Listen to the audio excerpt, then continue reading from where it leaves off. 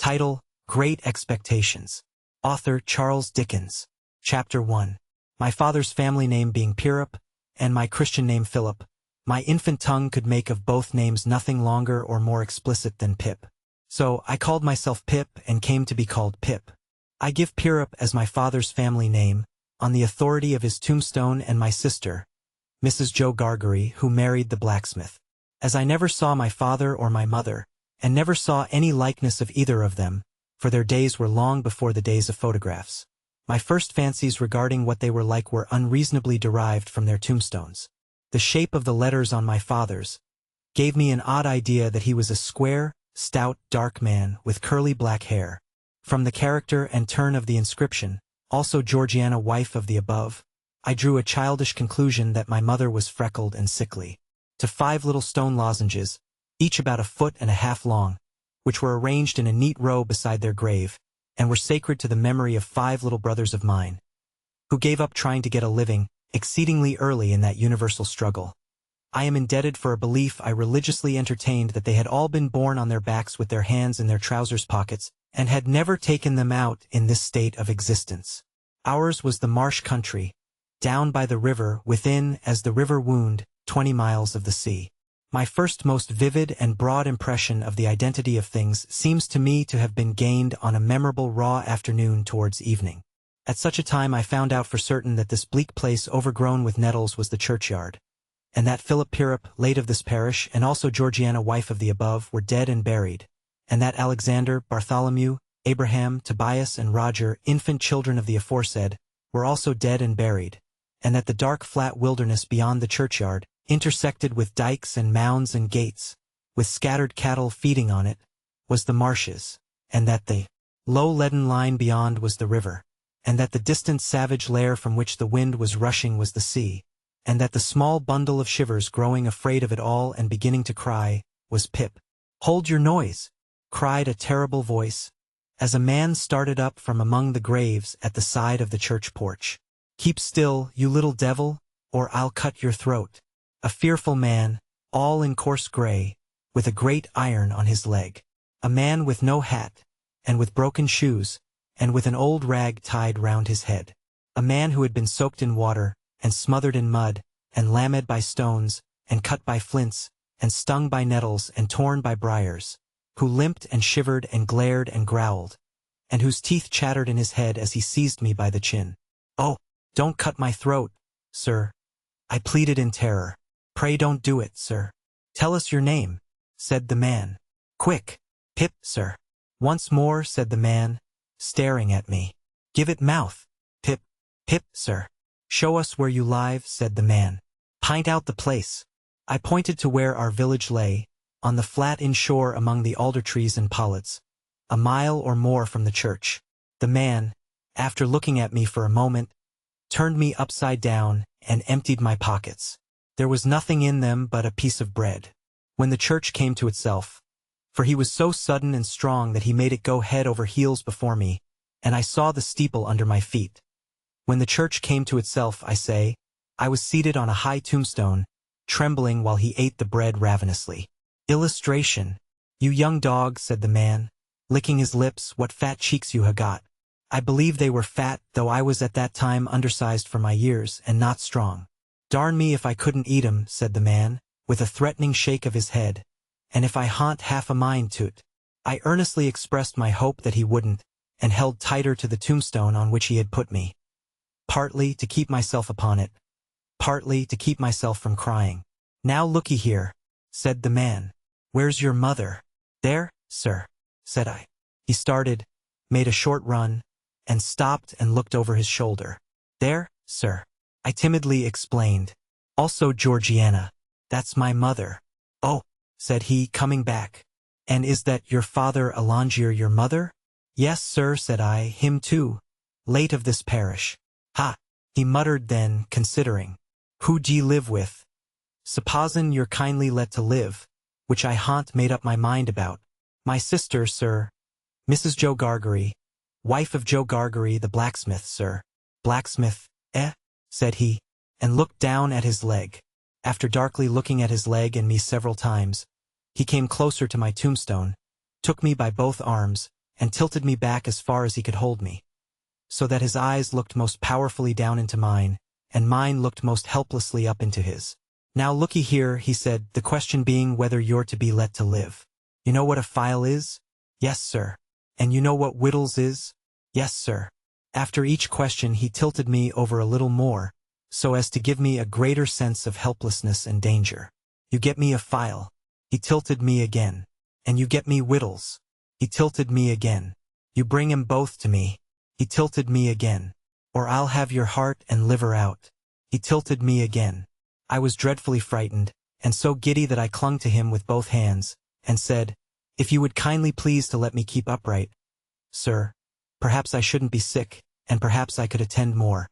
He gave me a most tremendous dip and roll, so that the church jumped over its own weathercock. Then, he held me by the arms, in an upright position on the top of the stone, and went on in these fearful terms. "You bring me, tomorrow morning early, that file and them whittles. You bring the lot to me at that old battery over yonder. You do it, and you never dare to say a word or dare to make a sign concerning your having seen such a person as me, or any person somever, and you shall be let to live. You fail, or you go from my words in any particular, no matter how small it is, and your heart and your liver shall be tore out, roasted and ate. Now I ain't alone, as you may think I am. There's a young man hid with me, in comparison with which young man I am an angel. That young man hears the words I speak. That young man has a secret way peculiar to himself of getting at a boy, and at his heart and at his liver. It is in vain for a boy to attempt to hide himself from that young man. A boy may lock his door, may be warm in bed, may tuck himself up, may draw the clothes over his head, may think himself comfortable and safe, but that young man will softly creep his way to him and tear him open. I am a-keeping that young man from harming of you at the present moment, with great difficulty. I find it very hard to hold that young man off of your inside. Now what do you say? I said that I would get him the file, and I would get him what broken bits of food I could, and I would come to him at the battery early in the morning. Say, Lord strike you dead if you don't, said the man. I said so, and he took me down. Now, he pursued, you remember what you've undertook, and you remember that young man, and you get home. Good night, sir, I faltered. Much of that, said he, glancing about him over the cold wet flat. I wish I was a frog, or a eel. At the same time, he hugged his shuddering body in both his arms, clasping himself as if to hold himself together, and limped towards the low church wall. As I saw him go, picking his way among the nettles, and among the brambles that bound the green mounds, he looked in my young eyes as if he were eluding the hands of the dead people, stretching up cautiously out of their graves, to get a twist upon his ankle and pull him in. When he came to the low church wall, he got over it, like a man whose legs were numbed and stiff, and then turned round to look for me. When I saw him turning, I set my face towards home, and made the best use of my legs. But presently I looked over my shoulder, and saw him going on again towards the river, still hugging himself in both arms, and picking his way with his sore feet among the great stones dropped into the marshes here and there, for stepping places when the rains were heavy or the tide was in. The marshes were just a long black horizontal line then, as I stopped to look after him, and the river was just another horizontal line, not nearly so broad nor yet so black, and the sky was just a row of long angry red lines and dense black lines intermixed. On the edge of the river I could faintly make out the only two black things in all the prospect that seemed to be standing upright. One of these was the beacon by which the sailors steered, like an unhooked cask upon a pole, an ugly thing when you were near it, the other a gibbet with some chains hanging to it which had once held a pirate. The man was limping on towards this latter, as if he were the pirate come to life and come down and going back to hook himself up again. It gave me a terrible turn when I thought so, and as I saw the cattle lifting their heads to gaze after him, I wondered whether they thought so too. I looked all round for the horrible young man, and could see no signs of him. But now I was frightened again, and ran home without stopping. Chapter 2. My sister, Mrs. Joe Gargery, was more than 20 years older than I, and had established a great reputation with herself and the neighbors because she had brought me up by hand. Having at that time to find out for myself what the expression meant, and knowing her to have a hard and heavy hand, and to be much in the habit of laying it upon her husband as well as upon me, I supposed that Joe Gargery and I were both brought up by hand. She was not a good-looking woman, my sister, and I had a general impression that she must have made Joe Gargery marry her by hand. Joe was a fair man, with curls of flaxen hair on each side of his smooth face, and with eyes of such a very undecided blue that they seemed to have somehow got mixed with their own whites. He was a mild, good-natured, sweet-tempered, easy-going, foolish, dear fellow. A sort of Hercules in strength and also in weakness. My sister, Mrs. Joe, with black hair and eyes, had such a prevailing redness of skin that I sometimes used to wonder whether it was possible she washed herself with a nutmeg grater instead of soap. She was tall and bony, and almost always wore a coarse apron, fastened over her figure behind with 2 loops, and having a square impregnable bib in front, that was stuck full of pins and needles. She made it a powerful merit in herself, and a strong reproach against Joe, that she wore this apron so much, though I really see no reason why she should have worn it at all, or why, if she did wear it at all, she should not have taken it off every day of her life. Joe's forge adjoined our house, which was a wooden house, as many of the dwellings in our country were, most of them at that time. When I ran home from the churchyard, the forge was shut up, and Joe was sitting alone in the kitchen. Joe and I being fellow sufferers, and having confidences as such, Joe imparted a confidence to me, the moment I raised the latch of the door and peeped in at him opposite to it, sitting in the chimney corner. Mrs. Joe has been out a dozen times, looking for you, Pip, and she's out now, making it a baker's dozen. Is she? Yes, Pip, said Joe. And what's worse, she's got Tickler with her. At this dismal intelligence, I twisted the only button on my waistcoat round and round, and looked in great depression at the fire. Tickler was a wax-ended piece of cane, worn smooth by collision with my tickled frame. She sat down, said Joe, and she got up, and she made a grab at Tickler and she rampaged out. That's what she did, said Joe, slowly clearing the fire between the lower bars with the poker, and looking at it. She rampaged out, Pip. Has she been gone long, Joe? I always treated him as a larger species of child, and as no more than my equal. Well, said Joe, glancing up at the Dutch clock, she's been on the rampage, this last spell, about 5 minutes, Pip. She's a-coming. Get behind the door, old chap, and have the jack-towel betwixt you. I took the advice. My sister, Mrs. Joe, throwing the door wide open, and finding an obstruction behind it, immediately divined the cause, and applied Tickler to its further investigation. She concluded by throwing me. I often served as a connubial missile. At Joe, who, glad to get hold of me on any terms, passed me on into the chimney and quietly fenced me up there with his great leg. Where have you been, you young monkey? Said Mrs. Joe, stamping her foot. Tell me directly what you've been doing to wear me away with fret and fright and worrit, or I'd have you out of that corner if you was 50 pips, and he was 500 Gargeries. I have only been to the churchyard, said I, from my stool, crying and rubbing myself. Churchyard, repeated my sister. If it weren't for me, you'd have been to the churchyard long ago, and stayed there. Who brought you up by hand? You did, said I. And why did I do it, I should like to know? Exclaimed my sister. I whimpered, I don't know. I don't, said my sister. I'd never do it again. I know that. I may truly say I've never had this apron of mine off since born you were. It's bad enough to be a blacksmith's wife and him a Gargery, without being your mother. My thoughts strayed from that question as I looked disconsolately at the fire. For the fugitive out on the marshes with the ironed leg, the mysterious young man, the file, the food, and the dreadful pledge I was under to commit a larceny on those sheltering premises, rose before me in the avenging coals. Ha! Said Mrs. Joe, restoring Tickler to his station. Churchyard, indeed. You may well say churchyard, you too. One of us, by the by, had not said it at all. You'll drive me to the churchyard betwixt you, one of these days, and oh, a pararicious pair you'd be without me. As she applied herself to set the tea things, Joe peeped down at me over his leg, as if he were mentally casting me and himself up, and calculating what kind of pair we practically should make, under the grievous circumstances foreshadowed. After that, he sat feeling his right side flaxen curls and whisker, and following Mrs. Joe about with his blue eyes, as his manner always was at squally times. My sister had a trenchant way of cutting our bread and butter for us, that never varied.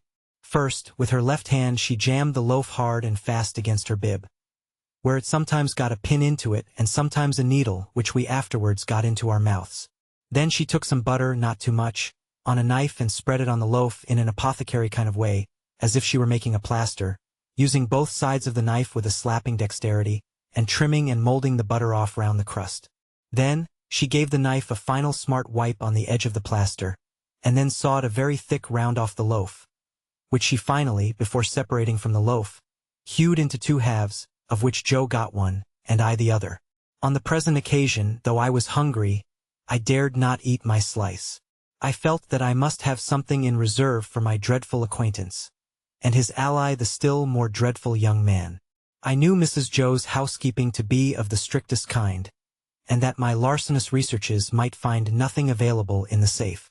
Therefore I resolved to put my hunk of bread and butter down the leg of my trousers.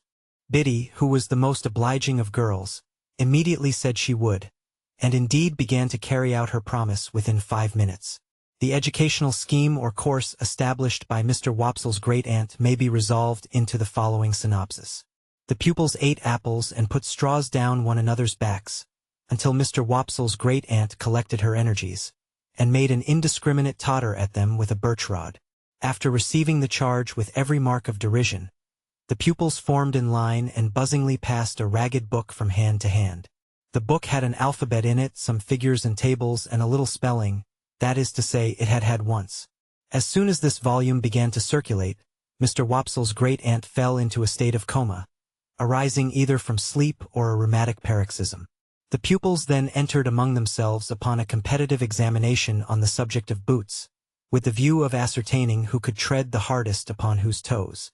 This mental exercise lasted until Biddy made a rush at them and distributed 3 defaced Bibles, shaped as if they had been unskillfully cut off the chump end of something, more illegibly printed at the best than any curiosities of literature I have since met with, speckled all over with iron mold, and having various specimens of the insect world smashed between their leaves. This part of the course was usually lightened by several single combats between Biddy and refractory students. When the fights were over, Biddy gave out the number of a page, and then we all read aloud what we could, or what we couldn't, in a frightful chorus. Biddy leading with a high, shrill, monotonous voice, and none of us having the least notion of or reverence for what we were reading about. When this horrible din had lasted a certain time, it mechanically awoke Mr. Wopsle's great-aunt, who staggered at a boy fortuitously and pulled his ears.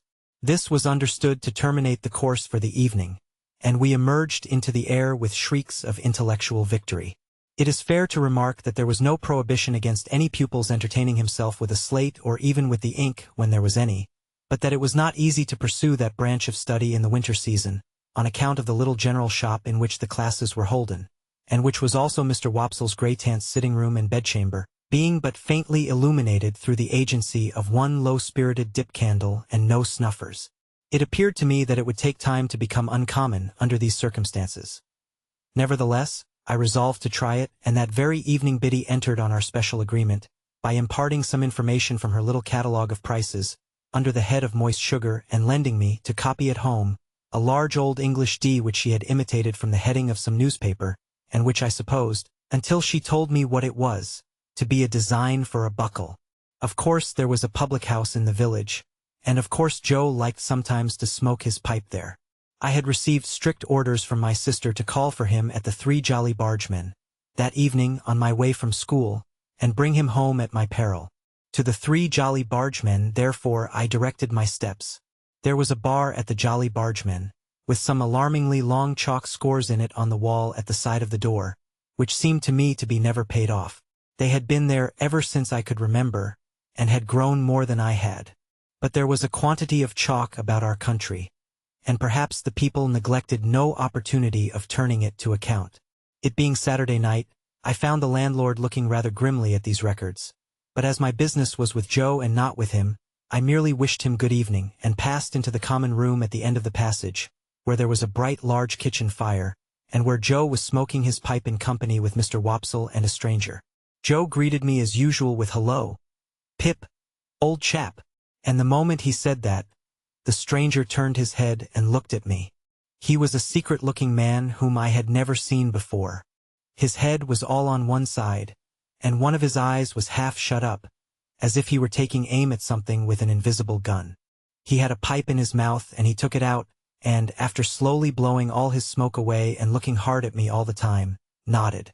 So I nodded, and then he nodded again and made room on the settle beside him that I might sit down there. But as I was used to sit beside Joe whenever I entered that place of resort, I said no, thank you, sir, and fell into the space Joe made for me on the opposite settle. The strange man, after glancing at Joe, and seeing that his attention was otherwise engaged, nodded to me again when I had taken my seat, and then rubbed his leg, in a very odd way as it struck me. "You was saying," said the strange man, turning to Joe, "that you was a blacksmith." "Yes. I said it, said Joe. "What'll you drink, mister?" "You didn't mention your name by the by." Joe mentioned it now, and the strange man called him by it. "What'll you drink, Mr. Gargery? At my expense? To top up with?" "Well," said Joe, "to tell you the truth, I ain't much in the habit of drinking at anybody's expense but my own." "Habit? No," returned the stranger, "but once and away, and on a Saturday night too." "Come, put a name to it, Mr. Gargery." "I wouldn't wish to be stiff company," said Joe. "Rum." "Rum," repeated the stranger. "And will the other gentleman originate a sentiment?" "Rum," said Mr. Wopsle. "3 rums," cried the stranger, calling to the landlord. "Glasses round." "This other gentleman," observed Joe, by way of introducing Mr. Wopsle, "is a gentleman that you would like to hear give it out. Our clerk at church." "Aha!" said the stranger, quickly, and cocking his eye at me. "The lonely church, right out on the marshes, with graves round it." "That's it," said Joe. The stranger, with a comfortable kind of grunt over his pipe, put his legs up on the settle that he had to himself. He wore a flapping broad-brimmed traveler's hat, and under it a handkerchief tied over his head in the manner of a cap, so that he showed no hair. As he looked at the fire, I thought I saw a cunning expression, followed by a half-laugh, come into his face. "I am not acquainted with this country, gentlemen, but it seems a solitary country towards the river." "Most marshes is solitary," said Joe. "No doubt, no doubt. Do you find any gypsies now, or tramps, or vagrants of any sort out there?" "No," said Joe. "None but a runaway convict now and then. And we don't find them easy." Mr. Wopsle?"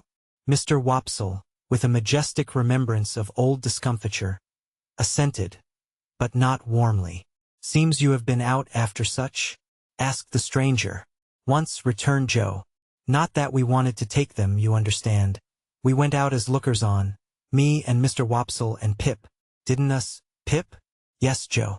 The stranger looked at me again, still cocking his eye, as if he were expressly taking aim at me with his invisible gun, and said, "He's a likely young parcel of bones that." "What is it you call him?" "Pip," said Joe. "Christened Pip?" "No, not christened Pip." "Surname Pip?" "No," said Joe, "it's a kind of family name what he gave himself when an infant and is called by." "Son of yours?" "Well," said Joe, meditatively, not, of course, that it could be in anywise necessary to consider about it, but because it was the way at the Jolly Bargemen to seem to consider deeply about everything that was discussed over pipes. "Well, no. No, he ain't." "Nevy?" said the strange man. "Well," said Joe, with the same appearance of profound cogitation, "he is not. No, not to deceive you, he is not my nevy."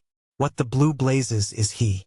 asked the stranger, which appeared to me to be an inquiry of unnecessary strength. Mr. Wopsle struck in upon that, as one who knew all about relationships, having professional occasion to bear in mind what female relations a man might not marry, and expounded the ties between me and Joe. Having his hand in, Mr. Wopsle finished off with a most terrifically snarling passage from Richard III, and seemed to think he had done quite enough to account for it when he added, as the poet says, and here I may remark that when Mr. Wopsle referred to me, he considered it a necessary part of such reference to rumple my hair and poke it into my eyes. I cannot conceive why everybody of his standing who visited at our house should always have put me through the same inflammatory process under similar circumstances. Yet I do not call to mind that I was ever in my earlier youth the subject of remark in our social family circle, but some large-handed person took some such ophthalmic steps to patronize me. All this while, the strange man looked at nobody but me, and looked at me as if he were determined to have a shot at me at last, and bring me down. But he said nothing after offering his blue blazes observation, until the glasses of rum and water were brought, and then he made his shot, and a most extraordinary shot it was. It was not a verbal remark, but a proceeding in dumb show, and was pointedly addressed to me. He stirred his rum and water pointedly at me, and he tasted his rum and water pointedly at me. And he stirred it and he tasted it. Not with a spoon that was brought to him, but with a file. He did this so that nobody but I saw the file, and when he had done it he wiped the file and put it in a breast pocket. I knew it to be Joe's file, and I knew that he knew my convict the moment I saw the instrument. I sat gazing at him, spellbound. But he now reclined on his settle, taking very little notice of me, and talking principally about turnips. There was a delicious sense of cleaning up and making a quiet pause before going on in life afresh, in our village on Saturday nights, which stimulated Joe to dare to stay out half an hour longer on Saturdays than at other times. The half hour and the rum and water running out together, Joe got up to go, and took me by the hand. "Stop half a moment, Mr. Gargery," said the strange man. "I think I've got a bright new shilling somewhere in my pocket, and if I have, the boy shall have it." He looked it out from a handful of small change, folded it in some crumpled paper, and gave it to me. "Yours," said he. "Mind, your own." I thanked him, staring at him far beyond the bounds of good manners, and holding tight to Joe. He gave Joe good night, and he gave Mr. Wopsle good night, who went out with us, and he gave me only a look with his aiming eye. No, not a look, for he shut it up, but wonders may be done with an eye by hiding it. On the way home, if I had been in a humor for talking, the talk must have been all on my side, for Mr. Wopsle parted from us at the door of the Jolly Bargemen, and Joe went all the way home with his mouth wide open, to rinse the rum out with as much air as possible. But I was in a manner stupefied by this turning up of my old misdeed and old acquaintance, and could think of nothing else. My sister was not in a very bad temper when we presented ourselves in the kitchen, and Joe was encouraged by that unusual circumstance to tell her about the bright shilling. "A bad un, I'll be bound," said Mrs. Joe triumphantly, "or he wouldn't have given it to the boy. Let's look at it." I took it out of the paper, and it proved to be a good one. "But what's this?" said Mrs. Joe, throwing down the shilling and catching up the paper. "2 1-pound notes?" Nothing less than 2 fat, sweltering 1-pound notes that seemed to have been on terms of the warmest intimacy with all the cattle markets in the county. Joe caught up his hat again, and ran with them to the Jolly Bargemen to restore them to their owner. While he was gone, I sat down on my usual stool and looked vacantly at my sister, feeling pretty sure that the man would not be there. Presently, Joe came back, saying that the man was gone, but that he, Joe, had left word at the 3 Jolly Bargemen concerning the notes. Then my sister sealed them up in a piece of paper, and put them under some dried rose leaves in an ornamental teapot on the top of a press in the state parlor. There they remained, a nightmare to me, many and many a night and day. I had sadly broken sleep when I got to bed, through thinking of the strange man taking aim at me with his invisible gun, and of the guiltily coarse and common thing it was, to be on secret terms of conspiracy with convicts. A feature in my low career that I had previously forgotten. I was haunted by the file too. A dread possessed me that when I least expected it, the file would reappear. I coaxed myself to sleep by thinking of Miss Havisham's, next Wednesday. And in my sleep I saw the file coming at me out of a door, without seeing who held it, and I screamed myself awake. Chapter 11. At the appointed time I returned to Miss Havisham's, and my hesitating ring at the gate brought out Estella. She locked it after admitting me, as she had done before, and again preceded me into the dark passage where her candle stood. She took no notice of me until she had the candle in her hand, when she looked over her shoulder, superciliously saying, "You are to come this way today," and took me to quite another part of the house. The passage was a long one, and seemed to pervade the whole square basement of the manor house. We traversed but one side of the square, however, and at the end of it she stopped, and put her candle down and opened a door. Here the daylight reappeared, and I found myself in a small paved courtyard, the opposite side of which was formed by a detached dwelling house, that looked as if it had once belonged to the manager or head clerk of the extinct brewery. There was a clock in the outer wall of this house. Like the clock in Miss Havisham's room, and like Miss Havisham's watch, it had stopped at 20 minutes to 9. We went in at the door, which stood open, and into a gloomy room with a low ceiling, on the ground floor at the back. There was some company in the room, and Estella said to me as she joined it, "You are to go and stand there, boy, till you are wanted." There, being the window, I crossed to it, and stood there in a very uncomfortable state of mind, looking out. It opened to the ground and looked into a most miserable corner of the neglected garden, upon a rank ruin of cabbage stalks, and one box tree that had been clipped round long ago, like a pudding, and had a new growth at the top of it, out of shape and of a different color, as if that part of the pudding had stuck to the saucepan and got burnt. This was my homely thought, as I contemplated the box tree. Indeed, when I knew her better I began to think it was a mercy she had any features at all. So very blank and high was the dead wall of her face. "Poor dear soul," said this lady, with an abruptness of manner quite my sister's. "Nobody's enemy but his own." "It would be much more commendable to be somebody else's enemy," said the gentleman. "Far more natural." "Cousin Raymond," observed another lady, "we are to love our neighbor." "Sarah Pocket," returned Cousin Raymond, "if a man is not his own neighbor, who is?" Miss Pocket laughed and Camilla laughed and said, checking a yawn, "The idea!" But I thought they seemed to think it rather a good idea too.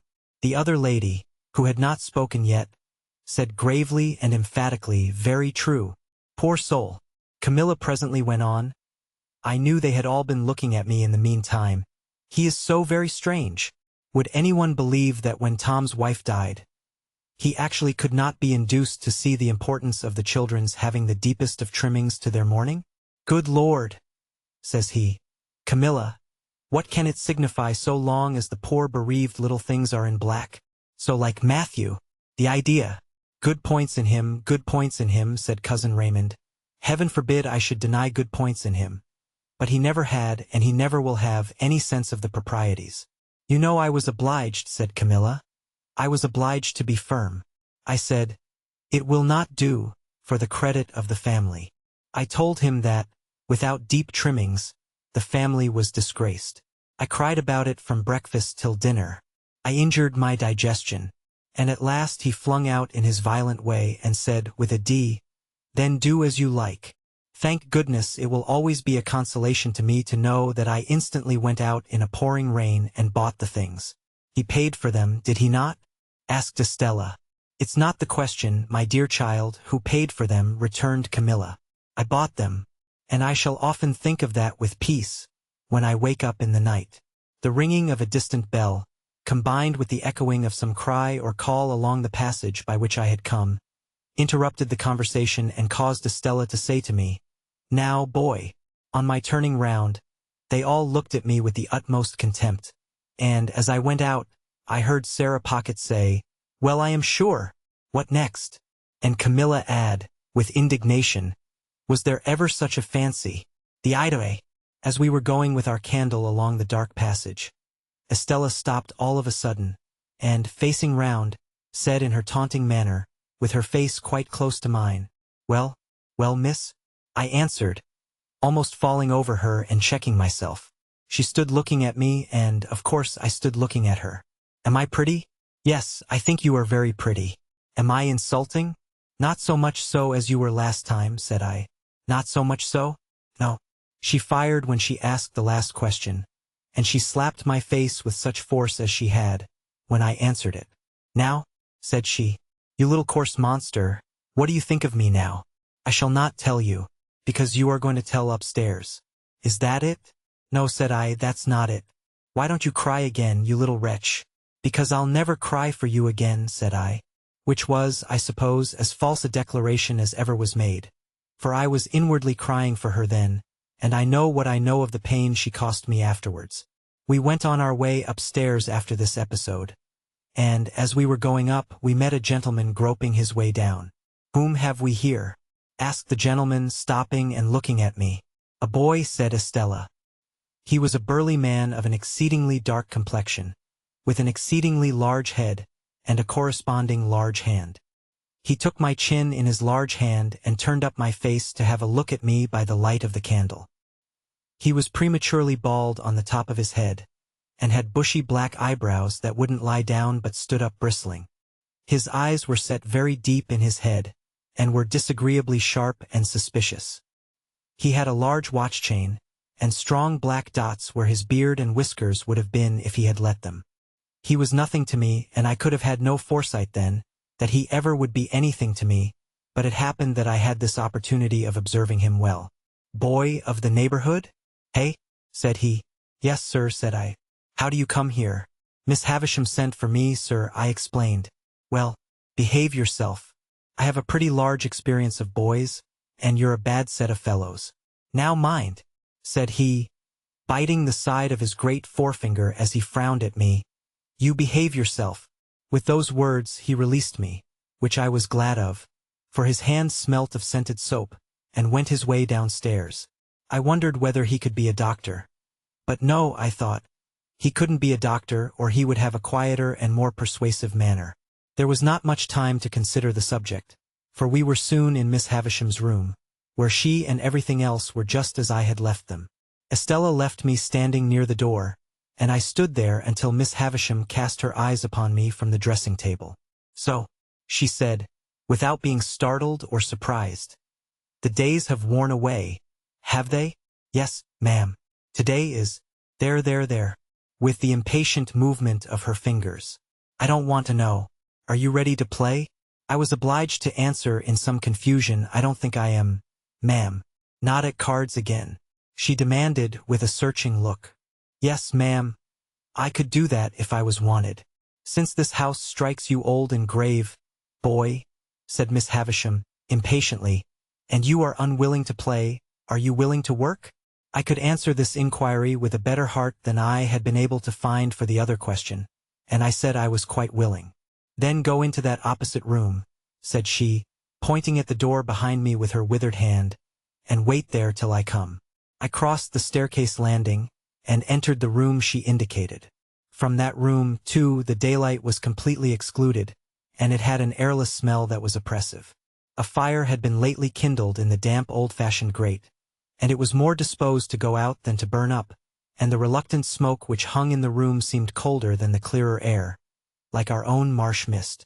Certain wintry branches of candles on the high chimney-piece faintly lighted the chamber, or it would be more expressive to say, faintly troubled its darkness. It was spacious, and I dare say had once been handsome, but every discernible thing in it was covered with dust and mold, and dropping to pieces. The most prominent object was a long table with a tablecloth spread on it, as if a feast had been in preparation when the house and the clocks all stopped together. An ypern or centerpiece of some kind was in the middle of this cloth. It was so heavily overhung with cobwebs that its form was quite undistinguishable, and as I looked along the yellow expanse out of which I remember it seeming to grow, like a black fungus, I saw speckle-legged spiders with blotchy bodies running home to it, and running out from it, as if some circumstances of the greatest public importance had just transpired in the spider community. I heard the mice, too, rattling behind the panels, as if the same occurrence were important to their interests. But the black beetles took no notice of the agitation, and groped about the hearth in a ponderous elderly way, as if they were short-sighted and hard of hearing, and not on terms with one another. These crawling things had fascinated my attention, and I was watching them from a distance, when Miss Havisham laid a hand upon my shoulder. In her other hand she had a crutch-headed stick on which she leaned, and she looked like the witch of the place. "This," said she, pointing to the long table with her stick, "is where I will be laid when I am dead. They shall come and look at me here." With some vague misgiving that she might get upon the table then and there and die at once, the complete realization of the ghastly waxwork at the fair, I shrank under her touch. "What do you think that is?" she asked me, again pointing with her stick. "That where those cobwebs are. I can't guess what it is, ma'am. It's a great cake. A bride cake. Mine." She looked all round the room in a glaring manner, and then said, leaning on me while her hand twitched my shoulder, "Come, come, come. Walk me, walk me." I made out from this that the work I had to do was to walk Miss Havisham round and round the room. Accordingly, I started at once, and she leaned upon my shoulder, and we went away at a pace that might have been an imitation, founded on my first impulse under that roof, of Mr. Pumblechook's chaise cart. She was not physically strong, and after a little time said, "Slower." Still, we went at an impatient, fitful speed, and as we went, she twitched the hand upon my shoulder, and worked her mouth, and led me to believe that we were going fast because her thoughts went fast. After a while she said, "Call Estella." So I went out on the landing and roared that name as I had done on the previous occasion. When her light appeared, I returned to Miss Havisham, and we started away again round and round the room. If only Estella had come to be a spectator of our proceedings, I should have felt sufficiently discontented. But as she brought with her the 3 ladies and the gentleman whom I had seen below, I didn't know what to do. In my politeness I would have stopped. But Miss Havisham twitched my shoulder and we posted on, with a shamefaced consciousness on my part that they would think it was all my doing. "Dear Miss Havisham," said Miss Sarah Pocket, "how well you look." "I do not," returned Miss Havisham. "I am yellow skin and bone." Camilla brightened when Miss Pocket met with this rebuff, and she murmured, as she plaintively contemplated Miss Havisham, "Poor dear soul. Certainly not to be expected to look well, poor thing. The idea! And how are you?" said Miss Havisham to Camilla. As we were close to Camilla then, I would have stopped as a matter of course, only Miss Havisham wouldn't stop. We swept on, and I felt that I was highly obnoxious to Camilla. "Thank you, Miss Havisham," she returned. "I am as well as can be expected." "Why, what's the matter with you?" asked Miss Havisham with exceeding sharpness. "Nothing worth mentioning," replied Camilla. "I don't wish to make a display of my feelings, but I have habitually thought of you more in the night than I am quite equal to." "Then don't think of me," retorted Miss Havisham. "Very easily said," remarked Camilla, amiably repressing a sob, while a hitch came into her upper lip, and her tears overflowed. "Raymond is a witness what ginger and sal volatile I am obliged to take in the night. Raymond is a witness what nervous jerkings I have in my legs. Chokings and nervous jerkings, however, are nothing new to me when I think with anxiety of those I love. If I could be less affectionate and sensitive, I should have a better digestion and an iron set of nerves. I am sure I wish it could be so. But as to not thinking of you in the night, the idea!" Here, a burst of tears. The Raymond referred to I understood to be the gentleman present, and him I understood to be Mr. Camilla. He came to the rescue at this point, and said in a consolatory and complimentary voice, "Camilla, my dear, it is well known that your family feelings are gradually undermining you to the extent of making one of your legs shorter than the other. I am not aware," observed the grave lady whose voice I had heard but once, "that to think of any person is to make a great claim upon that person, my dear." Miss Sarah Pocket, whom I now saw to be a little dry, brown, corrugated old woman, with a small face that might have been made of walnut shells, and a large mouth like a cat's without the whiskers, supported this position by saying, "No, indeed, my dear." "Hem! Thinking is easy enough," said the grave lady. "What is easier, you know?" assented Miss Sarah Pocket. "Oh, yes, yes," cried Camilla, whose fermenting feelings appeared to rise from her legs to her bosom. "It's all very true. It's a weakness to be so affectionate, but I can't help it.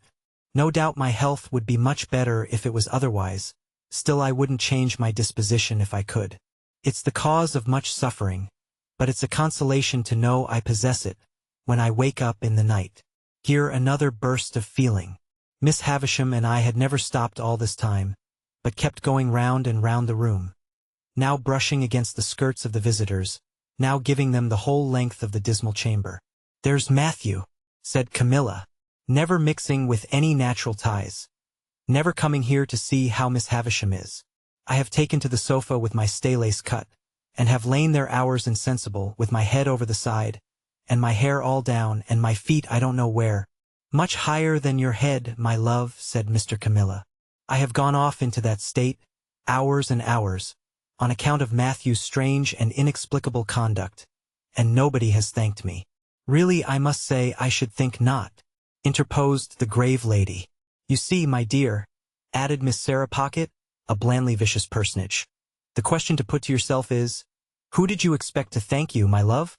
"Without expecting any thanks or anything of the sort," resumed Camilla, "I have remained in that state, hours and hours, and Raymond is a witness of the extent to which I have choked, and what the total inefficacy of ginger has been, and I have been heard at the pianoforte tuners across the street, where the poor mistaken children have even supposed it to be pigeons cooing at a distance, and now to be told—" Here Camilla put her hand to her throat, and began to be quite chemical as to the formation of new combinations there. When this same Matthew was mentioned, Miss Havisham stopped me and herself, and stood looking at the speaker. This change had a great influence in bringing Camilla's chemistry to a sudden end. "Matthew will come and see me at last," said Miss Havisham sternly, "when I am laid on that table. That will be his place. There, striking the table with her stick at my head. And yours will be there. And your husband's there. And Sarah Pocket's there. And Georgiana's there. Now you all know where to take your stations when you come to feast upon me. And now go." At the mention of each name, she had struck the table with her stick in a new place. She now said, walk me," and we went on again. "I suppose there's nothing to be done," exclaimed Camilla, "but comply and depart. It's something to have seen the object of one's love and duty for even so short a time. I shall think of it with a melancholy satisfaction when I wake up in the night. I wish Matthew could have that comfort, but he sets it at defiance. I am determined not to make a display of my feelings, but it's very hard to be told one wants to feast on one's relations, as if one was a giant, and to be told to go. The bare idea," Mr. Camilla interposing, as Mrs. Camilla laid her hand upon her heaving bosom. That lady assumed an unnatural fortitude of manner which I suppose to be expressive of an intention to drop and choke when out of view, and kissing her hand to Miss Havisham, was escorted forth. Sarah Pocket and Georgiana contended who should remain last, but Sarah was too knowing to be outdone, and ambled round Georgiana with that artful slipperiness that the latter was obliged to take precedence. Sarah Pocket then made her separate effect of departing with, "Bless you, Miss Havisham dear," and with a smile of forgiving pity on her walnut-shell countenance for the weaknesses of the rest. While Estella was away lighting them down, Miss Havisham still walked with her hand on my shoulder, but more and more slowly. At last she stopped before the fire and said, after muttering and looking at it some seconds, "This is my birthday, Pip." I was going to wish her many happy returns, when she lifted her stick. "I don't suffer it to be spoken of. I don't suffer those who were here just now, or anyone to speak of it. They come here on the day, but they dare not refer to it. Of course I made no further effort to refer to it. On this day of the year, long before you were born, this heap of decay," stabbing with her crutched stick at the pile of cobwebs on the table, but not touching it, "was brought here. It and I have worn away together. The mice have gnawed at it, and sharper teeth than teeth of mice have gnawed at me." She held the head of her stick against her heart as she stood looking at the table. She in her once white dress, all yellow and withered, the once white cloth all yellow and withered, everything around in a state to crumble under a touch. "When the ruin is complete," said she with a ghastly look, "and when they lay me dead in my bride's dress on the bride's table, which shall be done, and which will be the finished curse upon him, so much the better if it is done on this day." She stood looking at the table as if she stood looking at her own figure lying there. I remained quiet.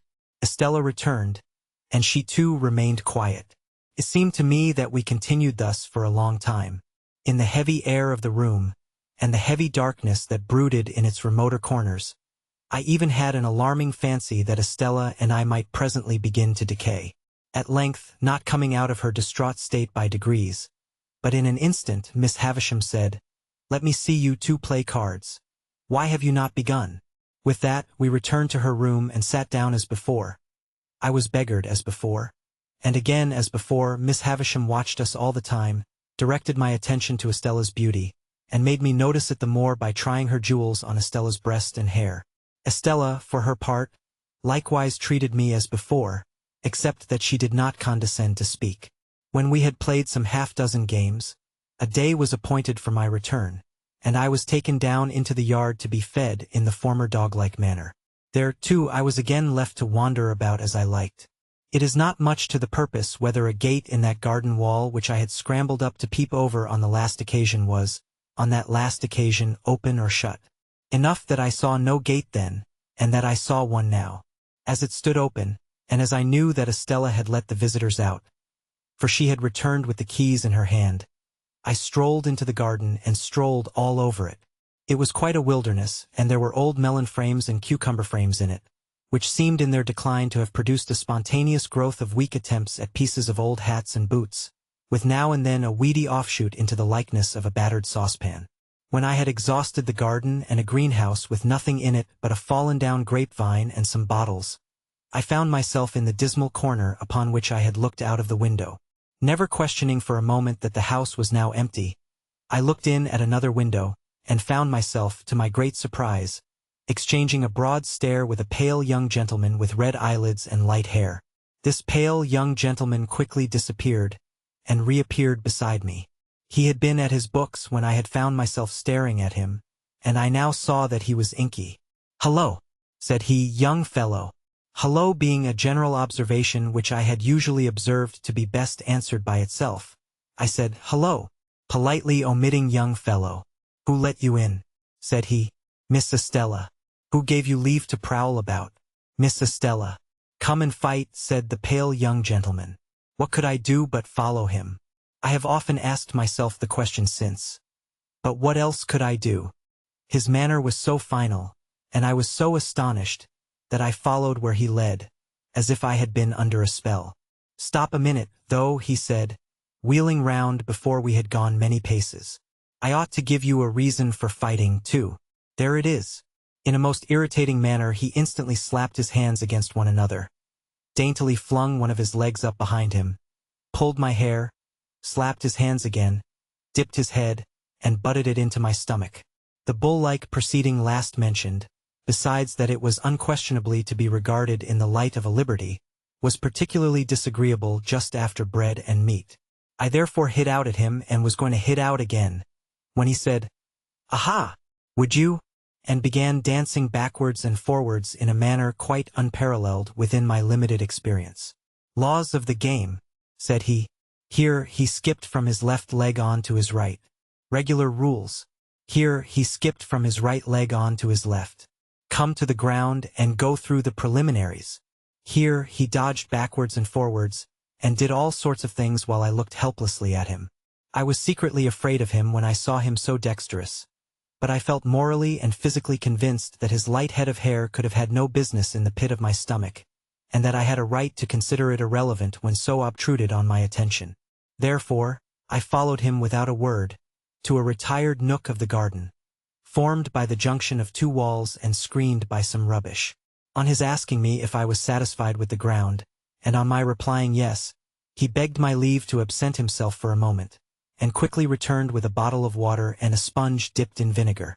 "Available for both," he said, placing these against the wall, and then fell to pulling off, not only his jacket and waistcoat, but his shirt too, in a manner at once light-hearted, businesslike, and bloodthirsty, although he did not look very healthy, having pimples on his face and a breaking out at his mouth. These dreadful preparations quite appalled me. I judged him to be about my own age, but he was much taller, and he had a way of spinning himself about that was full of appearance. For the rest, he was a young gentleman in a grey suit, when not denuded for battle, with his elbows, knees, wrists, and heels considerably in advance of the rest of him as to development. My heart failed me when I saw him squaring at me with every demonstration of mechanical nicety, and eyeing my anatomy as if he were minutely choosing his bone. I never have been so surprised in my life, as I was when I let out the first blow, and saw him lying on his back, looking up at me with a bloody nose and his face exceedingly foreshortened. But he was on his feet directly, and after sponging himself with a great show of dexterity began squaring again. The second greatest surprise I have ever had in my life was seeing him on his back again, looking up at me out of a black eye. His spirit inspired me with great respect. He seemed to have no strength, and he never once hit me hard, and he was always knocked down. But he would be up again in a moment, sponging himself or drinking out of the water bottle, with the greatest satisfaction in seconding himself according to form, and then came at me with an air and a show that made me believe he really was going to do for me at last. He got heavily bruised, for I am sorry to record that the more I hit him, the harder I hit him.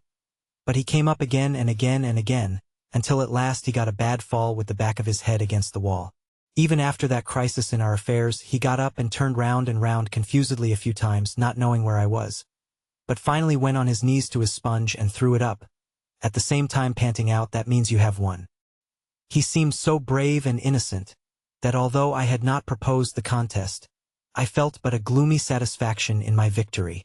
Indeed, I go so far as to hope that I regarded myself while dressing as a species of savage young wolf or other wild beast.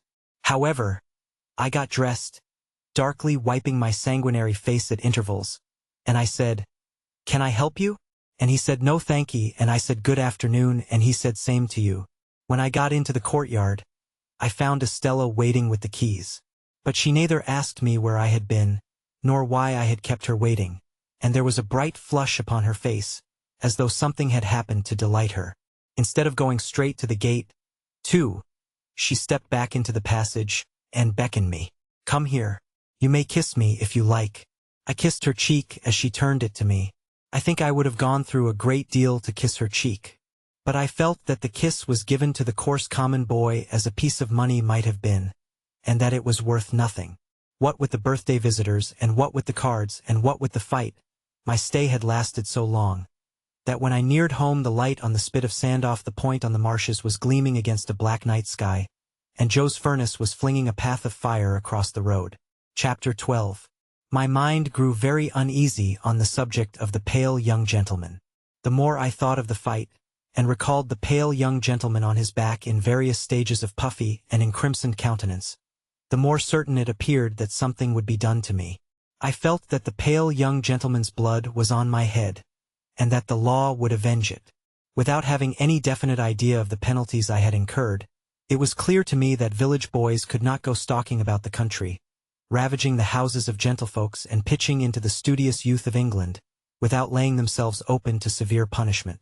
For some days I even kept close at home, and looked out at the kitchen door with the greatest caution and trepidation before going on an errand, lest the officers of the county jail should pounce upon me. The pale young gentleman's nose had stained my trousers, and I tried to wash out that evidence of my guilt in the dead of night. I had cut my knuckles against the pale young gentleman's teeth, and I twisted my imagination into 1,000 tangles, as I devised incredible ways of accounting for that damnatory circumstance when I should be haled before the judges. When the day came round for my return to the scene of the deed of violence, my terrors reached their height.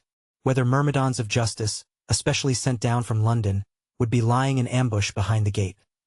Whether Miss Havisham, preferring to take personal vengeance for an outrage done to her house, might rise in those grave clothes of hers, draw a pistol and shoot me dead.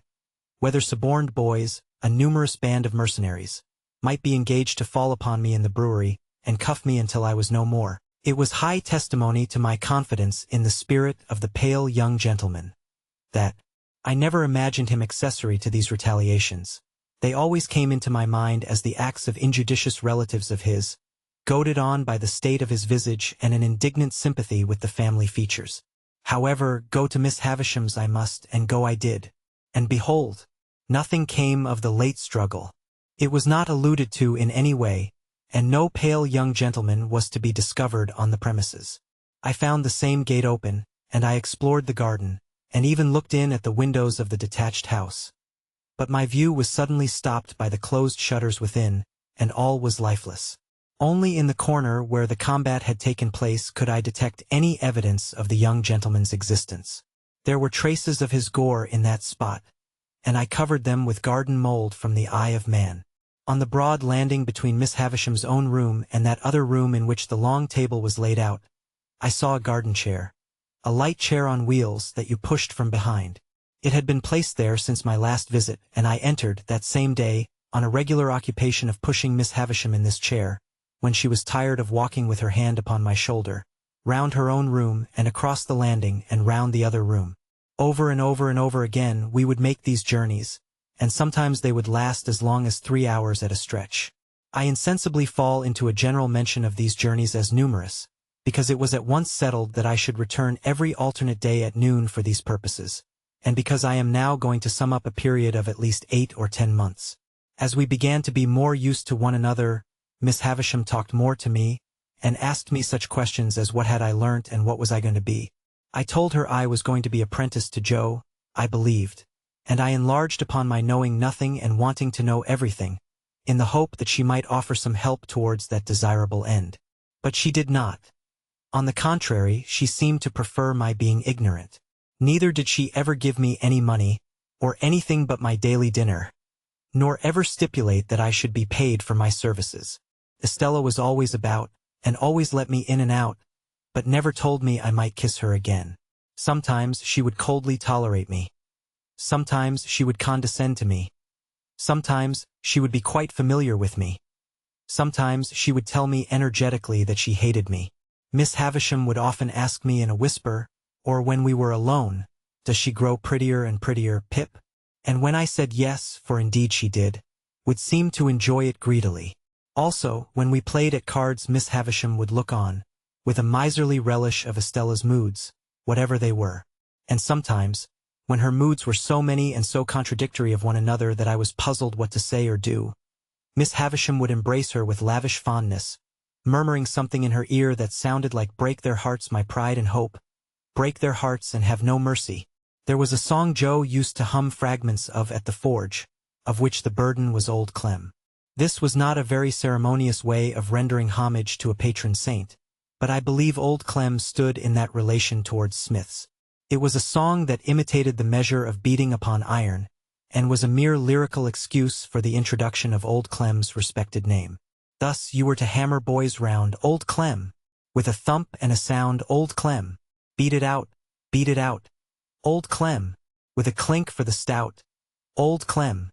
Blow the fire, Old Clem. Roaring drier, soaring higher, Old Clem. One day soon after the appearance of the chair, Miss Havisham suddenly saying to me, with the impatient movement of her fingers, "There, sing." I was surprised into crooning this ditty as I pushed her over the floor. It happened so to catch her fancy that she took it up in a low brooding voice as if she were singing in her sleep. After that, it became customary with us to have it as we moved about, and Estella would often join in, though the whole strain was so subdued, even when there were 3 of us, that it made less noise in the grim old house than the lightest breath of wind. What could I become with these surroundings? How could my character fail to be influenced by them? Is it to be wondered at if my thoughts were dazed, as my eyes were, when I came out into the natural light from the misty yellow rooms? Perhaps I might have told Joe about the pale young gentleman, if I had not previously been betrayed into those enormous inventions to which I had confessed.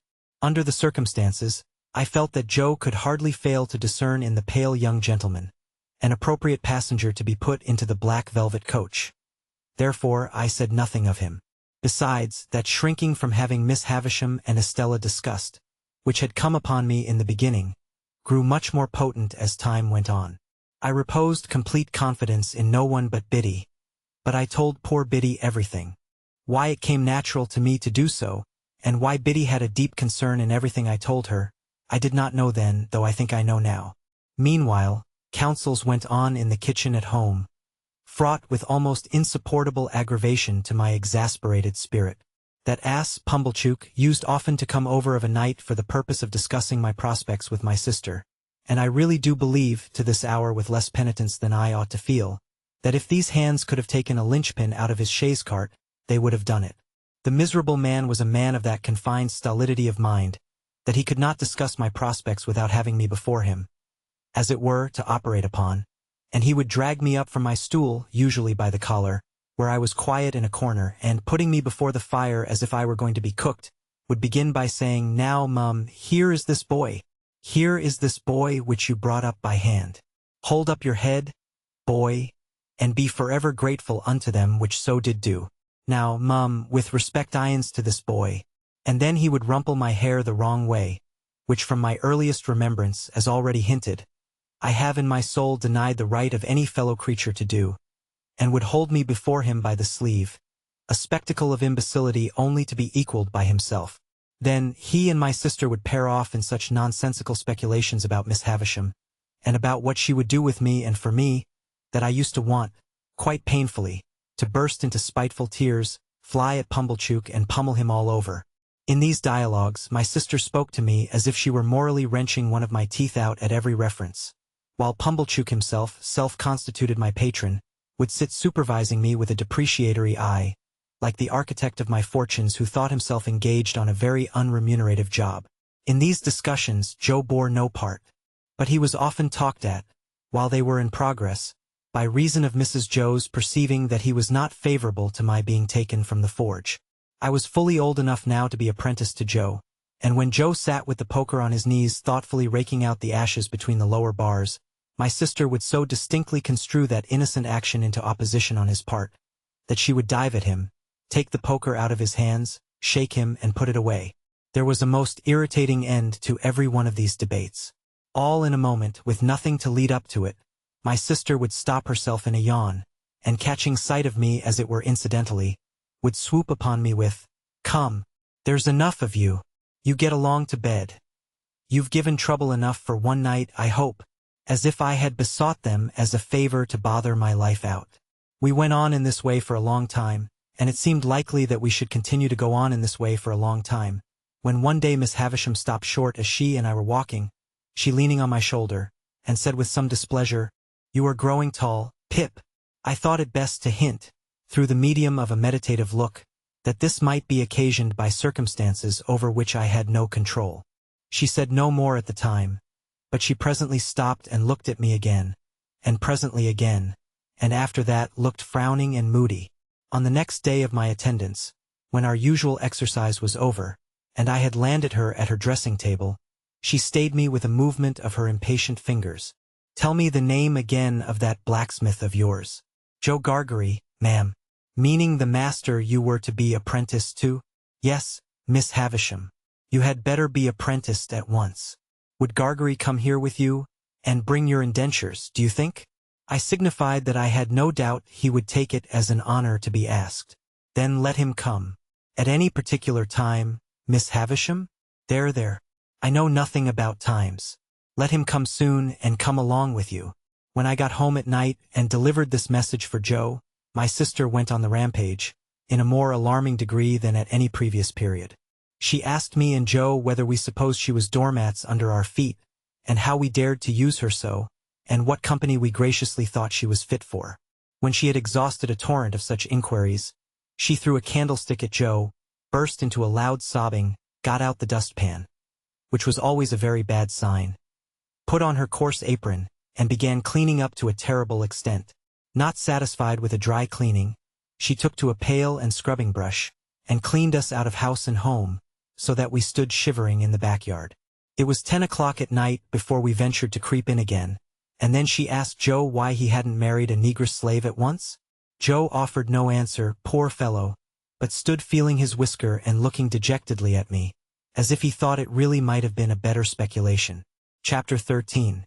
It was a trial to my feelings, on the next day but one, to see Joe arraying himself in his Sunday clothes to accompany me to Miss Havisham's. However, as he thought his court suit necessary to the occasion, it was not for me to tell him that he looked far better in his working dress. The rather, because I knew he made himself so dreadfully uncomfortable, entirely on my account, and that it was for me he pulled up his shirt collar so very high behind, that it made the hair on the crown of his head stand up like a tuft of feathers.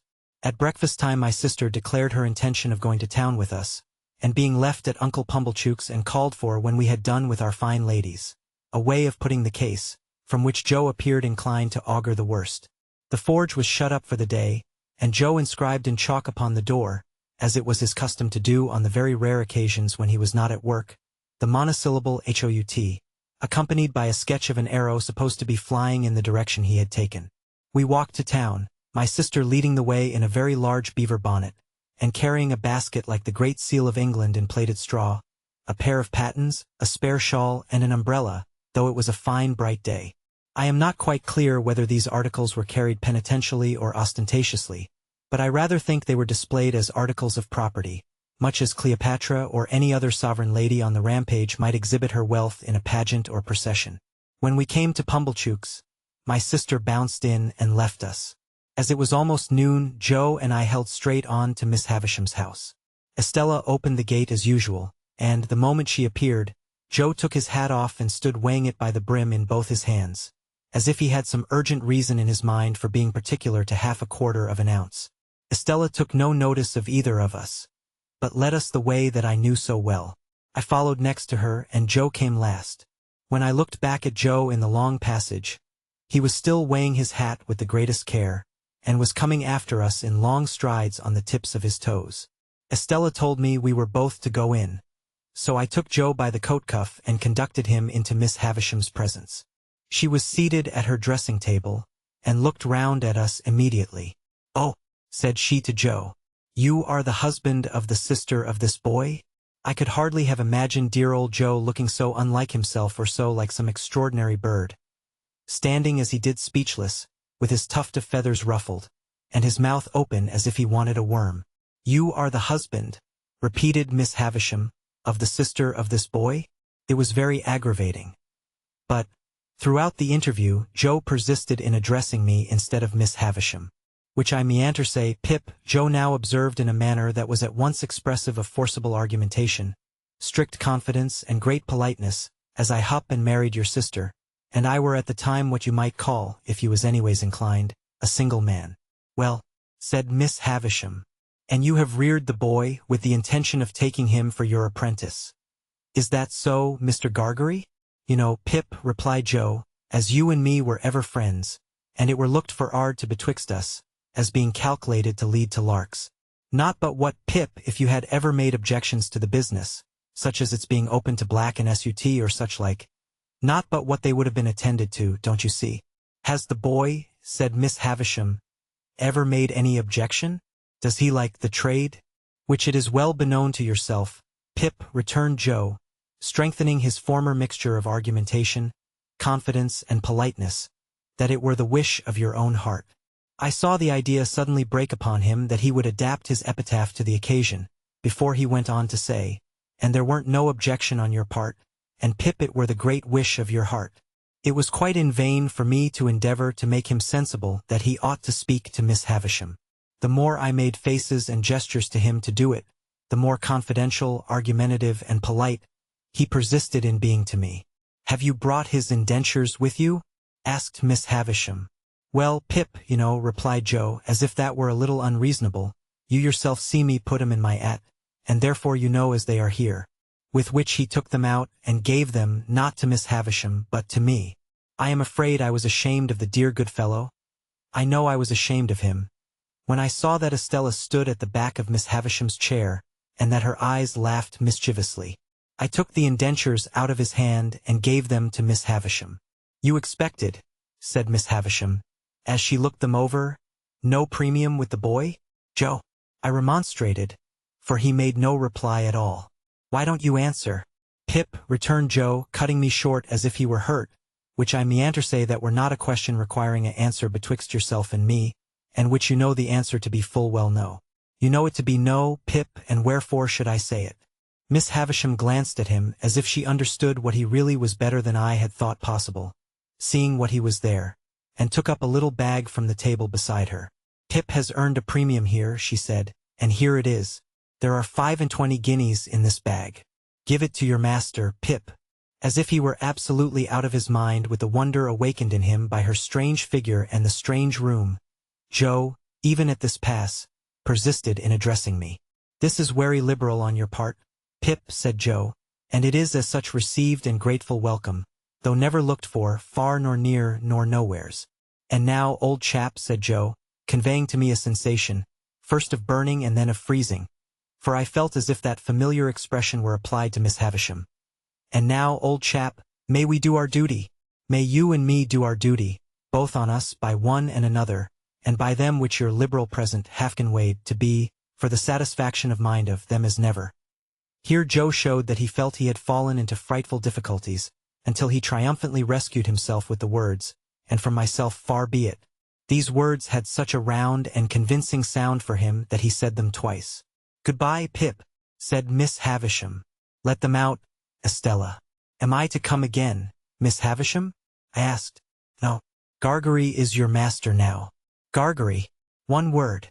Thus calling him back as I went out of the door, I heard her say to Joe in a distinct, emphatic voice, "The boy has been a good boy here, and that is his reward. Of course, as an honest man, you will expect no other and no more." How Joe got out of the room, I have never been able to determine. But I know that when he did get out he was steadily proceeding upstairs instead of coming down, and was deaf to all remonstrances until I went after him and laid hold of him. In another minute we were outside the gate, and it was locked and Estella was gone. When we stood in the daylight alone again, Joe backed up against a wall, and said to me, "Astonishing," and there he remained so long saying, "Astonishing" at intervals so often, that I began to think his senses were never coming back. At length he prolonged his remark into, "Pip, I do assure you this is astonishing." And so, by degrees became conversational and able to walk away. I have reason to think that Joe's intellects were brightened by the encounter they had passed through, and that on our way to Pumblechook's he invented a subtle and deep design. My reason is to be found in what took place in Mr. Pumblechook's parlor, where, on our presenting ourselves, my sister sat in conference with that detested seedsman. "Well," cried my sister, addressing us both at once, "and what's happened to you? I wonder you condescend to come back to such poor society as this." "I am sure I do, Miss Havisham," said Joe, with a fixed look at me, like an effort of remembrance, made it wery particular that we should give her. "Were it compliments or respects, Pip?" "Compliments," I said. "Which that were my own belief," answered Joe. "Her compliments to Mrs. J. Gargery. Much good they'll do me," observed my sister, "but rather gratified too. And wishing," pursued Joe, with another fixed look at me, like another effort of remembrance, "that the state of Miss Havisham's health were sich as would have allowed, were it, Pip?" "Of her having the pleasure," I added. "Of ladies' company," said Joe, and drew a long breath. "Well," cried my sister, with a mollified glance at Mr. Pumblechook, "she might have had the politeness to send that message at first, but it's better late than never." "And what did she give young Rantipole here?" "She give him," said Joe, "nothing." Mrs. Joe was going to break out, but Joe went on. "What she give," said Joe, "she give to his friends." And by his friends, were her explanation, I mean into the hands of his sister, Mrs. J. Gargery. Them were her words. Mrs. J. Gargery. "She mayn't have knowed," added Joe, with an appearance of reflection, "whether it were Joe or Jorge." My sister looked at Pumblechook, who smoothed the elbows of his wooden armchair, and nodded at her and at the fire, as if he had known all about it beforehand. "And how much have you got?" asked my sister, laughing. Positively laughing. "What would present company say to £10?" demanded Joe. "They'd say," returned my sister curtly, "pretty well. Not too much, but pretty well." "It's more than that, then," said Joe. That fearful impostor, Pumblechook, immediately nodded, and said, as he rubbed the arms of his chair, "It's more than that, Mum." "Why, you don't mean to say," began my sister. "Yes, I do, Mum," said Pumblechook. "But wait a bit. Go on, Joseph. Good in you. Go on." "What would present company say," proceeded Joe, "to £20? "Handsome would be the word," returned my sister. "Well then," said Joe, "it's more than £20. That abject hypocrite, Pumblechook, nodded again and said, with a patronizing laugh, "It's more than that, Mum." "Good again. Follow her up, Joseph." "Then to make an end of it," said Joe, delightedly handing the bag to my sister, "it's £25. "It's £25, Mum," echoed that basest of swindlers, Pumblechook, rising to shake hands with her. "And it's no more than your merits, as I said when my opinion was asked, and I wish you joy of the money." If the villain had stopped here, his case would have been sufficiently awful, but he blackened his guilt by proceeding to take me into custody, with a right of patronage that left all his former criminality far behind. "Now you see, Joseph and wife," said Pumblechook, as he took me by the arm above the elbow, "I am one of them that always go right through with what they've begun. This boy must be bound out of hand. That's my way. Bound out of hand." "Goodness knows, Uncle Pumblechook," said my sister, grasping the money, "we're deeply beholden to you." "Never mind me, Mum," returned that diabolical corn chandler. "A pleasure's a pleasure all the world over. But this boy, you know, we must have him bound. I said I'd see to it, to tell you the truth." The justices were sitting in the town hall near at hand, and we at once went over to have me bound apprentice to Joe in the magisterial presence. I say we went over, but I was pushed over by Pumblechook, exactly as if I had that moment picked a pocket or fired a rick. Indeed, it was the general impression in court that I had been taken red-handed. For, as Pumblechook shoved me before him through the crowd, I heard some people say, "What's he done?" And others, "He's a young un, too, but looks bad. Don't he?" One person of mild and benevolent aspect even gave me a tract ornamented with a woodcut of a malevolent young man fitted up with a perfect sausage shop of fetters, and entitled "T.O. be read in my cell." The hall was a queer place, I thought, with higher pews in it than a church, and with people hanging over the pews looking on, and with mighty justices, one with a powdered head, leaning back in chairs with folded arms or taking snuff or going to sleep or writing or reading the newspapers, and with some shining black portraits on the walls which my unartistic eye regarded as a composition of hard bake and sticking plaster. Here, in a corner, my indentures were duly signed and attested, and I was bound. Mr. Pumblechook holding me all the while as if we had looked in on our way to the scaffold, to have those little preliminaries disposed of. When we had come out again, and had got rid of the boys who had been put into great spirits by the expectation of seeing me publicly tortured, and who were much disappointed to find that my friends were merely rallying round me, we went back to Pumblechook's. And there my sister became so excited by the 25 guineas, that nothing would serve her but we must have a dinner out of that windfall at the Blue Boar, and that Pumblechook must go over in his chaise cart, and bring the Hubbles and Mr. Wopsle. It was agreed to be done, and a most melancholy day I passed. For it inscrutably appeared to stand to reason, in the minds of the whole company, that I was an excrescence on the entertainment. And to make it worse, they all asked me from time to time, in short, whenever they had nothing else to do, why I didn't enjoy myself. And what could I possibly do then, but say I was enjoying myself, when I wasn't? However, they were grown up and had their own way, and they made the most of it. That swindling Pumblechook, exalted into the beneficent contriver of the whole occasion, actually took the top of the table, and, when he addressed them on the subject of my being bound, and had fiendishly congratulated them on my being liable to imprisonment if I played at cards, drank strong liquors, kept late hours or bad company, or indulged in other vagaries which the form of my indentures appeared to contemplate as next to inevitable, he placed me standing on a chair beside him to illustrate his remarks. My only other remembrances of the great festival are, that they wouldn't let me go to sleep, but whenever they saw me dropping off, woke me up and told me to enjoy myself. That, rather late in the evening, Mr. Wopsle gave us Collins's Ode, and threw his blood-stained sword in thunder down with such effect, that a waiter came in and said, the commercials underneath sent up their compliments, and it wasn't the Tumbler's Arms. That, they were all in excellent spirits on the road home, and sang, "O Lady Fair," Mr. Wopsle taking the bass, and asserting with a tremendously strong voice, in reply to the inquisitive bore who leads that piece of music in a most impertinent manner, by wanting to know all about everybody's private affairs, that he was the man with his white locks flowing, and that he was upon the whole the weakest pilgrim going. Finally, I remember that when I got into my little bedroom, I was truly wretched, and had a strong conviction on me that I should never like Joe's trade. I had liked it once, but once was not now. Chapter 14. It is a most miserable thing to feel ashamed of home. There may be black ingratitude in the thing, and the punishment may be retributive and well-deserved. But that it is a miserable thing I can testify. Home had never been a very pleasant place to me, because of my sister's temper. But Joe had sanctified it, and I had believed in it. I had believed in the best parlor as a most elegant saloon. I had believed in the front door, as a mysterious portal of the Temple of State whose solemn opening was attended with a sacrifice of roast fowls. I had believed in the kitchen as a chaste though not magnificent apartment. I had believed in the forge as the glowing road to manhood and independence. Within a single year all this was changed. Now it was all coarse and common, and I would not have had Miss Havisham and Estella see it on any account. How much of my ungracious condition of mind may have been my own fault, how much Miss Havisham's, how much my sister's, is now of no moment to me or to anyone. The change was made in me. The thing was done. Well or ill done, excusably or inexcusably, it was done.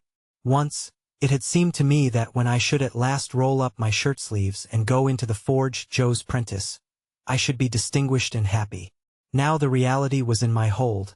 I only felt that I was dusty with the dust of small coal, and that I had a weight upon my daily remembrance to which the anvil was a feather.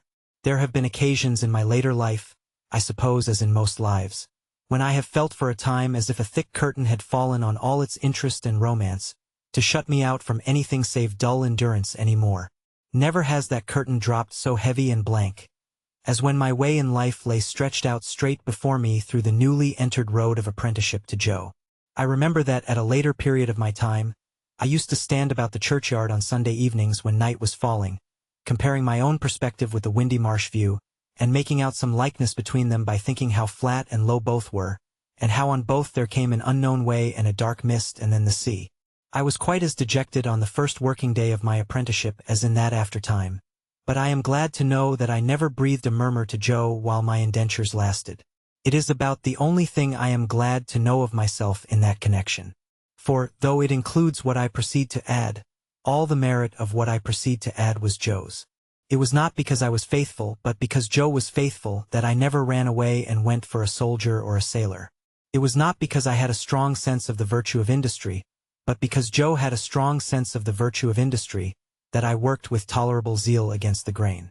It is not possible to know how far the influence of any amiable, honest-hearted, duty-doing man flies out into the world, but it is very possible to know how it has touched oneself in going by, and I know right well that any good that intermixed itself with my apprenticeship came of plain, contented Joe, and not of restlessly aspiring, discontented me. What I wanted, who can say? How can I say, when I never knew? What I dreaded was, that in some unlucky hour I, being at my grimiest and commonest, should lift up my eyes and see Estella looking in at one of the wooden windows of the forge. I was haunted by the fear that she would, sooner or later, find me out, with a black face and hands, doing the coarsest part of my work, and would exult over me and despise me. Often after dark, when I was pulling the bellows for Joe, and we were singing Old Clem, and when the thought how we used to sing it at Miss Havisham's would seem to show me Estella's face in the fire, with her pretty hair fluttering in the wind and her eyes scorning me. Often at such a time I would look towards those panels of black night in the wall which the wooden windows then were, and would fancy that I saw her just drawing her face away, and would believe that she had come at last. After that, when we went in to supper, the place and the meal would have a more homely look than ever, and I would feel more ashamed of home than ever, in my own ungracious breast. Chapter 15. As I was getting too big for Mr. Wopsle's Grey-Tant's room, my education under that preposterous female terminated. Not, however, until Biddy had imparted to me everything she knew, from the little catalogue of prices, to a comic song she had once bought for a halfpenny. Although the only coherent part of the latter piece of literature were the opening lines, "When I went to Lunnon town, sirs, to rul loo rul, to rul loo rul. Wasn't I done very brown, sirs? To rul loo rul, to rul loo rul." Still, in my desire to be wiser, I got this composition by heart with the utmost gravity, nor do I recollect that I questioned its merit, except that I thought, as I still do, the amount of 2 rul somewhat in excess of the poetry. In my hunger for information, I made proposals to Mr. Wopsle to bestow some intellectual crumbs upon me, with which he kindly complied. As it turned out, however, that he only wanted me for a dramatic lay figure, to be contradicted and embraced and wept over and bullied and clutched and stabbed and knocked about in a variety of ways, I soon declined that course of instruction, though not until Mr. Wopsle in his poetic fury had severely mauled me. Whatever I acquired, I tried to impart to Joe. This statement sounds so well, that I cannot in my conscience let it pass unexplained. I wanted to make Joe less ignorant and common, that he might be worthier of my society and less open to Estella's reproach. The old battery out on the marshes was our place of study, and a broken slate and a short piece of slate pencil were our educational implements, to which Joe always added a pipe of tobacco. I never knew Joe to remember anything from one Sunday to another, or to acquire, under my tuition, any piece of information whatever. Yet he would smoke his pipe at the battery with a far more sagacious air than anywhere else, even with a learned air, as if he considered himself to be advancing immensely. Dear fellow, I hope he did. It was pleasant and quiet, out there with the sails on the river passing beyond the earthwork, and sometimes, when the tide was low, looking as if they belonged to sunken ships that were still sailing on at the bottom of the water. Whenever I watched the vessels standing out to sea with their white sails spread, I somehow thought of Miss Havisham and Estella, and whenever the light struck aslant, afar off, upon a cloud or sail or green hillside or waterline, it was just the same dot. Miss Havisham and Estella and the strange house and the strange life appeared to have something to do with everything that was picturesque. One Sunday when Joe, greatly enjoying his pipe, had so plumed himself on being most awful dull, that I had given him up for the day, I lay on the earthwork for some time with my chin on my hand, descrying traces of Miss Havisham and Estella all over the prospect, in the sky and in the water, until at last I resolved to mention a thought concerning them that had been much in my head.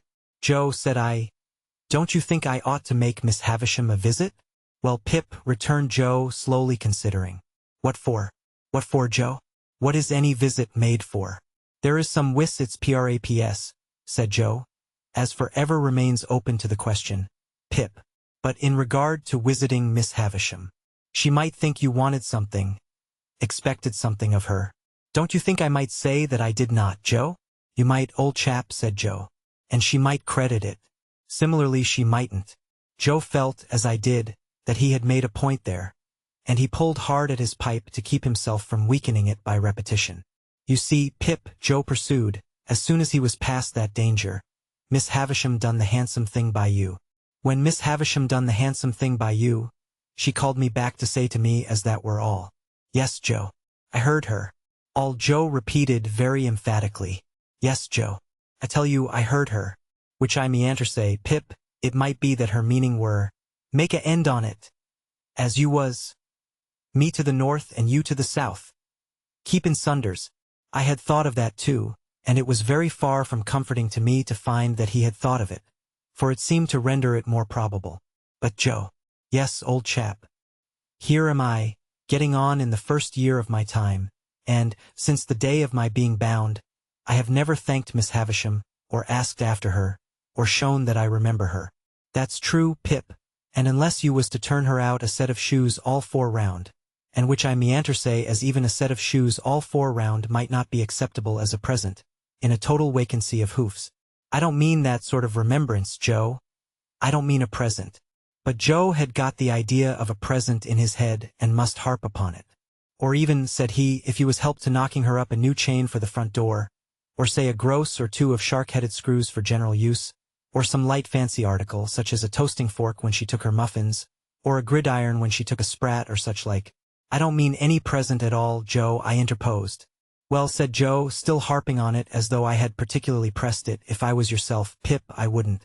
No, I would not. For what's a door chain when she's got one always up? And shark-headers is open to misrepresentations. And if it was a toasting fork, you'd go into brass and do yourself no credit. And the uncommonest workman can't show himself uncommon in a gridiron. For a gridiron is a gridiron, said Joe, steadfastly impressing it upon me, as if he were endeavoring to rouse me from a fixed delusion. And you may hie 'em at what you like, but a gridiron it will come out, either by your leave or again your leave, and you can't help yourself.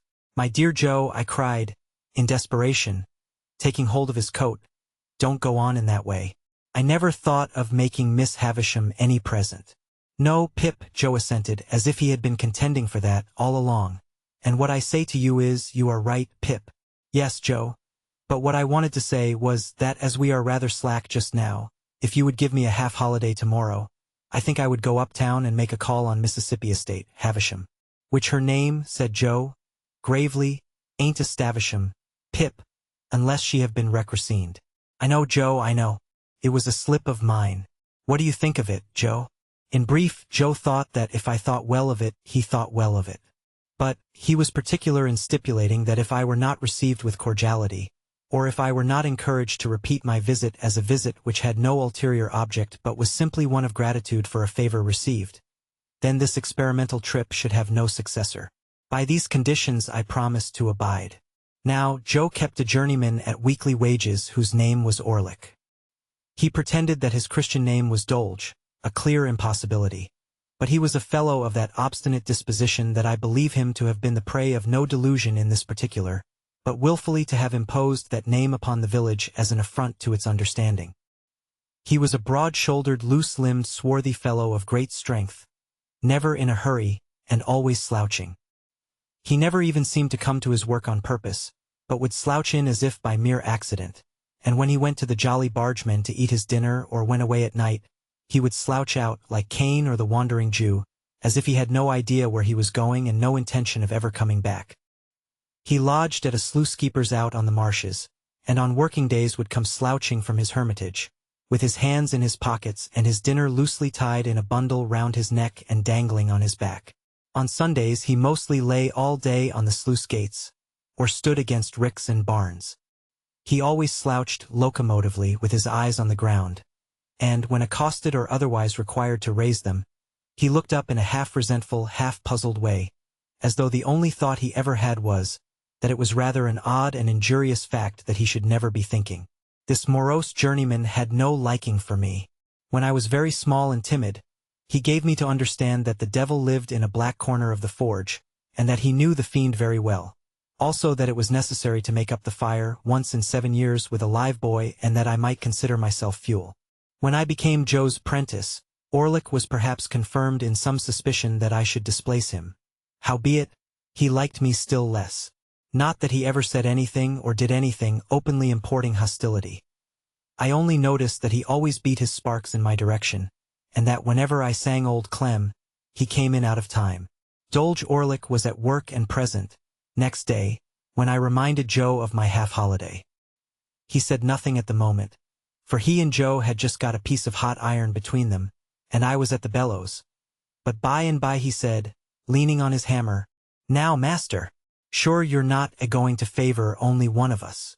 If young Pip has a half-holiday, do as much for old Orlick." I suppose he was about 25, but he usually spoke of himself as an ancient person. "Why, what'll you do with a half-holiday if you get it?" said Joe. "What'll I do with it? What'll he do with it?" "I'll do as much with it as him," said Orlick.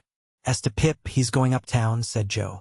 "Well then, as to old Orlick, he's a-going uptown," retorted that worthy. "Two can go uptown. 'Tain't only one what can go uptown." "Don't lose your temper," said Joe. "Shall if I like," growled Orlick. "Some and they're uptowning. Now, master, come. No favoring in this shop. Be a man."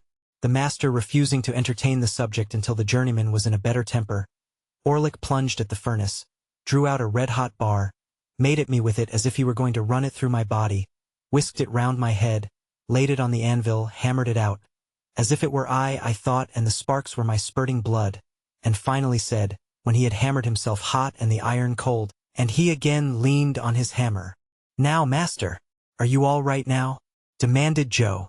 "Ah, I am all right," said gruff old Orlick. "Then, as in general you stick to your work as well as most men," said Joe, "let it be a half-holiday for all." My sister had been standing silent in the yard within hearing. She was a most unscrupulous spy and listener, and she instantly looked in at one of the windows. "Like you fool," said she to Joe, "giving holidays to great idle hulkiers like that. You are a rich man, upon my life, to waste wages in that way. I wish I was his master." "You'd be everybody's master, if you durst," retorted Orlick, with an ill-favored grin. "Let her alone," said Joe. "I'd be a match for all noodles and all rogues," returned my sister, beginning to work herself into a mighty rage. "And I couldn't be a match for the noodles, without being a match for your master, who's the dunder-headed king of the noodles. And I couldn't be a match for the rogues without being a match for you, who are the blackest-looking and the worst rogue between this and France. Now, you're a foul shrew, Mother Gargery," growled the journeyman. "If that makes a judge of rogues, you ought to be a good un." "Let her alone, will you?" said Joe. "What did you say?" cried my sister, beginning to scream. "What did you say? What did that fellow Orlick say to me, Pip? What did he call me, with my husband standing by? Oh, oh, oh!" Each of these exclamations was a shriek, and I must remark of my sister, what is equally true of all the violent women I have ever seen, that passion was no excuse for her, because it is undeniable that instead of lapsing into passion, she consciously and deliberately took extraordinary pains to force herself into it, and became blindly furious by regular stages. "What was the name he gave me before the base man who swore to defend me? Oh, hold me! Oh, H," growled the journeyman, between his teeth. "I'd hold you, if you was my wife. I'd hold you under the pump, and choke it out of you. I tell you, let her alone," said Joe. "Oh, to hear him!" cried my sister, with a clap of her hands and a scream together, which was her next stage. "To hear the names he's giving me. That Orlick, in my own house. Me, a married woman, with my husband standing by. Oh, oh!" Here my sister, after a fit of clappings and screamings, beat her hands upon her bosom and upon her knees, and threw her cap off and pulled her hair down, which were the last stages on her road to frenzy. Being by this time a perfect fury and a complete success, she made a dash at the door which I had fortunately locked. What could the wretched Joe do now, after his disregarded parenthetical interruptions, but stand up to his journeyman, and ask him what he meant by interfering betwixt himself and Mrs. Joe, and further whether he was man enough to come on. Old Orlick felt that the situation admitted of nothing less than coming on, and was on his defense straightway. So, without so much as pulling off their singed and burnt aprons, they went at one another like two giants. But, if any man in that neighborhood could stand up long against Joe, I never saw the man. Orlick, as if he had been of no more account than the pale young gentleman, was very soon among the coal dust, and in no hurry to come out of it. Then Joe unlocked the door and picked up my sister, who had dropped insensible at the window, but who had seen the fight first, I think, and who was carried into the house and laid down, and who was recommended to revive, and would do nothing but struggle and clench her hands in Joe's hair. Then came that singular calm and silence which succeed all uproars, and then, with the vague sensation which I have always connected with such a lull, namely, that it was Sunday and somebody was dead, I went upstairs to dress myself. Illustration. When I came down again, I found Joe and Orlick sweeping up, without any other traces of discomposure than a slit in one of Orlick's nostrils, which was neither expressive nor ornamental. A pot of beer had appeared from the Jolly Bargemen, and they were sharing it by turns in a peaceable manner. The lull had a sedative and philosophical influence on Joe, who followed me out into the road to say, as a parting observation that might do me good, on the rampage, Pip, and off the rampage, Pip. Such is life. With what absurd emotions, for we think the feelings that are very serious in a man quite comical in a boy. I found myself again going to Miss Havisham's, matters little here. Nor, how I passed and repassed the gate many times before I could make up my mind to ring. Nor how I debated whether I should go away without ringing. Nor how I should undoubtedly have gone, if my time had been my own, to come back. Miss Sarah Pocket came to the gate. "No, Estella." "How then? You here again?" said Miss Pocket. "What do you want?" When I said that I only came to see how Miss Havisham was, Sarah evidently deliberated whether or no she should send me about my business. But unwilling to hazard the responsibility, she let me in, and presently brought the sharp message that I was to come up. Everything was unchanged, and Miss Havisham was alone. "Well," said she, fixing her eyes upon me, "I hope you want nothing? You'll get nothing." "No indeed, Miss Havisham. I only wanted you to know that I am doing very well in my apprenticeship, and am always much obliged to you. There, with the old restless fingers. Come now and then. Come on your birthday." She cried suddenly, turning herself and her chair towards me, "You are looking round for Estella?" "Hey?" I had been looking round, in fact, for Estella, and I stammered that I hoped she was well. "Abroad," said Miss Havisham. "Educating for a lady. Far out of reach, prettier than ever, admired by all who see her. Do you feel that you have lost her?" There was such a malignant enjoyment in her utterance of the last words, and she broke into such a disagreeable laugh, that I was at a loss what to say. She spared me the trouble of considering by dismissing me. When the gate was closed upon me by Sarah of the walnut-shell countenance, I felt more than ever dissatisfied with my home and with my trade and with everything, and that was all I took by that motion. As I was loitering along the high street, looking in disconsolately at the shop windows, and thinking what I would buy if I were a gentleman, who should come out of the bookshop but Mr. Wopsle. Mr. Wopsle had in his hand the affecting tragedy of George Barnwell, in which he had that moment invested sixpence, with the view of heaping every word of it on the head of Pumblechook, with whom he was going to drink tea. No sooner did he see me, than he appeared to consider that a special providence had put a prentice in his way to be read at, and he laid hold of me, and insisted on my accompanying him to the Pumblechookian parlor. As I knew it would be miserable at home, and as the nights were dark and the way was dreary, and almost any companionship on the road was better than none, I made no great resistance. Consequently, we turned into Pumblechook's just as the street and the shops were lighting up. As I never assisted at any other representation of George Barnwell, I don't know how long it may usually take, but I know very well that it took until 9:30 that night, and that when Mr. Wopsle got into Newgate, I thought he never would go to the scaffold. He became so much slower than at any former period of his disgraceful career. I thought it a little too much that he should complain of being cut short in his flower after all, as if he had not been running to seed, leaf after leaf, ever since his course began. This, however, was a mere question of length and wearisomeness.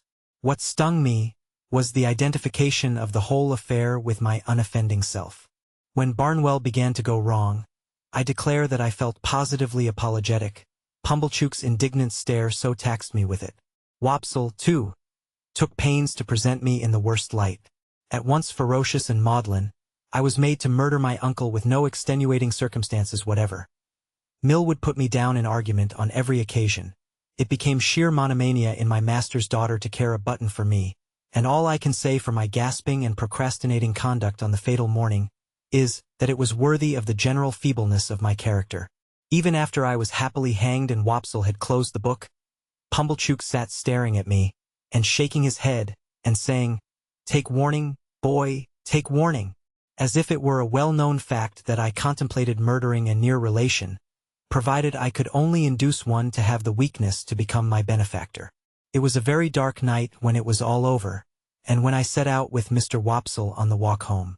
Beyond town we found a heavy mist out, and it fell wet and thick. The turnpike lamp was a blur, quite out of the lamp's usual place apparently, and its rays looked solid substance on the fog. We were noticing this, and saying how that the mist rose with a change of wind from a certain quarter of our marshes, when we came upon a man, slouching under the lee of the turnpike house. "Hullo," we said, stopping. "Orlick there?" "Ah," he answered, slouching out. "I was standing by a minute on the chance of company." "You are late," I remarked. Orlick not unnaturally answered, "Well, and you're late." "We have been," said Mr. Wopsle, exalted with his late performance. "We have been indulging, Mr. Orlick, in an intellectual evening." Old Orlick growled, as if he had nothing to say about that, and we all went on together. I asked him presently whether he had been spending his half-holiday up and down town. "Yes," said he, "all of it. I come in behind yourself. I didn't see you, but I must have been pretty close behind you. By the by, the guns is going again." "At the hulks?" said I. "Aye, there's some of the birds flown from the cages. The guns have been going since dark, about. You'll hear one presently." In effect, we had not walked many yards further, when the well-remembered boom came towards us, deadened by the mist, and heavily rolled away along the low grounds by the river, as if it were pursuing and threatening the fugitives. "A good night for cutting off in," said Orlick. "We'd be puzzled how to bring down a jailbird on the wing, tonight." The subject was a suggestive one to me, and I thought about it in silence. Mr. Wopsle, as the ill-requited uncle of the evening's tragedy, fell to meditating aloud in his garden at Camberwell. Orlick, with his hands in his pockets, slouched heavily at my side. It was very dark, very wet, very muddy, and so we splashed along. Now and then, the sound of the signal cannon broke upon us again, and again rolled sulkily along the course of the river. I kept myself to myself and my thoughts. Mr. Wopsle died amiably at Camberwell, and exceedingly game on Bosworth Field, and in the greatest agonies at Glastonbury. Orlick sometimes growled, "Beat it out, beat it out, old Clem," with a clink for the stout, "Old Clem." I thought he had been drinking, but he was not drunk. Thus we came to the village. The way by which we approached it took us past the Three Jolly Bargemen, which we were surprised to find, it being 11 o'clock, in a state of commotion, with the door wide open, and unwanted lights that had been hastily caught up and put down scattered about. When Joe went home at 5 minutes before 10, he found her struck down on the floor, and promptly called in assistance. The fire had not then burnt unusually low, nor was the snuff of the candle very long. The candle, however, had been blown out. Nothing had been taken away from any part of the house. Neither, beyond the blowing out of the candle, which stood on a table between the door and my sister, and was behind her when she stood facing the fire and was struck, was there any disarrangement of the kitchen, excepting such as she herself had made in falling and bleeding. But there was one remarkable piece of evidence on the spot. She had been struck with something blunt and heavy, on the head and spine. After the blows were dealt, something heavy had been thrown down at her with considerable violence, as she lay on her face. And on the ground beside her, when Joe picked her up, was a convict's leg iron which had been filed asunder. Now Joe, examining this iron with a smith's eye, declared it to have been filed asunder some time ago. The hue and cry going off to the hulks, and people coming thence to examine the iron, Joe's opinion was corroborated. They did not undertake to say when it had left the prison ships to which it undoubtedly had once belonged, but they claimed to know for certain that that particular manacle had not been worn by either of the two convicts who had escaped last night. Further, one of those two was already retaken, and had not freed himself of his iron. Knowing what I knew, I set up an inference of my own here. I believed the iron to be my convict's iron, the iron I had seen and heard him filing at on the marshes. But my mind did not accuse him of having put it to its latest use, for I believed one of two other persons to have become possessed of it, and to have turned it to this cruel account. Either Orlick or the strange man who had shown me the file. Now, as to Orlick, he had gone to town exactly as he told us when we picked him up at the turnpike. He had been seen about town all the evening. He had been in divers companies in several public houses, and he had come back with myself and Mr. Wopsle. There was nothing against him, save the quarrel, and my sister had quarreled with him, and with everybody else about her, 10,000 times. As to the strange man, if he had come back for his 2 banknotes, there could have been no dispute about them, because my sister was fully prepared to restore them. Besides, there had been no altercation. The assailant had come in so silently and suddenly, that she had been felled before she could look round. It was horrible to think that I had provided the weapon, however undesignedly, but I could hardly think otherwise. I suffered unspeakable trouble while I considered and reconsidered whether I should at last dissolve that spell of my childhood and tell Joe all the story. For months afterwards, I every day settled the question finally in the negative, and reopened and re-argued it next morning. The contention came, after all, to this.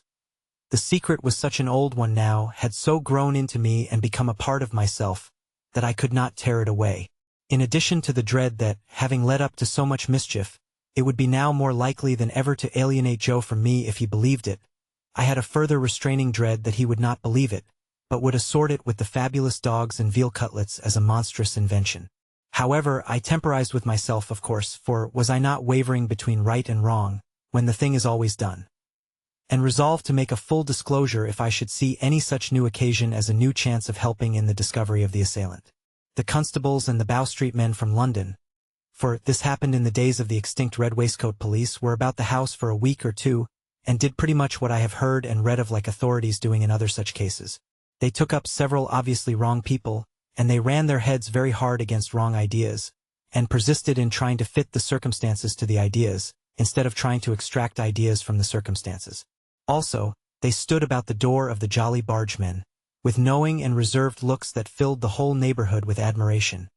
And they had a mysterious manner of taking their drink, that was almost as good as taking the culprit. But not quite, for they never did it. Long after these constitutional powers had dispersed, my sister lay very ill in bed. Her sight was disturbed, so that she saw objects multiplied, and grasped at visionary teacups and wineglasses instead of the realities. Her hearing was greatly impaired, her memory also, and her speech was unintelligible. When, at last, she came round so far as to be helped downstairs, it was still necessary to keep my slate always by her, that she might indicate in writing what she could not indicate in speech.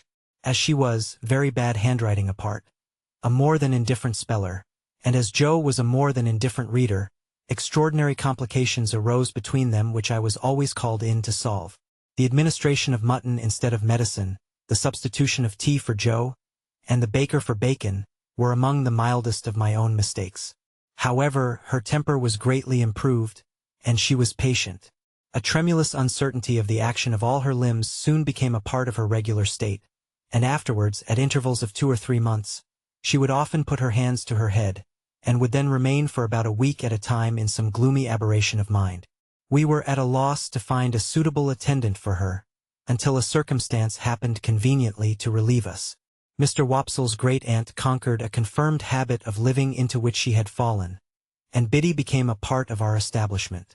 It may have been about a month after my sister's reappearance in the kitchen, when Biddy came to us with a small speckled box containing the whole of her worldly effects, and became a blessing to the household.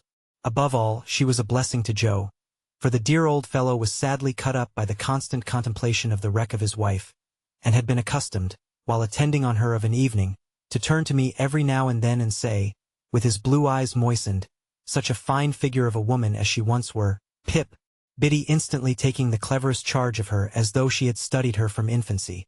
Joe became able in some sort to appreciate the greater quiet of his life, and to get down to the Jolly Bargemen now and then for a change that did him good. It was characteristic of the police people that they had all more or less suspected poor Joe, though he never knew it, and that they had to a man concurred in regarding him as one of the deepest spirits they had ever encountered. Biddy's first triumph in her new office was to solve a difficulty that had completely vanquished me. I had tried hard at it, but had made nothing of it. Thus it was. Again and again and again my sister had traced upon the slate a character that looked like a curious T, and then with the utmost eagerness had called our attention to it as something she particularly wanted. I had in vain tried everything producible that began with a T, from tar to toast and tub.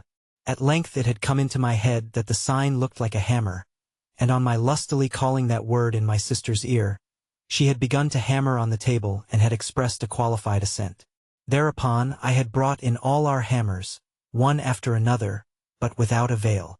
Then I bethought me of a crutch, the shape being much the same, and I borrowed one in the village, and displayed it to my sister with considerable confidence. But she shook her head to that extent when she was shown it, that we were terrified lest in her weak and shattered state she should dislocate her neck.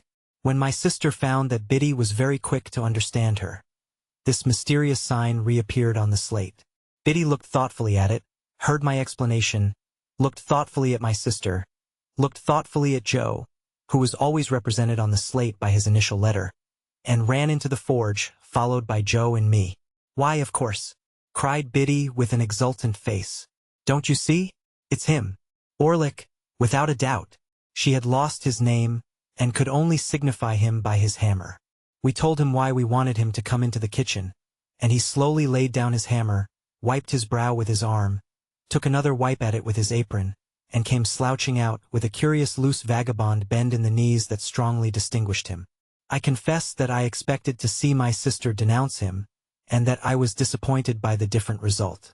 She manifested the greatest anxiety to be on good terms with him, was evidently much pleased by his being at length produced, and motioned that she would have him given something to drink. She watched his countenance as if she were particularly wishful to be assured that he took kindly to his reception. She showed every possible desire to conciliate him, and there was an air of humble propitiation in all she did, such as I have seen pervade the bearing of a child towards a hard master. After that day, a day rarely passed without her drawing the hammer on her slate, and without Orlick's slouching in and standing doggedly before her, as if he knew no more than I did what to make of it. Chapter 17. It now fell into a regular routine of apprenticeship life, which was varied beyond the limits of the village and the marshes, by no more remarkable circumstance than the arrival of my birthday and my paying another visit to Miss Havisham. I found Miss Sarah Pocket still on duty at the gate. I found Miss Havisham just as I had left her, and she spoke of Estella in the very same way, if not in the very same words. The interview lasted but a few minutes, and she gave me a guinea when I was going, and told me to come again on my next birthday. I may mention at once that this became an annual custom. I tried to decline taking the guinea on the first occasion, but with no better effect than causing her to ask me very angrily if I expected more. Then and after that I took it. So unchanging was the dull old house, the yellow light in the darkened room, the faded spectre in the chair by the dressing-table glass, that I felt as if the stopping of the clocks had stopped time in that mysterious place, and while I and everything else outside it grew older, it stood still. Daylight never entered the house as to my thoughts and remembrances of it, any more than as to the actual fact. It bewildered me, and under its influence I continued at heart to hate my trade and to be ashamed of home. Imperceptibly I became conscious of a change in Biddy, however. Her shoes came up at the heel, her hair grew bright and neat, her hands were always clean. She was not beautiful, she was common and could not be like Estella. But she was pleasant and wholesome and sweet-tempered. She had not been with us more than a year. I remember her being newly out of mourning at the time it struck me, when I observed to myself one evening that she had curiously thoughtful and attentive eyes that were very pretty and very good. It came of my lifting up my own eyes from a task I was poring at, writing some passages from a book, to improve myself in two ways at once by a sort of stratagem, and seeing Biddy observant of what I was about. I laid down my pen, and Biddy stopped in her needlework without laying it down. "Biddy," said I, "how do you manage it? Either I am very stupid or you are very clever. What is it that I manage?" "I don't know," returned Biddy, smiling. She managed our whole domestic life and wonderfully too. But I did not mean that, though that made what I did mean more surprising. How do you manage, Biddy, said I, to learn everything that I learn and always to keep up with me? I was beginning to be rather vain of my knowledge, for I spent my birthday guineas on it, and set aside the greater part of my pocket money for similar investment, though I have no doubt now that the little I knew was extremely dear at the price.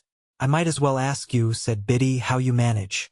No, because when I come in from the forge of a night, anyone can see me turning to at it. But you never turn to at it, Biddy. I suppose I must catch it like a cough, said Biddy quietly, and went on with her sewing. Pursuing my idea as I leaned back in my wooden chair, and looked at Biddy sewing away with her head on one side, I began to think her rather an extraordinary girl. For I called to mind now that she was equally accomplished in the terms of our trade, and the names of our different sorts of work and our various tools. In short, whatever I knew, Biddy knew. Theoretically, she was already as good a blacksmith as I, or better. You are one of those, Biddy, said I, who make the most of every chance. You never had a chance before you came here, and see how improved you are. Biddy looked at me for an instant, and went on with her sewing.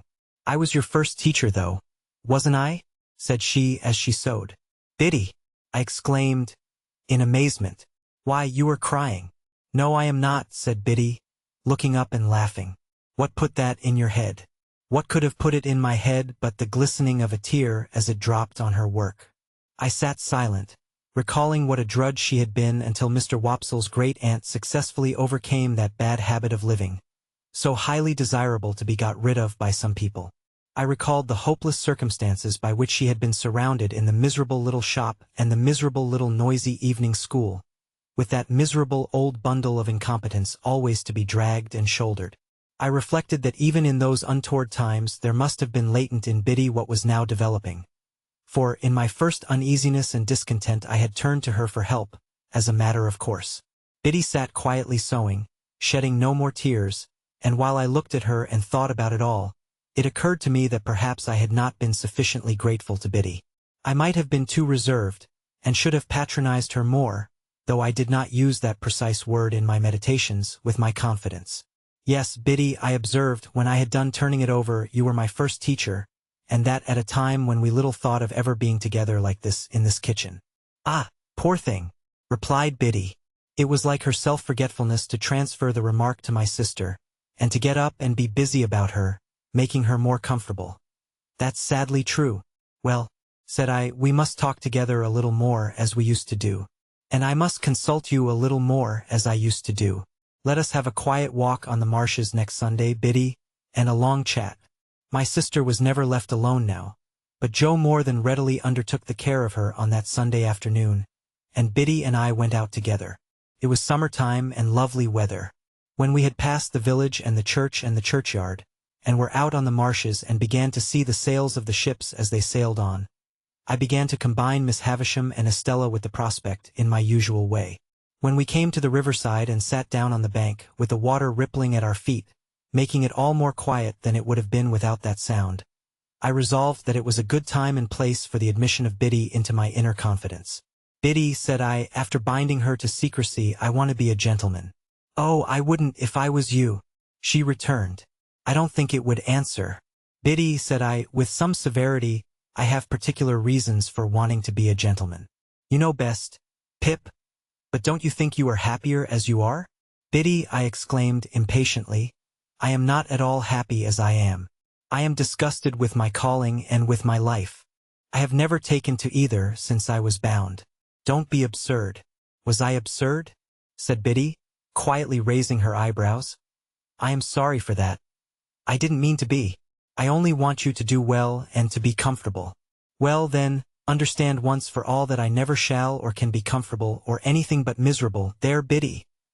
Unless I can lead a very different sort of life from the life I lead now. That's a pity, said Biddy, shaking her head with a sorrowful air. Now, I too had so often thought it a pity, that, in the singular kind of quarrel with myself which I was always carrying on, I was half inclined to shed tears of vexation and distress when Biddy gave utterance to her sentiment and my own. I told her she was right, and I knew it was much to be regretted, but still it was not to be helped. If I could have settled down, I said to Biddy, plucking up the short grass within reach, much as I had once upon a time pulled my feelings out of my hair and kicked them into the brewery wall.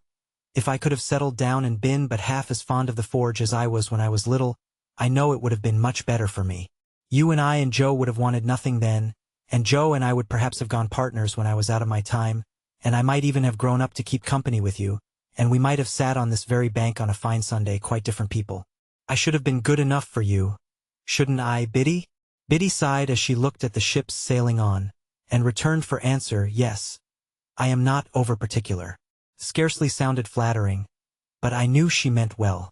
Instead of that, said I, plucking up more grass and chewing a blade or two, see how I am going on. Dissatisfied and uncomfortable, and what would it signify to me, being coarse and common, if nobody had told me so? Biddy turned her face suddenly towards mine, and looked far more attentively at me than she had looked at the sailing ships. It was neither a very true nor a very polite thing to say, she remarked, directing her eyes to the ships again. Who said it? I was disconcerted, for I had broken away without quite seeing where I was going to. It was not to be shuffled off now, however, and I answered, the beautiful young lady at Miss Havisham's, and she's more beautiful than anybody ever was, and I admire her dreadfully, and I want to be a gentleman on her account. Having made this lunatic confession, I began to throw my torn-up grass into the river, as if I had some thoughts of following it. Do you want to be a gentleman to spite her or to gain her over? Biddy quietly asked me after a pause. I don't know, I moodily answered. Because if it is to spite her, Biddy pursued, I should think, but you know best, that might be better and more independently done by caring nothing for her words. And if it is to gain her over, I should think, but you know best, she was not worth gaining over. Exactly what I myself had thought many times. Exactly what was perfectly manifest to me at the moment. But how could I, a poor dazed village lad, avoid that wonderful inconsistency into which the best and wisest of men fall every day? It may be all quite true, said I to Biddy, but I admire her dreadfully. In short, I turned over on my face when I came to that, and got a good grasp on the hair on each side of my head, and wrenched it well. All the while knowing the madness of my heart to be so very mad and misplaced, that I was quite conscious it would have served my face right, if I had lifted it up by my hair, and knocked it against the pebbles as a punishment for belonging to such an idiot. Biddy was the wisest of girls, and she tried to reason no more with me. She put her hand, which was a comfortable hand though roughened by work, upon my hands, one after another, and gently took them out of my hair. Then she softly patted my shoulder in a soothing way, while with my face upon my sleeve I cried a little, exactly as I had done in the brewery yard, and felt vaguely convinced that I was very much ill-used by somebody, or by everybody. I can't say which. I am glad of one thing, said Biddy, and that is, that you have felt you could give me your confidence, Pip. And I am glad of another thing, and that is, that of course you know you may depend upon my keeping it and always so far deserving it. If your first teacher, dear, such a poor one and so much in need of being taught herself, had been your teacher at the present time, she thinks she knows what lesson she would set. But it would be a hard one to learn, and you have got beyond her, and it's of no use now. So, with a quiet sigh for me, Biddy rose from the bank and said, with a fresh and pleasant change of voice, shall we walk a little farther or go home? Biddy, I cried, getting up, putting my arm round her neck, and giving her a kiss, I shall always tell you everything. Till you're a gentleman, said Biddy. You know I never shall be, so that's always. Not that I have any occasion to tell you anything, for you know everything I know, as I told you at home the other night. Ah, said Biddy, quite in a whisper, as she looked away at the ships, and then repeated, with her former pleasant change, shall we walk a little farther or go home? I said to Biddy we would walk a little farther, and we did so, and the summer afternoon toned down into the summer evening, and it was very beautiful. I began to consider whether I was not more naturally and wholesomely situated, after all, in these circumstances, than playing beggar my neighbor by candlelight in the room with the stopped clocks, and being despised by Estella.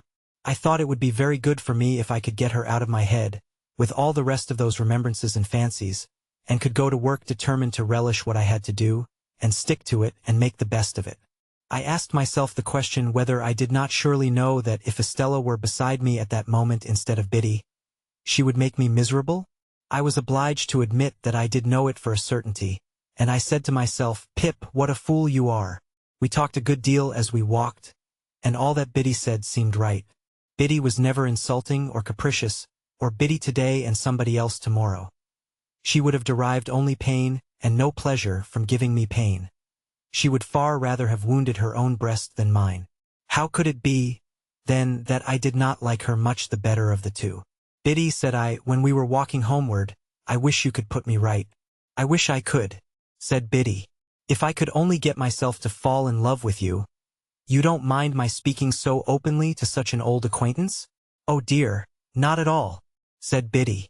"Don't mind me. If I could only get myself to do it, that would be the thing for me." "But you never will, you see," said Biddy. It did not appear quite so unlikely to me that evening, as it would have done if we had discussed it a few hours before. I therefore observed I was not quite sure of that. But Biddy said she was, and she said it decisively. In my heart I believed her to be right, and yet I took it rather ill, too, that she should be so positive on the point. When we came near the churchyard we had to cross an embankment, and get over a stile near a sluice gate. There started up, from the gate, or from the rushes, or from the ooze, which was quite in his stagnant way, old Orlick. "Hullo," he growled, "where you two going?" "Where should we be going, but home?" "Well then," said he, "I'm jiggered if I don't see you home." This penalty of being jiggered was a favorite supposititious case of his. He attached no definite meaning to the word that I am aware of, but used it, like his own pretended Christian name, to affront mankind, and convey an idea of something savagely damaging. When I was younger, I had had a general belief that if he had jiggered me personally, he would have done it with a sharp and twisted hook. Biddy was much against his going with us, and said to me in a whisper, "Don't let him come. I don't like him." As I did not like him either, I took the liberty of saying that we thanked him, but we didn't want seeing home. He received that piece of information with a yell of laughter, and dropped back, but came slouching after us at a little distance. Curious to know whether Biddy suspected him of having had a hand in that murderous attack of which my sister had never been able to give any account, I asked her why she did not like him. "Oh," she replied, glancing over her shoulder as he slouched after us, "because I am afraid he likes me." "Did he ever tell you he liked you?" I asked indignantly. "No," said Biddy, glancing over her shoulder again, "he never told me so. But he dances at me whenever he can catch my eye." However novel and peculiar this testimony of attachment, I did not doubt the accuracy of the interpretation. I was very hot indeed upon old Orlick's daring to admire her, as hot as if it were an outrage on myself. "But it makes no difference to you, you know," said Biddy calmly. "No, Biddy, it makes no difference to me, only I don't like it. I don't approve of it." "Nor I neither," said Biddy. "Though that makes no difference to you." "Exactly," said I. "But I must tell you I should have no opinion of you, Biddy, if he danced at you with your own consent." I kept an eye on Orlick after that night, and, whenever circumstances were favorable to his dancing at Biddy, got before him to obscure that demonstration. He had struck root in Joe's establishment, by reason of my sister's sudden fancy for him, or I should have tried to get him dismissed. He quite understood and reciprocated my good intentions, as I had reason to know thereafter. And now, because my mind was not confused enough before, I complicated its confusion 50,000-fold, by having states and seasons when I was clear that Biddy was immeasurably better than Estella, and that the plain honest working life to which I was born had nothing in it to be ashamed of, but offered me sufficient means of self-respect and happiness. At those times, I would decide conclusively that my disaffection to dear old Joe and the forge was gone, and that I was growing up in a fair way to be partners with Joe and to keep company with Biddy, when all in a moment some confounding remembrance of the Havisham days would fall upon me like a destructive missile, and scatter my wits again. Scattered wits take a long time picking up, and often before I had got them well together, they would be dispersed in all directions by one stray thought, that perhaps after all Miss Havisham was going to make my fortune when my time was out. If my time had run out, it would have left me still at the height of my perplexities, I dare say. It never did run out, however, but was brought to a premature end, as I proceed to relate. Chapter 18. It was in the 4th year of my apprenticeship to Joe, and it was a Saturday night. There was a group assembled round the fire at the Three Jolly Bargemen, attentive to Mr. Wopsle as he read the newspaper aloud. Of that group I was one. A highly popular murder had been committed, and Mr. Wopsle was imbrued in blood to the eyebrows. He gloated over every abhorrent adjective in the description, and identified himself with every witness at the inquest. He faintly moaned, "I am done for," as the victim, and he barbarously bellowed, "I'll serve you out as the murderer." He gave the medical testimony, in pointed imitation of our local practitioner, and he piped and shook as the aged turnpike keeper who had heard blows, to an extent so very paralytic as to suggest a doubt regarding the mental competency of that witness. The coroner, in Mr. Wopsle's hands, became Timon of Athens, the beetle Coriolanus. He enjoyed himself thoroughly, and we all enjoyed ourselves, and were delightfully comfortable. In this cozy state of mind we came to the verdict willful murder. Then, and not sooner, I became aware of a strange gentleman leaning over the back of the settle opposite me, looking on. There was an expression of contempt on his face, and he bit the side of a great forefinger as he watched the group of faces. "Well," said the stranger to Mr. Wopsle, when the reading was done, "you have settled it all to your own satisfaction, I have no doubt?" Everybody started and looked up, as if it were the murderer. He looked at everybody coldly and sarcastically. "Guilty, of course," said he. "Out with it." "Come, sir," returned Mr. Wopsle, "without having the honor of your acquaintance, I do say guilty." Upon this we all took courage to unite in a confirmatory murmur. "I know you do," said the stranger. "I knew you would. I told you so. But now I'll ask you a question. Do you know, or do you not know, that the law of England supposes every man to be innocent until he is proved to be guilty?" "Sir," Mr. Wopsle began to reply, "as an Englishman myself, Come," said the stranger, biting his forefinger at him. "Don't evade the question. Either you know it or you don't know it. Which is it to be?" He stood with his head on one side and himself on one side, in a bullying, interrogative manner, and he threw his forefinger at Mr. Wopsle, as it were to mark him out before biting it again. "Now," said he, "do you know it, or don't you know it?" "Certainly I know it," replied Mr. Wopsle. "Certainly you know it. Then why didn't you say so at first? Now, I'll ask you another question," taking possession of Mr. Wopsle as if he had a right to him. "Do you know that none of these witnesses have yet been cross-examined?" Mr. Wopsle was beginning, I can only say, when the stranger stopped him. "What? You won't answer the question, yes or no? Now I'll try you again," throwing his finger at him again. "Tend to me. Are you aware, or are you not aware, that none of these witnesses have yet been cross-examined? Come, I only want one word from you. Yes or no?" Mr. Wopsle hesitated, and we all began to conceive rather a poor opinion of him. "Come," said the stranger, "I'll help you. You don't deserve help, but I'll help you. Look at that paper you hold in your hand." "What is it? What is it?" repeated Mr. Wopsle, eyeing it much at a loss. "Is it," pursued the stranger in his most sarcastic and suspicious manner, "the printed paper you have just been reading from?" "Undoubtedly. Undoubtedly. Now, turn to that paper, and tell me whether it distinctly states that the prisoner expressly said that his legal advisers instructed him altogether to reserve his defense?" "I read that just now," Mr. Wopsle pleaded. "Never mind what you read just now, sir. I don't ask you what you read just now. You may read the Lord's Prayer backwards, if you like, and, perhaps, have done it before today. Turn to the paper. No, my friend. Not to the top of the column, you know better than that. To the bottom, to the bottom." We all began to think Mr. Wopsle full of subterfuge. "Well, have you found it?" "Here it is," said Mr. Wopsle. "Now, follow that passage with your eye, and tell me whether it distinctly states that the prisoner expressly said that he was instructed by his legal advisers wholly to reserve his defense. Come, do you make that of it?"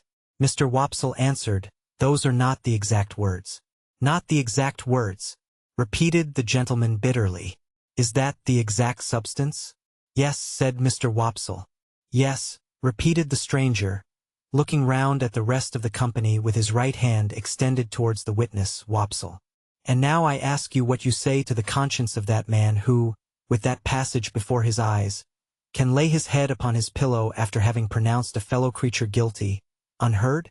We all began to suspect that Mr. Wopsle was not the man we had thought him, and that he was beginning to be found out. And that same man, remember, pursued the gentleman, throwing his finger at Mr. Wopsle heavily. That same man might be summoned as a juryman upon this very trial, and having thus deeply committed himself, might return to the bosom of his family and lay his head upon his pillow, after deliberately swearing that he would well and truly try the issue joined between our sovereign lord the king and the prisoner at the bar, and would a true verdict give according to the evidence. So help him God. We were all deeply persuaded that the unfortunate Wopsle had gone too far, and had better stop in his reckless career while there was yet time. The strange gentleman, with an air of authority not to be disputed, and with a manner expressive of knowing something secret about every one of us that would effectually do for each individual if he chose to disclose it, left the back of the settle and came into the space between the two settles in front of the fire, where he remained standing, his left hand in his pocket, and he biting the forefinger of his right. "From information I have received," said he, looking round at us as we all quailed before him, "I have reason to believe there is a blacksmith among you, by name Joseph or Joe Gargery. Which is the man?" "Here is the man," said Joe. The strange gentleman beckoned him out of his place, and Joe went. "You have an apprentice," pursued the stranger, "commonly known as Pip? Is he here?" "I am here," I cried. The stranger did not recognize me, but I recognized him as the gentleman I had met on the stairs, on the occasion of my second visit to Miss Havisham.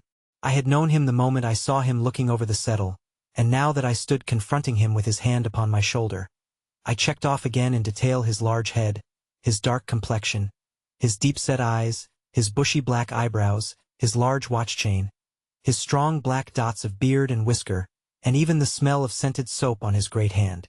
"I wish to have a private conference with you too," said he, when he had surveyed me at his leisure. "It will take a little time. Perhaps we had better go to your place of residence.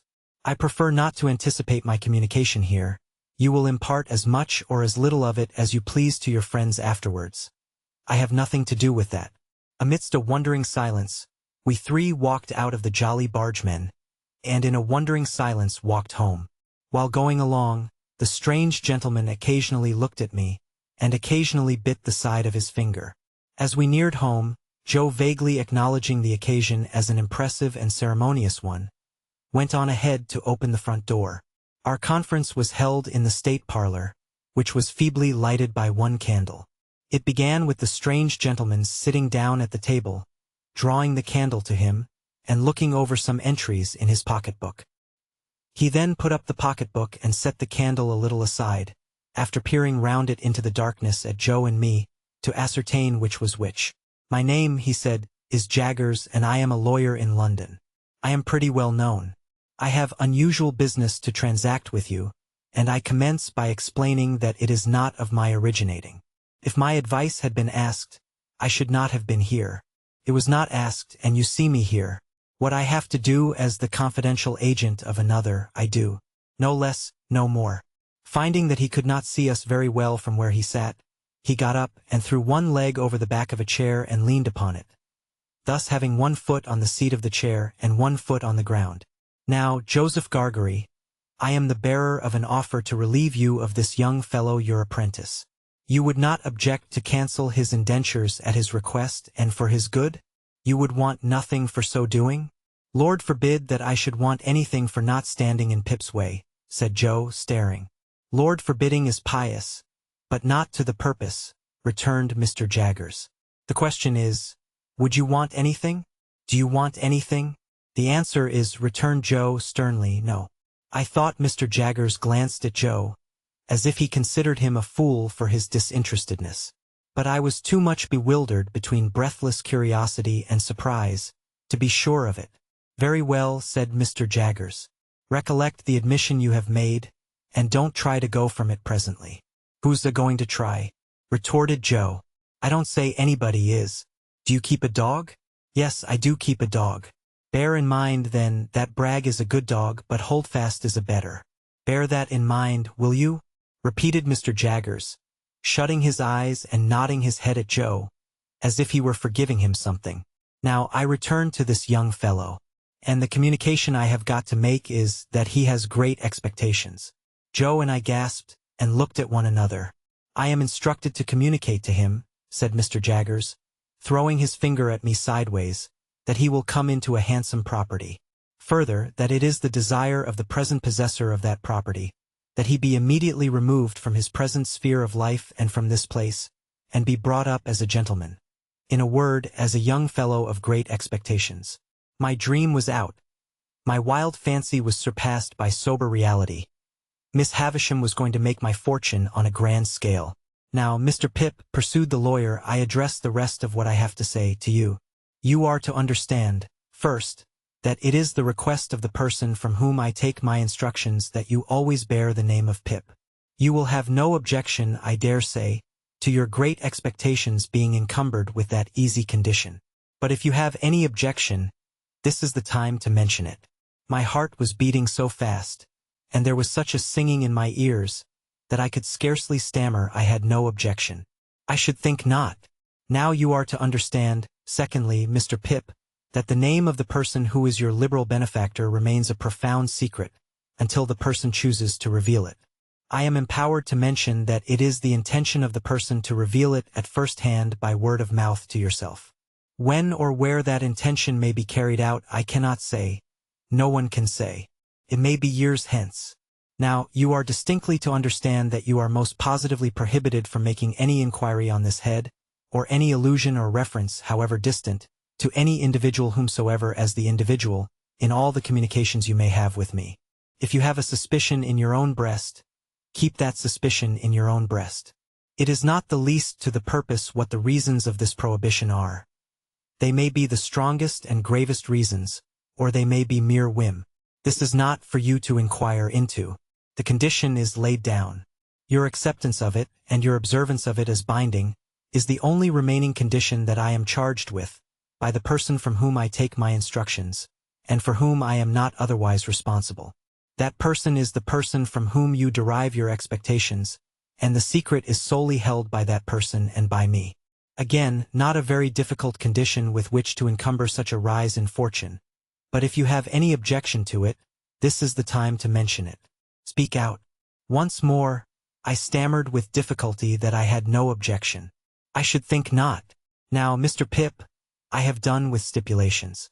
Though he called me Mr. Pip and began rather to make up to me, he still could not get rid of a certain air of bullying suspicion, and even now he occasionally shut his eyes and threw his finger at me while he spoke, as much as to express that he knew all kinds of things to my disparagement, if he only chose to mention them. We come next to mere details of arrangement. You must know that, although I have used the term expectations more than once, you are not endowed with expectations only. There is already lodged in my hands a sum of money amply sufficient for your suitable education and maintenance. You will please consider me your guardian. Oh, for I was going to thank him, I tell you at once, I am paid for my services, or I shouldn't render them. It is considered that you must be better educated, in accordance with your altered position, and that you will be alive to the importance and necessity of at once entering on that advantage. I said I had always longed for it. Never mind what you have always longed for, Mr. Pip, he retorted. Keep to the record. If you long for it now, that's enough. Am I answered that you are ready to be placed at once under some proper tutor? Is that it? I stammered yes, that was it. Good. Now, your inclinations are to be consulted. I don't think that wise, mind, but it's my trust. Have you ever heard of any tutor whom you would prefer to another? I had never heard of any tutor but Biddy and Mr. Wopsle's great-aunt. So, I replied in the negative. There is a certain tutor, of whom I have some knowledge, who I think might suit the purpose, said Mr. Jaggers. I don't recommend him, observe, because I never recommend anybody. The gentleman I speak of is one Mr. Matthew Pocket. Ah, I caught at the name directly. Miss Havisham's relation. The Matthew whom Mr. and Mrs. Camilla had spoken of. The Matthew whose place was to be at Miss Havisham's head, when she lay dead, in her bride's dress on the bride's table. You know the name? Said Mr. Jaggers, looking shrewdly at me, and then shutting up his eyes while he waited for my answer. My answer was that I had heard of the name. Oh, said he, you have heard of the name. But the question is, what do you say of it? I said, or tried to say, that I was much obliged to him for his recommendation. No, my young friend, he interrupted, shaking his great head very slowly. Recollect yourself. Not recollecting myself, I began again that I was much obliged to him for his recommendation. No, my young friend, he interrupted, shaking his head and frowning and smiling both at once. No, no, no, it's very well done, but it won't do. You are too young to fix me with it. Recommendation is not the word, Mr. Pip. Try another. Correcting myself, I said that I was much obliged to him for his mention of Mr. Matthew Pocket. That's more like it, cried Mr. Jaggers. And I added, I would gladly try that gentleman. Good. You had better try him in his own house. The way shall be prepared for you, and you can see his son first, who is in London. When will you come to London? I said, glancing at Joe, who stood looking on, motionless, that I supposed I could come directly. First, said Mr. Jaggers, you should have some new clothes to come in, and they should not be working clothes. Say this day week. You'll want some money. Shall I leave you 20 guineas? He produced a long purse with the greatest coolness, and counted them out on the table and pushed them over to me. This was the first time he had taken his leg from the chair.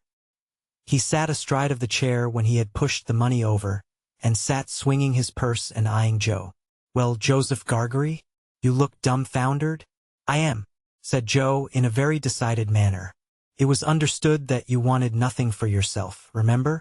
It were understood, said Joe. And it are understood. And it ever will be similar according. But what, said Mr. Jaggers, swinging his purse, what if it was in my instructions to make you a present as compensation? As compensation what for? Joe demanded. For the loss of his services. Joe laid his hand upon my shoulder with the touch of a woman. I have often thought him since, like the steam hammer that can crush a man or pat an eggshell, in his combination of strength with gentleness. Pip is that hearty welcome, said Joe, to go free with his services, to honor and fortune, as no words can tell him. But if you think as money can make compensation to me for the loss of the little child, what come to the forge, and ever the best of friends? Oh dear good Joe, whom I was so ready to leave and so unthankful to. I see you again, with your muscular blacksmith's arm before your eyes, and your broad chest heaving, and your voice dying away. Oh dear good faithful tender Joe, I feel the loving tremble of your hand upon my arm, as solemnly this day as if it had been the rustle of an angel's wing. But I encouraged Joe at the time. I was lost in the mazes of my future fortunes, and could not retrace the bypaths we had trodden together. I begged Joe to be comforted, for, as he said, we had ever been the best of friends, and, as I said, we ever would be so. Joe scooped his eyes with his disengaged wrist, as if he were bent on gouging himself, but said not another word. Mr. Jaggers had looked on at this, as one who recognized in Joe the village idiot, and in me his keeper. When it was over, he said, weighing in his hand the purse he had ceased to swing, Now, Joseph Gargery, I warn you this is your last chance. No half measures with me. If you mean to take a present that I have it in charge to make you, speak out, and you shall have it. If on the contrary you mean to say, here, to his great amazement, he was stopped by Joe's suddenly working round him with every demonstration of a fell pugilistic purpose. Which I meanter say, cried Joe, that if you come into my place bull-baiting and badgering me, come out. Which I meanter say as sec if you're a man. Come on. Which I meanter say that what I say, I meanter say and stand or fall by. I drew Joe away, and he immediately became placable, merely stating to me, in an obliging manner and as a polite expostulatory notice to anyone whom it might happen to concern, that he were not a-going to be bull-baited and badgered in his own place. Mr. Jaggers had risen when Joe demonstrated, and had backed near the door. Without evincing any inclination to come in again, he there delivered his valedictory remarks. They were these. Well, Mr. Pip, I think the sooner you leave here, as you are to be a gentleman, the better. Let it stand for this day week, and you shall receive my printed address in the meantime. You can take a hackney coach at the stagecoach office in London, and come straight to me. Understand that I express no opinion one way or other on the trust one undertake. I am paid for undertaking it, and I do so. Now understand that, finally. Understand that. He was throwing his finger at both of us, and I think would have gone on, but for his seeming to think Joe dangerous and going off. Something came into my head which induced me to run after him, as he was going down to the Jolly Bargeman, where he had left a hired carriage. "I beg your pardon, Mr. Jaggers." "Hullo," said he, facing round. "What's the matter?" "I wish to be quite right, Mr. Jaggers, and to keep to your directions. So I thought I had better ask. Would there be any objection to my taking leave of anyone I know about here before I go away?" "No," said he, looking as if he hardly understood me. "I don't mean in the village only, but uptown?" "No," said he, "no objection." I thanked him and ran home again, and there I found that Joe had already locked the front door and vacated the state parlor, and was seated by the kitchen fire with a hand on each knee, gazing intently at the burning coals. I too sat down before the fire and gazed at the coals, and nothing was said for a long time. My sister was in her cushioned chair in her corner, and Biddy sat at her needlework before the fire, and Joe sat next Biddy, and I sat next Joe in the corner opposite my sister. The more I looked into the glowing coals, the more incapable I became of looking at Joe. The longer the silence lasted, the more unable I felt to speak. At length I got out, "Joe, have you told Biddy?" "No, Pip," returned Joe, still looking at the fire, and holding his knees tight, as if he had private information that they intended to make off somewhere, "which I left it to yourself, Pip." "I would rather you told, Joe." "Pip's a gentleman of fortune then," said Joe, "and God bless him in it." Biddy dropped her work and looked at me. Joe held his knees and looked at me. I looked at both of them. After a pause, they both heartily congratulated me. But there was a certain touch of sadness in their congratulations that I rather resented. I took it upon myself to impress Biddy, and through Biddy Joe, with the grave obligation I considered my friends under, to know nothing and say nothing about the maker of my fortune. It would all come out in good time, I observed, and in the meanwhile nothing was to be said, save that I had come into great expectations from a mysterious patron. Biddy nodded her head thoughtfully at the fire as she took up her work again, and said she would be very particular. And Joe, still detaining his knees, said, I'll be a curvily particular, Pip." And then they congratulated me again, and went on to express so much wonder at the notion of my being a gentleman that I didn't half like it. Infinite pains were then taken by Biddy to convey to my sister some idea of what had happened. To the best of my belief, those efforts entirely failed. She laughed and nodded her head a great many times, and even repeated after Biddy the words Pip and property. But I doubt if they had more meaning in them than an election cry, and I cannot suggest a darker picture of her state of mind. I never could have believed it without experience. But as Joe and Biddy became more at their cheerful ease again, I became quite gloomy. Dissatisfied with my fortune, of course I could not be, but it is possible that I may have been, without quite knowing it, dissatisfied with myself. Anyhow, I sat with my elbow on my knee and my face upon my hand, looking into the fire, as those two talked about my going away, and about what they should do without me and all that. And whenever I caught one of them looking at me, though never so pleasantly, and they often looked at me, particularly Biddy, I felt offended, as if they were expressing some mistrust of me, though heaven knows they never did by word or sign. At those times I would get up and look out at the door, for our kitchen door opened at once upon the night, and stood open on summer evenings to air the room. The very stars to which I then raised my eyes, I am afraid I took to be but poor and humble stars for glittering on the rustic objects among which I had passed my life. "Saturday night," said I, when we sat at our supper of bread and cheese and beer. "5 more days, and then the day before the day. They'll soon go." "Yes, Pip," observed Joe, whose voice sounded hollow in his beer mug. "They'll soon go." Soon go," said Biddy. "I have been thinking, Joe, that when I go downtown on Monday, and order my new clothes, I shall tell the tailor that I'll come and put them on there, or that I'll have them sent to Mr. Pumblechook's. It would be very disagreeable to be stared at by all the people here. Mr. and Mrs. Hubble might like to see you in your new genteel figure too." "Pip," said Joe, industriously cutting his bread, with his cheese on it, in the palm of his left hand, and glancing at my untasted supper as if he thought of the time when we used to compare slices. "So might Wopsle, and the Jolly Bargemen might take it as a compliment. That's just what I don't want, Joe. They would make such a business of it, such a coarse and common business, that I couldn't bear myself." "Ah, that indeed, Pip," said Joe. "If you couldn't bear yourself." Biddy asked me here, as she sat holding my sister's plate, "Have you thought about when you'll show yourself to Mr. Gargery, and your sister and me?" You will show yourself to us, won't you? Biddy, I returned with some resentment. You are so exceedingly quick that it's difficult to keep up with you. She always were quick, observed Joe. If you had waited another moment, Biddy, you would have heard me say that I shall bring my clothes here in a bundle one evening. Most likely on the evening before I go away. Biddy said no more. Handsomely forgiving her, I soon exchanged an affectionate good night with her and Joe, and went up to bed. When I got into my little room, I sat down and took a long look at it, as a mean little room that I should soon be parted from and raised above, forever. It was furnished with fresh young remembrances too, and even at the same moment I fell into much the same confused division of mind between it and the better rooms to which I was going, as I had been in so often between the Forge and Miss Havisham's and Biddy and Estella. The sun had been shining brightly all day on the roof of my attic, and the room was warm. As I put the window open and stood looking out, I saw Joe come slowly forth at the dark door, below, and take a turn or two in the air, and then I saw Biddy come and bring him a pipe and light it for him. He never smoked so late, and it seemed to hint to me that he wanted comforting, for some reason or other.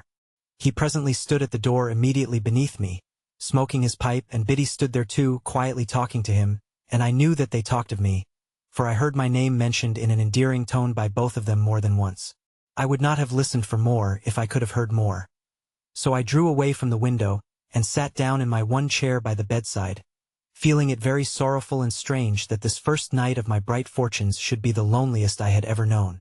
Looking towards the open window, I saw light wreaths from Joe's pipe floating there, and I fancied it was like a blessing from Joe, not obtruded on me or paraded before me, but pervading the air we shared together. I put my light out and crept into bed, and it was an uneasy bed now, and I never slept the old sound sleep in it any more. Chapter 19. Morning made a considerable difference in my general prospect of life, and brightened it so much that it scarcely seemed the same. What lay heaviest on my mind was the consideration that 6 days intervened between me and the day of departure.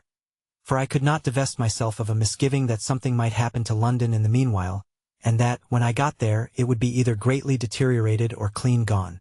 Joe and Biddy were very sympathetic and pleasant when I spoke of our approaching separation, but they only referred to it when I did. After breakfast, Joe brought out my indentures from the press in the best parlor, and we put them in the fire, and I felt that I was free. With all the novelty of my emancipation on me, I went to church with Joe, and thought perhaps the clergyman wouldn't have read that about the rich man and the kingdom of heaven, if he had known all. After our early dinner, I strolled out alone, purposing to finish off the marshes at once, and get them done with. As I passed the church, I felt, as I had felt during service in the morning, a sublime compassion for the poor creatures who were destined to go there, Sunday after Sunday, all their lives through, and to lie obscurely at last among the low green mounds. I promised myself that I would do something for them one of these days, and formed a plan in outline for bestowing a dinner of roast beef and plum pudding, a pint of ale, and a gallon of condescension, upon everybody in the village. If I had often thought before, with something allied to shame, of my companionship with the fugitive whom I had once seen limping among those graves, what were my thoughts on this Sunday, when the place recalled the wretch, ragged and shivering, with his felon iron and badge? My comfort was that it happened a long time ago, and that he had doubtless been transported a long way off, and that he was dead to me, and might be veritably dead into the bargain. No more low, wet grounds, no more dikes and sluices, no more of these grazing cattle. Though they seemed, in their dull manner, to wear a more respectful air now and to face round, in order that they might stare as long as possible at the possessor of such great expectations. Farewell, monotonous acquaintances of my childhood. Henceforth I was for London and greatness. Not for Smith's work in general, and for you. I made my exultant way to the old Battery, and, lying down there to consider the question whether Miss Havisham intended me for Estella, fell asleep. When I awoke, I was much surprised to find Joe sitting beside me, smoking his pipe. He greeted me with a cheerful smile on my opening my eyes, and said, as being the last time, Pip, I thought I'd faller. And Joe, I am very glad you did so. Thank'ee, Pip. You may be sure, dear Joe, I went on, after we had shaken hands, that I shall never forget you. No, no, Pip, said Joe in a comfortable tone, I'm sure of that. Old chap. Bless you, it were only necessary to get it well round in a man's mind to be certain on it. But it took a bit of time to get it well round. The change come so uncommon plump. Didn't it? Somehow, I was not best pleased with Joe's being so mightily secure of me. I should have liked him to have betrayed emotion or to have said, "It does you credit, Pip," or something of that sort. Therefore, I made no remark on Joe's first head, merely saying as to his second, that the tidings had indeed come suddenly, but that I had always wanted to be a gentleman, and had often and often speculated on what I would do if I were one. "Have you, though?" said Joe. "Astonishing." "It's a pity now, Joe," said I, "that you did not get on a little more, when we had our lessons here. Isn't it?" "Well, I don't know," returned Joe. "I'm so awful dull. I'm only master of my own trade. It were always a pity as I was so awful dull. But it's no more of a pity now than it was this day 12-month, don't you see? What I had meant was that when I came into my property and was able to do something for Joe, it would have been much more agreeable if he had been better qualified for a rise in station. He was so perfectly innocent of my meaning, however, that I thought I would mention it to Biddy in preference. So, when we had walked home and had had tea, I took Biddy into our little garden by the side of the lane, and, after throwing out in a general way for the elevation of her spirits, that I should never forget her, said I had a favor to ask of her. "And it is, Biddy," said I, "that you will not omit any opportunity of helping Joe on a little." "How helping him on?" asked Biddy with a steady sort of glance. "Well, Joe is a dear good fellow. In fact, I think he is the dearest fellow that ever lived. But he is rather backward in some things. For instance, Biddy, in his learning and his manners." Although I was looking at Biddy as I spoke, and although she opened her eyes very wide when I had spoken, she did not look at me. "Oh, his manners. Won't his manners do then?" asked Biddy, plucking a blackcurrant leaf. "My dear Biddy, they do very well here." "Oh, they do very well here?" interrupted Biddy, looking closely at the leaf in her hand. "Hear me out. But if I were to remove Joe into a higher sphere, as I shall hope to remove him when I fully come into my property, they would hardly do him justice." "And don't you think he knows that?" asked Biddy. It was such a very provoking question, for it had never in the most distant manner occurred to me, that I said, snappishly, "Biddy, what do you mean?" Biddy, having rubbed the leaf to pieces between her hands, and the smell of a black-currant bush has ever since recalled to me that evening in the little garden by the side of the lane, said, "Have you never considered that he may be proud?" "Proud?" I repeated with disdainful emphasis. "Oh, there are many kinds of pride," said Biddy, looking full at me and shaking her head. "Pride is not all of one kind." "Well, what are you stopping for?"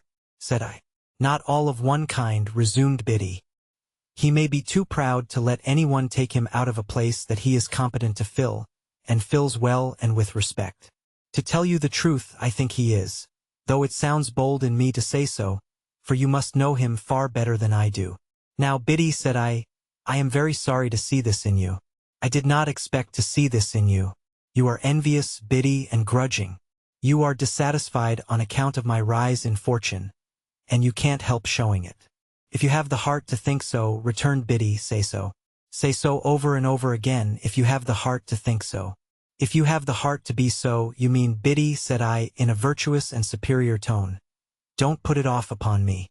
I am very sorry to see it, and it's a bad side of human nature. I did intend to ask you to use any little opportunities you might have after I was gone, of improving dear Joe. But after this I ask you nothing. I am extremely sorry to see this in you, Biddy," I repeated. It's a bad side of human nature. "Whether you scold me or approve of me," returned poor Biddy, "you may equally depend upon my trying to do all that lies in my power, here, at all times. And whatever opinion you take away of me, shall make no difference in my remembrance of you." "Yet a gentleman should not be unjust neither," said Biddy, turning away her head. I again warmly repeated that it was a bad side of human nature, in which sentiment, waiving its application, I have since seen reason to think I was right, and I walked down the little path away from Biddy, and Biddy went into the house, and I went out at the garden gate and took a dejected stroll until supper time, again feeling it very sorrowful and strange that this, the second night of my bright fortunes, should be as lonely and unsatisfactory as the first. But morning once more brightened my view, and I extended my clemency to Biddy, and we dropped the subject. Putting on the best clothes I had, I went into town as early as I could hope to find the shops open, and presented myself before Mr. Trabb, the tailor, who was having his breakfast in the parlor behind his shop, and who did not think it worth his while to come out to me, but called me in to him. "Well," said Mr. Trabb in a hail-fellow-well-met kind of way. "How are you, and what can I do for you?" Mr. Trabb had sliced his hot roll into 3 feather beds, and was slipping butter in between the blankets, and covering it up. He was a prosperous old bachelor, and his open window looked into a prosperous little garden and orchard, and there was a prosperous iron safe let into the wall at the side of his fireplace, and I did not doubt that heaps of his prosperity were put away in it in bags. "Mr. Trabb," said I, "it's an unpleasant thing to have to mention, because it looks like boasting, but I have come into a handsome property." A change passed over Mr. Trabb. He forgot the butter in bed, got up from the bedside, and wiped his fingers on the tablecloth, exclaiming, "Lord bless my soul!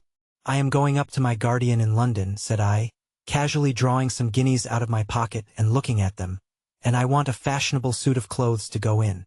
I wish to pay for them," I added, otherwise I thought he might only pretend to make them with ready money.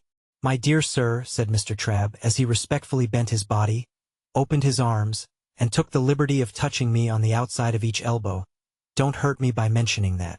May I venture to congratulate you? Would you do me the favor of stepping into the shop?" Mr. Trabb's boy was the most audacious boy in all that countryside. When I had entered he was sweeping the shop, and he had sweetened his labors by sweeping over me. He was still sweeping when I came out into the shop with Mr. The effort of resolution necessary to the achievement of this purpose I found to be quite awful. It was as if I had to make up my mind to leap from the top of a high house, or plunge into a great depth of water.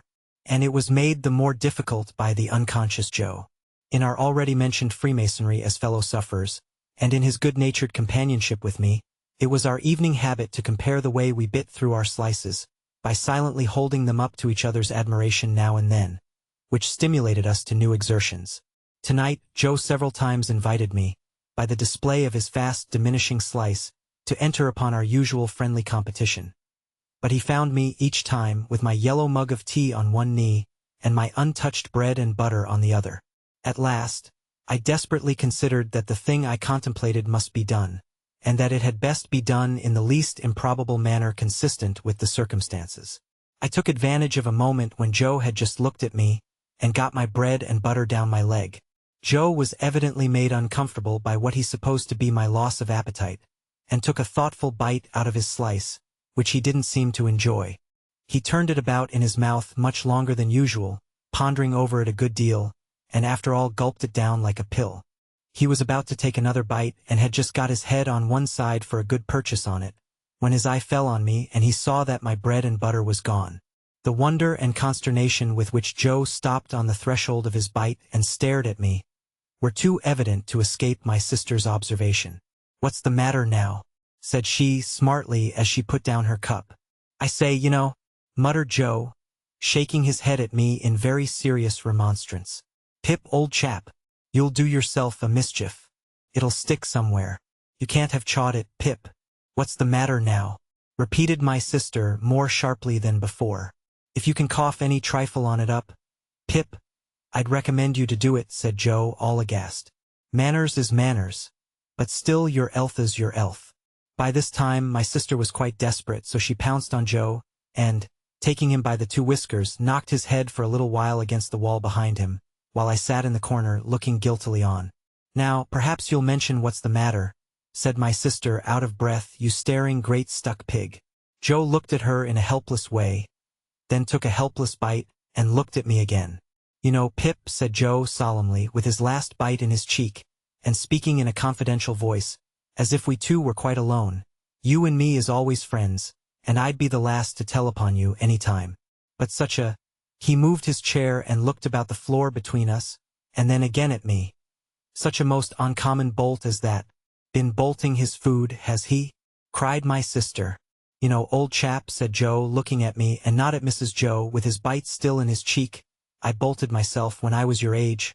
Frequent. And as a boy I've been among a many bolters. But I never see your bolting equal yet, Pip, and it's a mercy you ain't bolted dead." My sister made a dive at me, and fished me up by the hair, saying nothing more than the awful words, You come along and be dosed. Some medical beast had revived tar water in those days as a fine medicine, and Mrs. Joe always kept a supply of it in the cupboard, having a belief in its virtues correspondent to its nastiness. At the best of times, so much of this elixir was administered to me as a choice restorative, that I was conscious of going about smelling like a new fence. On this particular evening the urgency of my case demanded a pint of this mixture, which was poured down my throat, for my greater comfort, while Mrs. Joe held my head under her arm, as a boot would be held in a bootjack. Joe got off with half a pint, but was made to swallow that, much to his disturbance, as he sat slowly munching and meditating before the fire, because he had had a turn. Judging from myself, I should say he certainly had a turn afterwards, if he had had none before. Conscience is a dreadful thing when it accuses man or boy, but when, in the case of a boy, that secret burden cooperates with another secret burden down the leg of his trousers, it is, as I can testify, a great punishment. The guilty knowledge that I was going to rob Mrs. Joe. I never thought I was going to rob Joe, for I never thought of any of the housekeeping property as his, united to the necessity of always keeping one hand on my bread and butter as I sat, or when I was ordered about the kitchen on any small errand, almost drove me out of my mind. Then, as the marsh winds made the fire glow and flare, I thought I heard the voice outside, of the man with the iron on his leg who had sworn me to secrecy, declaring that he couldn't and wouldn't starve until tomorrow, but must be fed now. At other times, I thought, what if the young man who was with so much difficulty restrained from imbruing his hands in me should yield to a constitutional impatience, or should mistake the time, and should think himself accredited to my heart and liver tonight, instead of tomorrow? If ever anybody's hair stood on end with terror, mine must have done so then. But perhaps nobody's ever did? It was Christmas Eve, and I had to stir the pudding for next day with a copper stick, from 7 to 8 by the Dutch clock. I tried it with the load upon my leg, and that made me think afresh of the man with the load on his leg, and found the tendency of exercise to bring the bread and butter out at my ankle quite unmanageable. Happily I slipped away, and deposited that part of my conscience in my garret bedroom. "Hark," said I when I had done my stirring, and was taking a final warm in the chimney corner before being sent up to bed. "Was that great guns, Joe?" "Ah," said Joe, "there's another conwict off." "What does that mean, Joe?" said I. Mrs. Joe, who always took explanations upon herself, said snappishly, "Escaped." Escaped, administering the definition like tar water. While Mrs. Joe sat with her head bending over her needlework, I put my mouth into the forms of saying to Joe, "What's a convict?" Joe put his mouth into the forms of returning such a highly elaborate answer, that I could make out nothing of it but the single word pip. "There was a convict off last night," said Joe, aloud after sunset gun, "and they fired warning of him, and now it appears they're firing warning of another." "Who's firing?" said I. "Drat that boy," interposed my sister, frowning at me over her work. "What a questioner he is. Ask no questions and you'll be told no lies." It was not very polite to herself, I thought, to imply that I should be told lies by her even if I did ask questions. But she never was polite unless there was company. At this point Joe greatly augmented my curiosity by taking the utmost pains to open his mouth very wide, and to put it into the form of a word that looked to me like sulks.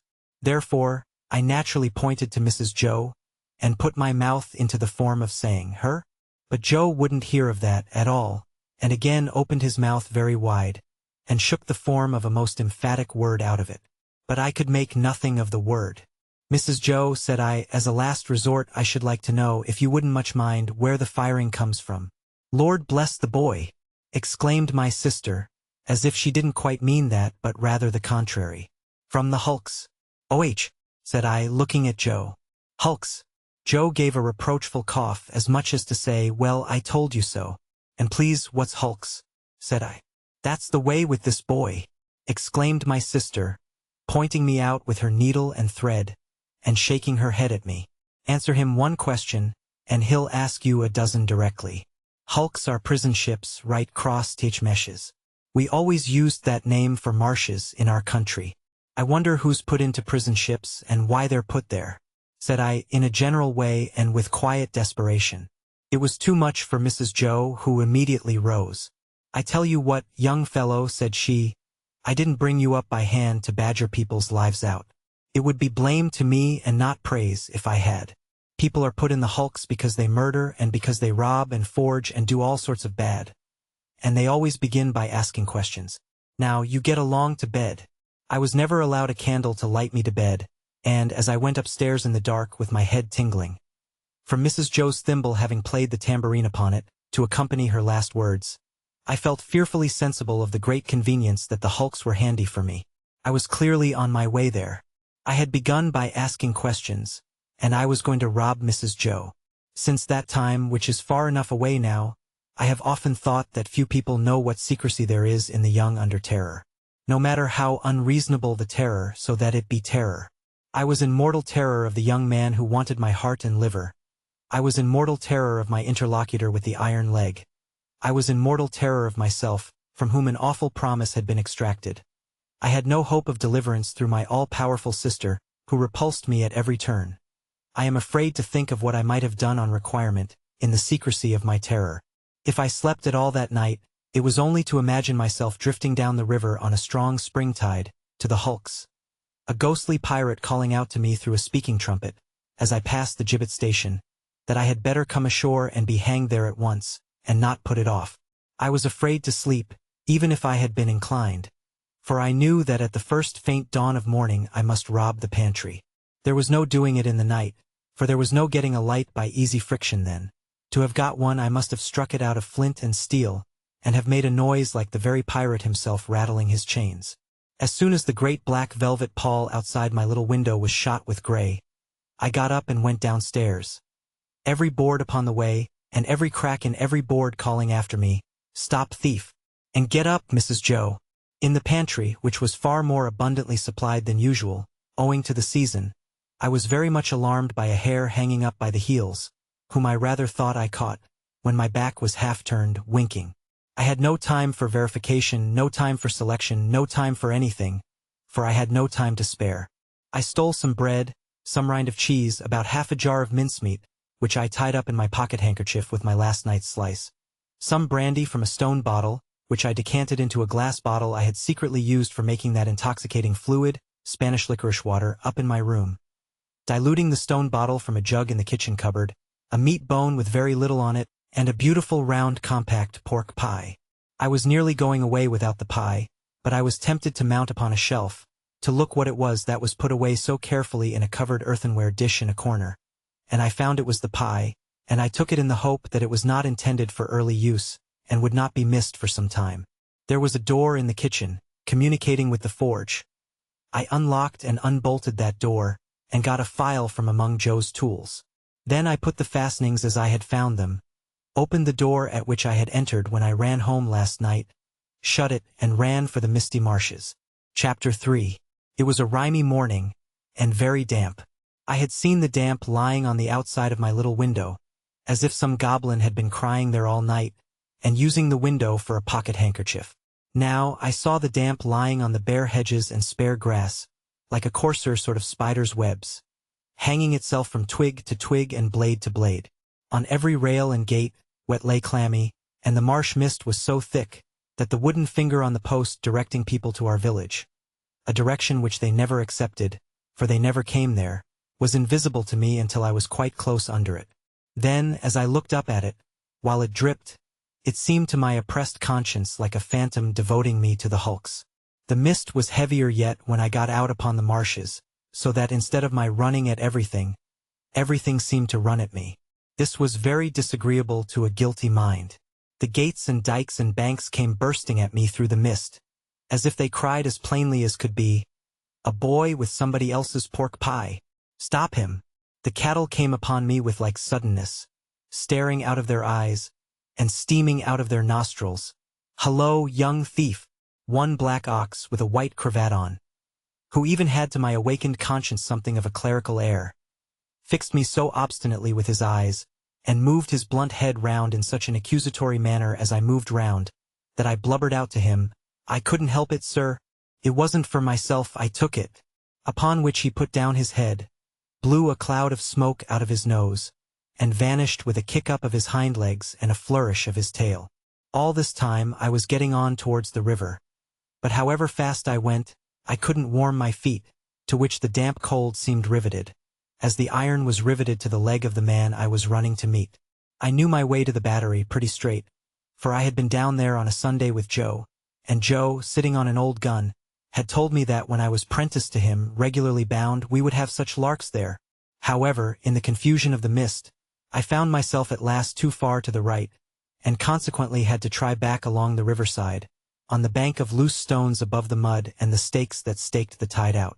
Making my way along here with all dispatch, I had just crossed a ditch which I knew to be very near the Battery, and had just scrambled up the mound beyond the ditch, when I saw the man sitting before me. His back was towards me, and he had his arms folded, and was nodding forward, heavy with sleep. I thought he would be more glad if I came upon him with his breakfast, in that unexpected manner, so I went forward softly and touched him on the shoulder. He instantly jumped up, and it was not the same man, but another man, and yet this man was dressed in coarse gray too, and had a great iron on his leg, and was lame and hoarse and cold, and was everything that the other man was, except that he had not the same face, and had a flat, broad-brimmed, low-crowned felt hat on. All this I saw in a moment, for I had only a moment to see it in. He swore an oath at me, made a hit at me. It was a round, weak blow that missed me and almost knocked himself down, for it made him stumble, and then he ran into the mist, stumbling twice as he went, and I lost him. It's the young man, I thought, feeling my heart shoot as I identified him. I dare say I should have felt a pain in my liver, too, if I had known where it was. I was soon at the Battery after that, and there was the right man, hugging himself and limping to and fro, as if he had never all night left off hugging and limping, waiting for me. He was awfully cold, to be sure. I half expected to see him drop down before my face and die of deadly cold. Trabb, and he knocked the broom against all possible corners and obstacles, to express, as I understood it, equality with any blacksmith, alive or dead. "Hold that noise," said Mr. Trabb with the greatest sternness, "or I'll knock your head off.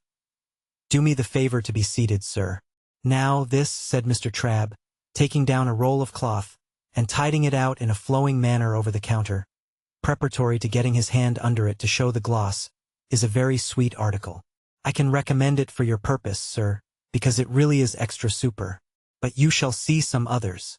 Give me number 4, you," to the boy, and with a dreadfully severe stare, foreseeing the danger of that miscreant's brushing me with it, or making some other sign of familiarity.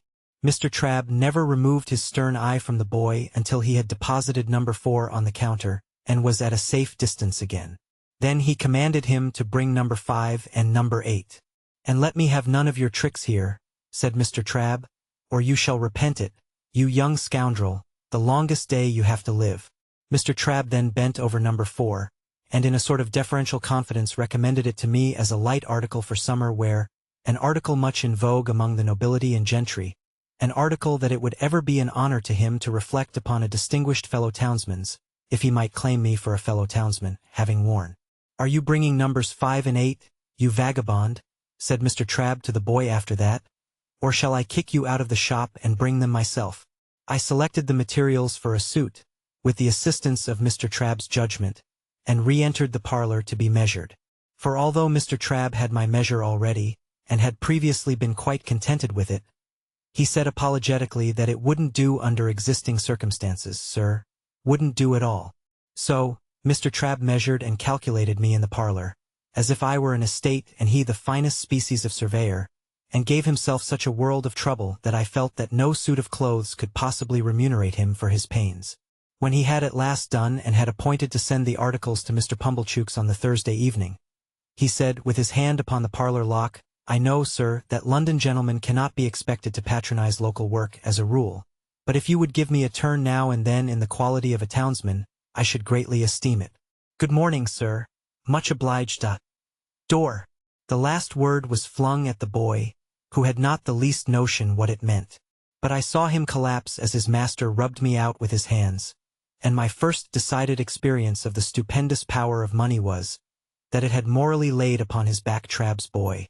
After this memorable event, I went to the hatters and the bootmakers and the hosiers, and felt rather like Mother Hubbard's dog whose outfit required the services of so many trades. I also went to the coach office and took my place for 7 o'clock on Saturday morning. It was not necessary to explain everywhere that I had come into a handsome property, but whenever I said anything to that effect, it followed that the officiating tradesman ceased to have his attention diverted through the window by the high street, and concentrated his mind upon me. When I had ordered everything I wanted, I directed my steps towards Pumblechook's, and, as I approached that gentleman's place of business, I saw him standing at his door. He was waiting for me with great impatience. He had been out early with the chaise cart, and had called at the forge and heard the news. He had prepared a collation for me in the Barnwell parlor, and he too ordered his shopman to come out of the gangway as my sacred person passed. "My dear friend," said Mr. Pumblechook, taking me by both hands, when he and I and the collation were alone, "I give you joy of your good fortune. Well deserved. Well deserved." This was coming to the point, and I thought it a sensible way of expressing himself. "To think," said Mr. Pumblechook, after snorting admiration at me for some moments, "that I should have been the humble instrument of leading up to this, is a proud reward." I begged Mr. Pumblechook to remember that nothing was to be ever said or hinted on that point. "My dear young friend," said Mr. Pumblechook, "if you will allow me to call you so." I murmured certainly, and Mr. Pumblechook took me by both hands again, and communicated a movement to his waistcoat, which had an emotional appearance, though it was rather low down. "My dear young friend, rely upon my doing my little all in your absence, by keeping the fact before the mind of Joseph. Joseph," said Mr. Pumblechook, in the way of a compassionate adjuration. "Joseph! Joseph!" Thereupon he shook his head and tapped it, expressing his sense of deficiency in Joseph. "But my dear young friend," said Mr. Pumblechook, "you must be hungry, you must be exhausted. Be seated. Here is a chicken head round from the boar. Here is a tongue head round from the boar. Here's one or two little things head round from the boar, that I hope you may not despise." "But do I," said Mr. Pumblechook, getting up again the moment after he had sat down, "see afore me him as I ever sported with in his times of happy infancy? And may I, this may I, meant might he shake hands?" I consented, and he was fervent, and then sat down again. "Here is wine," said Mr. Pumblechook. "Let us drink, thanks to fortune, and may she ever pick out her favorites with equal judgment." "And yet I cannot," said Mr. Pumblechook, getting up again, "see afore me one, and likewise drink to one, without again expressing, may I? I said he might, and he shook hands with me again, and emptied his glass and turned it upside down. I did the same, and if I had turned myself upside down before drinking, the wine could not have gone more direct to my head. Mr. Pumblechook helped me to the liver wing, and to the best slice of tongue, none of those out-of-the-way no thoroughfares of pork now, and took, comparatively speaking, no care of himself at all. "Ah, poultry, poultry! You little thought," said Mr. Pumblechook, apostrophizing the fowl in the dish, "when you was a young fledgling, what was in store for you. You little thought you was to be refreshment beneath this humble roof for one as—" "Call it a weakness, if you will," said Mr. Pumblechook, getting up again, "but may I? It began to be unnecessary to repeat the form of saying he might, so he did it at once. How he ever did it so often without wounding himself with my knife, I don't know. "And your sister," he resumed, after a little steady eating, "which had the honor of bringing you up by hand. It's a sad picter, to reflect that she's no longer equal to fully understanding the honor. I saw he was about to come at me again, and I stopped him. "We'll drink her health," said I. "Ah!" cried Mr. Pumblechook, leaning back in his chair, quite flaccid with admiration. "That's the way you know him, sir." I don't know who sir was, but he certainly was not I, and there was no third person present. "That's the way you know the noble-minded, sir. Ever forgiving and ever affable." "It might," said the servile Pumblechook, putting down his untasted glass in a hurry and getting up again, to a common person, have the appearance of repeating, "But may I?" When he had done it, he resumed his seat and drank to my sister. "Let us never be blind," said Mr. Pumblechook, "to her faults of temper, but it is to be hoped she meant well." At about this time, I began to observe that he was getting flushed in the face. As to myself, I felt all face, steeped in wine and smarting. I mentioned to Mr. Pumblechook that I wished to have my new clothes sent to his house, and he was ecstatic on my so distinguishing him. I mentioned my reason for desiring to avoid observation in the village, and he lauded it to the skies. There was nobody but himself, he intimated, worthy of my confidence. And, in short, might he? Then he asked me tenderly if I remembered our boyish games at sums, and how we had gone together to have me bound apprentice, and, in effect, how he had ever been my favorite fancy and my chosen friend. If I had taken 10 times as many glasses of wine as I had, I should have known that he never had stood in that relation towards me, and should in my heart of hearts have repudiated the idea. Yet for all that, I remember feeling convinced that I had been much mistaken in him, and that he was a sensible, practical, good-hearted prime fellow. By degrees he fell to reposing such great confidence in me, as to ask my advice in reference to his own affairs.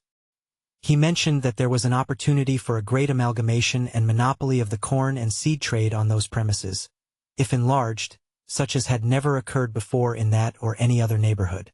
What alone was wanting to the realization of a vast fortune, he considered to be more capital. Those were the 2 little words, more capital. Now it appeared to him, Pumblechook, that if that capital were got into the business, through a sleeping partner, sir, which sleeping partner would have nothing to do but walk in, by self or deputy, whenever he pleased and examine the books, and walk in twice a year and take his profits away in his pocket, to the tune of 50%. It appeared to him that that might be an opening for a young gentleman of spirit combined with property, which would be worthy of his attention. But what did I think? He had great confidence in my opinion, and what did I think? I gave it as my opinion. Wait a bit. The united vastness and distinctness of this view so struck him, that he no longer asked if he might shake hands with me, but said he really must, and did.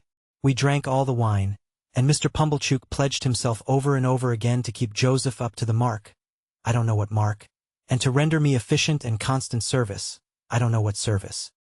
He also made known to me for the first time in my life, and certainly after having kept his secret wonderfully well, that he had always said of me, that boy is no common boy, and mark me, his fortune will be no common fortune.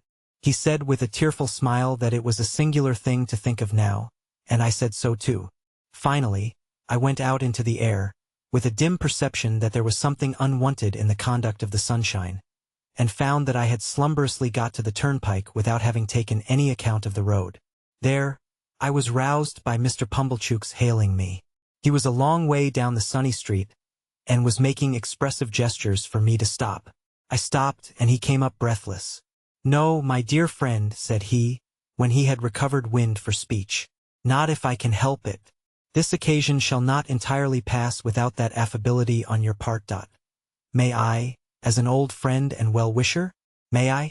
We shook hands for the 100th time at least, and he ordered a young carter out of my way with the greatest indignation. Then, he blessed me and stood waving his hand to me until I had passed the crook in the road, and then I turned into a field and had a long nap under a hedge before I pursued my way home. I had scant luggage to take with me to London, for little of the little I possessed was adapted to my new station. But I began packing that same afternoon, and wildly packed up things that I knew I should want next morning, in a fiction that there was not a moment to be lost.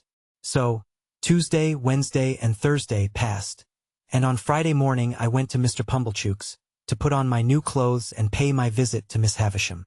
Mr. Pumblechook's own room was given up to me to dress in, and was decorated with clean towels expressly for the event. My clothes were rather a disappointment, of course. Probably every new and eagerly expected garment ever put on since clothes came in fell a trifle short of the wearer's expectation. But after I had had my new suit on some half an hour, and had gone through an immensity of posturing with Mr. Pumblechook's very limited dressing-glass, in the futile endeavor to see my legs, it seemed to fit me better. It being market morning at a neighboring town some 10 miles off, Mr. Pumblechook was not at home. I had not told him exactly when I meant to leave, and was not likely to shake hands with him again before departing. This was all as it should be, and I went out in my new array, fearfully ashamed of having to pass the shopman, and suspicious after all that I was at a personal disadvantage, something like Joe's in his Sunday suit. I went circuitously to Miss Havisham's by all the back ways, and rang at the bell constrainedly, on account of the stiff long fingers of my gloves.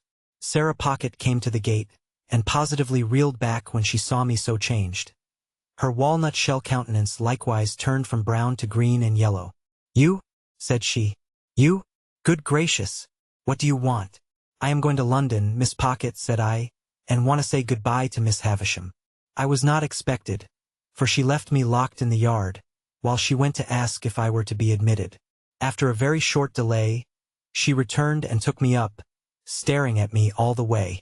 Miss Havisham was taking exercise in the room with the long spread table, leaning on her crutch stick. The room was lighted as of yore, and at the sound of our entrance, she stopped and turned. She was then just abreast of the rotted bride cake. Don't go, Sarah, she said. Well, Pip, I start for London, Miss Havisham, tomorrow. I was exceedingly careful what I said, and I thought you would kindly not mind my taking leave of you. This is a gay figure, Pip, said she, making her crutch stick play round me, as if she, the fairy godmother who had changed me, were bestowing the finishing gift. I have come into such good fortune since I saw you last, Miss Havisham, I murmured, and I am so grateful for it. Miss Havisham. Aye, said she, looking at the discomfited and envious Sarah, with delight. I have seen Mr. Jaggers. I have heard about it, Pip. So you go tomorrow? Yes, Miss Havisham. And you are adopted by a rich person? Yes, Miss Havisham. Not named? No, Miss Havisham. And Mr. Jaggers is made your guardian? Yes, Miss Havisham.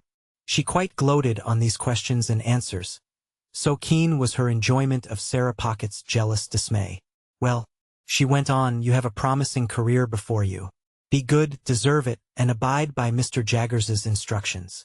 She looked at me, and looked at Sarah, and Sarah's countenance wrung out of her watchful face a cruel smile. Goodbye, Pip. You will always keep the name of Pip, you know. Yes, Miss Havisham. Goodbye, Pip. She stretched out her hand, and I went down on my knee and put it to my lips. I had not considered how I should take leave of her. It came naturally to me at the moment to do this. She looked at Sarah Pocket with triumph in her weird eyes, and so I left my fairy godmother, with both her hands on her crutch stick, standing in the midst of the dimly lighted room beside the rotten bride cake that was hidden in cobwebs. Sarah Pocket conducted me down, as if I were a ghost who must be seen out. She could not get over my appearance, and was in the last degree confounded. I said goodbye, Miss Pocket, but she merely stared, and did not seem collected enough to know that I had spoken. Clear of the house, I made the best of my way back to Pumblechook's, took off my new clothes, made them into a bundle, and went back home in my older dress, carrying it, to speak the truth, much more at my ease too, though I had the bundle to carry. And now, those 6 days which were to have run out so slowly, had run out fast and were gone, and tomorrow looked me in the face more steadily than I could look at it. As the 6 evenings had dwindled away, to 5, to 4, to 3, to 2, I had become more and more appreciative of the society of Joe and Biddy. On this last evening, I dressed myself out in my new clothes for their delight, and sat in my splendor until bedtime. We had a hot supper on the occasion, graced by the inevitable roast fowl, and we had some flip to finish with. We were all very low, and none the higher for pretending to be in spirits. I was to leave our village at 5 in the morning, carrying my little hand portmanteau, and I had told Joe that I wished to walk away all alone. I am afraid, sore afraid, that this purpose originated in my sense of the contrast there would be between me and Joe, if we went to the coach together. I had pretended with myself that there was nothing of this taint in the arrangement, but when I went up to my little room on this last night, I felt compelled to admit that it might be so, and had an impulse upon me to go down again and entreat Joe to walk with me in the morning. I did not. All night there were coaches in my broken sleep, going to wrong places instead of to London, and having in the traces now dogs, now cats, now pigs, now men, never horses. Fantastic failures of journeys occupied me until the day dawned and the birds were singing. Then, I got up and partly dressed, and sat at the window to take a last look out, and in taking it fell asleep. Biddy was astir so early to get my breakfast, that, although I did not sleep at the window an hour, I smelt the smoke of the kitchen fire when I started up with a terrible idea that it must be late in the afternoon. But long after that, and long after I had heard the clinking of the teacups and was quite ready, I wanted the resolution to go downstairs. After all, I remained up there, repeatedly unlocking and unstrapping my small portmanteau and locking and strapping it up again, until Biddy called to me that I was late. It was a hurried breakfast with no taste in it. I got up from the meal, saying with a sort of briskness, as if it had only just occurred to me, "Well, I suppose I must be off." And then I kissed my sister, who was laughing and nodding and shaking in her usual chair, and kissed Biddy, and threw my arms around Joe's neck. Then I took up my little portmanteau and walked out. The last I saw of them was, when I presently heard a scuffle behind me, and looking back, saw Joe throwing an old shoe after me and Biddy throwing another old shoe. I stopped then, to wave my hat, and dear old Joe waved his strong right arm above his head, crying huskily hurrah, and Biddy put her apron to her face. I walked away at a good pace, thinking it was easier to go than I had supposed it would be, and reflecting that it would never have done to have had an old shoe thrown after the coach, in sight of all the High Street. I whistled and made nothing of going. But the village was very peaceful and quiet, and the light mists were solemnly rising, as if to show me the world, and I had been so innocent and little there, and all beyond was so unknown and great, that in a moment with a strong heave and sob I broke into tears. It was by the finger-post at the end of the village, and I laid my hand upon it and said, "Goodbye, oh my dear, dear friend. Heaven knows we need never be ashamed of our tears, for they are rain upon the blinding dust of earth, overlying our hard hearts." I was better after I had cried than before, more sorry, more aware of my own ingratitude, more gentle. If I had cried before, I should have had Joe with me then. So subdued I was by those tears, and by their breaking out again in the course of the quiet walk, that when I was on the coach and it was clear of the town, I deliberated with an aching heart whether I would not get down when we changed horses and walk back, and have another evening at home and a better parting. We changed, and I had not made up my mind, and still reflected for my comfort that it would be quite practicable to get down and walk back, when we changed again.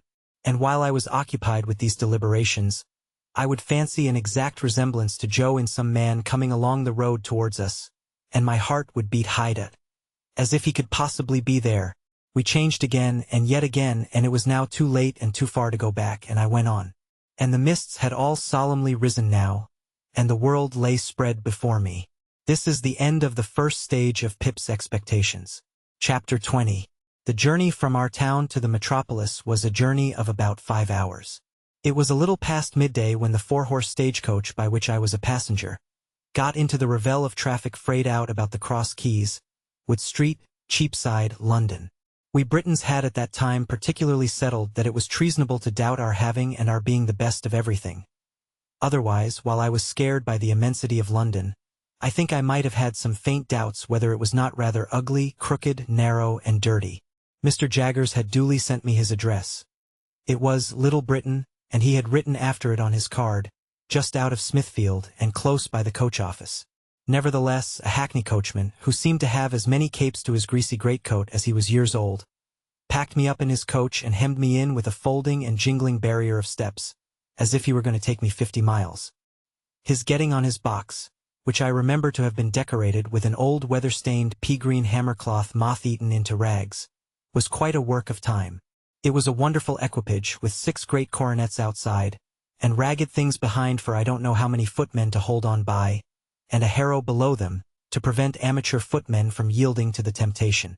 I had scarcely had time to enjoy the coach and to think how like a straw-yard it was, and yet how like a rag shop, and to wonder why the horses' nose-bags were kept inside, when I observed the coachman beginning to get down, as if we were going to stop presently. And stop we presently did, in a gloomy street, at certain offices with an open door, whereon was painted M.R. Jaggers. "How much?" I asked the coachman. The coachman answered, "A shilling, unless you wish to make it more." I naturally said I had no wish to make it more. "Then it must be a shilling," observed the coachman. "I don't want to get into trouble. I know him." He darkly closed an eye at Mr. Jaggers's name, and shook his head.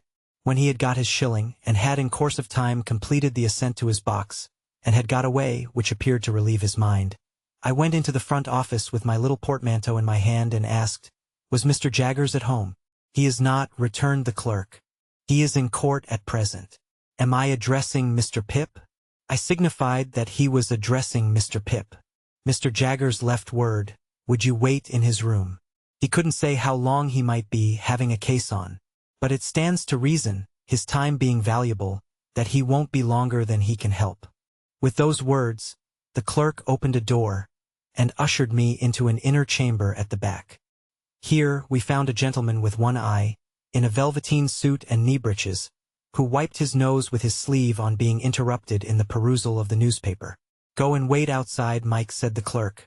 I began to say that I hoped I was not interrupting, when the clerk shoved this gentleman out with as little ceremony as I ever saw used, and tossing his fur cap out after him, left me alone. Mr. Jaggers's room was lighted by a skylight only, and was a most dismal place. The skylight, eccentrically pitched like a broken head, and the distorted adjoining houses looking as if they had twisted themselves to peep down at me through it. There were not so many papers about as I should have expected to see, and there were some odd objects about that I should not have expected to see, such as an old rusty pistol, a sword in a scabbard, several strange-looking boxes and packages, and 2 dreadful casts on a shelf, of faces peculiarly swollen and twitchy about the nose. Mr. Jaggers's own high-backed chair was of deadly black horsehair, with rows of brass nails round it, like a coffin, and I fancied I could see how he leaned back in it, and bit his forefinger at the clients. The room was but small, and the clients seemed to have had a habit of backing up against the wall, especially opposite to Mr. Jaggers's chair, being greasy with shoulders.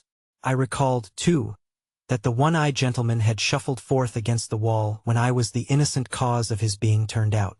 I sat down in the cliental chair placed over against Mr. Jaggers's chair, and became fascinated by the dismal atmosphere of the place.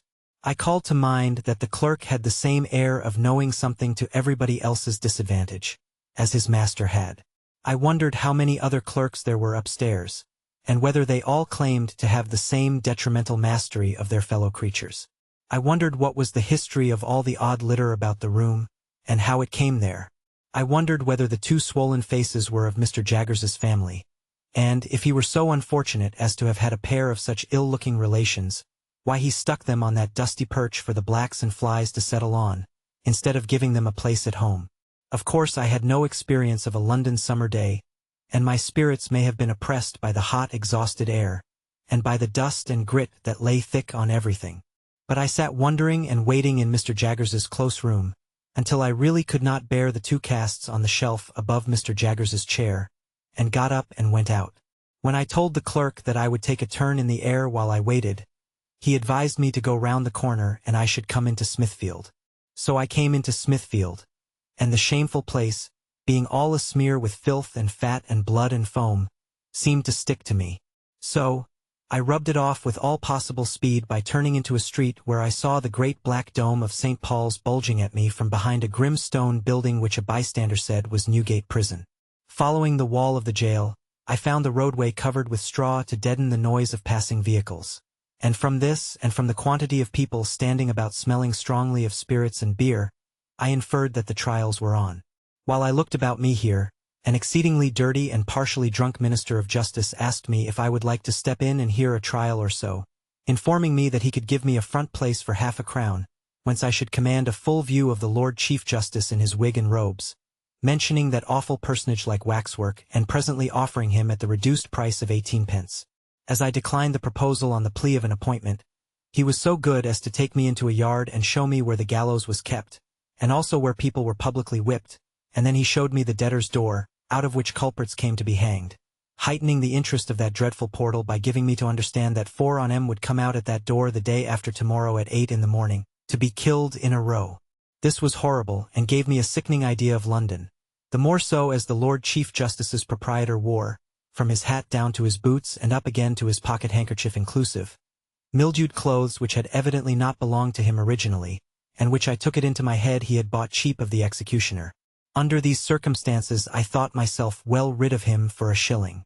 I dropped into the office to ask if Mr. Jaggers had come in yet, and I found he had not, and I strolled out again. This time I made the tour of Little Britain, and turned into Bartholomew Close, and now I became aware that other people were waiting about for Mr. Jaggers as well as I. There were 2 men of secret appearance lounging in Bartholomew Close, and thoughtfully fitting their feet into the cracks of the pavement as they talked together, one of whom said to the other when they first passed me, that Jaggers would do it if it was to be done. There was a knot of 3 men and 2 women standing at a corner, and one of the women was crying on her dirty shawl, and the other comforted her by saying, as she pulled her own shawl over her shoulders, "Jaggers is for him. Melia, and what more could you have?" There was a red-eyed little Jew who came into the close while I was loitering there, in company with a second little Jew whom he sent upon an errand.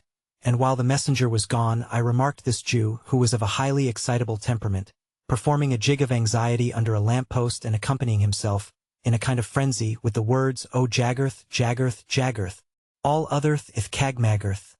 Give me Jaggerth." These testimonies to the popularity of my guardian made a deep impression on me, and I admired and wondered more than ever. At length, as I was looking out at the iron gate of Bartholomew close into Little Britain, I saw Mr. Jaggers coming across the road towards me. All the others who were waiting saw him at the same time, and there was quite a rush at him. Mr. Jaggers, putting a hand on my shoulder and walking me on at his side without saying anything to me, addressed himself to his followers. First, he took the two secret men. "Now, I have nothing to say to you," said Mr. Jaggers, throwing his finger at them. "I want to know no more than I know. As to the result, it's a toss-up. I told you from the first it was a toss-up. Have you paid Wemmick?" "We made the money up this morning, sir," said one of the men submissively, while the other perused Mr. Jaggers's face. "I don't ask you when you made it up, or where, or whether you made it up at all. Has Wemmick got it?" "Yes, sir," said both the men together. "Very well. Then you may go." "Now, I won't have it," said Mr. Jaggers, waving his hand at them to put them behind him.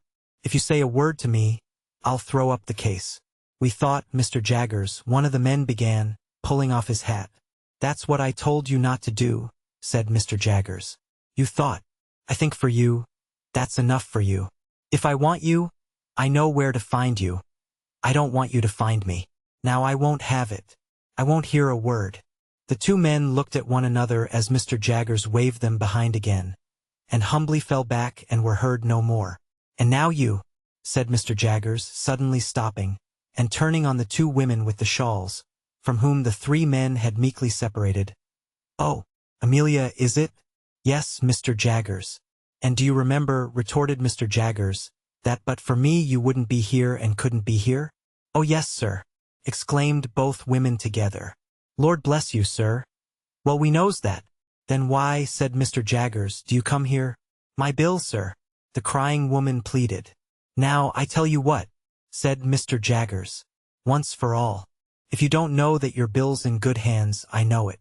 And if you come here bothering about your bill, I'll make an example of both your bill and you, and let him slip through my fingers. Have you paid Wemmick?" "Oh yes, sir. Every farden." "Very well.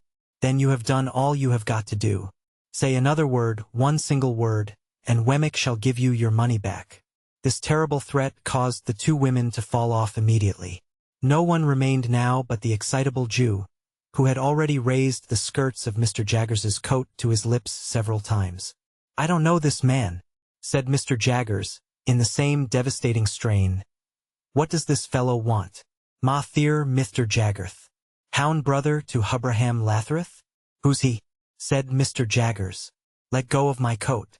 The suitor, kissing the hem of the garment again before relinquishing it, replied, "Hubraham Lathrith, on Thuthpithian of Plate." "You're too late," said Mr. Jaggers. "I am over the way." "Holy Father, Mr. Jaggerth," cried my excitable acquaintance, turning white. "Don't they you're again Hubraham Lathrith?" "I am," said Mr. Jaggers, "and there's an end of it. Get out of the way." "Mr. Jaggerth, half a moment. My hound Coventich gone to Mr. Wemmick at thith present minute, to hoffer him Haney termth." "Mr. Jaggerth, half a quarter of a moment.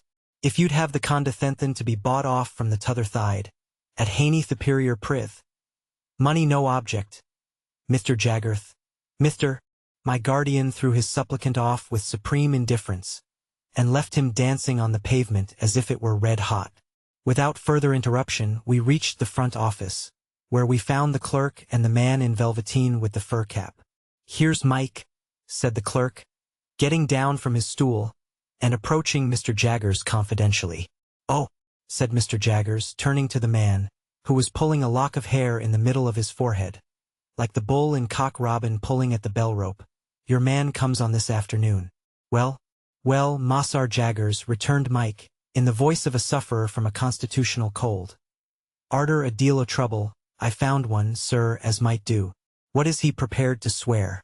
Well, Mossar Jaggers, said Mike, wiping his nose on his fur cap this time. In a general way, anythink. Mr. Jaggers suddenly became most irate.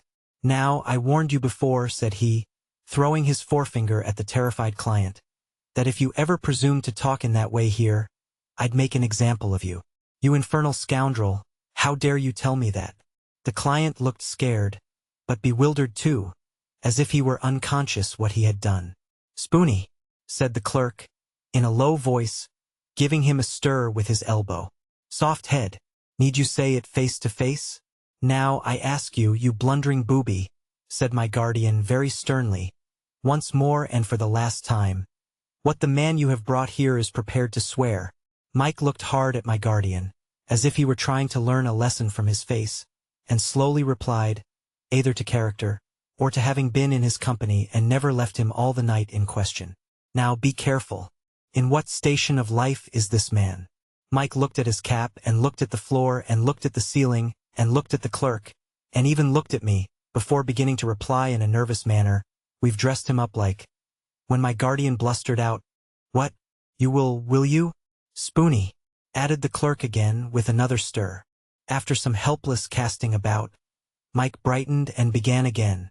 He is dressed like a spectable pieman, a sort of a pastry cook. Is he here? Asked my guardian. I left him, said Mike, a-setting on some doorsteps round the corner. Take him past that window and let me see him.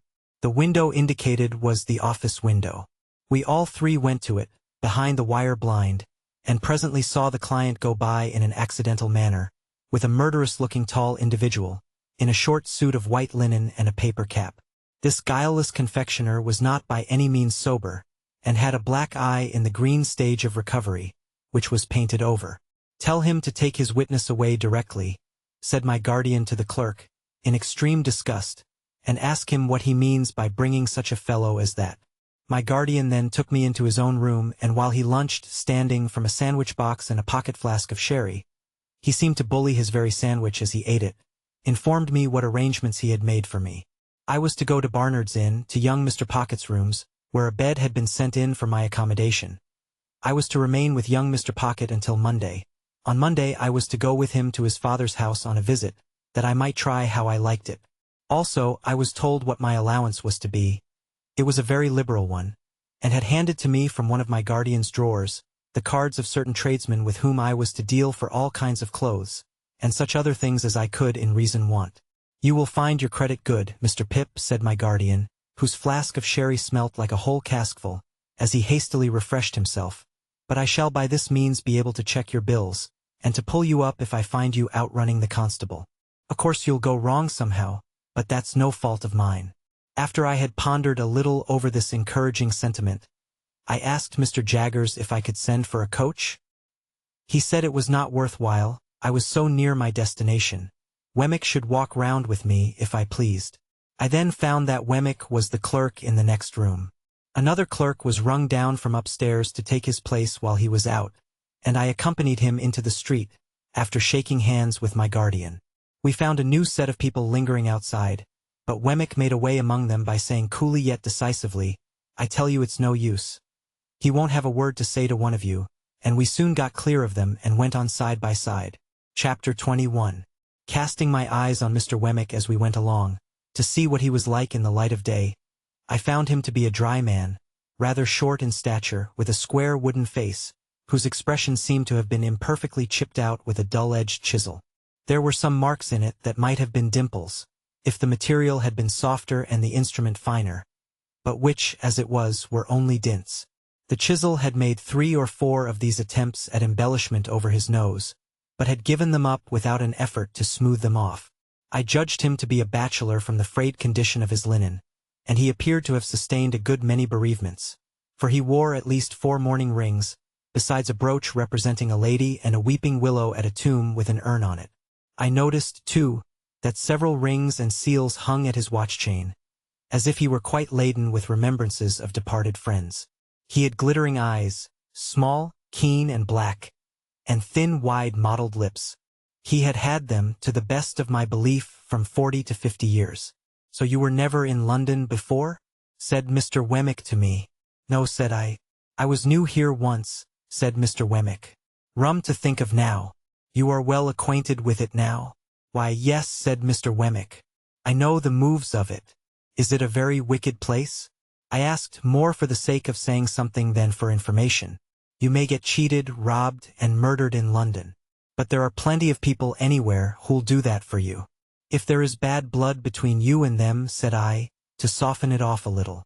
"Oh, I don't know about bad blood," returned Mr. Wemmick. "There's not much bad blood about. They'll do it if there's anything to be got by it. That makes it worse." "You think so?" returned Mr. Wemmick. "Much about the same, I should say." He wore his hat on the back of his head, and looked straight before him, walking in a self-contained way as if there were nothing in the streets to claim his attention. His mouth was such a post office of a mouth that he had a mechanical appearance of smiling. We had got to the top of Holborn Hill before I knew that it was merely a mechanical appearance, and that he was not smiling at all. "Do you know where Mr. Matthew Pocket lives?" I asked Mr. Wemmick. "Yes," said he, nodding in the direction. "At Hammersmith, west of London." "Is that far?" "Well, say 5 miles. "Do you know him?" "Why, you're a regular cross-examiner," said Mr. Wemmick, looking at me with an approving air. "Yes, I know him. I know him." There was an air of toleration or depreciation about his utterance of these words that rather depressed me, and I was still looking sideways at his block of a face in search of any encouraging note to the text, when he said here we were at Barnard's Inn. My depression was not alleviated by the announcement, for I had supposed that establishment to be an hotel kept by Mr. Barnard, to which the Blue Boar in our town was a mere public house, whereas I now found Barnard to be a disembodied spirit or a fiction, and his in the dingiest collection of shabby buildings ever squeezed together in a rank corner as a club for tomcats. We entered this haven through a wicket gate, and were disgorged by an introductory passage into a melancholy little square that looked to me like a flat burying ground. I thought it had the most dismal trees in it, and the most dismal sparrows, and the most dismal cats, and the most dismal houses, in number 6 or so, that I had ever seen. I thought the windows of the sets of chambers into which those houses were divided were in every stage of dilapidated blind and curtain, crippled flower-pot, cracked glass, dusty decay, and miserable makeshift, while to let glared at me from empty rooms, as if no new wretches ever came there, and the vengeance of the soul of Barnard were being slowly appeased by the gradual suicide of the present occupants and their unholy interment under the gravel. A frowsy morning of soot and smoke attired this forlorn creation of Barnard, and it had strewn ashes on its head, and was undergoing penance and humiliation as a mere dust-hole. Thus far my sense of sight, while dry rot and wet rot and all the silent rots that rot in neglected roof and cellar, rot of rat and mouse and bug and coaching stables near at hand besides, addressed themselves faintly to my sense of smell, and moaned, "Try Barnard's mixture." So imperfect was this realization of the first of my great expectations, that I looked in dismay at Mr. Wemmick. "Ah," said he, mistaking me, "the retirement reminds you of the country." "So it does me." He led me into a corner and conducted me up a flight of stairs, which appeared to me to be slowly collapsing into sawdust, so that one of those days the upper lodgers would look out at their doors and find themselves without the means of coming down, to a set of chambers on the top floor. Amar Pocket Jun was painted on the door, and there was a label on the letterbox, "Return shortly." "He hardly thought you'd come so soon," Mr. Wemmick explained. "You don't want me any more?" "No, thank you," said I. "As I keep the cash," Mr. Wemmick observed, "we shall most likely meet pretty often. Good day." "Good day." I put out my hand, and Mr. Wemmick at first looked at it as if he thought I wanted something. Then he looked at me and said, correcting himself, "To be sure. Yes. You're in the habit of shaking hands?" I was rather confused, thinking it must be out of the London fashion, but said yes. "I have got so out of it," said Mr. Wemmick, "except at last. Very glad, I'm sure, to make your acquaintance. Good day." When we had shaken hands and he was gone, I opened the staircase window and had nearly beheaded myself, for the lines had rotted away, and it came down like the guillotine. Happily it was so quick that I had not put my head out. After this escape, I was content to take a foggy view of the inn through the windows encrusting dirt, and to stand dolefully looking out, saying to myself that London was decidedly overrated. Mr. Pocket, Jr.'s idea of shortly was not mine, for I had nearly maddened myself with looking out for half an hour, and had written my name with my finger several times in the dirt of every pane in the window, before I heard footsteps on the stairs. Gradually there arose before me the hat, head, neckcloth, waistcoat, trousers, boots, of a member of society of about my own standing. He had a paper bag under each arm and a pottle of strawberries in one hand, and was out of breath. "Mr. Pip?" said he. "Mr. Pocket?" said I. "Dear me," he exclaimed, "I am extremely sorry, but I knew there was a coach from your part of the country at midday, and I thought you would come by that one. The fact is, I have been out on your account. Not that that is any excuse, for I thought, coming from the country, you might like a little fruit after dinner, and I went to Covent Garden Market to get it good. For a reason that I felt as if my eyes would start out of my head." I acknowledged his attention incoherently, and began to think this was a dream. "Dear me," said Mr. Pocket, Jr., "this door sticks so." As he was fast making jam of his fruit by wrestling with the door while the paper bags were under his arms, I begged him to allow me to hold them. He relinquished them with an agreeable smile, and combated with the door as if it were a wild beast. It yielded so suddenly at last, that he staggered back upon me, and I staggered back upon the opposite door, and we both laughed. But still I felt as if my eyes must start out of my head, and as if this must be a dream. "Pray come in," said Mr. Pocket, Jr. "Allow me to lead the way. I am rather bare here, but I hope you'll be able to make out tolerably well till Monday. My father thought you would get on more agreeably through tomorrow with me than with him, and might like to take a walk about London. I am sure I shall be very happy to show London to you. As to our table, you won't find that bad, I hope, for it will be supplied from our coffee-house here, and it is only right I should add, at your expense, such being Mr. Jaggers's directions. As to our lodging, it's not by any means splendid, because I have my own bread to earn, and my father hasn't anything to give me, and I shouldn't be willing to take it if he had. This is our sitting room, just such chairs and tables and carpet and so forth, you see, as they could spare from home. You mustn't give me credit for the tablecloth and spoons and casters, because they come for you from the coffee-house. This is my little bedroom. Rather musty, but Barnard's is musty. This is your bedroom. The furniture's hired for the occasion, but I trust it will answer the purpose. If you should want anything, I'll go and fetch it. The chambers are retired, and we shall be alone together, but we shan't fight, I dare say. But dear me, I beg your pardon, you're holding the fruit all this time. Pray let me take these bags from you. I am quite ashamed."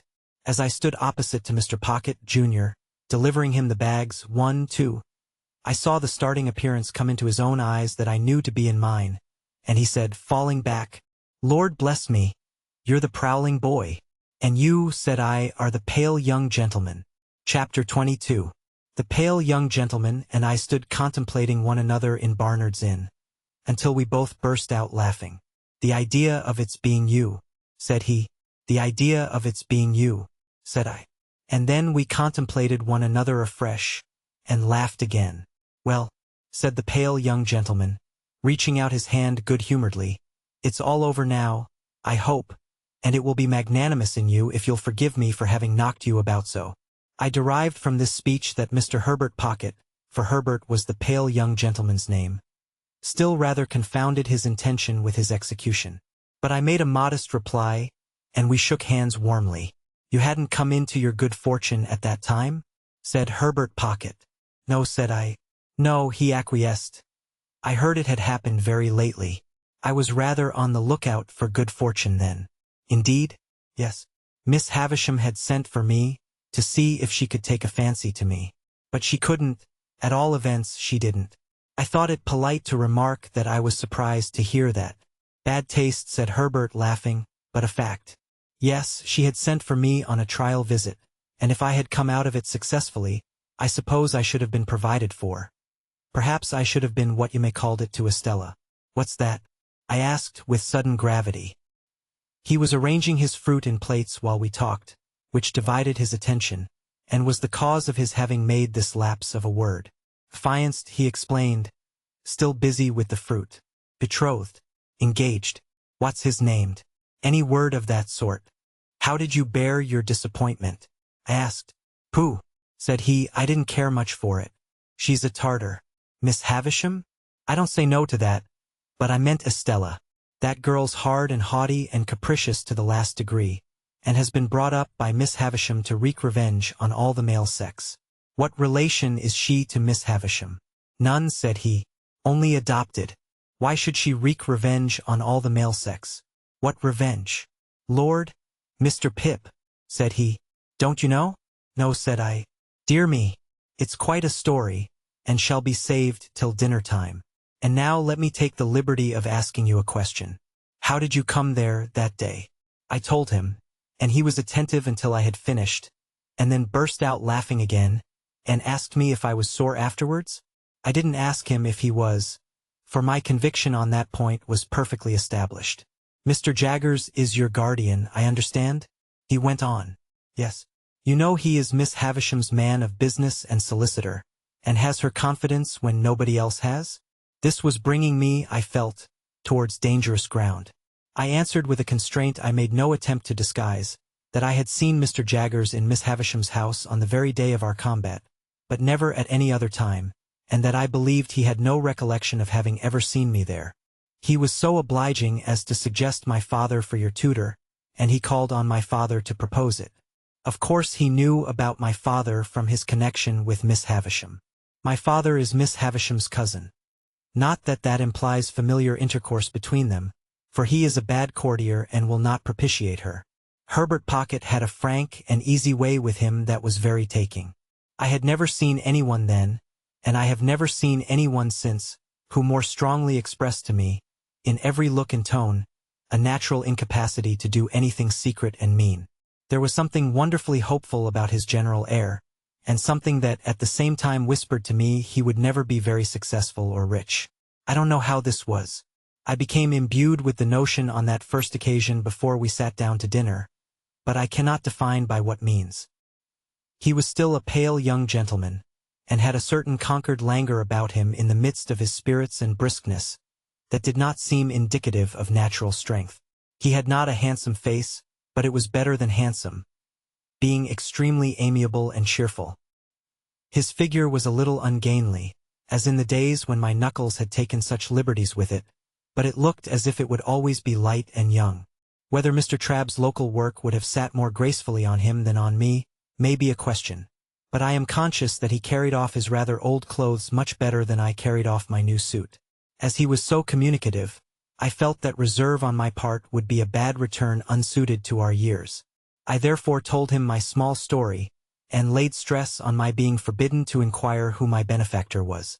I further mentioned that as I had been brought up a blacksmith in a country place, and knew very little of the ways of politeness, I would take it as a great kindness in him if he would give me a hint whenever he saw me at a loss or going wrong.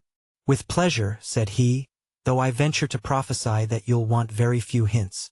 I dare say we shall be often together, and I should like to banish any needless restraint between us. Will you do me the favor to begin at once to call me by my Christian name, Herbert? I thanked him and said I would. I informed him in exchange that my Christian name was Philip. I don't take to Philip, said he, smiling, for it sounds like a moral boy out of the spelling book, who was so lazy that he fell into a pond, or so fat that he couldn't see out of his eyes, or so avaricious that he locked up his cake till the mice ate it, or so determined to go a bird's nesting that he got himself eaten by bears who lived handy in the neighborhood. I tell you what I should like. We are so harmonious, and you have been a blacksmith. Would you mind it? I shouldn't mind anything that you propose, I answered, but I don't understand you. Would you mind Handel for a familiar name? There's a charming piece of music by Handel, called The Harmonious Blacksmith. I should like it very much. Then, my dear Handel, said he, turning round as the door opened, here is the dinner, and I must beg of you to take the top of the table, because the dinner is of your providing. This I would not hear of, so he took the top and I faced him. It was a nice little dinner, seemed to me then a very Lord Mayor's feast, and it acquired additional relish from being eaten under those independent circumstances, with no old people by, and with London all around us.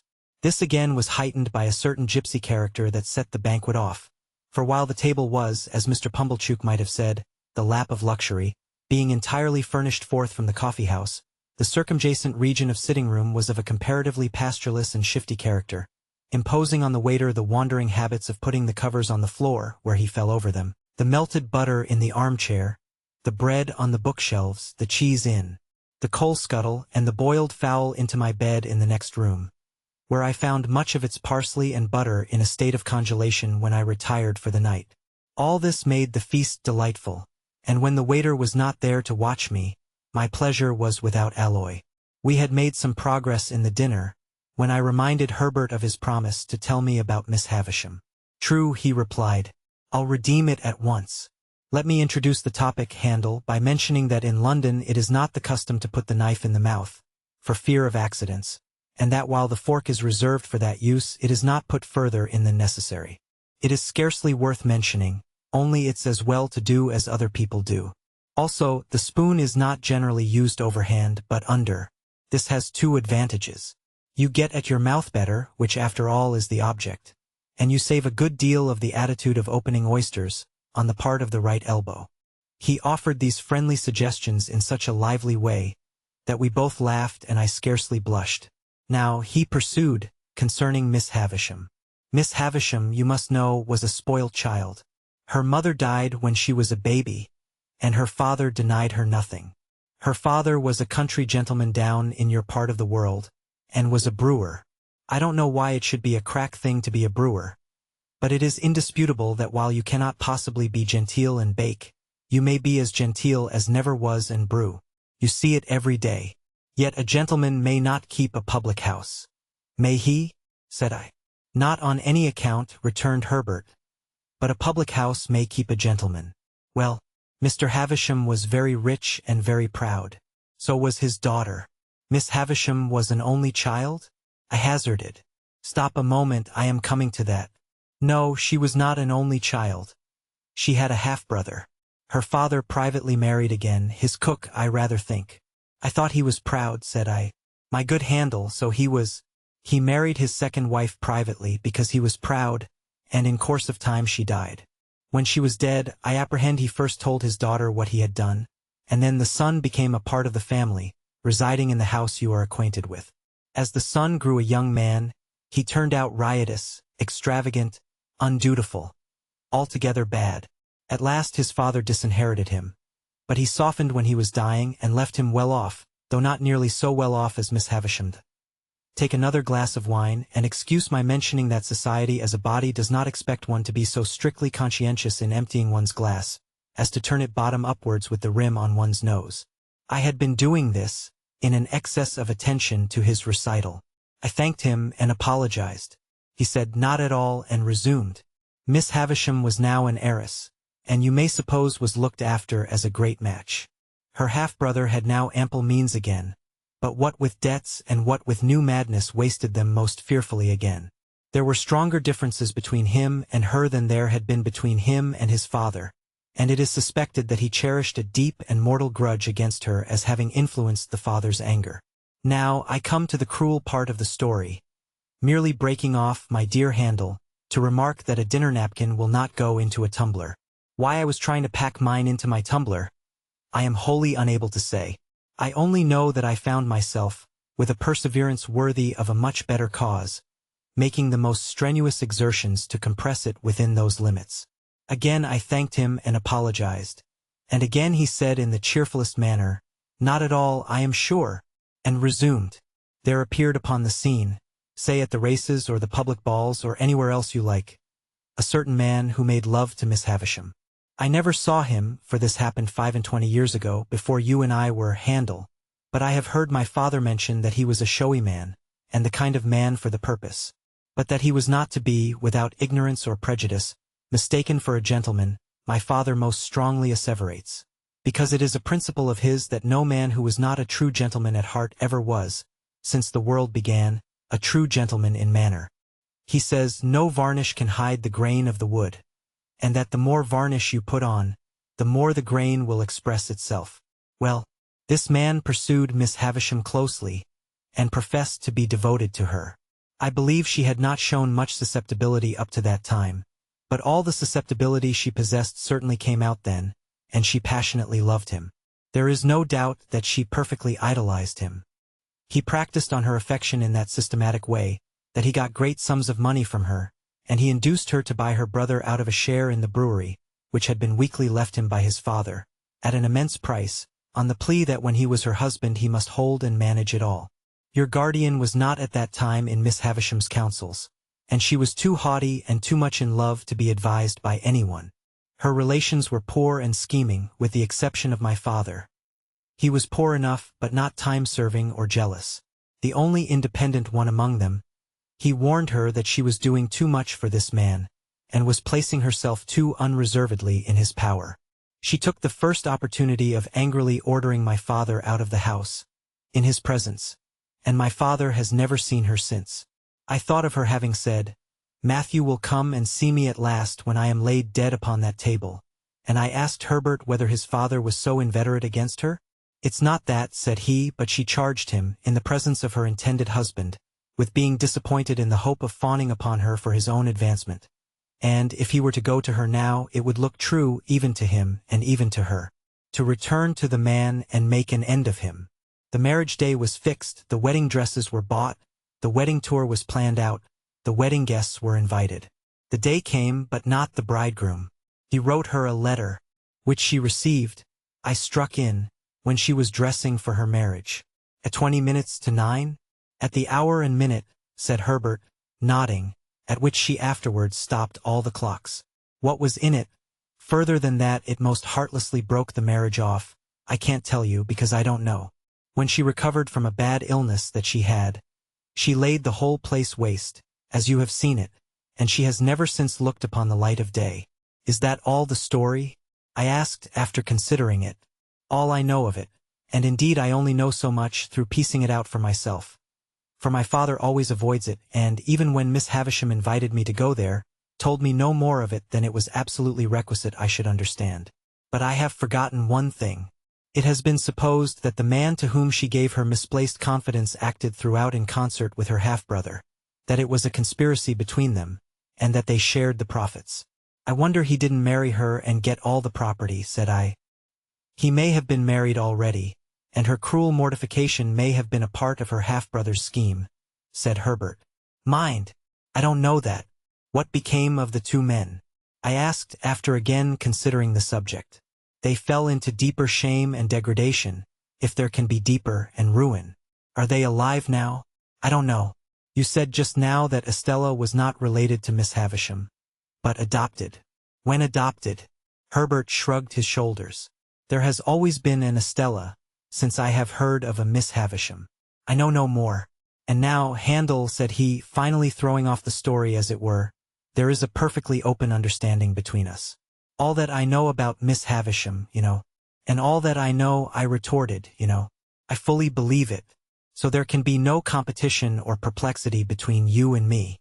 And as to the condition on which you hold your advancement in life, namely that you are not to inquire or discuss to whom you owe it, you may be very sure that it will never be encroached upon or even approached by me or by anyone belonging to me.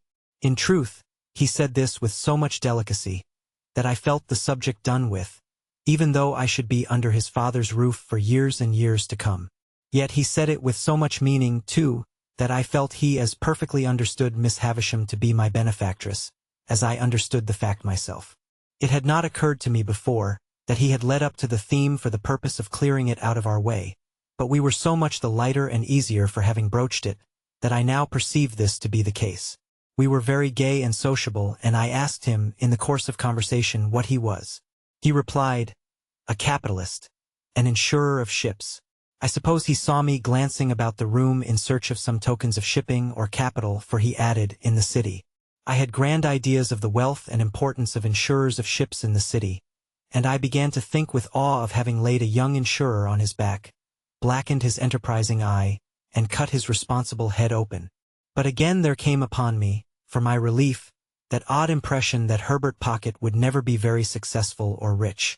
I shall not rest satisfied with merely employing my capital in insuring ships. I shall buy up some good life assurance shares and cut into the direction. I shall also do a little in the mining way.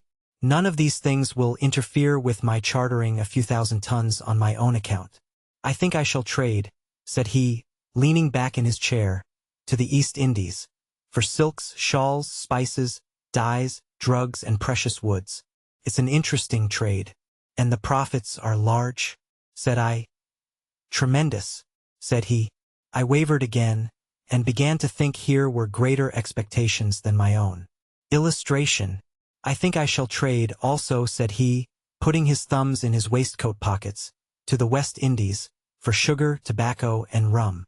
Also to Ceylon, especially for elephants' tusks. You will want a good many ships, said I. Perfect fleet, said he. Quite overpowered by the magnificence of these transactions, I asked him where the ships he insured mostly traded to at present.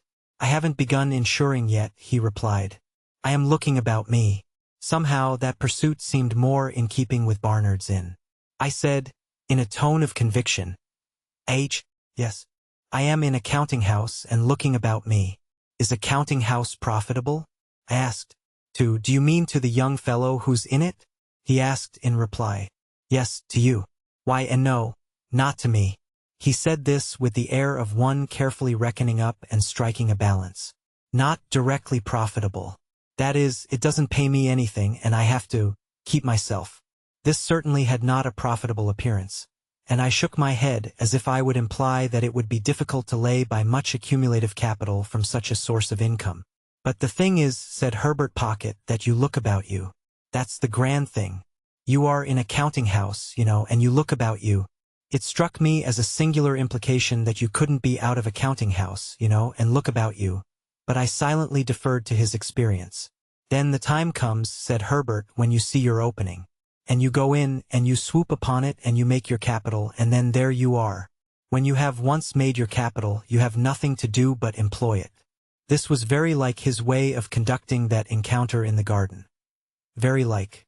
His manner of bearing his poverty, too, exactly corresponded to his manner of bearing that defeat. It seemed to me that he took all blows and buffets now with just the same air as he had taken mine then. It was evident that he had nothing around him but the simplest necessaries, for everything that I remarked upon turned out to have been sent in on my account from the coffee-house or somewhere else. Yet, having already made his fortune in his own mind, he was so unassuming with it that I felt quite grateful to him for not being puffed up. It was a pleasant addition to his naturally pleasant ways, and we got on famously. In the evening we went out for a walk in the streets and went half-price to the theatre, and next day we went to church at Westminster Abbey, and in the afternoon we walked in the parks, and I wondered who shod all the horses there and wished Joe did. On a moderate computation it was many months, that Sunday, since I had left Joe and Biddy. The space interposed between myself and them partook of that expansion, and our marshes were any distance off. That I could have been at our old church in my old church-going clothes, on the very last Sunday that ever was, seemed a combination of impossibilities, geographical and social, solar and lunar. Yet in the London streets so crowded with people and so brilliantly lighted in the dusk of evening, there were depressing hints of reproaches for that I had put the poor old kitchen at home so far away, and in the dead of night, the footsteps of some incapable impostor of a porter mooning about Barnard's Inn, under pretense of watching it, fell hollow on my heart. On the Monday morning at 9:15, Herbert went to the counting-house to report himself. To look about him, too, I suppose, and I bore him company.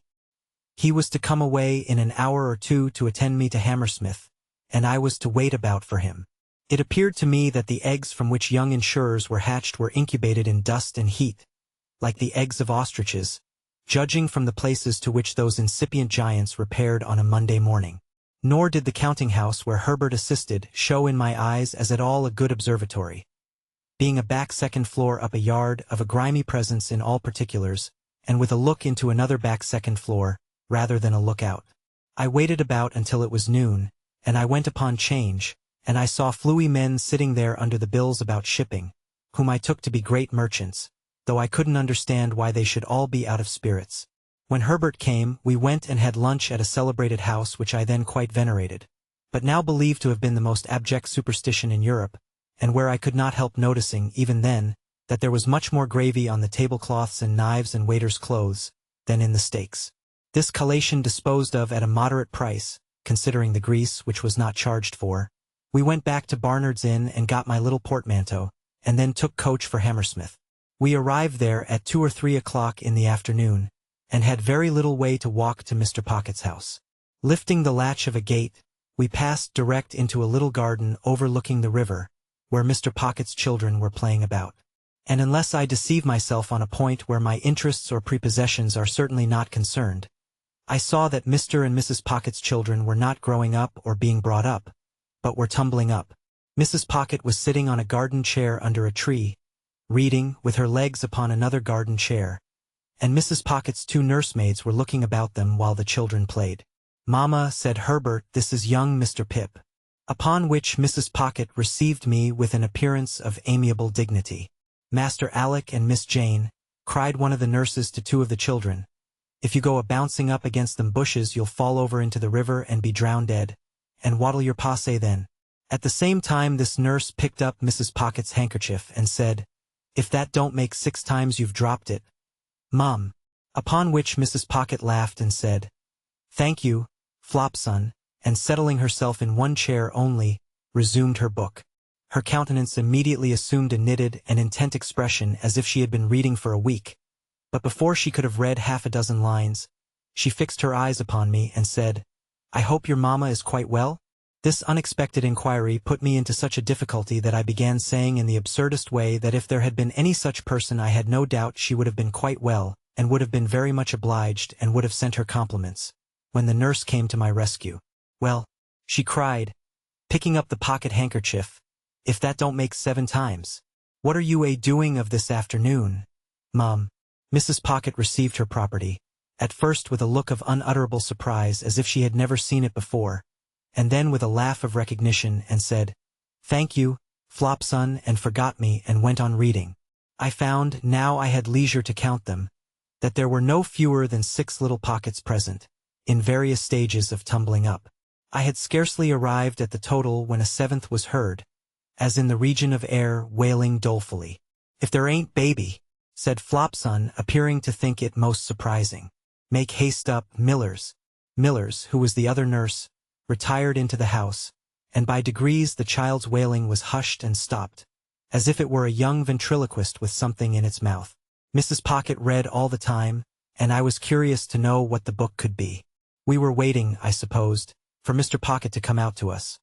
At any rate we waited there, and so I had an opportunity of observing the remarkable family phenomenon that whenever any of the children strayed near Mrs. Pocket in their play, they always tripped themselves up and tumbled over her, always very much to her momentary astonishment and their own more enduring lamentation. I was at a loss to account for this surprising circumstance, and could not help giving my mind to speculations about it, until by and by Millers came down with the baby, which baby was handed to Flopson, which Flopson was handing it to Mrs. Pocket, when she too went fairly head foremost over Mrs. Pocket, baby and all, and was caught by Herbert and myself.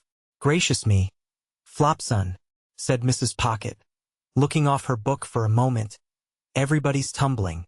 "Gracious you, indeed, Mum," returned Flopson, very red in the face. "What have you got there?" "I got here, Flopson?" asked Mrs. Pocket. "Why, if it ain't your footstool," cried Flopson, "and if you keep it under your skirts like that, who's to help tumbling? Here, take the baby, Mum, and give me your book." Mrs. Pocket acted on the advice, and inexpertly danced the infant a little in her lap, while the other children played about it. This had lasted but a very short time, when Mrs. Pocket issued summary orders that they were all to be taken into the house for a nap. Thus I made the second discovery on that first occasion, that the nurture of the little Pockets consisted of alternately tumbling up and lying down.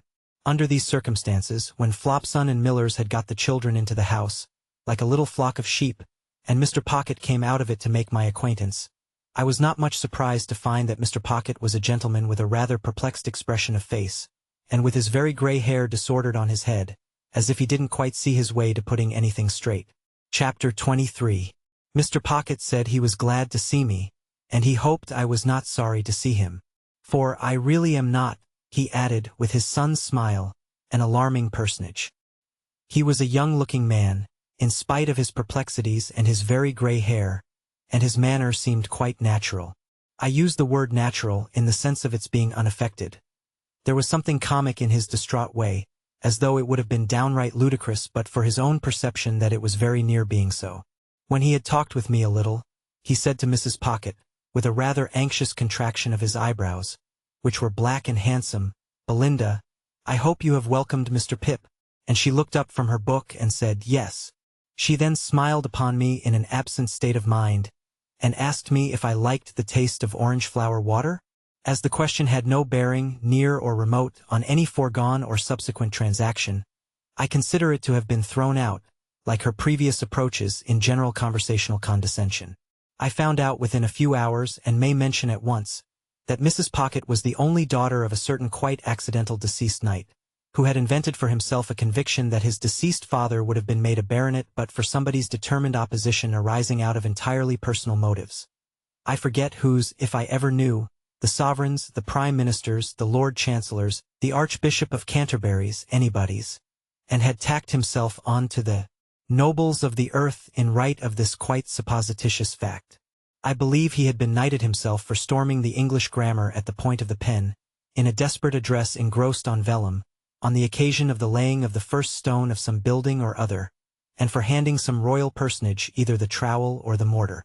Be that as it may, he had directed Mrs. Pocket to be brought up from her cradle as one who in the nature of things must marry a title, and who was to be guarded from the acquisition of plebeian domestic knowledge.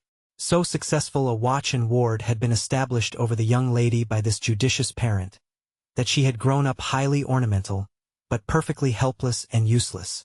With her character thus happily formed, in the first bloom of her youth she had encountered Mr. Pocket, who was also in the first bloom of youth, and not quite decided whether to mount to the woolsack, or to roof himself in with a mitre.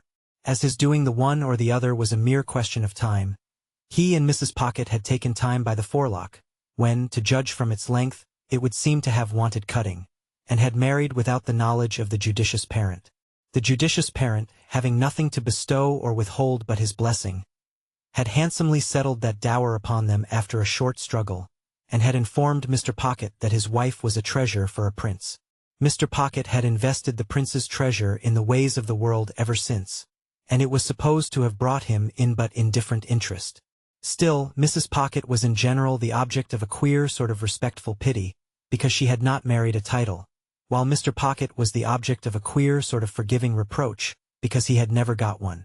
Mr. Pocket took me into the house and showed me my room, which was a pleasant one, and so furnished as that I could use it with comfort for my own private sitting-room.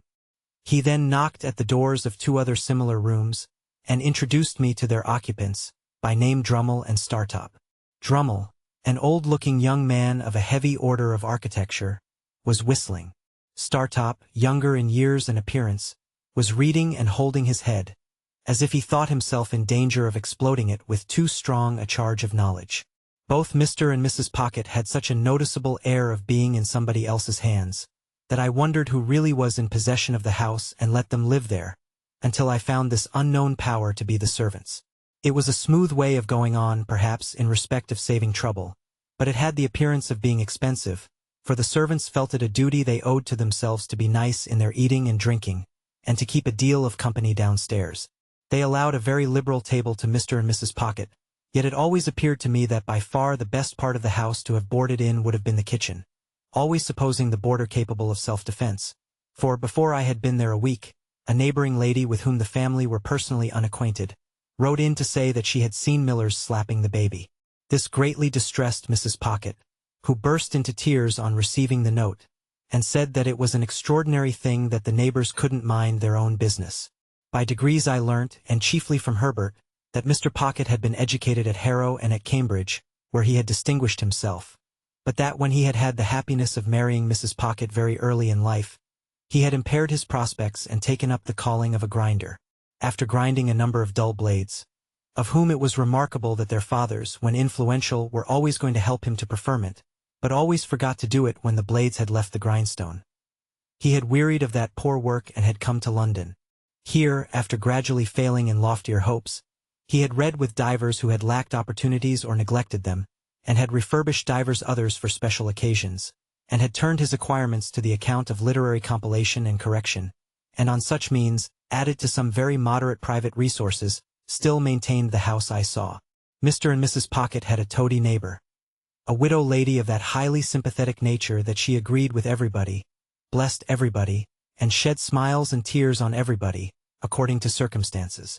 This lady's name was Mrs. Coiler, and I had the honor of taking her down to dinner on the day of my installation. She gave me to understand on the stairs that it was a blow to dear Mrs. Pocket that dear Mr. Pocket should be under the necessity of receiving gentlemen to read with him. That did not extend to me, she told me in a gush of love and confidence. At that time, I had known her something less than 5 minutes. If they were all like me, it would be quite another thing. But dear Mrs. Pocket, said Mrs. Coiler, after her early disappointment, not that dear Mr. Pocket was to blame in that, requires so much luxury and elegance. Yes, ma'am, I said, to stop her, for I was afraid she was going to cry. And she is of so aristocratic a disposition. Yes, ma'am, I said again with the same object as before. That it is hard, said Mrs. Coiler, to have dear Mr. Pocket's time and attention diverted from dear Mrs. Pocket. I could not help thinking that it might be harder if the butcher's time and attention were diverted from dear Mrs. Pocket. But I said nothing, and indeed had enough to do in keeping a bashful watch upon my company manners. It came to my knowledge, through what passed between Mrs. Pocket and Drummle while I was attentive to my knife and fork, spoon, glasses, and other instruments of self-destruction, that Drummle, whose Christian name was Bentley, was actually the next heir but one to a baronetcy. It further appeared that the book I had seen Mrs. Pocket reading in the garden was all about titles, and that she knew the exact date at which her grandpapa would have come into the book, if he ever had come at all. Drummle didn't say much, but in his limited way, he struck me as a sulky kind of fellow. He spoke as one of the elect, and recognized Mrs. Pocket as a woman and a sister. No one but themselves and Mrs. Coiler, the toady neighbor, showed any interest in this part of the conversation, and it appeared to me that it was painful to Herbert, but it promised to last a long time, when the page came in with the announcement of a domestic affliction. It was, in effect, that the cook had mislaid the beef. To my unutterable amazement, I now, for the first time, saw Mr. Pocket relieve his mind by going through a performance that struck me as very extraordinary, but which made no impression on anybody else, and with which I soon became as familiar as the rest. He laid down the carving knife and fork, being engaged in carving at the moment, put his 2 hands into his disturbed hair, and appeared to make an extraordinary effort to lift himself up by it. When he had done this, and had not lifted himself up at all, he quietly went on with what he was about. Mrs. Coiler then changed the subject and began to flatter me. I liked it for a few moments, but she flattered me so very grossly that the pleasure was soon over. She had a serpentine way of coming close at me when she pretended to be vitally interested in the friends and localities I had left, which was altogether snaky and fork-tongued, and when she made an occasional bounce upon Startop, who said very little to her, or upon Drummle, who said less, I rather envied them for being on the opposite side of the table. After dinner the children were introduced, and Mrs. Coiler made admiring comments on their eyes, noses, and legs. A sagacious way of improving their minds. There were 4 little girls and 2 little boys, besides the baby who might have been either, and the baby's next successor who was as yet neither. They were brought in by Flopson and Millers, much as though those 2 non-commissioned officers had been recruiting somewhere for children and had enlisted these, while Mrs. Pocket looked at the young nobles that ought to have been as if she rather thought she had had the pleasure of inspecting them before, but didn't quite know what to make of them. Here, give me your fork, Mum, and take the baby, said Flopson. Don't take it that way or you'll get its head under the table. Thus advised, Mrs. Pocket took it the other way, and got its head upon the table, which was announced to all present by a prodigious concussion. Dear, dear, give it me back, Mum, said Flopson. And Miss Jane, come and dance to baby do. One of the little girls, a mere mite who seemed to have prematurely taken upon herself some charge of the others, stepped out of her place by me, and danced to and from the baby until it left off crying and laughed. Then all the children laughed, and Mr. Pocket, who in the meantime had twice endeavored to lift himself up by the hair, laughed, and we all laughed and were glad.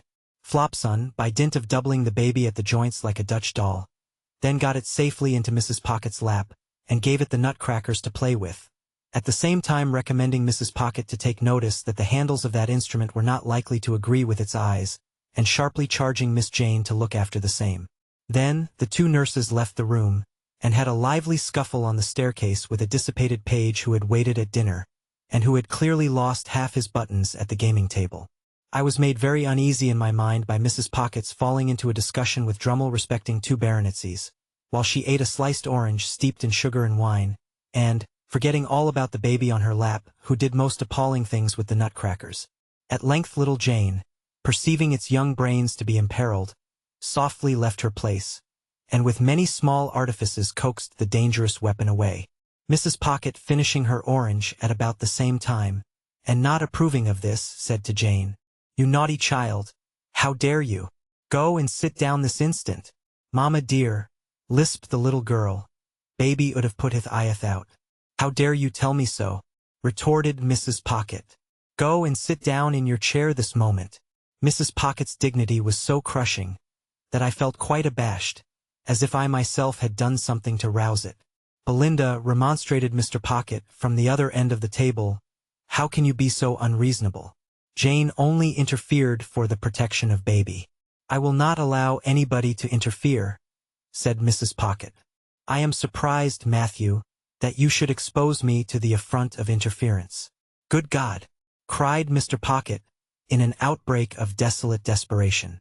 "Are infants to be nutcrackered into their tombs, and is nobody to save them?" "I will not be interfered with by Jane," said Mrs. Pocket, with a majestic glance at that innocent little offender. "I hope I know my poor grandpapa's position." "Jane, indeed!" Mr. Pocket got his hands in his hair again, and this time really did lift himself some inches out of his chair. "Hear this!" he helplessly exclaimed to the elements. "Babies are to be nutcrackered dead, for people's poor grandpapa's positions." Then he let himself down again, and became silent. We all looked awkwardly at the tablecloth while this was going on.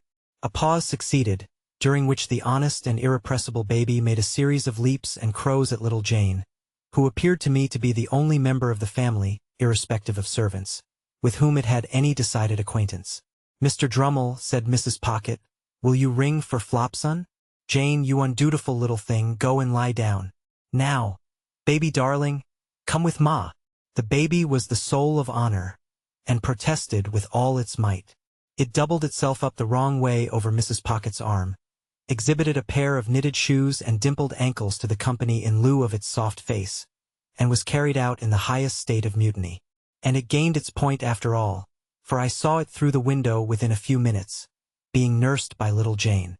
It happened that the other 5 children were left behind at the dinner table, through Flopson's having some private engagement, and there not being anybody else's business. I thus became aware of the mutual relations between them and Mr. Pocket, which were exemplified in the following manner. Mr. Pocket, with the normal perplexity of his face heightened and his hair rumpled, looked at them for some minutes, as if he couldn't make out how they came to be boarding and lodging in that establishment, and why they hadn't been billeted by nature on somebody else. Then, in a distant missionary way, he asked them certain questions, as why little Joe had that hole in his frill, who said Pa, Flopson was going to mend it when she had time, and how little Fanny came by that Whitlow, who said Pa, Millers was going to poultice it when she didn't forget. Then, he melted into parental tenderness, and gave them a shilling apiece and told them to go and play. And then as they went out, with one very strong effort to lift himself up by the hair, he dismissed the hopeless subject. In the evening there was rowing on the river. As Drummle and Startop had each a boat, I resolved to set up mine, and to cut them both out. I was pretty good at most exercises in which country boys are adepts, but as I was conscious of wanting elegance of style for the Thames, not to say for other waters, I at once engaged to place myself under the tuition of the winner of a prize wherry who plied at our stairs, and to whom I was introduced by my new allies. This practical authority confused me very much by saying I had the arm of a blacksmith. If he could have known how nearly the compliment lost him his pupil, I doubt if he would have paid it. There was a supper tray after we got home at night, and I think we should all have enjoyed ourselves, but for a rather disagreeable domestic occurrence. Mr. Pocket was in good spirits when a housemaid came in and said, "If you please, sir, I should wish to speak to you." "Speak to your master?" said Mrs. Pocket, whose dignity was roused again. "How can you think of such a thing? Go and speak to Flopson, or speak to me at some other time." "Begging your pardon, ma'am," returned the housemaid, "I should wish to speak at once, and to speak to master." Hereupon Mr. Pocket went out of the room, and we made the best of ourselves until he came back. "This is a pretty thing, Belinda," said Mr. Pocket, returning with a countenance expressive of grief and despair. "Here's the cook lying insensibly drunk on the kitchen floor, with a large bundle of fresh butter made up in the cupboard ready to sell for grease. Mrs. Pocket instantly showed much amiable emotion, and said, "This is that odious Sophia's doing." "What do you mean, Belinda?" demanded Mr. Pocket. "Sophia has told you," said Mrs. Pocket. "Did I not see her with my own eyes and hear her with my own ears come into the room just now and ask to speak to you?" "But has she not taken me downstairs, Belinda," returned Mr. Pocket, "and shown me the woman, and the bundle too?" "And do you defend her, Matthew," said Mrs. Pocket, "for making mischief?" Mr. Pocket uttered a dismal groan. "Am I, grandpapa's granddaughter, to be nothing in the house?" said Mrs. Pocket. "Besides, the cook has always been a very nice, respectful woman, and said in the most natural manner when she came to look after the situation, that she felt I was born to be a duchess." There was a sofa where Mr. Pocket stood, and he dropped upon it in the attitude of the dying gladiator. Still in that attitude he said, with a hollow voice, "Good night, Mr. Pip," when I deemed it advisable to go to bed and leave him. Chapter 24. After 2 or 3 days, when I had established myself in my room and had gone backwards and forwards to London several times, and had ordered all I wanted of my tradesmen, Mr. Pocket and I had a long talk together. He knew more of my intended career than I knew myself, for he referred to his having been told by Mr. Jaggers that I was not designed for any profession, and that I should be well enough educated for my destiny if I could hold my own with the average of young men in prosperous circumstances. I acquiesced, of course, knowing nothing to the contrary. He advised my attending certain places in London, for the acquisition of such mere rudiments as I wanted, and my investing him with the functions of explainer and director of all my studies. He hoped that with intelligent assistance I should meet with little to discourage me, and should soon be able to dispense with any aid but his. Through his way of saying this, and much more to similar purpose, he placed himself on confidential terms with me in an admirable manner, and I may state at once that he was always so zealous and honorable in fulfilling his compact with me, that he made me zealous and honorable in fulfilling mine with him. If he had shown indifference as a master, I have no doubt I should have returned the compliment as a pupil. He gave me no such excuse, and each of us did the other justice. Nor did I ever regard him as having anything ludicrous about him, or anything but what was serious, honest, and good in his tutor communication with me. When these points were settled, and so far carried out as that I had begun to work in earnest, it occurred to me that if I could retain my bedroom in Barnard's Inn, my life would be agreeably varied, while my manners would be none the worse for Herbert's society. Mr. Pocket did not object to this arrangement, but urged that before any step could possibly be taken in it, it must be submitted to my guardian. I felt that this delicacy arose out of the consideration that the plan would save Herbert some expense. So I went off to Little Britain and imparted my wish to Mr. Jaggers. "If I could buy the furniture now hired for me," said I, "and 1 or 2 other little things, I should be quite at home there." "Go it," said Mr. Jaggers with a short laugh. "I told you you'd get on." "Well, how much do you want?"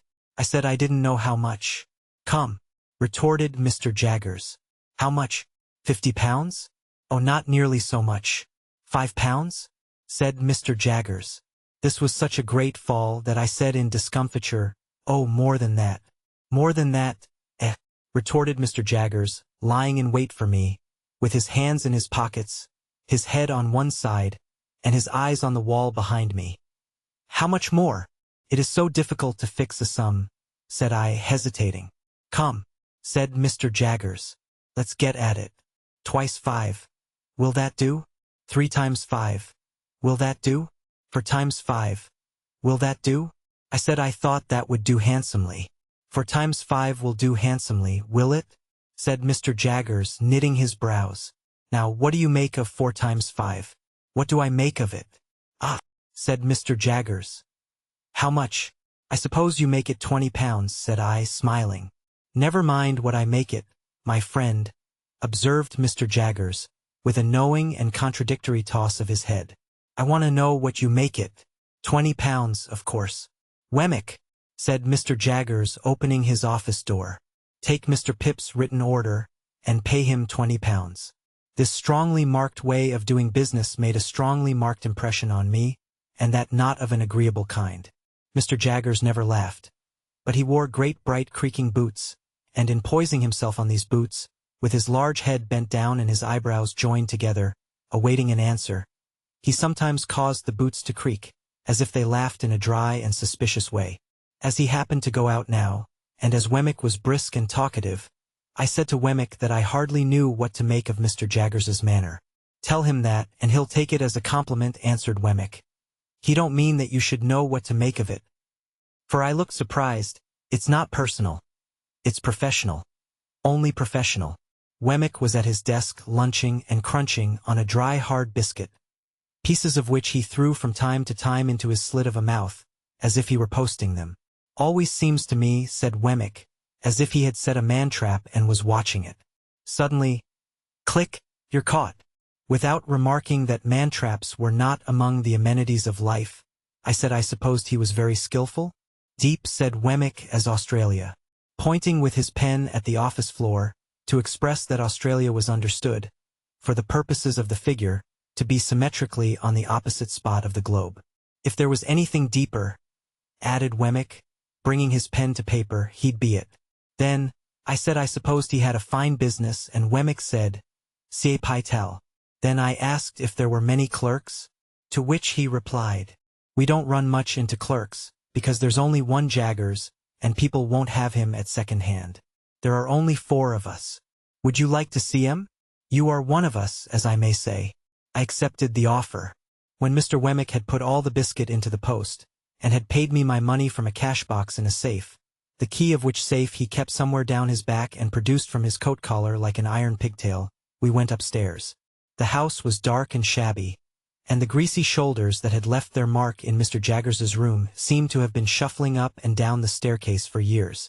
In the front first floor, a clerk who looked something between a publican and a rat-catcher, a large, pale, puffed, swollen man, was attentively engaged with 3 or 4 people of shabby appearance, whom he treated as unceremoniously as everybody seemed to be treated who contributed to Mr. Jaggers's coffers. "Getting evidence together," said Mr. Wemmick as we came out, "for the Bailey." In the room over that, a little flabby terrier of a clerk with dangling hair, his cropping seemed to have been forgotten when he was a puppy, was similarly engaged with a man with weak eyes, whom Mr. Wemmick presented to me as a smelter who kept his pot always boiling, and who would melt me anything I pleased, and who was in an excessive white perspiration, as if he had been trying his art on himself. In a back room, a high-shouldered man with a face-ache tied up in dirty flannel, who was dressed in old black clothes that bore the appearance of having been waxed, was stooping over his work of making fair copies of the notes of the other 2 gentlemen, for Mr. Jaggers's own use. This was all the establishment. When we went downstairs again, Wemmick led me into my guardian's room and said, "This you've seen already." "Pray," said I, as the 2 odious casts with the twitchy leer upon them caught my sight again, "whose likenesses are those?" "These?" said Wemmick, getting upon a chair, and blowing the dust off the horrible heads before bringing them down. "These are 2 celebrated ones. Famous clients of ours that got us a world of credit. This chap, why you must have come down in the night and been peeping into the inkstand, to get this blot upon your eyebrow, you old rascal. Murdered his master and, considering that he wasn't brought up to evidence, didn't plan it badly. Is it like him? I asked, recoiling from the brute, as Wemmick spat upon his eyebrow and gave it a rub with his sleeve. Like him? As himself, you know. The cast was made in Newgate, directly after he was taken down. You had a particular fancy for me, hadn't you, old artful? Said Wemmick. He then explained this affectionate apostrophe, by touching his brooch representing the lady and the weeping willow at the tomb with the urn upon it, and saying, had it made for me express. Is the lady anybody? Said I. No, returned Wemmick. Only his game. You liked your bit of game, didn't you? No, deuce a bit of a lady in the case, Mr. Pip, except one. And she wasn't of this slender ladylike sort, and you wouldn't have caught her looking after this urn, unless there was something to drink in it. Wemmick's attention being thus directed to his brooch, he put down the cast, and polished the brooch with his pocket-handkerchief. Did that other creature come to the same end? I asked. He has the same look. You're right, said Wemmick. It's the genuine look, much as if one nostril was caught up with a horsehair and a little fishhook. Yes, he came to the same end. Quite the natural end here, I assure you. He forged wills, this blade did, if he didn't also put the supposed testators to sleep too. You were a gentlemanly cove, though, Mr. Wemmick was again apostrophizing, and you said you could write Greek. Yah, bounceable. What a liar you were. I never met such a liar as you. Before putting his late friend on his shelf again, Wemmick touched the largest of his mourning rings and said, "Sent out to buy it for me only the day before." While he was putting up the other cast and coming down from the chair, the thought crossed my mind that all his personal jewelry was derived from like sources. As he had shown no diffidence on the subject, I ventured on the liberty of asking him the question, when he stood before me, dusting his hands. "Oh yes," he returned, "these are all gifts of that kind. One brings another, you see.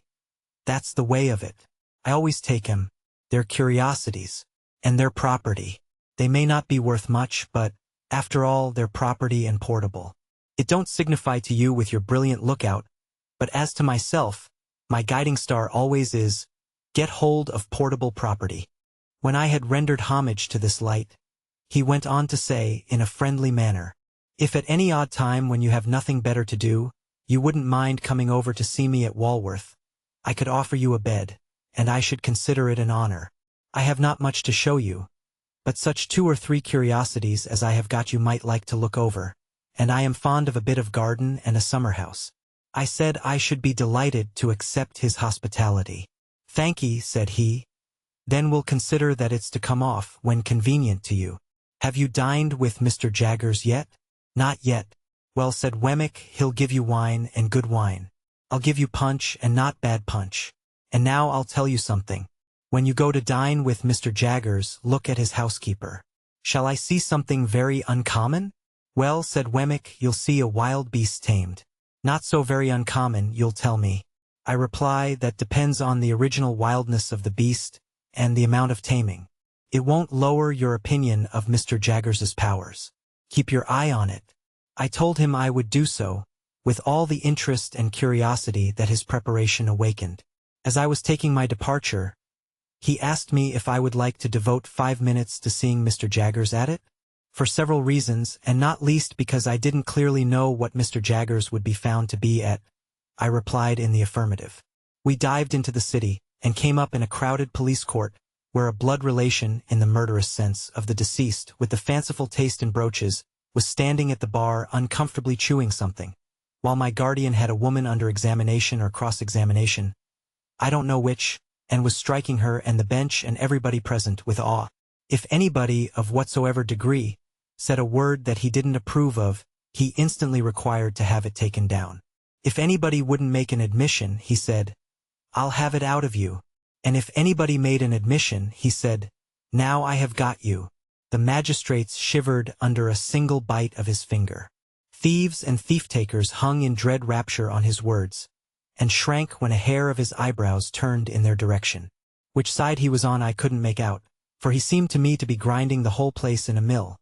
I only know that when I stole out on tiptoe, he was not on the side of the bench, for he was making the legs of the old gentleman who presided, quite convulsive under the table, by his denunciations of his conduct as the representative of British law and justice in that chair that day. Chapter 25. Bentley Drummle, who was so sulky a fellow that he even took up a book as if its writer had done him an injury, did not take up an acquaintance in a more agreeable spirit. Heavy in figure, movement, and comprehension, in the sluggish complexion of his face, and in the large, awkward tongue that seemed to loll about in his mouth as he himself lolled about in a room, he was idle, proud, niggardly, reserved, and suspicious. He came of rich people down in Somersetshire, who had nursed this combination of qualities until they made the discovery that it was just of age and a blockhead.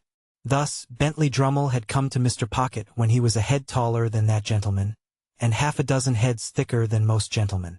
Startop had been spoilt by a weak mother and kept at home when he ought to have been at school, but he was devotedly attached to her, and admired her beyond measure. He had a woman's delicacy of feature, and was, as you may see, though you never saw her, said Herbert to me, exactly like his mother. It was but natural that I should take to him much more kindly than to Drummle, and that, even in the earliest evenings of our boating, he and I should pull homeward abreast of one another, conversing from boat to boat, while Bentley Drummle came up in our wake alone, under the overhanging banks and among the rushes.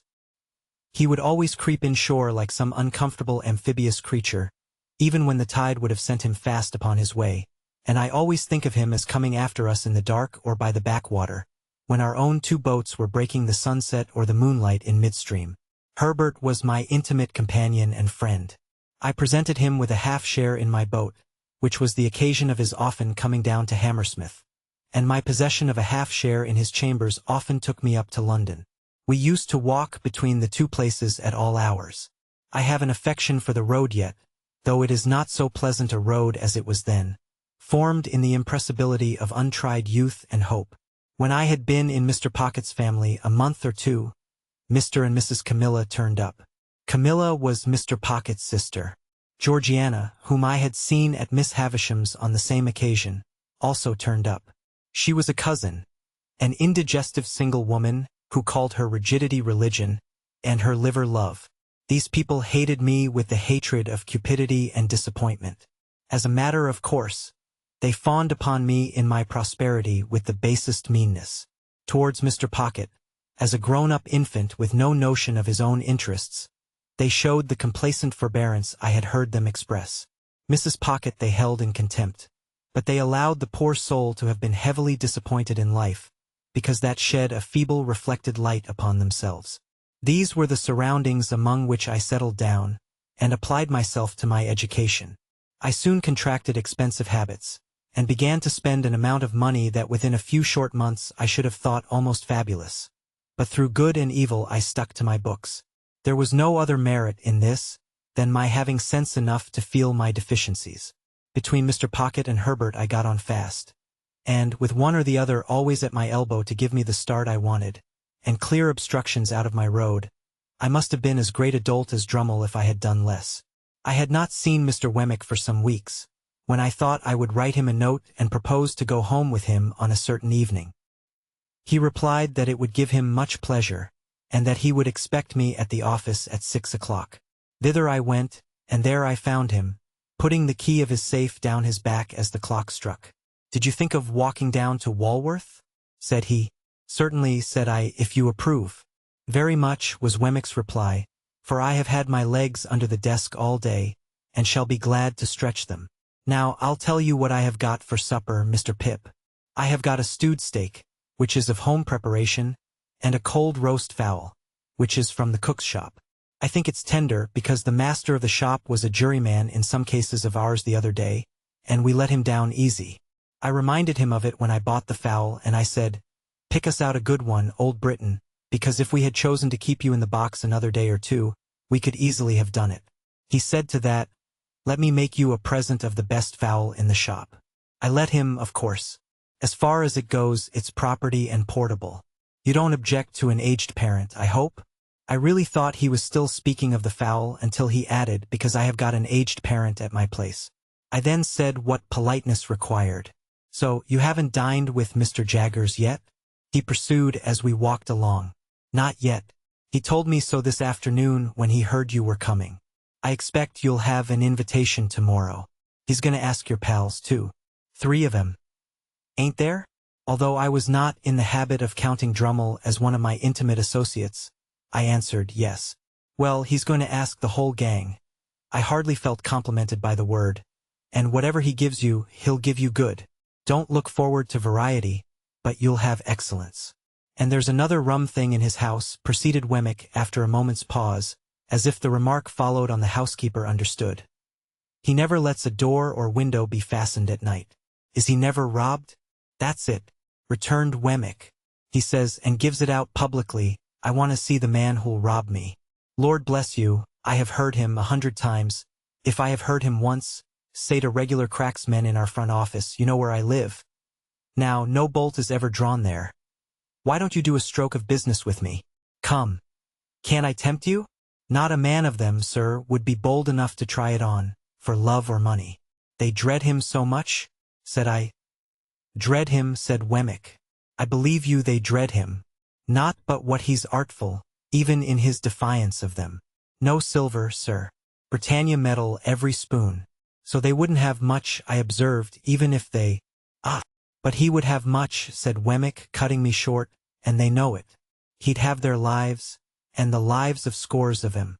He'd have all he could get, and it's impossible to say what he couldn't get, if he gave his mind to it. I was falling into meditation on my guardian's greatness, when Wemmick remarked, "As to the absence of plate, that's only his natural depth, you know. A river's its natural depth, and he's his natural depth. Look at his watch chain. That's real enough." "It's very massive," said I. "Massive?" repeated Wemmick. "I think so. And his watch is a gold repeater, and worth £100 if it's worth a penny. Mr. Pip, there are about 700 thieves in this town who know all about that watch. There's not a man, a woman, or a child among them who wouldn't identify the smallest link in that chain and drop it as if it was red hot, if inveigled into touching it." At first with such discourse, and afterwards with conversation of a more general nature, did Mr. Wemmick and I beguile the time and the road, until he gave me to understand that we had arrived in the district of Walworth. It appeared to be a collection of back lanes, ditches, and little gardens, and to present the aspect of a rather dull retirement. Wemmick's house was a little wooden cottage in the midst of plots of garden, and the top of it was cut out and painted like a battery mounted with guns. "My own doing," said Wemmick. "Looks pretty. Don't it?" I highly commended it. I think it was the smallest house I ever saw, with the queerest Gothic windows, by far the greater part of them sham, and a Gothic door almost too small to get in at. "That's a real flagstaff, you see," said Wemmick, "and on Sundays I run up a real flag. Then look here. After I have crossed this bridge I hoist it up so, and cut off the communication." The bridge was a plank, and it crossed a chasm about 4 feet wide and 2 deep. But it was very pleasant to see the pride with which he hoisted it up and made it fast, smiling as he did so, with a relish and not merely mechanically. "At 9 o'clock every night, Greenwich time," said Wemmick, "the gun fires. There he is, you see. And when you hear him go, I think you'll say he's a stinger." The piece of ordnance referred to was mounted in a separate fortress, constructed of lattice-work. It was protected from the weather by an ingenious little tarpaulin contrivance in the nature of an umbrella. Then, at the back, said Wemmick, out of sight so as not to impede the idea of fortifications, "For it's a principle with me, if you have an idea, carry it out and keep it up. I don't know whether that's your opinion." I said, "Decidedly. At the back there's a pig and there are fowls and rabbits. Then I knock together my own little frame, you see, and grow cucumbers, and you'll judge at supper what sort of a salad I can raise." "So, sir," said Wemmick, smiling again, but seriously too, as he shook his head, "if you can suppose the little place besieged, it would hold out a devil of a time in point of provisions." Then he conducted me to a bower about a dozen yards off, but which was approached by such ingenious twists of path that it took quite a long time to get at. And in this retreat our glasses were already set forth. Our punch was cooling in an ornamental lake, on whose margin the bower was raised. This piece of water, with an island in the middle which might have been the salad for supper, was of a circular form, and he had constructed a fountain in it, which, when you set a little mill going and took a cork out of a pipe, played to that powerful extent that it made the back of your hand quite wet. "I am my own engineer, and my own carpenter, and my own plumber, and my own gardener, and my own jack of all trades," said Wemmick, in acknowledging my compliments. "Well, it's a good thing, you know. It brushes the Newgate cobwebs away, and pleases the aged. You wouldn't mind being at once introduced to the aged, would you? It wouldn't put you out?" I expressed the readiness I felt, and we went into the castle. There we found, sitting by a fire, a very old man in a flannel coat. Clean, cheerful, comfortable, and well cared for, but intensely deaf. "Well-aged parent," said Wemmick, shaking hands with him in a cordial and jocose way. "How am you?" "All right, John." "All right," replied the old man. "Here's Mr. Pip, aged parent," said Wemmick, "and I wish you could hear his name. Gnawed away at him, Mr. Pip. That's what he likes. Gnawed away at him, if you please, like winking. This is a fine place of my son's, sir," cried the old man, while I nodded as hard as I possibly could. "This is a pretty pleasure ground, sir. This spot and these beautiful works upon it ought to be kept together by the nation, after my son's time, for the people's enjoyment. You're as proud of it as Punch. Ain't you, aged?" said Wemmick, contemplating the old man, with his hard face really softened. "There's a nod for you," giving him a tremendous one. "There's another for you," giving him a still more tremendous one. "You like that, don't you? If you're not tired, Mr. Pip, though I know it's tiring to strangers, will you tip him one more? You can't think how it pleases him." I tipped him several more, and he was in great spirits. We left him bestirring himself to feed the fowls, and we sat down to our punch in the arbor, where Wemmick told me, as he smoked a pipe, that it had taken him a good many years to bring the property up to its present pitch of perfection. "Is it your own, Mr. Wemmick?" "Oh yes," said Wemmick, "I have got hold of it a bit at a time. It's a freehold, by George." "Is it indeed? I hope Mr. Jaggers admires it?" "Never seen it," said Wemmick. "Never heard of it." "Never seen the aged." "Never heard of him." "No, the office is one thing and private life is another. When I go into the office I leave the castle behind me, and when I come into the castle I leave the office behind me.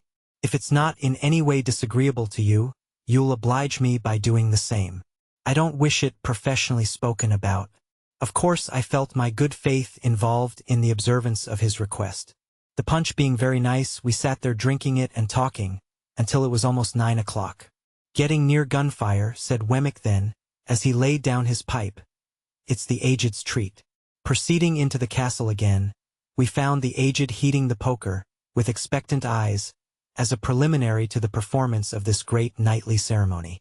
Wemmick stood with his watch in his hand until the moment was come for him to take the red-hot poker from the aged, and repair to the battery.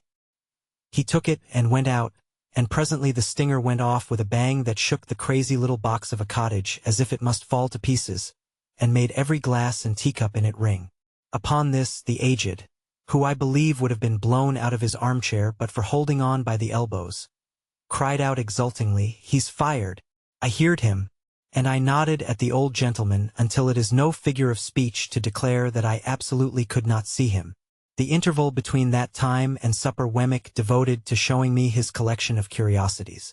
They were mostly of a felonious character, comprising the pen with which a celebrated forgery had been committed, a distinguished razor or two, some locks of hair, and several manuscript confessions written under condemnation, upon which Mr. Wemmick set particular value as being, to use his own words, "Every one of 'em lies, sir." These were agreeably dispersed among small specimens of china and glass, various neat trifles made by the proprietor of the museum, and some tobacco stoppers carved by the aged. They were all displayed in that chamber of the castle into which I had been first inducted, and which served, not only as the general sitting room but as the kitchen too, if I might judge from a saucepan on the hob, and a brazen bijou over the fireplace designed for the suspension of a roasting jack. There was a neat little girl in attendance, who looked after the aged in the day. When she had laid the supper cloth, the bridge was lowered to give her means of egress, and she withdrew for the night. The supper was excellent, and though the castle was rather subject to dry rot insomuch that it tasted like a bad nut, and though the pig might have been farther off, I was heartily pleased with my whole entertainment. Nor was there any drawback on my little turret bedroom, beyond there being such a very thin ceiling between me and the flagstaff, that when I lay down on my back in bed, it seemed as if I had to balance that pole on my forehead all night. Wemmick was up early in the morning, and I am afraid I heard him cleaning my boots. After that, he fell to gardening, and I saw him from my Gothic window pretending to employ the aged, and nodding at him in a most devoted manner. Our breakfast was as good as the supper, and at 8:30 precisely we started for Little Britain. By degrees, Wemmick got drier and harder as we went along, and his mouth tightened into a post office again. At last, when we got to his place of business and he pulled out his key from his coat collar, he looked as unconscious of his Walworth property as if the castle and the drawbridge and the arbor and the lake and the fountain and the aged had all been blown into space together by the last discharge of the stinger. Chapter 26. It fell out as Wemmick had told me it would, that I had an early opportunity of comparing my guardian's establishment with that of his cashier and clerk. My guardian was in his room, washing his hands with his scented soap, when I went into the office from Walworth, and he called me to him and gave me the invitation for myself and friends which Wemmick had prepared me to receive. No ceremony, he stipulated, and no dinner dress, and say tomorrow. I asked him where we should come to, for I had no idea where he lived, and I believe it was in his general objection to make anything like an admission, that he replied, "Come here and I'll take you home with me." I embraced this opportunity of remarking that he washed his clients off, as if he were a surgeon or a dentist. He had a closet in his room, fitted up for the purpose, which smelt of the scented soap like a perfumer's shop. It had an unusually large jack towel on a roller inside the door, and he would wash his hands, and wipe them and dry them all over this towel, whenever he came in from a police court or dismissed a client from his room.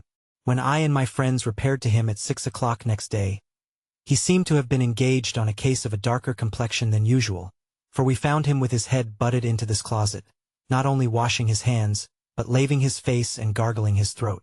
And even when he had done all that and had gone all round the jack-towel, he took out his penknife and scraped the case out of his nails before he put his coat on. There were some people slinking about as usual when we passed out into the street, who were evidently anxious to speak with him. But there was something so conclusive in the halo of scented soap which encircled his presence, that they gave it up for that day. As we walked along westward, he was recognized ever and again by some face in the crowd of the streets, and whenever that happened he talked louder to me.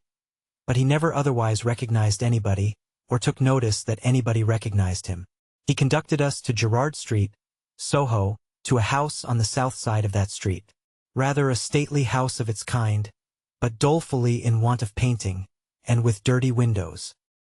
He took out his key and opened the door, and we all went into a stone hall, bare, gloomy and little used. So, up a dark brown staircase into a series of 3 dark brown rooms on the first floor. There were carved garlands on the paneled walls, and as he stood among them giving us welcome, I know what kind of loops I thought they looked like. Dinner was laid in the best of these rooms. The second was his dressing room, the third his bedroom. He told us that he held the whole house, but rarely used more of it than we saw. The table was comfortably laid, no silver in the service, of course, and at the side of his chair was a capacious dumbwaiter, with a variety of bottles and decanters on it, and 4 dishes of fruit for dessert. I noticed throughout that he kept everything under his own hand, and distributed everything himself. There was a bookcase in the room. I saw from the backs of the books that they were about evidence, criminal law, criminal biography, trials, acts of parliament, and such things. The furniture was all very solid and good, like his watch chain. It had an official look, however, and there was nothing merely ornamental to be seen. In a corner was a little table of papers with a shaded lamp, so that he seemed to bring the office home with him in that respect too, and to wheel it out of an evening and fall to work. As he had scarcely seen my 3 companions until now, for he and I had walked together, he stood on the hearthrug after ringing the bell and took a searching look at them. To my surprise, he seemed at once to be principally if not solely interested in Drummle. "Pip," said he, putting his large hand on my shoulder and moving me to the window, "I don't know one from the other." "Who's the spider?" "The spider?" said I. "The blotchy, sprawly, sulky fellow." "That's Bentley Drummle," I replied. "The one with the delicate face is Startop." Not making the least account of the one with the delicate face, he returned, "Bentley Drummle is his name, is it? I like the look of that fellow." He immediately began to talk to Drummle, not at all deterred by his replying in his heavy reticent way, but apparently led on by it to screw discourse out of him. I was looking at the two, when there came between me and them the housekeeper, with the first dish for the table. She was a woman of about 40, I supposed, but I may have thought her younger than she was. Rather tall, of a lithe, nimble figure, extremely pale, with large faded eyes, and a quantity of streaming hair. I cannot say whether any diseased affection of the heart caused her lips to be parted as if she were panting, and her face to bear a curious expression of suddenness and flutter. But I know that I had been to see Macbeth at the theatre, a night or 2 before, and that her face looked to me as if it were all disturbed by fiery air, like the faces I had seen rise out of the witch's cauldron. She set the dish on, touched my guardian quietly on the arm with a finger to notify that dinner was ready, and vanished. We took our seats at the round table, and my guardian kept Drummle on one side of him, while Startop sat on the other. It was a noble dish of fish that the housekeeper had put on table, and we had a joint of equally choice mutton afterwards, and then an equally choice bird. Sauces, wines, all the accessories we wanted, and all of the best, were given out by our host from his dumbwaiter, and when they had made the circuit of the table, he always put them back again. Similarly, he dealt us clean plates and knives and forks, for each course, and dropped those just disused into 2 baskets on the ground by his chair. No other attendant than the housekeeper appeared. She set on every dish, and I always saw in her face, a face rising out of the cauldron. Years afterwards, I made a dreadful likeness of that woman, by causing a face that had no other natural resemblance to it than it derived from flowing hair to pass behind a bowl of flaming spirits in a dark room. Induced to take particular notice of the housekeeper, both by her own striking appearance and by Wemmick's preparation, I observed that whenever she was in the room she kept her eyes attentively on my guardian, and that she would remove her hands from any dish she put before him, hesitatingly, as if she dreaded his calling her back, and wanted him to speak when she was nigh, if he had anything to say. I fancied that I could detect in his manner a consciousness of this, and a purpose of always holding her in suspense. Dinner went off gaily, and although my guardian seemed to follow rather than originate subjects, I knew that he wrenched the weakest part of our dispositions out of us. For myself, I found that I was expressing my tendency to lavish expenditure, and to patronize Herbert, and to boast of my great prospects, before I quite knew that I had opened my lips. It was so with all of us, but with no one more than Drummle, the development of whose inclination to gird in a grudging and suspicious way at the rest was screwed out of him before the fish was taken off.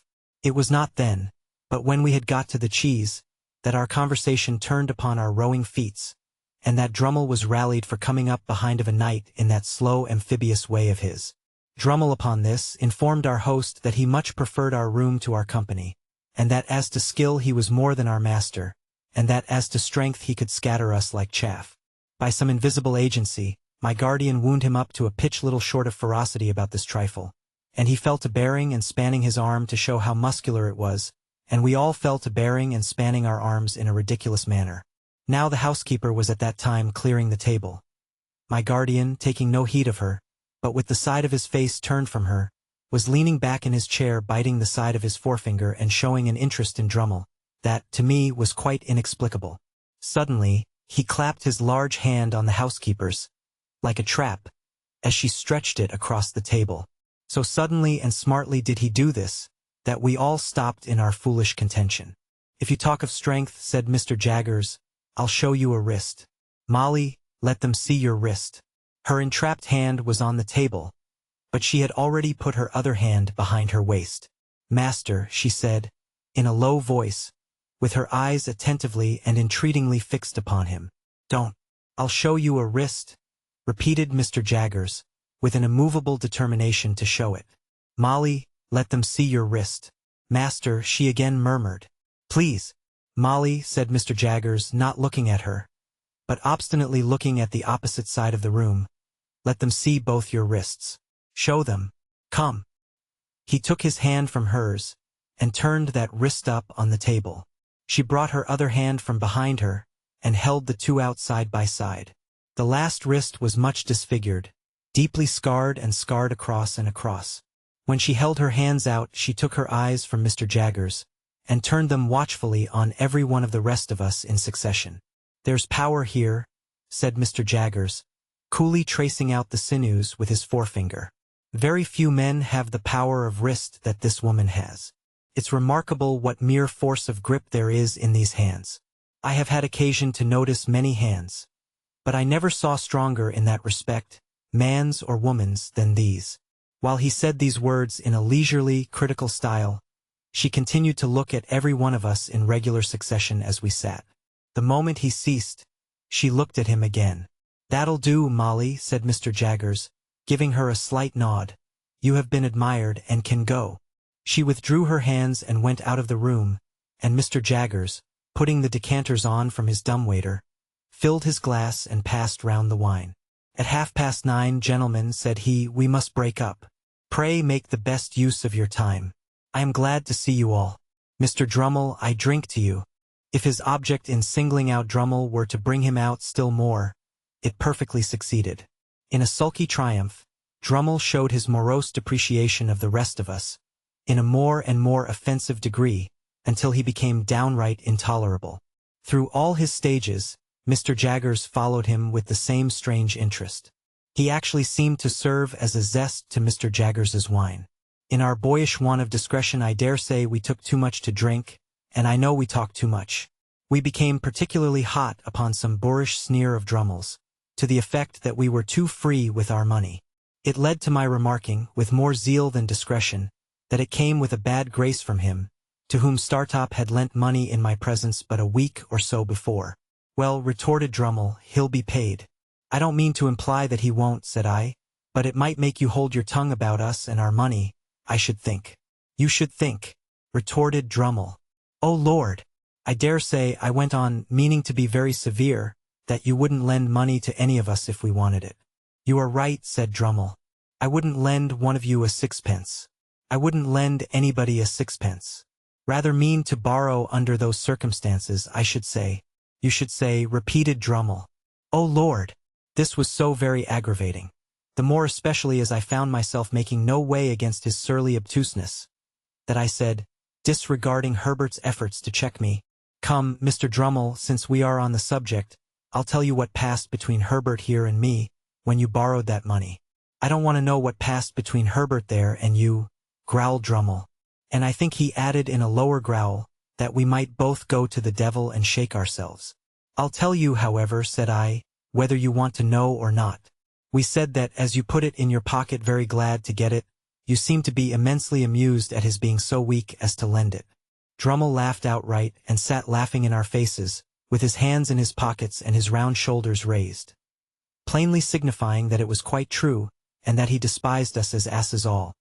Hereupon Startop took him in hand, though with a much better grace than I had shown, and exhorted him to be a little more agreeable. Startop, being a lively, bright young fellow, and Drummle being the exact opposite, the latter was always disposed to resent him as a direct personal affront. He now retorted in a coarse, lumpish way, and Startop tried to turn the discussion aside with some small pleasantry that made us all laugh.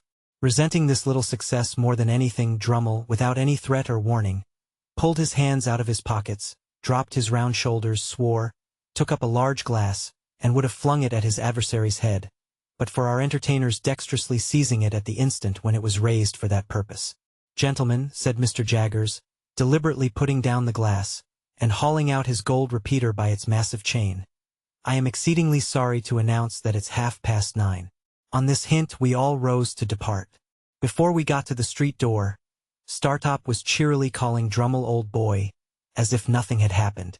But the old boy was so far from responding, that he would not even walk to Hammersmith on the same side of the way. So Herbert and I, who remained in town, saw them going down the street on opposite sides, Startop leading and Drummle lagging behind in the shadow of the houses, much as he was wont to follow in his boat. As the door was not yet shut, I thought I would leave Herbert there for a moment, and run upstairs again to say a word to my guardian. I found him in his dressing room surrounded by his stock of boots, already hard at it, washing his hands of us. I told him I had come up again to say how sorry I was that anything disagreeable should have occurred, and that I hoped he would not blame me much. Pooh, said he, sluicing his face, and speaking through the water drops. It's nothing, Pip. I like that spider, though. He had turned towards me now, and was shaking his head, and blowing and toweling himself. I am glad you like him, sir, said I. But I don't. No, my guardian assented. Don't have too much to do with him. Keep as clear of him as you can. But I like the fellow, Pip. He is one of the true sort. Why, if I was a fortune-teller. Looking out of the towel, he caught my eye. But I am not a fortune-teller, he said, letting his head drop into a festoon of towel, and toweling away at his 2 ears. You know what I am, don't you? Good night, Pip. Good night, sir. In about a month after that, the spider's time with Mr. Pocket was up for good, and, to the great relief of all the house but Mrs. Pocket, he went home to the family hole. Chapter 27. My dear Mr. Pip, I write this by request of Mr. Gargery, for to let you know that he is going to London in company with Mr. Wopsle, and would be glad if agreeable to be allowed to see you. He would call at Barnard's Hotel Tuesday morning at 9 o'clock, when if not agreeable please leave word. Your poor sister is much the same as when you left. We talk of you in the kitchen every night, and wonder what you are saying and doing. If now considered in the light of a liberty, excuse it for the love of poor old days. No more, dear Mr. Pip, from your ever obliged and affectionate servant, Biddy. P.S. He wishes me most particular to write what larks. He says you will understand. I hope and do not doubt it will be agreeable to see him, even though a gentleman, for you had ever a good heart, and he is a worthy man. I have read him all, excepting only the last little sentence, and he wishes me most particular to write again what larks. I received this letter by the post on Monday morning, and therefore its appointment was for next day. Let me confess exactly with what feelings I looked forward to Joe's coming. Not with pleasure, though I was bound to him by so many ties. No, with considerable disturbance, some mortification, and a keen sense of incongruity. If I could have kept him away by paying money, I certainly would have paid money. My greatest reassurance was that he was coming to Barnard's Inn, not to Hammersmith, and consequently would not fall in Bentley Drummle's way. I had little objection to his being seen by Herbert or his father, for both of whom I had a respect, but I had the sharpest sensitiveness as to his being seen by Drummle, whom I held in contempt. So, throughout life our worst weaknesses and meannesses are usually committed for the sake of the people whom we most despise. I had begun to be always decorating the chambers in some quite unnecessary and inappropriate way or other, and very expensive those wrestles with Barnard proved to be. By this time, the rooms were vastly different from what I had found them, and I enjoyed the honor of occupying a few prominent pages in the books of a neighboring upholsterer. I had got on so fast of late, that I had even started a boy in boots, top boots, in bondage and slavery to whom I might have been said to pass my days. For, after I had made the monster out of the refuse of my washerwoman's family, and had clothed him with a blue coat, canary waistcoat, white cravat, creamy breeches, and the boots already mentioned, I had to find him a little to do and a great deal to eat, and with both of those horrible requirements he haunted my existence. This avenging phantom was ordered to be on duty at 8 on Tuesday morning in the hall. It was 2 feet square, as charged for floorcloth, and Herbert suggested certain things for breakfast that he thought Joe would like. While I felt sincerely obliged to him for being so interested and considerate, I had an odd half-provoked sense of suspicion upon me, that if Joe had been coming to see him, he wouldn't have been quite so brisk about it.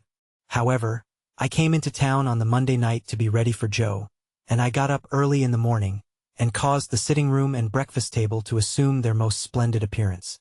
Unfortunately the morning was drizzly, and an angel could not have concealed the fact that Barnard was shedding sooty tears outside the window, like some weak giant of a sweep. As the time approached I should have liked to run away, but the avenger pursuant to orders was in the hall, and presently I heard Joe on the staircase. I knew it was Joe by his clumsy manner of coming upstairs, his state boots being always too big for him, and by the time it took him to read the names on the other floors in the course of his ascent. When at last he stopped outside our door, I could hear his finger tracing over the painted letters of my name, and I afterwards distinctly heard him breathing in at the keyhole. Finally he gave a faint single rap, and Pepper, such was the compromising name of the avenging boy, announced Mr. Gargery. I thought he never would have done wiping his feet, and that I must have gone out to lift him off the mat, but at last he came in. "Joe, how are you, Joe?" "Pip, how are you, Pip?" With his good honest face all glowing and shining, and his hat put down on the floor between us, he caught both my hands and worked them straight up and down, as if I had been the last patented pump. "I am glad to see you, Joe. Give me your hat." But Joe, taking it up carefully with both hands, like a bird's nest with eggs in it, wouldn't hear of parting with that piece of property, and persisted in standing talking over it in a most uncomfortable way. "Which you have that growed," said Joe, "and that swelled, and that gentle folkied." Joe considered a little before he discovered this word, "as to be sure you are a honor to your king and country. And you, Joe, look wonderfully well."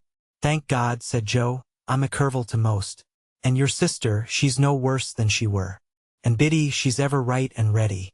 And all friends is no backarder, if not no forwarder. Septon Wopsle, he's had a drop." All this time, still with both hands taking great care of the bird's nest, Joe was rolling his eyes round and round the room, and round the flowered pattern of my dressing gown. "Had a drop, Joe?" "Why, yes," said Joe, lowering his voice. "He's left the church and went into the play-acting. Which the play-acting have likeways brought him to London along with me. And his wish were," said Joe, getting the bird's nest under his left arm for the moment, and groping in it for an egg with his right. "If no offense, as I would, and you that." I took what Joe gave me, and found it to be the crumpled playbill of a small metropolitan theater, announcing the first appearance in that very week of the celebrated provincial amateur of Russian renown, whose unique performance in the highest tragic walk of our national bard has lately occasioned so great a sensation in local dramatic circles. "Were you at his performance, Joe?" I inquired. "I were," said Joe, with emphasis and solemnity. "Was there a great sensation?" "Why," said Joe, "yes, there certainly were a peck of orange peel. Particular when he see the ghost. Though I put it to yourself, sir, whether it were calculated to keep a man up to his work with a good heart, to be continually cutting in betwixt him and the ghost with amen." "A man may have had a misfortune and been in the church," said Joe, lowering his voice to an argumentative and feeling tone, "but that is no reason why you should put him out at such a time. Which I meanter say, if the ghost of a man's own father cannot be allowed to claim his attention, what can, sir? Still more, when his mourning at is unfortunately made so small as that the weight of the black feathers brings it off, try to keep it on how you may." A ghost-seeing effect in Joe's own countenance informed me that Herbert had entered the room. So, I presented Joe to Herbert, who held out his hand. But Joe backed from it and held on by the bird's nest. "Your servant, sir," said Joe, "which I hope is you and Pip." Here his eye fell on the Avenger, who was putting some toast on table, and so plainly denoted an intention to make that young gentleman one of the family, that I frowned it down and confused him more. "I meanter say, you two gentlemen, which I hope as you get your elfs in this close spot, for the present may be a wery good inn, according to London opinions," said Joe, confidentially, "and I believe its character do stand it. But I wouldn't keep a pig in it myself, not in the case that I wished him to fatten wholesome and to eat with a meller flavor on him." Having borne this flattering testimony to the merits of our dwelling place, and having incidentally shown this tendency to call me Sir, Joe, being invited to sit down to table, looked all round the room for a suitable spot on which to deposit his hat, as if it were only on some very few rare substances in nature that it could find a resting place, and ultimately stood it on an extreme corner of the chimney-piece, from which it ever afterwards fell off at intervals. "Do you take tea or coffee, Mr. Gargery?" asked Herbert, who always presided of a morning. "Thank ye, sir," said Joe, stiff from head to foot. "I'll take whichever is most agreeable to yourself. What do you say to coffee?" "Thank ye, sir," returned Joe, evidently dispirited by the proposal. "Since you are so kind as make cheatser of coffee, I will not run contrary to your own opinions. But don't you never find it a little eating?" "Say tea then," said Herbert, pouring it out.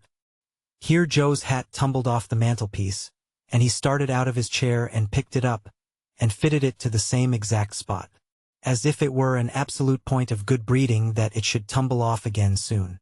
"When did you come to town, Mr. Gargery?" "Were it yesterday afternoon?" said Joe, after coughing behind his hand, as if he had had time to catch the whooping cough since he came. "No, it were not." "Yes, it were." "Yes, it were yesterday afternoon," with an appearance of mingled wisdom, relief, and strict impartiality. "Have you seen anything of London yet?" "Why, yes, sir," said Joe. "Me and Wopsle went off straight to look at the blacking warehouse.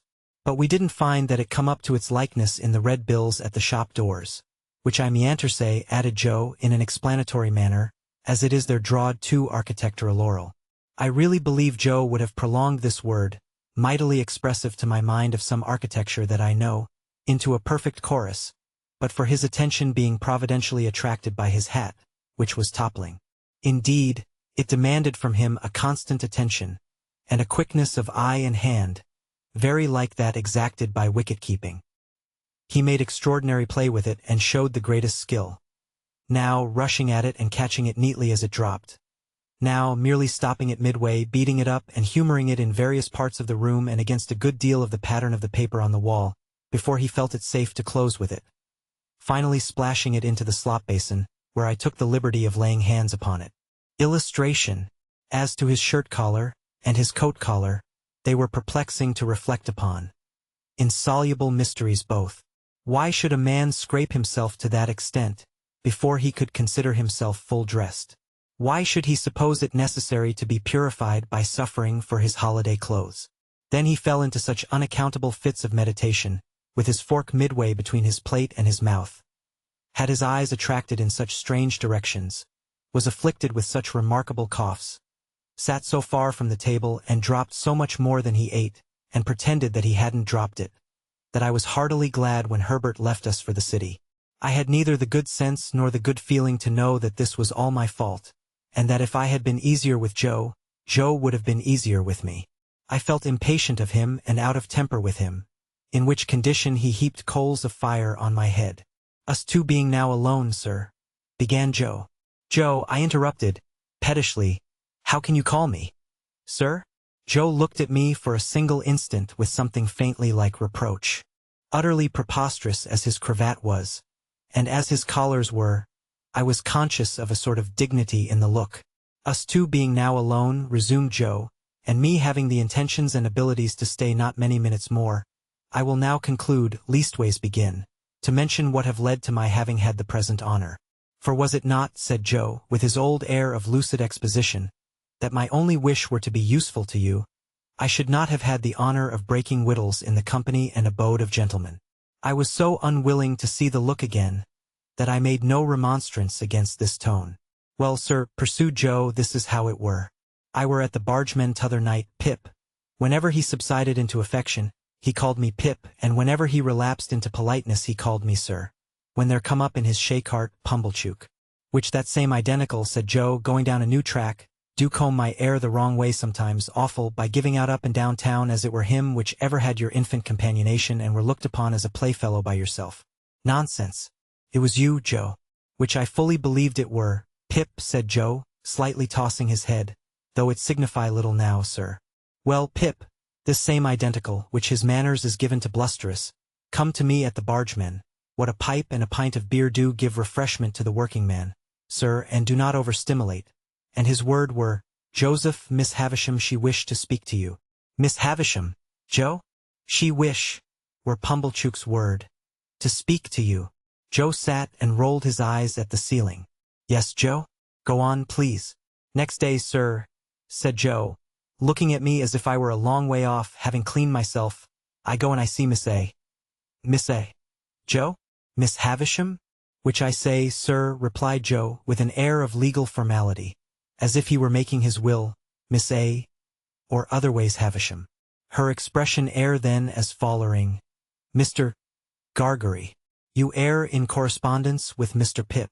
Having had a letter from you, I were able to say, I am. When I married your sister, sir, I said, I will. And when I answered your friend, Pip, I said, I am. Would you tell him, then, said she, that which Estella has come home and would be glad to see him? I felt my face fire up as I looked at Joe. I hope one remote cause of its firing may have been my consciousness that if I had known his errand, I should have given him more encouragement. Biddy, pursued Joe, when I got home and asked her fur to write the message to you, a little hung back. Biddy says, I know he will be very glad to have it by word of mouth. It is holiday time, you want to see him go. I have now concluded, sir, said Joe, rising from his chair, and Pip, I wish you ever well and ever prospering to a greater and a greater height. But you are not going now, Joe? Yes, I am, said Joe. But you are coming back to dinner, Joe? No, I am not, said Joe. Our eyes met, and all the sir melted out of that manly heart as he gave me his hand. Pip, dear old chap, life is made of ever so many partings welded together, as I may say, and one man's a blacksmith, and one's a whitesmith, and one's a goldsmith, and one's a coppersmith. Divisions among such must come, and must be met as they come. If there's been any fault at all today, it's mine. You and me is not two figures to be together in London, nor yet anywheres else but what is private and beknown and understood among friends. It ain't that I am proud, but that I want to be right, as you shall never see me no more in these clothes. I'm wrong in these clothes. I'm wrong out of the forge, the kitchen, or off teach meshes. You won't find half so much fault in me if you think of me in my forge dress, with my hammer in my hand, or even my pipe. You won't find half so much fault in me if, supposing as you should ever wish to see me, you come and put your head in at the forge window and see Joe the blacksmith, there at the old anvil in the old burnt apron, sticking to the old work. I'm awful dull, but I hope I've beat out something nigh the rights of this at last. And so God bless you, dear old Pip, old chap, God bless you. I had not been mistaken in my fancy that there was a simple dignity in him. The fashion of his dress could no more come in its way when he spoke these words than it could come in its way in heaven. He touched me gently on the forehead, and went out. As soon as I could recover myself sufficiently, I hurried out after him and looked for him in the neighboring streets. But he was gone. Chapter 28. It was clear that I must repair to our town next day, and in the first flow of my repentance, it was equally clear that I must stay at Joe's. But, when I had secured my box place by tomorrow's coach, and had been down to Mr. Pocket's and back. I was not by any means convinced on the last point, and began to invent reasons and make excuses for putting up at the Blue Boar. I should be an inconvenience at Joe's. I was not expected, and my bed would not be ready. I should be too far from Miss Havisham's, and she was exacting and mightn't like it. All other swindlers upon earth are nothing to the self-swindlers, and with such pretenses did I cheat myself. Surely a curious thing. That I should innocently take a bad half-crown of somebody else's manufacture is reasonable enough. But that I should knowingly reckon the spurious coin of my own make as good money. An obliging stranger, under pretense of compactly folding up my banknotes for security's sake, abstracts the notes and gives me nutshells. But what is his sleight of hand to mine, when I fold up my own nutshells and pass them on myself as notes? Having settled that I must go to the Blue Boar, my mind was much disturbed by indecision whether or not to take the Avenger. It was tempting to think of that expensive mercenary publicly airing his boots in the archway of the Blue Boar's posting-yard. It was almost solemn to imagine him casually produced in the tailor's shop, and confounding the disrespectful senses of Trabb's boy. On the other hand, Trabb's boy might worm himself into his intimacy and tell him things. Or, reckless and desperate wretch as I knew he could be, might hoot him in the high street. My patroness, too, might hear of him and not approve. On the whole, I resolved to leave the Avenger behind. It was the afternoon coach by which I had taken my place, and, as winter had now come round, I should not arrive at my destination until 2 or 3 hours after dark. Our time of starting from the Cross Keys was 2 o'clock. I arrived on the ground with a quarter of an hour to spare, attended by the Avenger, if I may connect that expression with one who never attended on me if he could possibly help it. At that time it was customary to carry convicts down to the dockyards by stagecoach. As I had often heard of them in the capacity of outside passengers, and had more than once seen them on the high road dangling their ironed legs over the coach roof, I had no cause to be surprised when Herbert, meeting me in the yard, came up and told me there were 2 convicts going down with me. But I had a reason that was an old reason now for constitutionally faltering whenever I heard the word convict. "You don't mind them, Handel?" said Herbert. "Oh no. I thought you seemed as if you didn't like them?" "I can't pretend that I do like them, and I suppose you don't particularly. But I don't mind them. See, there they are," said Herbert, coming out of the tap. "What a degraded and vile sight it is. They had been treating their guard, I suppose, for they had a jailer with them, and all 3 came out wiping their mouths on their hands. The 2 convicts were handcuffed together, and had irons on their legs. Irons of a pattern that I knew well. They wore the dress that I likewise knew well. Their keeper had a brace of pistols and carried a thick-knobbed bludgeon under his arm. But he was on terms of good understanding with them, and stood with them beside him, looking on at the putting to of the horses, rather with an air as if the convicts were an interesting exhibition not formally open at the moment, and he the curator.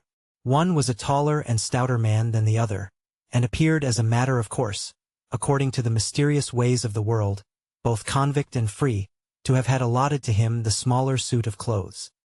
His arms and legs were like great pincushions of those shapes, and his attire disguised him absurdly, but I knew his half-closed eye at one glance.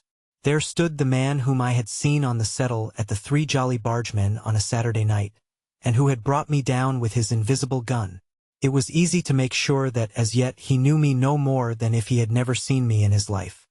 He looked across at me, and his eye appraised my watch-chain, and then he incidentally spat and said something to the other convict, and they laughed and slewed themselves round with a clink of their coupling manacle and looked at something else. The great numbers on their backs, as if they were street doors. Their coarse, mangy, ungainly outer surface, as if they were lower animals.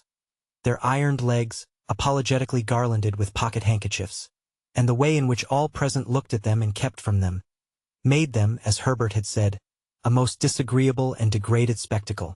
But this was not the worst of it. It came out that the whole of the back of the coach had been taken by a family removing from London, and that there were no places for the 2 prisoners but on the seat in front behind the coachman. Hereupon a choleric gentleman, who had taken the 4th place on that seat, flew into a most violent passion, and said that it was a breach of contract to mix him up with such villainous company, and that it was poisonous, and pernicious, and infamous, and shameful, and I don't know what else. At this time the coach was ready and the coachman impatient, and we were all preparing to get up, and the prisoners had come over with their keeper, bringing with them that curious flavor of bread poultice, baize, rope yarn, and hearthstone, which attends the convict presence. "Don't take it so much amiss, sir," pleaded the keeper to the angry passenger. "I'll sit next you myself. I'll put 'em on the outside of the row. They won't interfere with you, sir. You needn't know they're there. And don't blame me," growled the convict I had recognized. "I don't want to go. I am quite ready to stay behind. As far as I am concerned, anyone's welcome to my place." "Or mine," said the other gruffly. "I wouldn't have incommoded none of you, if I'd had my way." Then they both laughed and began cracking nuts and spitting the shells about Dot, as I really think I should have liked to do myself, if I had been in their place and so despised. At length it was voted that there was no help for the angry gentleman, and that he must either go in his chance company or remain behind. So he got into his place, still making complaints, and the keeper got into the place next him, and the convicts hauled themselves up as well as they could, and the convict I had recognized sat behind me with his breath on the hair of my head. "Goodbye, Handel," Herbert called out as we started. I thought what a blessed fortune it was, that he had found another name for me than Pip. It is impossible to express with what acuteness I felt the convict's breathing, not only on the back of my head, but all along my spine. The sensation was like being touched in the marrow with some pungent and searching acid. It set my very teeth on edge. He seemed to have more breathing business to do than another man, and to make more noise in doing it, and I was conscious of growing high-shouldered on one side, in my shrinking endeavors to fend him off. The weather was miserably raw, and the two cursed the cold. It made us all lethargic before we had gone far, and when we had left the halfway house behind, we habitually dozed and shivered and were silent. I dozed off myself, in considering the question whether I ought to restore a couple of pounds sterling to this creature before losing sight of him, and how it could best be done. In the act of dipping forward as if I were going to bathe among the horses, I woke in a fright and took the question up again. But I must have lost it longer than I had thought, since, although I could recognize nothing in the darkness and the fitful lights and shadows of our lamps, I traced marsh country in the cold damp wind that blew at us. Cowering forward for warmth and to make me a screen against the wind, the convicts were closer to me than before. The very first words I heard them interchange as I became conscious were the words of my own thought, 2 1-pound notes. "How did he get 'em?" said the convict I had never seen. "How should I know?" returned the other. "He had 'em stowed away somehows. Give him by friends, I expect." "I wish," said the other, with a bitter curse upon the cold, "that I had 'em here." 2 1-pound notes or friends? 2 1-pound notes. I'd sell all the friends I ever had for one, and think it a blessed good bargain. "Well, so he says?" "So he says," resumed the convict I had recognized. "It was all said and done in half a minute, behind a pile of timber in the dockyard." "You're a-going to be discharged?" "Yes, I was. Would I find out that boy that had fed him and kept his secret, and give him them 2 1-pound notes? Yes, I would. And I did." "More fool you," growled the other. "I'd have spent 'em on a man in wittles and drink. He must have been a green one." "Mean to say he knowed nothing of you?" "Not a ha'porth. Different gangs and different ships. He was tried again for prison breaking and got made a lifer." "And was that honor the only time you worked out in this part of the country?" "The only time." "What might have been your opinion of the place?" "A most beastly place. Mudbank, mist, swamp, and work." "Work, swamp, mist, and mudbank." They both execrated the place in very strong language, and gradually growled themselves out, and had nothing left to say. After overhearing this dialogue, I should assuredly have got down and been left in the solitude and darkness of the highway, but for feeling certain that the man had no suspicion of my identity. Indeed, I was not only so changed in the course of nature, but so differently dressed and so differently circumstanced, that it was not at all likely he could have known me without accidental help. Still, the coincidence of our being together on the coach was sufficiently strange to fill me with a dread that some other coincidence might at any moment connect me, in his hearing, with my name. For this reason, I resolved to alight as soon as we touched the town, and put myself out of his hearing. This device I executed successfully. My little portmanteau was in the boot under my feet. I had but to turn a hinge to get it out. I threw it down before me, got down after it, and was left at the first lamp on the first stones of the town pavement.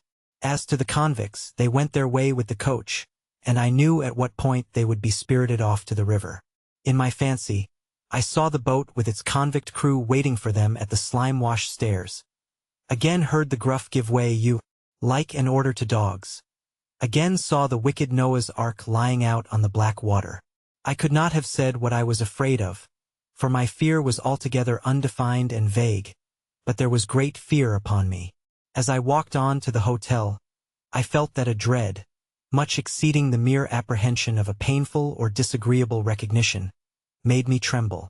I am confident that it took no distinctness of shape, and that it was the revival for a few minutes of the terror of childhood. His eyes looked so awfully hungry too, that when I handed him the file and he laid it down on the grass, it occurred to me he would have tried to eat it, if he had not seen my bundle. He did not turn me upside down this time to get at what I had, but left me right side upwards while I opened the bundle and emptied my pockets. "What's in the bottle, boy?" said he. "Brandy," said I. He was already handing mincemeat down his throat in the most curious manner, more like a man who was putting it away somewhere in a violent hurry than a man who was eating it, but he left off to take some of the liquor. He shivered all the while so violently that it was quite as much as he could do to keep the neck of the bottle between his teeth, without biting it off. "I think you have got the ague," said I. "I'm much of your opinion, boy," said he. "It's bad about here," I told him. "You've been lying out on the meshes, and they're dreadful aguish. Rheumatic too." "I'll eat my breakfast afore they're the death of me," said he. "I'd do that if I was going to be strung up to that there gallows as there is over there directly afterwards. I'll beat the shivers so far, I'll bet you." He was gobbling mincemeat, meat bone, bread, cheese, and pork pie all at once, staring distrustfully while he did so at the mist all round us, and often stopping, even stopping his jaws, to listen. Some real or fancied sound, some clink upon the river or breathing of beast upon the marsh, now gave him a start, and he said, suddenly, "You're not a deceiving imp? You brought no one with you?" "No, sir." "No. Nor give no one the office to follow you?" "No." "Well," said he, "I believe you. You'd be but a fierce young hound indeed, if at your time of life you could help to hunt a wretched warmint hunted as near death and dunghill as this poor wretched warmint is." Something clicked in his throat as if he had works in him like a clock, and was going to strike. And he smeared his ragged rough sleeve over his eyes. Pitying his desolation, and watching him as he gradually settled down upon the pie, I made bold to say, "I am glad you enjoy it." "Did you speak?" I said I was glad you enjoyed it. "Thank ye, my boy. I do." I had often watched a large dog of ours eating his food, and I now noticed a decided similarity between the dog's way of eating and the man's. The man took strong, sharp, sudden bites, just like the dog. He swallowed, or rather snapped up, every mouthful, too soon and too fast, and he looked sideways here and there while he ate, as if he thought there was danger in every direction of somebody's coming to take the pie away. He was altogether too unsettled in his mind over it, to appreciate it comfortably, I thought, or to have anybody to dine with him, without making a chop with his jaws at the visitor. In all of which particulars he was very like the dog. "I am afraid you won't leave any of it for him," said I, timidly, after a silence during which I had hesitated as to the politeness of making the remark. "There's no more to be got where that came from." It was the certainty of this fact that impelled me to offer the hint. "Leave any for him?" "Who's him?" said my friend, stopping in his crunching of pie crust. "The young man that you spoke of, that was hid with you." "Oh, he returned, with something like a gruff laugh. "Him? Yes, yes. He don't want no wittles." "I thought he looked as if he did," said I. The man stopped eating, and regarded me with the keenest scrutiny and the greatest surprise. "Looked? When?" "Just now." "Where?" "Yonder," said I, pointing. "Over there, where I found him nodding asleep and thought it was you." He held me by the collar and stared at me so that I began to think his first idea about cutting my throat had revived. "Dressed like you know, only with a hat," I explained, trembling. And I was very anxious to put this delicately, and with the same reason for wanting to borrow a file. "Didn't you hear the cannon last night?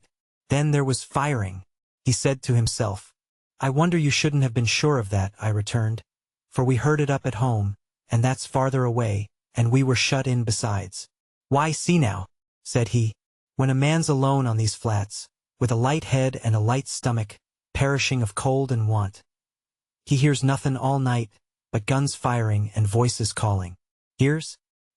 He sees the soldiers, with their red coats lighted up by the torches carried afore, closing in round him. Hears his number called, hears himself challenged, hears the rattle of the muskets, hears the orders make ready, present, cover him steady men, and is laid hands on, and there's nothing. Why, if I see one pursuing party last night, coming up in order, damn 'em with their tramp, I see 100. And as to firing, why, I see the mist shake with the cannon, arter it was broad day. But this man, he had said all the rest, as if he had forgotten my being there. Did you notice anything in him? He had a badly bruised face, said I, recalling what I hardly knew I knew. Not here, exclaimed the man, striking his left cheek mercilessly, with the flat of his hand. Yes, there. Where is he? He crammed what little food was left into the breast of his gray jacket. Show me the way he went. I'll pull him down like a bloodhound. Curse this iron on my sore leg. Give us hold of the file, boy. I indicated in what direction the mist had shrouded the other man, and he looked up at it for an instant. But he was down on the rank wet grass, filing at his iron like a madman, and not minding me or minding his own leg, which had an old chafe upon it and was bloody, but which he handled as roughly as if it had no more feeling in it than the file. I was very much afraid of him again, now that he had worked himself into this fierce hurry, and I was likewise very much afraid of keeping away from home any longer. I told him I must go, but he took no notice, so I thought the best thing I could do was to slip off. The last I saw of him, his head was bent over his knee and he was working hard at his fetter, muttering impatient imprecations at it and at his leg. The last I heard of him, I stopped in the mist to listen, and the file was still going. Chapter 4. I fully expected to find a constable in the kitchen, waiting to take me up. But not only was there no constable there, but no discovery had yet been made of the robbery. Mrs. Joe was prodigiously busy in getting the house ready for the festivities of the day, and Joe had been put upon the kitchen doorstep to keep him out of the dustpan, an article into which his destiny always led him sooner or later, when my sister was vigorously reaping the floors of her establishment. "And where the deuce ha' you been?" was Mrs. Joe's Christmas salutation, when I and my conscience showed ourselves. I said I had been down to hear the carols. "Ah, well," observed Mrs. Joe, "you might ha' done worse."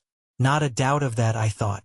Perhaps if I warn't a blacksmith's wife, and, what's the same thing, a slave with her apron never off, I should have been to hear the carols, said Mrs. Joe. I'm rather partial to carols myself, and that's the best of reasons for my never hearing any. Joe, who had ventured into the kitchen after me as the dustpan had retired before us, drew the back of his hand across his nose with a conciliatory air, when Mrs. Joe darted a look at him, and, when her eyes were withdrawn, secretly crossed his two forefingers, and exhibited them to me, as our token that Mrs. Joe was in a cross temper.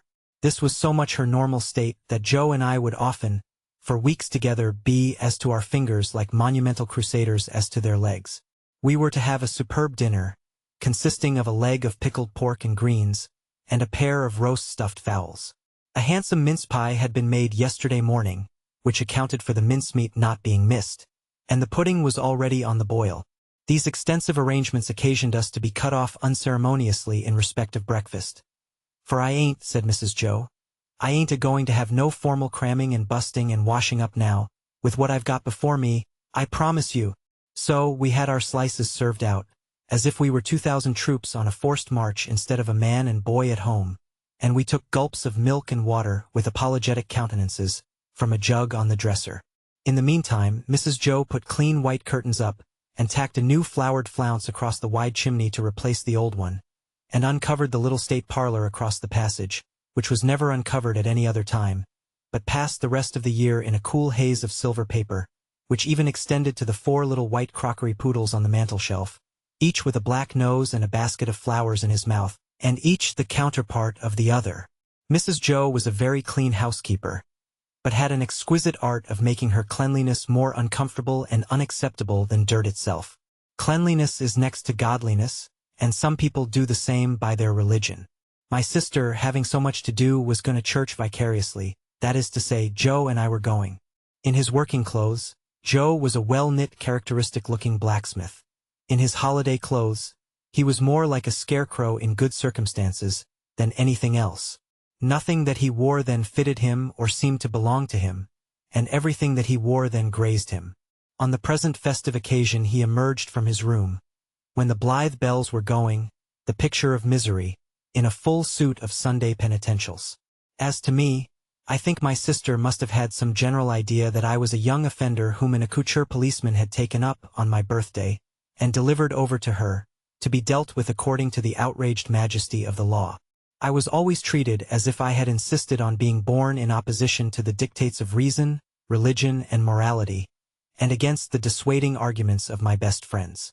Even when I was taken to have a new suit of clothes, the tailor had orders to make them like a kind of reformatory, and on no account to let me have the free use of my limbs. Joe and I going to church, therefore, must have been a moving spectacle for compassionate minds. Yet what I suffered outside was nothing to what I underwent within.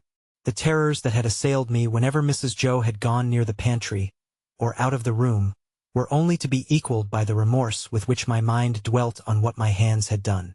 Under the weight of my wicked secret, I pondered whether the church would be powerful enough to shield me from the vengeance of the terrible young man, if I divulged to that establishment.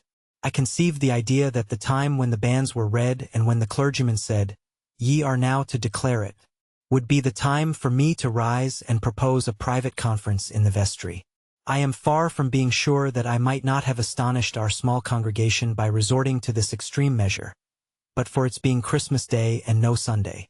Mr. Wopsle, the clerk at church, was to dine with us, and Mr. Hubble the wheelwright and Mrs. Hubble, and Uncle Pumblechook, Joe's uncle, but Mrs. Joe appropriated him, who was a well-to-do corn chandler in the nearest town and drove his own chaise cart. The dinner hour was 1:30. When Joe and I got home, we found the table laid and Mrs. Joe dressed and the dinner dressing and the front door unlocked. It never was at any other time, for the company to enter by, and everything most splendid. And still not a word of the robbery. The time came, without bringing with it any relief to my feelings, and the company came. Mr. Wopsle, united to a Roman nose and a large shining bald forehead, had a deep voice which he was uncommonly proud of. Indeed, it was understood among his acquaintance that if you could only give him his head, he would read the clergyman into fits. He himself confessed that if the church was thrown open, meaning to competition, he would not despair of making his mark in it. The church not being thrown open, he was, as I have said, our clerk. But he punished the amens tremendously, and when he gave out the psalm, always giving the whole verse, he looked all round the congregation first, as much as to say, "You have heard my friend overhead. Oblige me with your opinion of this style." I opened the door to the company, making believe that it was a habit of ours to open that door, and I opened it first to Mr. Wopsle, next to Mr. and Mrs. Hubble, and last of all to Uncle Pumblechook. N.B. I was not allowed to call him uncle under the severest penalties. "Mrs. Joe," said Uncle Pumblechook, a large, hard-breathing, middle-aged, slow man, with a mouth like a fish, dull, staring eyes, and sandy hair standing upright on his head, so that he looked as if he had just been all but choked, and had that moment come to, "I have brought you as the compliments of the season. I have brought you, mum, a bottle of sherry wine, and I have brought you, mum, a bottle of port wine." Every Christmas Day he presented himself, as a profound novelty, with exactly the same words, and carrying the 2 bottles like dumbbells. Every Christmas Day, Mrs. Joe replied, as she now replied, "Oh, Uncle Pumbly Chook, this is kind." Every Christmas Day he retorted, as he now retorted, "It's no more than your merits. And now are you all bobbish, and house 6 of halfpence?" Meaning me. We dined on these occasions in the kitchen, and adjourned, for the nuts and oranges and apples, to the parlor, which was a change very like Joe's change from his working clothes to his Sunday dress. My sister was uncommonly lively on the present occasion, and indeed was generally more gracious in the society of Mrs. Hubble than in other company. I remember Mrs. Hubble as a little curly sharp-edged person in sky blue, who held a conventionally juvenile position, because she had married Mr. Hubble, I don't know at what remote period, when she was much younger than he. I remember Mr. Hubble as a tough, high-shouldered, stooping old man of a sawdusty fragrance, with his legs extraordinarily wide apart, so that in my short days I always saw some miles of open country between them when I met him coming up the lane. Among this good company I should have felt myself, even if I hadn't robbed the pantry, in a false position. Not because I was squeezed in at an acute angle of the tablecloth, with the table in my chest, and the Pumblechukian elbow in my eye, nor because I was not allowed to speak, I didn't want to speak, nor because I was regaled with the scaly tips of the drumsticks of the fowls, and with those obscure corners of pork of which the pig, when living, had had the least reason to be vain. No, I should not have minded that, if they would only have left me alone. But they wouldn't leave me alone.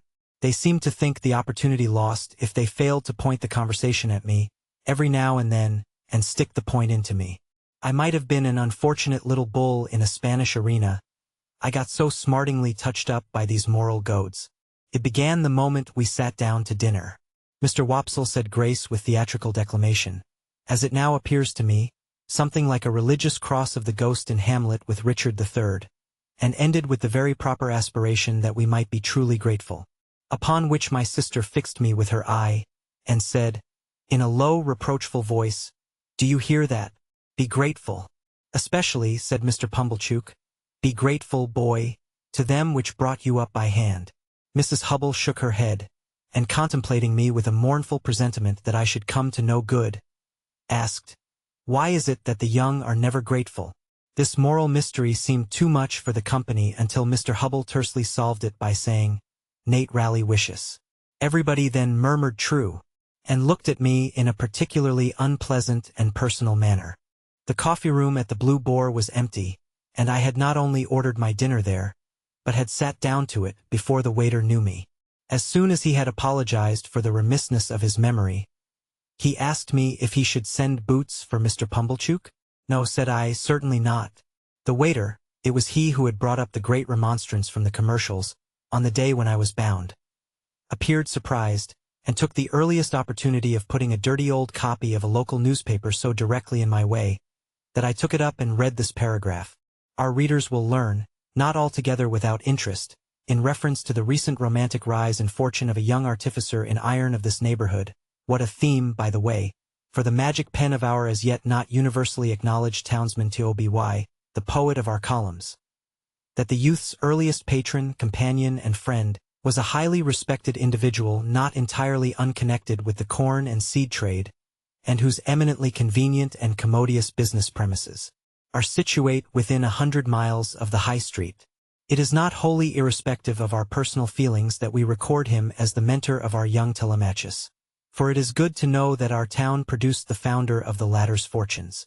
Does the thought-contracted brow of the local sage or the lustrous eye of local beauty inquire whose fortunes? We believe that Quintin Matsees was the blacksmith of Antwerp. Verb. Sap. I entertain a conviction, based upon large experience, that if in the days of my prosperity I had gone to the North Pole, I should have met somebody there, wandering Eskimo or civilized man, who would have told me that Pumblechook was my earliest patron and the founder of my fortunes. Chapter 29. Betimes in the morning I was up and out. It was too early yet to go to Miss Havisham's, so I loitered into the country on Miss Havisham's side of town, which was not Joe's side. I could go there tomorrow, thinking about my patroness and painting brilliant pictures of her plans for me. She had adopted Estella, she had as good as adopted me, and it could not fail to be her intention to bring us together. She reserved it for me to restore the desolate house, admit the sunshine into the dark rooms, set the clocks a-going and the cold hearths a-blazing, tear down the cobwebs, destroy the vermin. In short, do all the shining deeds of the young knight of romance, and marry the princess. I had stopped to look at the house as I passed, and its seared red brick walls, blocked windows, and strong green ivy clasping even the stacks of chimneys with its twigs and tendons, as if with sinewy old arms, had made up a rich attractive mystery, of which I was the hero. Estella was the inspiration of it, and the heart of it, of course. But, though she had taken such strong possession of me, though my fancy and my hope were so set upon her, though her influence on my boyish life and character had been all-powerful, I did not, even that romantic morning, invest her with any attributes save those she possessed. I mention this in this place of a fixed purpose, because it is the clue by which I am to be followed into my poor labyrinth. According to my experience, the conventional notion of a lover cannot be always true. The unqualified truth is, that when I loved Estella with the love of a man, I loved her simply because I found her irresistible. Once for all, I knew to my sorrow, often and often, if not always, that I loved her against reason, against promise, against peace, against hope, against happiness, against all discouragement that could be. Once for all, I loved her none the less because I knew it, and it had no more influence in restraining me than if I had devoutly believed her to be human perfection. I so shaped out my walk as to arrive at the gate at my old time. When I had rung at the bell with an unsteady hand, I turned my back upon the gate, while I tried to get my breath and keep the beating of my heart moderately quiet. I heard the side door open, and steps come across the courtyard. But I pretended not to hear, even when the gate swung on its rusty hinges. Being at last touched on the shoulder, I started and turned. I started much more naturally then, to find myself confronted by a man in a sober gray dress. The last man I should have expected to see in that place of porter at Miss Havisham's door. Orlick. Ah, young master, there's more changes than yours. But come in, come in.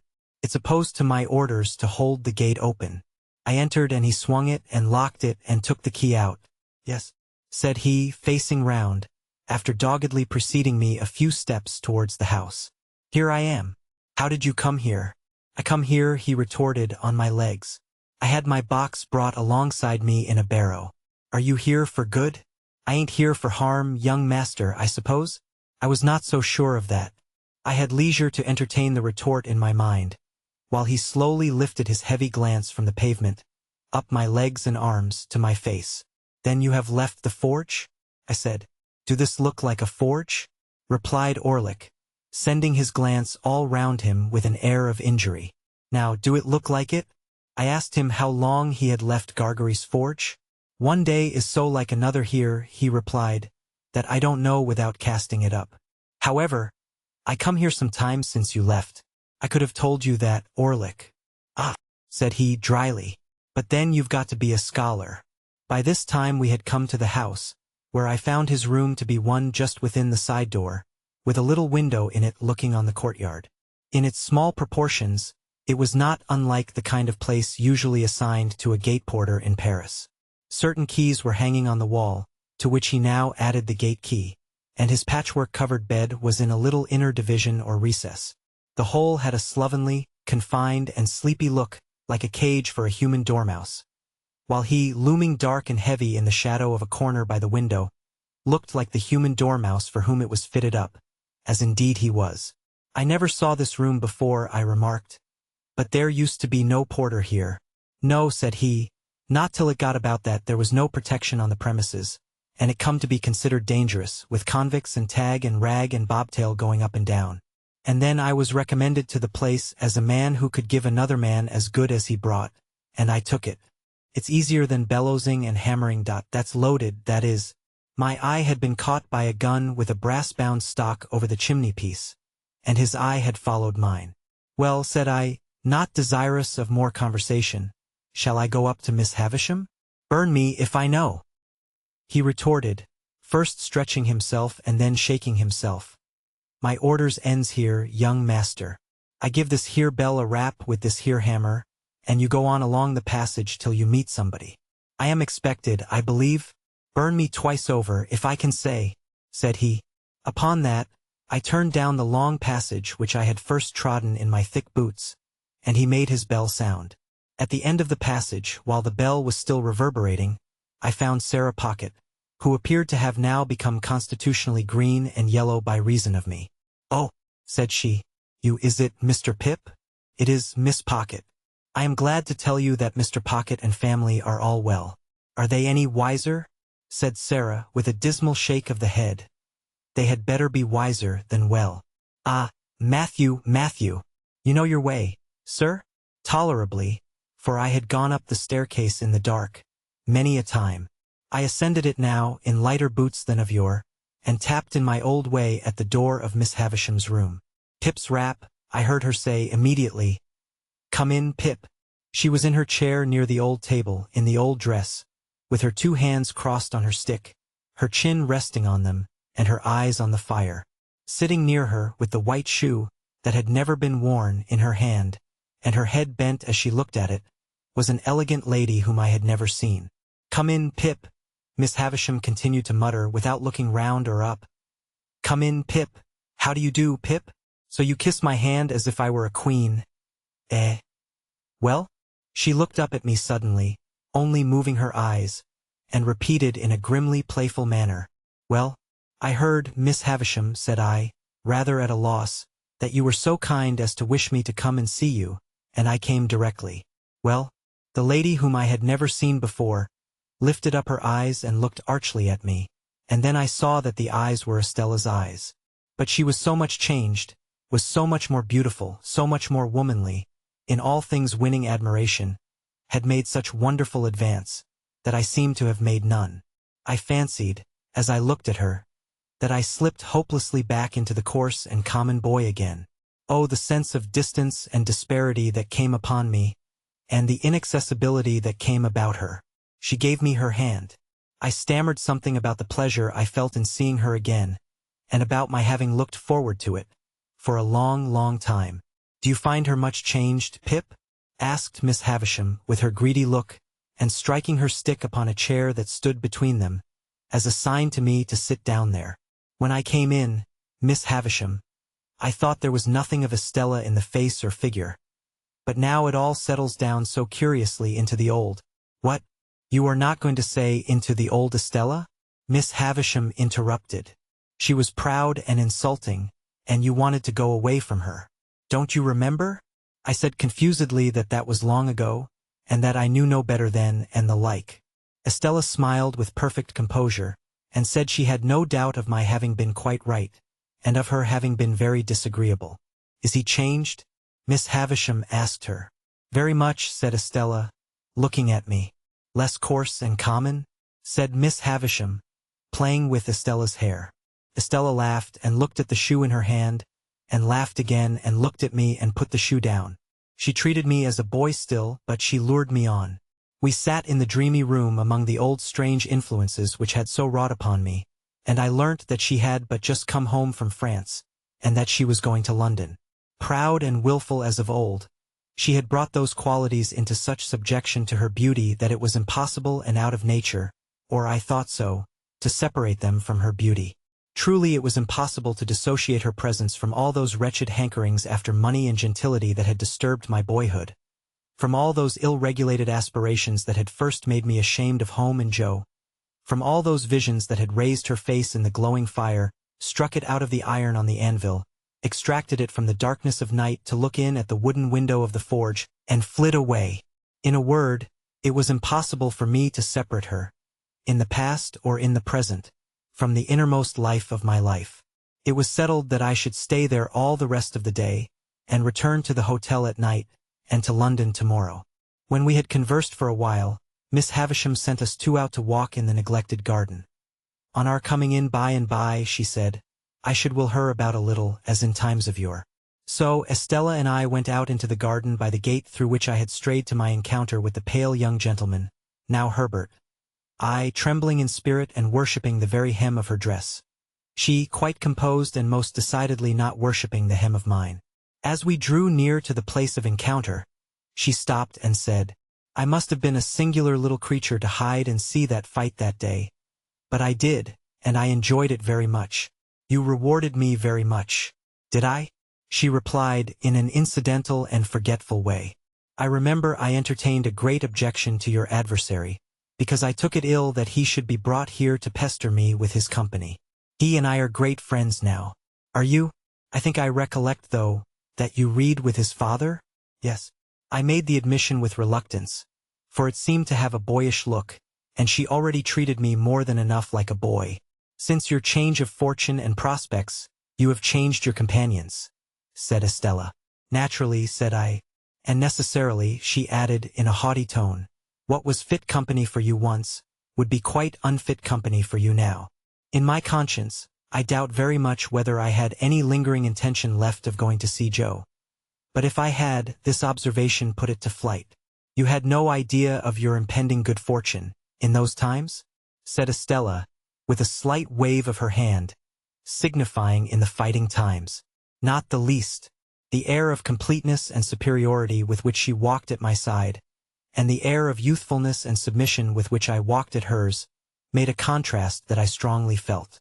It would have rankled in me more than it did, if I had not regarded myself as eliciting it by being so set apart for her and assigned to her. The garden was too overgrown and rank for walking in with ease, and after we had made the round of it twice or thrice, we came out again into the brewery yard. I showed her to a nicety where I had seen her walking on the casks, that first old day, and she said, with a cold and careless look in that direction, "Did I?" I reminded her where she had come out of the house and given me my meat and drink, and she said, "I don't remember." "Not remember that you made me cry?" said I. "No," said she, and shook her head and looked about her. I verily believe that her not remembering and not minding in the least made me cry again inwardly, and that is the sharpest crying of all. "You must know," said Estella, condescending to me as a brilliant and beautiful woman might, "that I have no heart, if that has anything to do with my memory." I got through some jargon to the effect that I took the liberty of doubting that I knew better, that there could be no such beauty without it. "Oh, I have a heart to be stabbed in or shot in, I have no doubt," said Estella, "and of course if it ceased to beat I should cease to be. But you know what I mean. I have no softness there, no sympathy, sentiment, nonsense." What was it that was borne in upon my mind when she stood still and looked attentively at me? Anything that I had seen in Miss Havisham? No. In some of her looks and gestures there was that tinge of resemblance to Miss Havisham which may often be noticed to have been acquired by children, from grown persons with whom they have been much associated and secluded, and which, when childhood is past, will produce a remarkable occasional likeness of expression between faces that are otherwise quite different. And yet I could not trace this to Miss Havisham. I looked again, and though she was still looking at me, the suggestion was gone. What was it? "I am serious," said Estella, not so much with a frown, for her brow was smooth, as with a darkening of her face. "If we are to be thrown much together, you had better believe it at once." "No," imperiously stopping me as I opened my lips. "I have not bestowed my tenderness anywhere. I have never had any such thing." In another moment we were in the brewery, so long disused, and she pointed to the high gallery where I had seen her going out on that same first day, and told me she remembered to have been up there, and to have seen me standing scared below. As my eyes followed her white hand, again the same dim suggestion that I could not possibly grasp crossed me. My involuntary start occasioned her to lay her hand upon my arm. Instantly the ghost passed once more and was gone. "What was it? What is the matter?" asked Estella. "Are you scared again?" "I should be, if I believed what you said just now," I replied, "to turn it off." "Then you don't? Very well. It is said, at any rate. Miss Havisham will soon be expecting you at your old post, though I think that might be laid aside now, with other old belongings. Let us make one more round of the garden and then go in. Come. You shall not shed tears for my cruelty today. You shall be my page, and give me your shoulder." Her handsome dress had trailed upon the ground. She held it in one hand now, and with the other lightly touched my shoulder as we walked. We walked round the ruined garden twice or thrice more, and it was all in bloom for me. If the green and yellow growth of weed in the chinks of the old wall had been the most precious flowers that ever blew, it could not have been more cherished in my remembrance. There was no discrepancy of years between us to remove her far from me. We were of nearly the same age, though of course the age told for more in her case than in mine. But the air of inaccessibility which her beauty and her manner gave her tormented me in the midst of my delight, and at the height of the assurance I felt that our patroness had chosen us for one another. Wretched boy!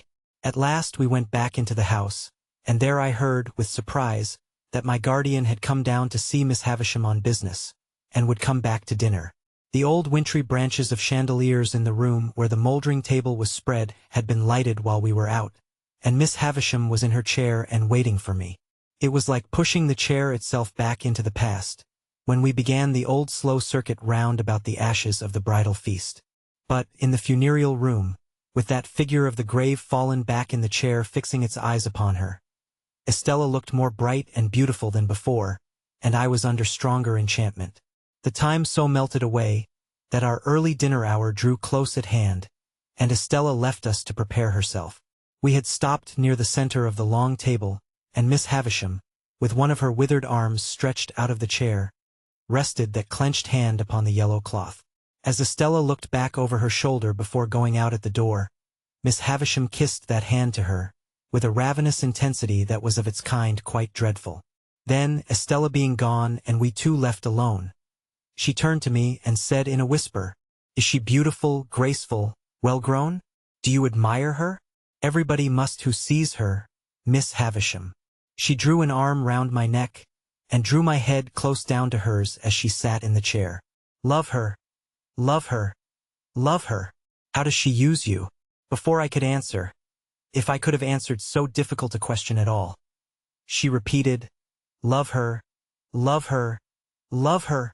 If she favors you, love her. If she wounds you, love her. If she tears your heart to pieces, and as it gets older and stronger it will tear deeper, love her, love her, love her."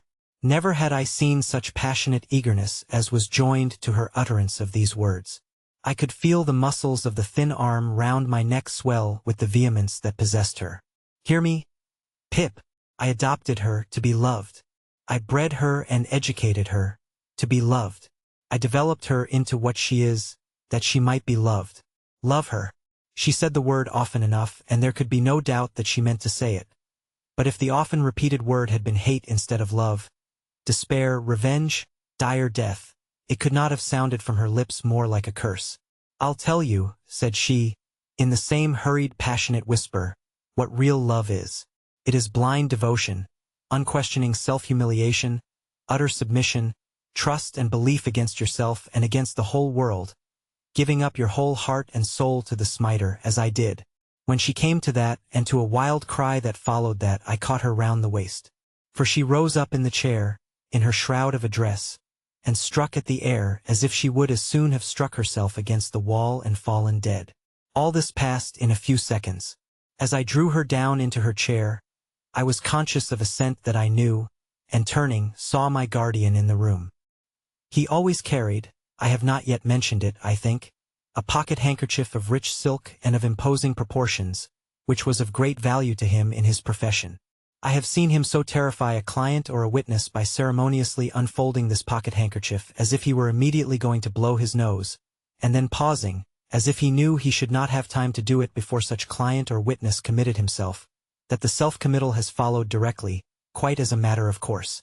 When I saw him in the room he had this expressive pocket handkerchief in both hands, and was looking at us. On meeting my eye, he said plainly, by a momentary and silent pause in that attitude, "Indeed? Singular," and then put the handkerchief to its right use with wonderful effect. Miss Havisham had seen him as soon as I, and was, like everybody else, afraid of him. She made a strong attempt to compose herself, and stammered that he was as punctual as ever. "As punctual as ever," he repeated, coming up to us. "How do you do, Pip? Shall I give you a ride, Miss Havisham? Once round. And so you are here, Pip?" I told him when I had arrived, and how Miss Havisham had wished me to come and see Estella. To which he replied, "Ah, very fine young lady." Then he pushed Miss Havisham in her chair before him, with one of his large hands, and put the other in his trousers pocket, as if the pocket were full of secrets. "Well, Pip, how often have you seen Miss Estella before?" said he, when he came to a stop. "How often? Ah, how many times? 10,000 times? Oh, certainly not so many. Twice?" "Jaggers," interposed Miss Havisham, much to my relief, "leave my Pip alone, and go with him to your dinner." He complied, and we groped our way down the dark stairs together. While we were still on our way to those detached apartments across the paved yard at the back, he asked me how often I had seen Miss Havisham eat and drink, offering me a breadth of choice, as usual, between 100 times and once. I considered and said, "Never, and never will, Pip," he retorted with a frowning smile. "She has never allowed herself to be seen doing either, since she lived this present life of hers. She wanders about in the night, and then lays hands on such food as she takes." "Pray, sir," said I, "may I ask you a question?" "You may," said he, "and I may decline to answer it." "Put your question." "Estella's name, is it Havisham, or—" I had nothing to add. "Or what?"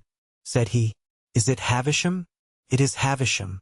This brought us to the dinner table, where she and Sarah Pocket awaited us.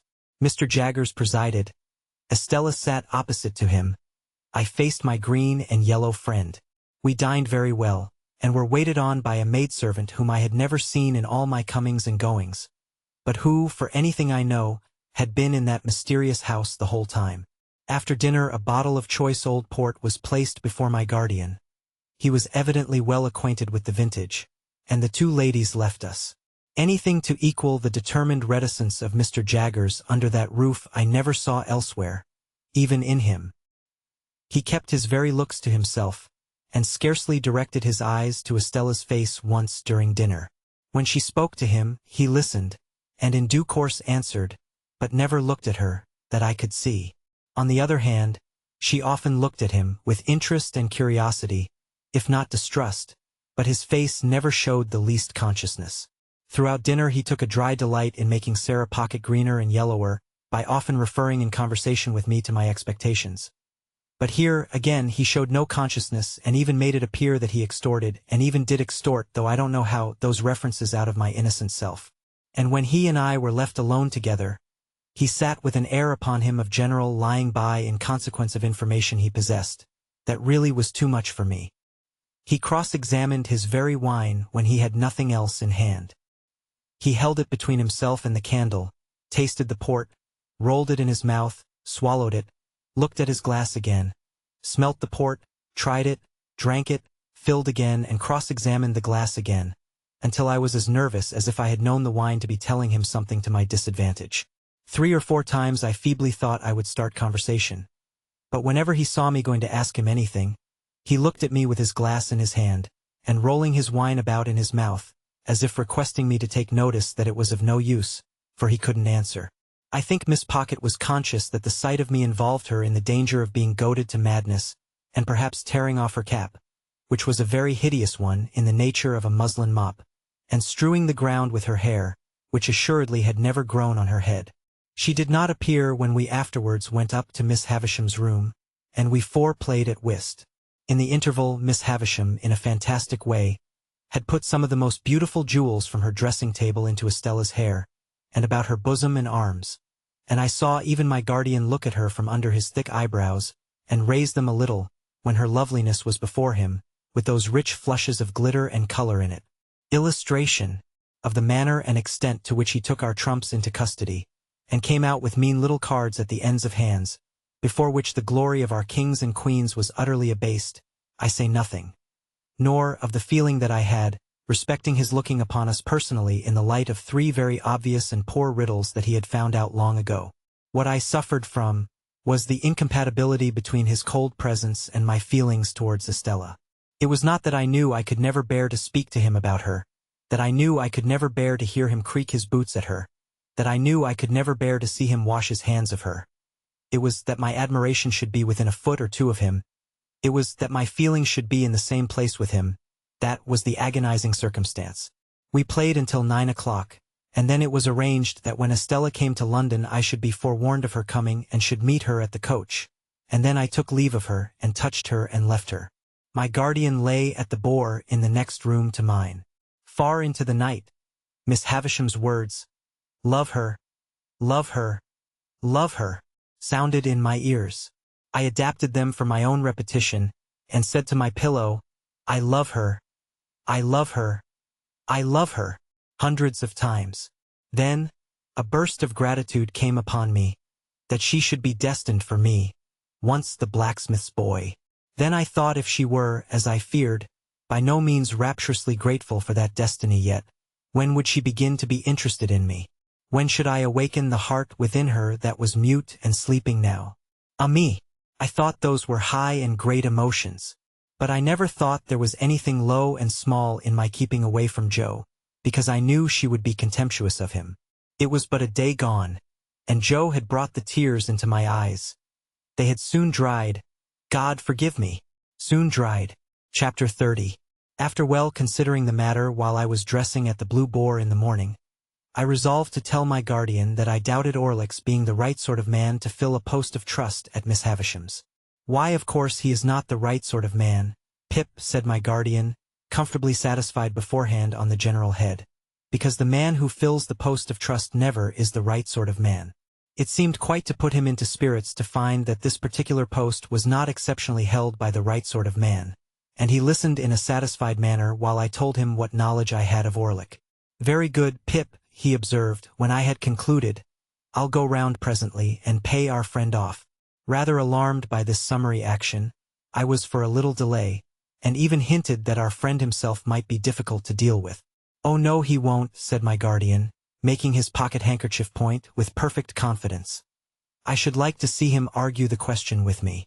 As we were going back together to London by the midday coach, and as I breakfasted under such terrors of Pumblechook that I could scarcely hold my cup, this gave me an opportunity of saying that I wanted a walk, and that I would go on along the London road while Mr. Jaggers was occupied, if he would let the coachman know that I would get into my place when overtaken.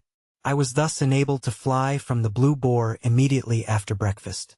By then making a loop of about a couple of miles into the open country at the back of Pumblechook's premises, I got round into the High Street again, a little beyond that pitfall, and felt myself in comparative security.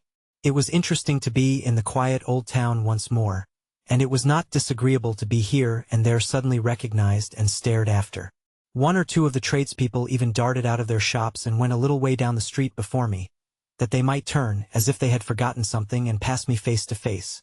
On which occasions I don't know whether they or I made the worst pretense, they of not doing it or I of not seeing it. Still my position was a distinguished one, and I was not at all dissatisfied with it, until fate threw me in the way of that unlimited miscreant, Trabb's boy. Casting my eyes along the street at a certain point of my progress, I beheld Trabb's boy approaching, lashing himself with an empty blue bag. Deeming that a serene and unconscious contemplation of him would best beseem me, and would be most likely to quell his evil mind, I advanced with that expression of countenance, and was rather congratulating myself on my success, when suddenly the knees of Trabb's boy smote together, his hair uprose, his cap fell off, he trembled violently in every limb, staggered out into the road, and crying to the populace, "Hold me! I'm so frightened!" feigned to be in a paroxysm of terror and contrition, occasioned by the dignity of my appearance.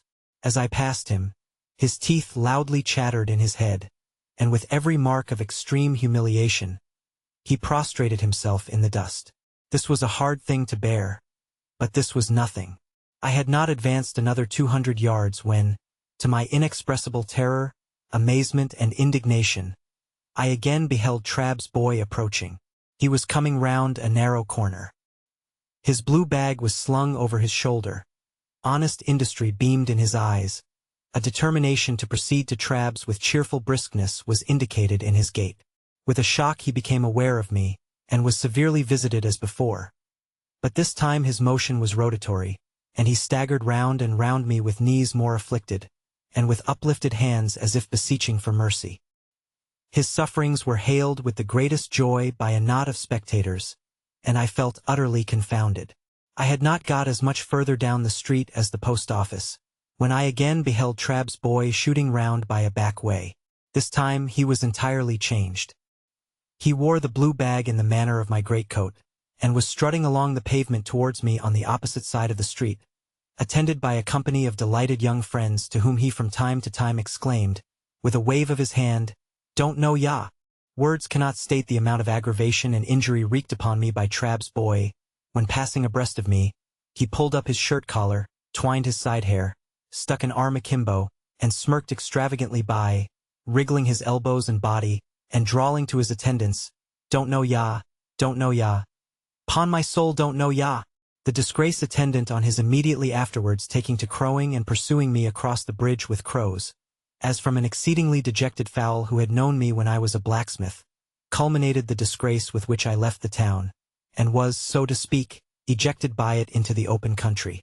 Illustration. But unless I had taken the life of Trabb's boy on that occasion, I really do not even now see what I could have done save endure. To have struggled with him in the street, or to have exacted any lower recompense from him than his heart's best blood, would have been futile and degrading. Moreover, he was a boy whom no man could hurt, an invulnerable and dodging serpent who, when chased into a corner, flew out again between his captor's legs, scornfully yelping. I wrote, however, to Mr. Trabb by next day's post, to say that Mr. Pip must decline to deal further with one who could so far forget what he owed to the best interests of society, as to employ a boy who excited loathing in every respectable mind. The coach, with Mr. Jaggers inside, came up in due time, and I took my box seat again and arrived in London safe, but not sound, for my heart was gone. As soon as I arrived, I sent a penitential codfish and barrel of oysters to Joe, as reparation for not having gone myself, and then went on to Barnard's Inn. I found Herbert dining on cold meat, and delighted to welcome me back. Having dispatched the Avenger to the coffee-house for an addition to the dinner, I felt that I must open my breast that very evening to my friend and chum. As confidence was out of the question with the Avenger in the hall, which could merely be regarded in the light of an antechamber to the keyhole, I sent him to the play. A better proof of the severity of my bondage to that taskmaster could scarcely be afforded than the degrading shifts to which I was constantly driven to find him employment. So mean is extremity, that I sometimes sent him to Hyde Park Corner to see what o'clock it was. Dinner done and we sitting with our feet upon the fender, I said to Herbert, "My dear Herbert, I have something very particular to tell you." "My dear Handel," he returned, "I shall esteem and respect your confidence." "Concerns myself, Herbert," said I, "and one other person." Herbert crossed his feet, looked at the fire with his head on one side, and having looked at it in vain for some time, looked at me because I didn't go on. "Herbert," said I, laying my hand upon his knee, I adore Estella." Instead of being transfixed, Herbert replied in an easy matter-of-course way, "Exactly." Well, Herbert, is that all you say?" "Well, what next, I mean," said Herbert. "Of course I know that." "How do you know it?" said I. "How do I know it, Handel?" "Why, from you." "I never told you." "Told me?" "You have never told me when you have got your hair cut, but I have had senses to perceive it. You have always adored her, ever since I have known you. You brought your adoration and your portmanteau here together." "Told me?" "Why, you have always told me all day long. When you told me your own story, you told me plainly that you began adoring her the first time you saw her, when you were very young indeed." "Very well, then," said I, to whom this was a new and not unwelcome light, "I have never left off adoring her. And she has come back, a most beautiful and most elegant creature. And I saw her yesterday, and if I adored her before, I now doubly adore her."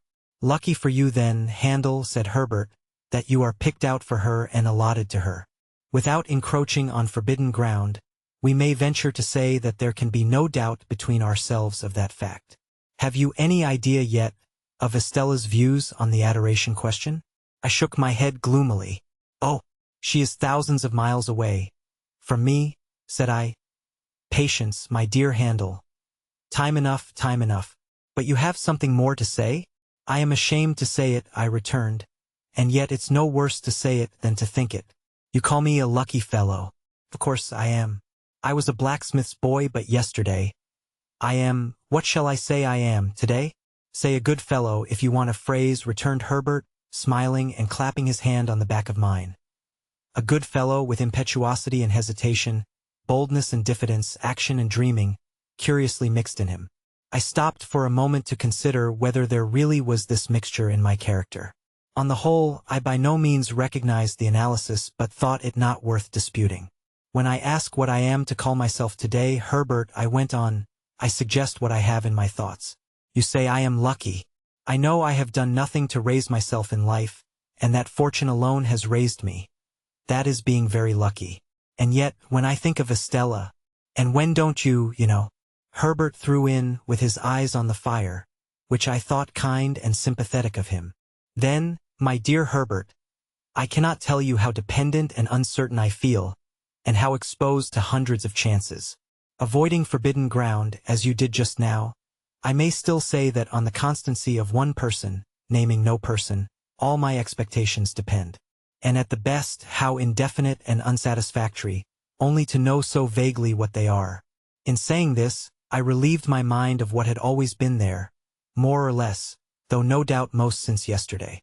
"Now, Handel," Herbert replied, in his gay, hopeful way, "it seems to me that in the despondency of the tender passion, we are looking into our gift-horse mouth with a magnifying glass.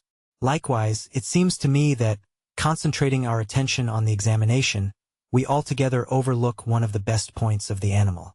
Didn't you tell me that your guardian, Mr. Jaggers, told you in the beginning that you were not endowed with expectations only? And even if he had not told you so, though that is a very large if, I grant, could you believe that of all men in London, Mr. Jaggers is the man to hold his present relations towards you unless he were sure of his ground? I said I could not deny that this was a strong point. I said it, people often do so, in such cases, like a rather reluctant concession to truth and justice. As if I wanted to deny it. I should think it was a strong point, said Herbert, and I should think you would be puzzled to imagine a stronger. As to the rest, you must bide your guardian's time, and he must bide his client's time. You'll be 21 before you know where you are, and then perhaps you'll get some further enlightenment. At all events, you'll be nearer getting it, for it must come at last. What a hopeful disposition you have, said I, gratefully admiring his cheery ways. I ought to have, said Herbert, for I have not much else. I must acknowledge, by the by, that the good sense of what I have just said is not my own, but my father's. The only remark I ever heard him make on your story was the final one, the thing is settled and done, or Mr. Jaggers would not be in it. And now before I say anything more about my father or my father's son, and repay confidence with confidence, I want to make myself seriously disagreeable to you for a moment, positively repulsive. You won't succeed, said I. Oh yes I shall, said he. 1, 2, 3, and now I am in for it. Handel, my good fellow. Though he spoke in this light tone, he was very much in earnest. I have been thinking since we have been talking with our feet on this fender, that Estella surely cannot be a condition of your inheritance, if she was never referred to by your guardian. Am I right in so understanding what you have told me, as that he never referred to her, directly or indirectly, in any way? Never even hinted, for instance, that your patron might have views as to your marriage ultimately? Never. Now, Handel, I am quite free from the flavor of sour grapes, upon my soul and honor. Not being bound to her, can you not detach yourself from her? I told you I should be disagreeable. I turned my head aside, for, with a rush and a sweep, like the old marsh winds coming up from the sea, a feeling like that which had subdued me on the morning when I left the forge, when the mists were solemnly rising, and when I laid my hand upon the village finger-post, smote upon my heart again. There was silence between us for a little while. Yes, but my dear Handel, Herbert went on, as if we had been talking instead of silent, its having been so strongly rooted in the breast of a boy whom nature and circumstances made so romantic, renders it very serious. Think of her bringing up, and think of Miss Havisham. Think of what she is herself. Now I am repulsive and you abominate me. This may lead to miserable things. I know it, Herbert, said I, with my head still turned away, but I can't help it. You can't detach yourself? No. Impossible. You can't try, Handel? No. Impossible. Well, said Herbert, getting up with a lively shake as if he had been asleep, and stirring the fire, now I'll endeavor to make myself agreeable again. So he went round the room and shook the curtains out, put the chairs in their places, tidied the books and so forth that were lying about, looked into the hall, peeped into the letter-box, shut the door and came back to his chair by the fire, where he sat down, nursing his left leg in both arms. I was going to say a word or two, Handel, concerning my father and my father's son. I am afraid it is scarcely necessary for my father's son to remark that my father's establishment is not particularly brilliant in its housekeeping. There is always plenty, Herbert, said I, to say something encouraging. Oh yes, and so the dustman says, I believe, with the strongest approval, and so does the marine store shop in the back street. Gravely, Handel, for the subject is grave enough, you know how it is as well as I do. I suppose there was a time once when my father had not given matters up. But if ever there was, the time is gone. May I ask you if you have ever had an opportunity of remarking, down in your part of the country, that the children of not exactly suitable marriages are always most particularly anxious to be married? This was such a singular question, that I asked him in return. Is it so? I don't know, said Herbert, that's what I want to know. Because it is decidedly the case with us. My poor sister Charlotte, who was next me and died before she was 14, was a striking example. Little Jane is the same. In her desire to be matrimonially established, you might suppose her to have passed her short existence in the perpetual contemplation of domestic bliss. Little Alec in a frock has already made arrangements for his union with a suitable young person at Kew. And indeed I think we are all engaged except the baby. Then you are? Said I. I am, said Herbert. But it's a secret. I assured him of my keeping the secret, and begged to be favored with further particulars. He had spoken so sensibly and feelingly of my weakness that I wanted to know something about his strength. "May I ask the name?" I said. "Name of Clara," said Herbert. "Live in London?" "Yes, perhaps I ought to mention," said Herbert, who had become curiously crestfallen and meek, since we entered on the interesting theme, "that she is rather below my mother's nonsensical family notions. Her father had to do with the victualling of passenger ships. I think he was a species of purser." "What is he now?" said I. "He's an invalid now," replied Herbert. "Living on?" "On the first floor," said Herbert, which was not at all what I meant, for I had intended my question to apply to his means. "I have never seen him, for he has always kept his room overhead, since I have known Clara. But I have heard him constantly. He makes tremendous roars, and pegs at the floor with some frightful instrument." In looking at me and then laughing heartily, Herbert for the time recovered his usual lively manner. "Don't you expect to see him?" said I. "Oh yes, I constantly expect to see him," returned Herbert, "because I never hear him without expecting him to come tumbling through the ceiling. But I don't know how long the rafters may hold." When he had once more laughed heartily, he became meek again, and told me that the moment he began to realize capital, it was his intention to marry this young lady. He added as a self-evident proposition engendering low spirits, "But you can't marry, while you're looking about you." As we contemplated the fire, and as I thought what a difficult vision to realize this same capital sometimes was, I put my hands in my pockets. A folded piece of paper in one of them attracting my attention, I opened it and found it to be the playbill I had received from Joe, relative to the celebrated provincial amateur of Russian renown.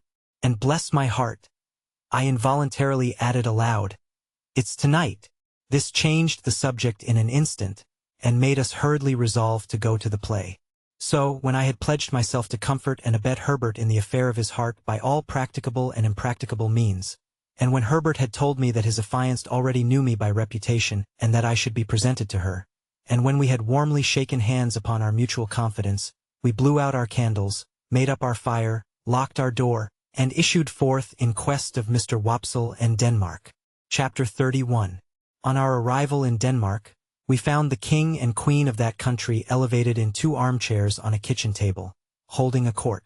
The whole of the Danish nobility were in attendance, consisting of a noble boy in the wash-leather boots of a gigantic ancestor, a venerable peer with a dirty face who seemed to have risen from the people late in life, and the Danish chivalry with a comb in its hair and a pair of white silk legs, and presenting on the whole a feminine appearance. My gifted townsman stood gloomily apart, with folded arms, and I could have wished that his curls and forehead had been more probable. Several curious little circumstances transpired as the action proceeded. The late king of the country not only appeared to have been troubled with a cough at the time of his decease, but to have taken it with him to the tomb, and to have brought it back. The royal phantom also carried a ghostly manuscript round its truncheon, to which it had the appearance of occasionally referring, and that too with an air of anxiety and a tendency to lose the place of reference which were suggestive of a state of mortality. It was this, I conceive, which led to the shades being advised by the gallery to turn over, a recommendation which it took extremely ill. It was likewise to be noted of this majestic spirit, that whereas it always appeared with an air of having been out a long time and walked an immense distance, it perceptibly came from a closely contiguous wall. This occasioned its terrors to be received derisively. The Queen of Denmark, a very buxom lady, though no doubt historically brazen, was considered by the public to have too much brass about her, her chin being attached to her diadem by a broad band of that metal, as if she had a gorgeous toothache, her waist being encircled by another, and each of her arms by another, so that she was openly mentioned as the kettledrum. The noble boy in the ancestral boots was inconsistent, representing himself, as it were in one breath, as an able seaman, a strolling actor, a grave digger, a clergyman, and a person of the utmost importance at a court fencing match, on the authority of whose practiced eye and nice discrimination the finest strokes were judged. This gradually led to a want of toleration for him, and even, on his being detected in holy orders, and declining to perform the funeral service, to the general indignation taking the form of nuts. Lastly, Ophelia was a prey to such slow musical madness, that when, in course of time, she had taken off her white muslin scarf, folded it up and buried it, A sulky man who had been long cooling his impatient nose against an iron bar in the front row of the gallery, growled, "Now the baby's put to bed, let's have supper," which, to say the least of it, was out of keeping. Upon my unfortunate townsman all these incidents accumulated with playful effect. Whenever that undecided prince had to ask a question or state a doubt, the public helped him out with it. As for example, on the question whether 'twas nobler in the mind to suffer, some roared yes and some no, and some inclining to both opinions said toss up for it, and quite a debating society arose. When he asked what should such fellows as he do crawling between earth and heaven, he was encouraged with loud cries of hear, hear. When he appeared with his stocking disordered, its disorder expressed, according to usage, by one very neat fold in the top, which I suppose to be always got up with a flat iron. A conversation took place in the gallery respecting the paleness of his leg, and whether it was occasioned by the turn the ghost had given him. On his taking the recorders, very like a little black flute that had just been played in the orchestra and handed out at the door, he was called upon unanimously for Rule Britannia. When he recommended the player not to saw the air thus, the sulky man said, "And don't you do it, neither, you're a deal worse than him." And I grieve to add that peals of laughter greeted Mr. Wopsle on every one of these occasions. But his greatest trials were in the churchyard, which had the appearance of a primeval forest, with a kind of small ecclesiastical washhouse on one side, and a turnpike gate on the other. Mr. Wopsle, in a comprehensive black cloak, being descried entering at the turnpike, the gravedigger was admonished in a friendly way, "Look out, here's the undertaker a-coming, to see how you're a-getting on with your work." I believe it is well known in a constitutional country that Mr. Wopsle could not possibly have returned the skull, after moralizing over it, without dusting his fingers on a white napkin taken from his breast. But even that innocent and indispensable action did not pass without the comment, "Why, Tur?" The arrival of the body for interment, in an empty black box with the lid tumbling open, was the signal for a general joy which was much enhanced by the discovery, among the bearers, of an individual obnoxious to identification. The joy attended Mr. Wopsle through his struggle with Laertes on the brink of the orchestra and the grave, and slackened no more until he had tumbled the king off the kitchen table, and had died by inches from the ankles upward. We had made some pale efforts in the beginning to applaud Mr. Wopsle, but they were too hopeless to be persisted in. Therefore we had sat, feeling keenly for him, but laughing, nevertheless, from ear to ear. I laughed in spite of myself all the time, the whole thing was so droll. And yet I had a latent impression that there was something decidedly fine in Mr. Wopsle's elocution. Not for old association's sake, I am afraid, but because it was very slow, very dreary, very uphill and downhill, and very unlike any way in which any man in any natural circumstances of life or death ever expressed himself about anything. When the tragedy was over, and he had been called for and hooted, I said to Herbert, "Let us go at once, or perhaps we shall meet him." We made all the haste we could downstairs, but we were not quick enough either. Standing at the door was a Jewish man with an unnatural heavy smear of eyebrow, who caught my eyes as we advanced, and said, when we came up with him, "Mr. Pip and friend?" Identity of Mr. Pip and friend confessed.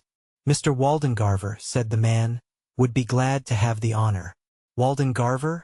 I repeated, when Herbert murmured in my ear, "Probably Wopsle." "Oh," said I. "Yes. Shall we follow you?" "A few steps, please." When we were in a side alley, he turned and asked, "How did you think he looked?" I dressed him. I don't know what he had looked like, except a funeral, with the addition of a large Danish sun or star hanging round his neck by a blue ribbon, that had given him the appearance of being insured in some extraordinary fire office. But I said he had looked very nice. When he come to the grave, said our conductor, he showed his cloak beautiful. But, judging from the wing, it looked to me that when he see the ghost in the Queen's apartment, he might have made more of his stockings. I modestly assented, and we all fell through a little dirty swing door, into a sort of hot packing case immediately behind it. Here Mr. Wopsle was divesting himself of his Danish garments, and here there was just room for us to look at him over one another's shoulders, by keeping the packing case door, or lid, wide open. "Gentlemen," said Mr. Wopsle, "I am proud to see you. I hope, Mr. Pip, you will excuse my sending round. I had the happiness to know you in former times, and the drama has ever had a claim which has ever been acknowledged, on the noble and the affluent." Meanwhile, Mr. Waldengarver, in a frightful perspiration, was trying to get himself out of his princely sables. "Skin the stockings off, Mr. Waldengarver," said the owner of that property, "or you'll bust 'em. Bust 'em, and you'll bust 35 shillings. Shakespeare never was complimented with a finer pair. Keep quiet in your chair now, and leave 'em to me." With that, he went upon his knees and began to flay his victim, who, on the first stocking coming off, would certainly have fallen over backward with his chair, but for there being no room to fall anyhow. I had been afraid until then to say a word about the play. But then, Mr. Waldengarver looked up at us complacently and said, "Gentlemen, how did it seem to you to go in front?" Herbert said from behind, at the same time poking me, "Capitally." So I said capitally. "How did you like my reading of the character, gentlemen?" said Mr. Waldengarver, almost, if not quite, with patronage. Herbert said from behind, again poking me, "Massive and concrete." So I said boldly, as if I had originated it, and must beg to insist upon it, "Massive and concrete." "I am glad to have your approbation, gentlemen," said Mr. Waldengarver, with an air of dignity, in spite of his being ground against the wall at the time, and holding on by the seat of the chair. "But I'll tell you one thing, Mr. Waldengarver," said the man who was on his knees, "in which you're out in your reading. Now mind, I don't care who says contrary. I tell you so. You're out in your reading of Hamlet when you get your legs in profile." The last Hamlet, as I dressed, made the same mistakes in his reading at rehearsal, till I got him to put a large red wafer on each of his shins, and then at that rehearsal, which was the last, I went in front, sir, to the back of the pit, and whenever his reading brought him into profile, I called out, "I don't see no wafers." And at night his reading was lovely. Mr. Waldengarver smiled at me, as much as to say, "A faithful dependent. I overlook his folly," and then said aloud, "My view is a little classic and thoughtful for them here, but they will improve, they will improve." Herbert and I said together, "Oh, no doubt they would improve." "Did you observe, gentlemen," said Mr. Waldengarver, "that there was a man in the gallery who endeavored to cast derision on the service? The representation?" We basely replied that we rather thought we had noticed such a man. I added, "He was drunk, no doubt." "Oh dear no, sir," said Mr. Wopsle, "not drunk. His employer would see to that, sir. His employer would not allow him to be drunk." "You know his employer?" said I. Mr. Wopsle shut his eyes, and opened them again, performing both ceremonies very slowly. "You must have observed, gentlemen," said he, "an ignorant and a blatant ass, with a rasping throat and a countenance expressive of low malignity, who went through, I will not say sustained, the role, if I may use a French expression, of Claudius, King of Denmark. That is his employer, gentlemen. Such is the profession." Without distinctly knowing whether I should have been more sorry for Mr. Wopsle if he had been in despair, I was so sorry for him as it was, that I took the opportunity of his turning round to have his braces put on, which jostled us out at the doorway, to ask Herbert what he thought of having him home to supper. Herbert said he thought it would be kind to do so. Therefore I invited him, and he went to Barnard's with us, wrapped up to the eyes, and we did our best for him, and he sat until 2 o'clock in the morning, reviewing his success and developing his plans. I forget in detail what they were, but I have a general recollection that he was to begin with reviving the drama, and to end with crushing it, inasmuch as his decease would leave it utterly bereft and without a chance or hope. Miserably I went to bed after all, and miserably thought of Estella, and miserably dreamed that my expectations were all cancelled, and that I had to give my hand in marriage to Herbert's Clara, or play Hamlet to Miss Havisham's ghost, before 20,000 people, without knowing 20 words of it. Chapter 32. One day when I was busy with my books and Mr. Pocket, I received a note by the post, the mere outside of which threw me into a great flutter. For, though I had never seen the handwriting in which it was addressed, I divined whose hand it was. It had no set beginning, as "Dear Mr. Pip," or "Dear Pip," or "Dear Sir," or "Dear anything," but ran thus: "I am to come to London the day after tomorrow by the midday coach. I believe it was settled you should meet me? At all events Miss Havisham has that impression, and I write in obedience to it. She sends you her regard. Yours, Estella." If there had been time, I should probably have ordered several suits of clothes for this occasion. But as there was not, I was fain to be content with those I had. My appetite vanished instantly, and I knew no peace or rest until the day arrived. Not that its arrival brought me either, for then I was worse than ever, and began haunting the coach office in Wood Street, Cheapside, before the coach had left the Blue Boar in our town. For all that I knew this perfectly well, I still felt as if it were not safe to let the coach office be out of my sight longer than 5 minutes at a time. And in this condition of unreason I had performed the first half-hour of a watch of 4 or 5 hours, when Wemmick ran against me. "Hello, Mr. Pip," said he. "How do you do? I should hardly have thought this was your beat." I explained that I was waiting to meet somebody who was coming up by coach, and I inquired after the castle and the aged. "Both flourishing, thank ye," said Wemmick, "and particularly the aged. He's in wonderful feather. He'll be 82 next birthday. I have a notion of firing 82 times, if the neighborhood shouldn't complain, and that cannon of mine should prove equal to the pressure. However, this is not London talk. Where do you think I am going to?" "To the office," said I, for he was tending in that direction. "Next thing to it," returned Wemmick, "I am going to Newgate. We are in a banker's parcel case just at present, and I have been down the road taking a squint at the scene of action, and thereupon must have a word or two with our client." "Did your client commit the robbery?" I asked. "Bless your soul and body, no," answered Wemmick very drilly. "But he is accused of it. So might you or I be. Either of us might be accused of it, you know." "Only neither of us is," I remarked. "Yah," said Wemmick, touching me on the breast with his forefinger. "You're a deep one, Mr. Pip. Would you like to have a look at Newgate? Have you time to spare?" I had so much time to spare that the proposal came as a relief, notwithstanding its irreconcilability with my latent desire to keep my eye on the coach office.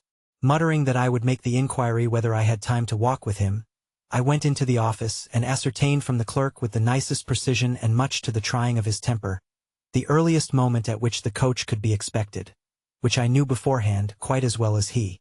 I then rejoined Mr. Wemmick, and affecting to consult my watch, and to be surprised by the information I had received, accepted his offer. We were at Newgate in a few minutes, and we passed through the lodge where some fetters were hanging up on the bare walls among the prison rules, into the interior of the jail. At that time jails were much neglected, and the period of exaggerated reaction consequent on all public wrongdoing, and which is always its heaviest and longest punishment, was still far off.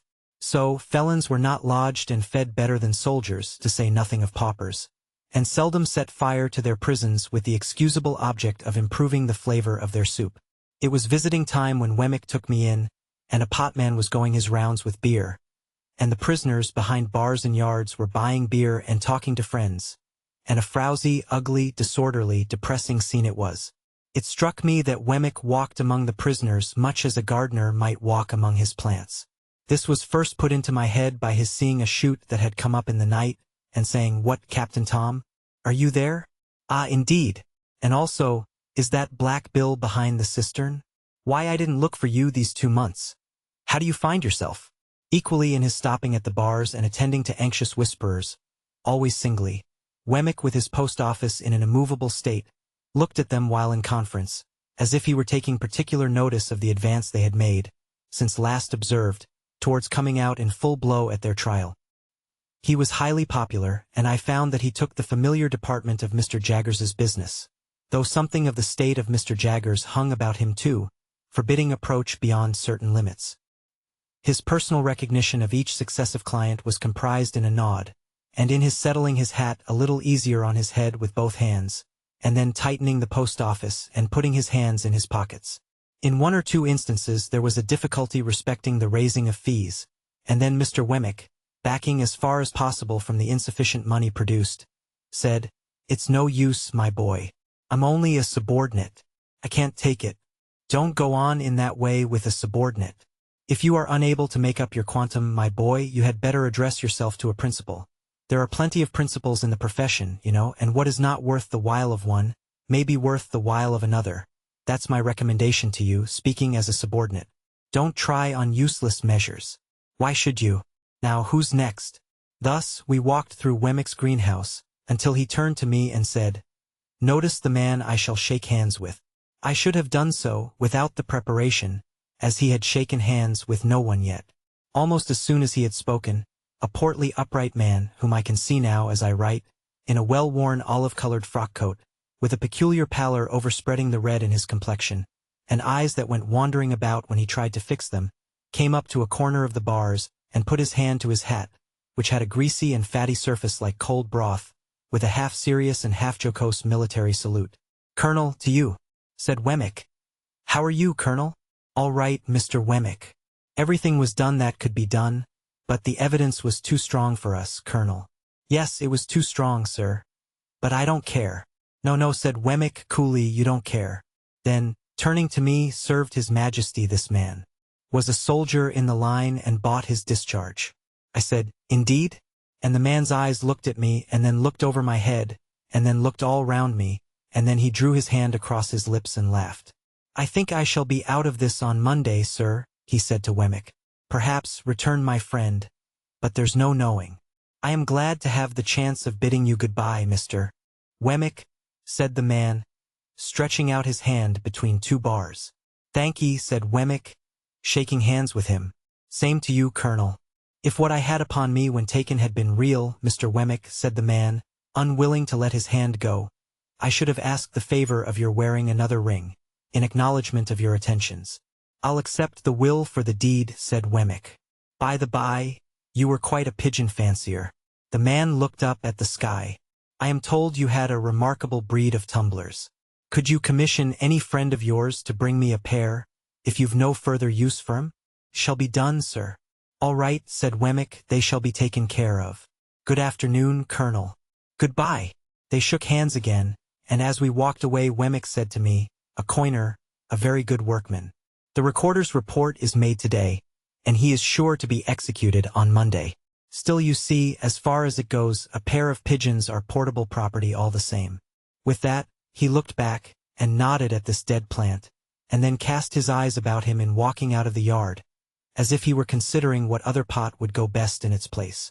As we came out of the prison through the lodge, I found that the great importance of my guardian was appreciated by the turnkeys, no less than by those whom they held in charge. "Well, Mr. Wemmick," said the turnkey, who kept us between the two studded and spiked lodge gates, and who carefully locked one before he unlocked the other, "what's Mr. Jaggers going to do with that waterside murder? Is he going to make it manslaughter, or what's he going to make of it?" "Why don't you ask him?" returned Wemmick. "Oh yes, I dare say," said the turnkey. "Now, that's the way with them here, Mr. Pip," remarked Wemmick, turning to me with his post-office elongated. "They don't mind what they ask of me, the subordinate, but you'll never catch 'em asking any questions of my principal. Is this young gentleman one of the prentices or articled ones of your office?" asked the turnkey with a grin at Mr. Wemmick's humor. "There he goes again, you see," cried Wemmick. "I told you so. Asks another question of the subordinate before his first is dry. Well, supposing Mr. Pip is one of them? Why then," said the turnkey, grinning again, "he knows what Mr. Jaggers is." "Yah!" cried Wemmick, suddenly hitting out at the turnkey in a facetious way. "You're dumb as one of your own keys when you have to do with my principal, you know you are. Let us out, you old fox, or I'll get him to bring an action against you for false imprisonment." The turnkey laughed and gave us good day, and stood laughing at us over the spikes of the wicket when we descended the steps into the street. "Mind you, Mr. Pip," said Wemmick gravely in my ear, as he took my arm to be more confidential, "I don't know that Mr. Jaggers does a better thing than the way in which he keeps himself so high. He's always so high. His constant height is of a piece with his immense abilities. That colonel durst no more take leave of him than that turnkey durst ask him his intentions respecting a case. Then, between his height and them, he slips in his subordinate, don't you see? And so he has soul and body."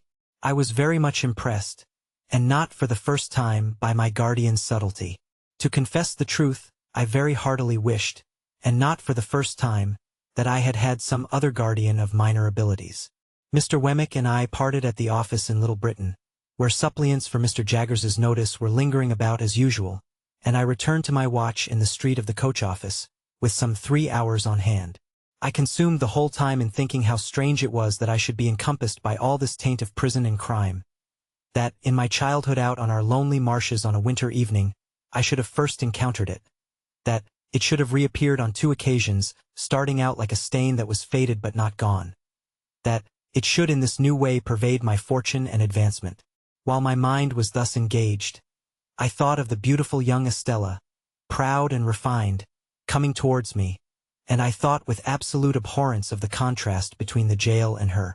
I wished that Wemmick had not met me, or that I had not yielded to him and gone with him, so that, of all days in the year on this day, I might not have had Newgate in my breath and on my clothes. I beat the prison dust off my feet as I sauntered to and fro, and I shook it out of my dress, and I exhaled its air from my lungs.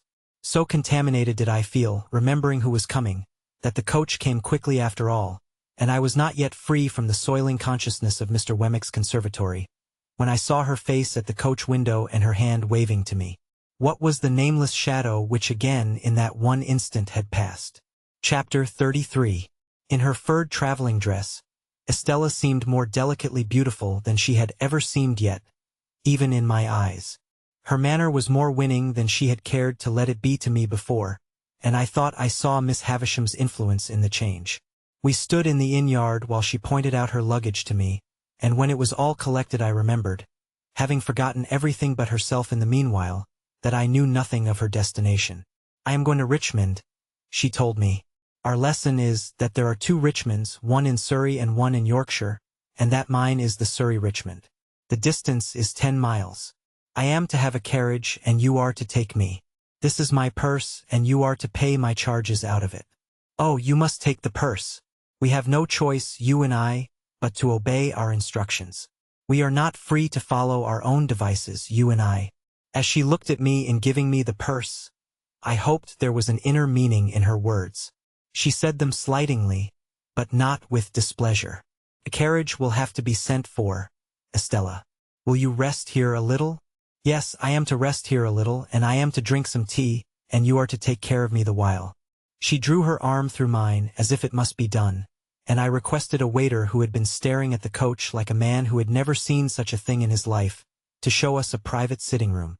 Upon that, he pulled out a napkin, as if it were a magic clue without which he couldn't find the way upstairs, and led us to the black hole of the establishment, fitted up with a diminishing mirror, quite a superfluous article, considering the hole's proportions, an anchovy sauce cruet and somebody's patens. On my objecting to this retreat, he took us into another room with a dinner table for 30, and in the grate a scorched leaf of a copybook under a bushel of coal dust.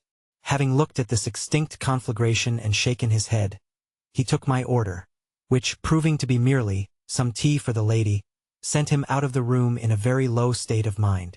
I was, and I am, sensible that the air of this chamber, in its strong combination of stable with soup stock, might have led one to infer that the coaching department was not doing well, and that the enterprising proprietor was boiling down the horses for the refreshment department.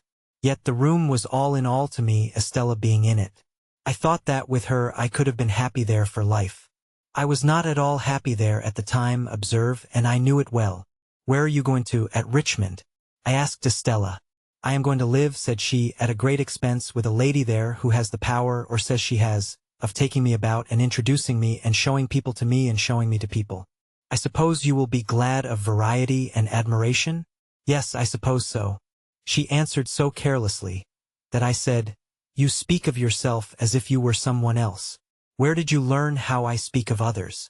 "Come, come," said Estella, smiling delightfully, "you must not expect me to go to school to you. I must talk in my own way. How do you thrive with Mr. Pocket?" "I live quite pleasantly there. At least, it appeared to me that I was losing a chance." "At least," repeated Estella, "as pleasantly as I could anywhere, away from you." "You silly boy," said Estella, quite composedly, "how can you talk such nonsense? Your friend Mr. Matthew, I believe, is superior to the rest of his family?" "Very superior indeed. He is nobody's enemy." "Don't add but his own," interposed Estella, "for I hate that class of man." "But he really is disinterested and above small jealousy and spite, I have heard?" "I am sure I have every reason to say so." "You have not every reason to say so of the rest of his people," said Estella, nodding at me with an expression of face that was at once grave and rallying. "For they beset Miss Havisham with reports and insinuations to your disadvantage. They watch you, misrepresent you, write letters about you, anonymous sometimes, and you are the torment and the occupation of their lives. You can scarcely realize to yourself the hatred those people feel for you. They do me no harm, I hope?" Instead of answering, Estella burst out laughing. This was very singular to me, and I looked at her in considerable perplexity. When she left off, and she had not laughed languidly, but with real enjoyment, I said, in my diffident way with her, "I hope I may suppose that you would not be amused if they did me any harm." "No, no, you may be sure of that," said Estella. "You may be certain that I laugh because they fail. Oh, those people with Miss Havisham, and the tortures they undergo." She laughed again, and even now when she had told me why, her laughter was very singular to me, for I could not doubt its being genuine, and yet it seemed too much for the occasion. I thought there must really be something more here than I knew. She saw the thought in my mind and answered it. "It is not easy for even you," said Estella, "to know what satisfaction it gives me to see those people thwarted, or what an enjoyable sense of the ridiculous I have when they are made ridiculous. For you were not brought up in that strange house from a mere baby. I was. You had not your little wits sharpened by their intriguing against you, suppressed and defenseless, under the mask of sympathy and pity and what not that is soft and soothing. I had. You did not gradually open your round childish eyes wider and wider to the discovery of that impostor of a woman who calculates her stores of peace of mind for when she wakes up in the night. I did. It was no laughing matter with Estella now, nor was she summoning these remembrances from any shallow place. I would not have been the cause of that look of hers for all my expectations in a heap. "Two things I can tell you," said Estella. "First, notwithstanding the proverb that constant dropping will wear away a stone, you may set your mind at rest that these people never will, never would in 100 years, impair your ground with Miss Havisham in any particular, great or small. Second, I am beholden to you as the cause of their being so busy and so mean in vain, and there is my hand upon it." As she gave it to me playfully, for her darker mood had been but momentary, I held it and put it to my lips. "You ridiculous boy," said Estella, "will you never take warning? Or do you kiss my hand in the same spirit in which I once let you kiss my cheek?" "What spirit was that?" said I. "I must think a moment. A spirit of contempt for the fawners and plotters. If I say yes, may I kiss the cheek again? You should have asked before you touched the hand. But yes, if you like." I leaned down, and her calm face was like a statue's. "Now," said Estella, gliding away the instant I touched her cheek, "you are to take care that I have some tea, and you are to take me to Richmond." Her reverting to this tone as if our association were forced upon us, and we were mere puppets, gave me pain. But everything in our intercourse did give me pain. Whatever her tone with me happened to be, I could put no trust in it and build no hope on it, and yet I went on against trust and against hope. Why repeat it 1,000 times? So it always was. I rang for the tea, and the waiter, reappearing with his magic clue, brought in by degrees some 50 adjuncts to that refreshment, but of tea not a glimpse.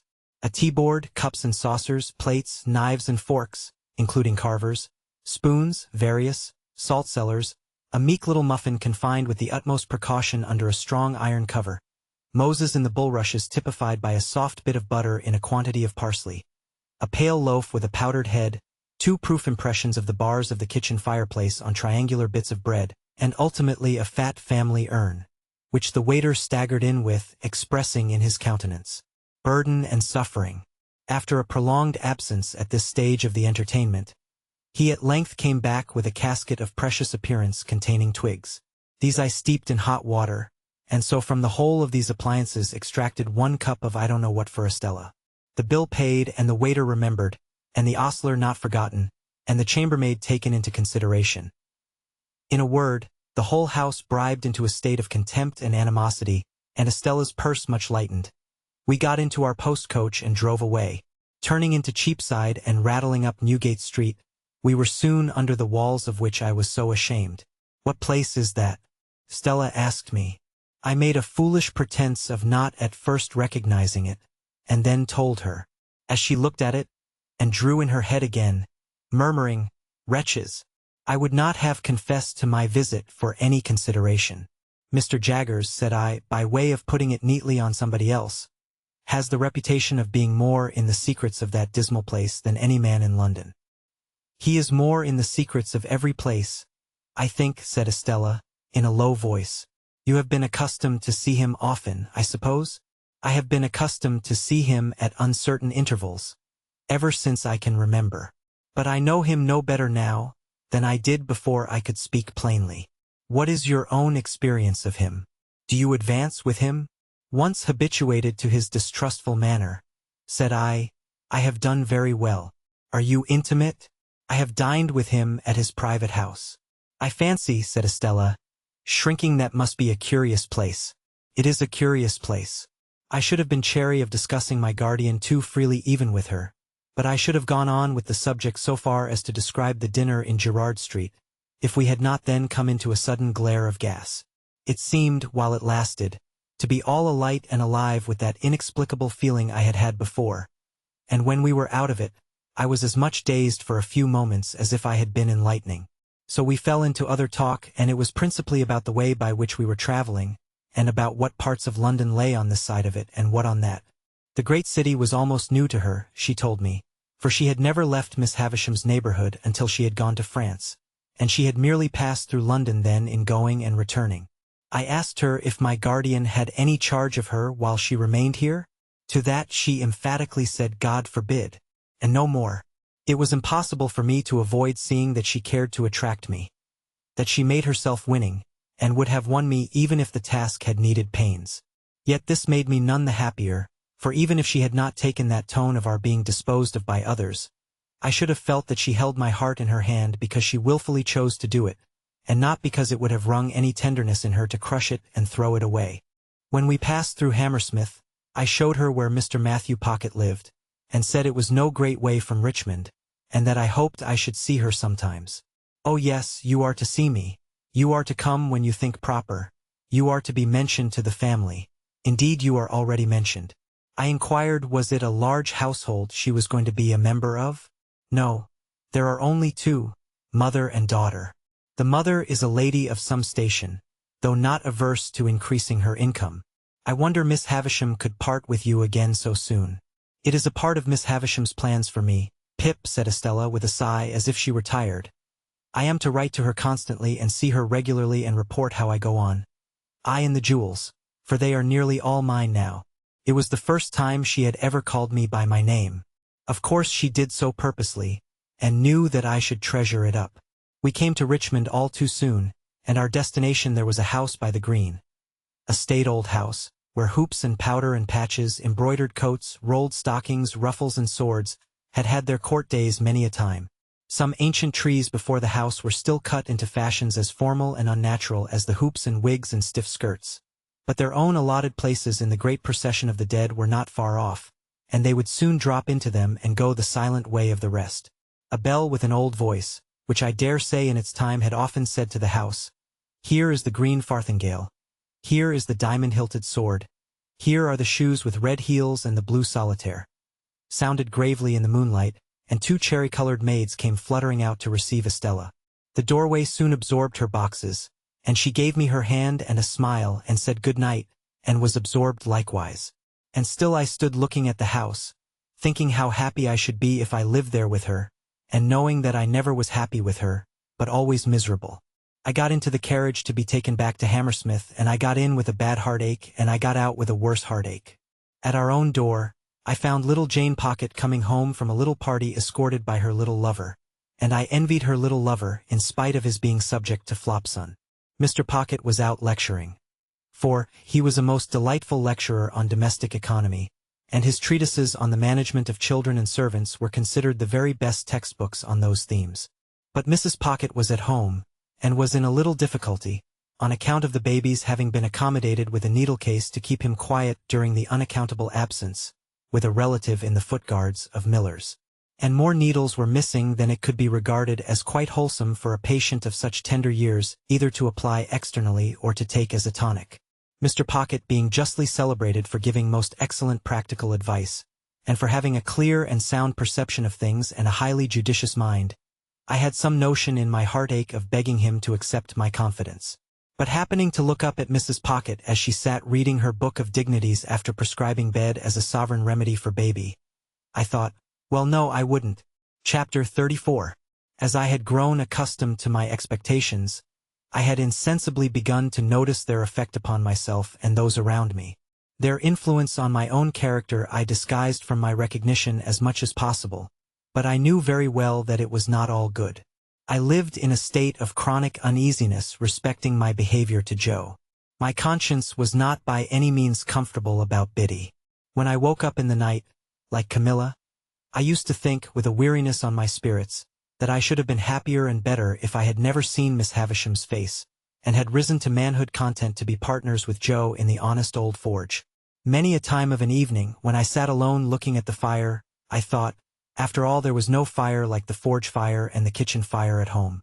Yet Estella was so inseparable from all my restlessness and disquiet of mind, that I really fell into confusion as to the limits of my own part in its production. That is to say, supposing I had had no expectations, and yet had had Estella to think of, I could not make out to my satisfaction that I should have done much better. Now, concerning the influence of my position on others, I was in no such difficulty, and so I perceived, though dimly enough perhaps, that it was not beneficial to anybody, and, above all, that it was not beneficial to Herbert. My lavish habits led his easy nature into expenses that he could not afford, corrupted the simplicity of his life, and disturbed his peace with anxieties and regrets. I was not at all remorseful for having unwittingly set those other branches of the Pocket family to the poor arts they practiced, because such littlenesses were their natural bent, and would have been evoked by anybody else, if I had left them slumbering. But Herbert's was a very different case, and it often caused me a twinge to think that I had done him evil service in crowding his sparely furnished chambers with incongruous upholstery work, and placing the canary-breasted Avenger at his disposal. So now, as an infallible way of making little ease great ease, I began to contract a quantity of debt. I could hardly begin, but Herbert must begin too, so he soon followed.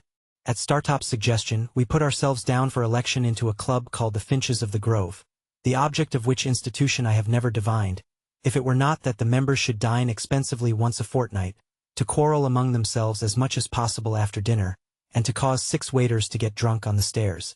I know that these gratifying social ends were so invariably accomplished, that Herbert and I understood nothing else to be referred to in the first standing toast of the society, which ran, "Gentlemen, may the present promotion of good feeling ever reign predominant among the Finches of the Grove." The Finches spent their money foolishly. The hotel we dined at was in Covent Garden, and the first Finch I saw when I had the honor of joining the Grove was Bentley Drummle, at that time floundering about town in a cab of his own, and doing a great deal of damage to the posts at the street corners. Occasionally, he shot himself out of his equipage head foremost over the apron, and I saw him on one occasion deliver himself at the door of the Grove in this unintentional way, like Coles. But here I anticipate a little, for I was not a Finch and could not be, according to the sacred laws of the society, until I came of age. In my confidence in my own resources, I would willingly have taken Herbert's expenses on myself, but Herbert was proud, and I could make no such proposal to him. So he got into difficulties in every direction, and continued to look about him. When we gradually fell into keeping late hours and late company, I noticed that he looked about him with a desponding eye at breakfast time, that he began to look about him more hopefully about midday, that he drooped when he came into dinner, that he seemed to descry capital in the distance rather clearly after dinner, that he all but realized capital towards midnight, and that at about 2 o'clock in the morning, he became so deeply despondent again as to talk of buying a rifle and going to America, with a general purpose of compelling buffaloes to make his fortune. I was usually at Hammersmith about half the week, and when I was at Hammersmith I haunted Richmond, whereof separately by and by. Herbert would often come to Hammersmith when I was there, and I think at those seasons his father would occasionally have some passing perception that the opening he was looking for had not appeared yet. But in the general tumbling up of the family, his tumbling out in life somewhere was a thing to transact itself somehow. In the meantime Mr. Pocket grew grayer, and tried oftener to lift himself out of his perplexities by the hair, while Mrs. Pocket tripped up the family with her footstool, read her book of dignities, lost her pocket handkerchief, told us about her grandpapa, and taught the young idea how to shoot, by shooting it into bed whenever it attracted her notice. As I am now generalizing a period of my life with the object of clearing my way before me, I can scarcely do so better than by at once completing the description of our usual manners and customs at Barnard's Inn. We spent as much money as we could, and got as little for it as people could make up their minds to give us. We were always more or less miserable, and most of our acquaintance were in the same condition. There was a gay fiction among us that we were constantly enjoying ourselves, and a skeleton truth that we never did. To the best of my belief, our case was in the last aspect a rather common one. Every morning, with an air ever new, Herbert went into the city to look about him.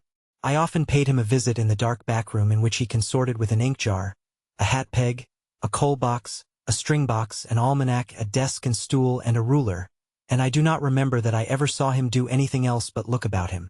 If we all did what we undertake to do, as faithfully as Herbert did, we might live in a republic of the virtues.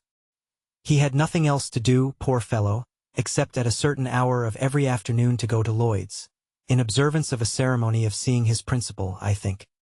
He never did anything else in connection with Lloyd's that I could find out, except come back again. When he felt his case unusually serious, and that he positively must find an opening, he would go on 'change at a busy time, and walk in and out, in a kind of gloomy country dance figure, among the assembled magnates. For, says Herbert to me, coming home to dinner on one of those special occasions, I find the truth to be, Handel, that an opening won't come to one, but one must go to it. So I have been. If we had been less attached to one another, I think we must have hated one another regularly every morning.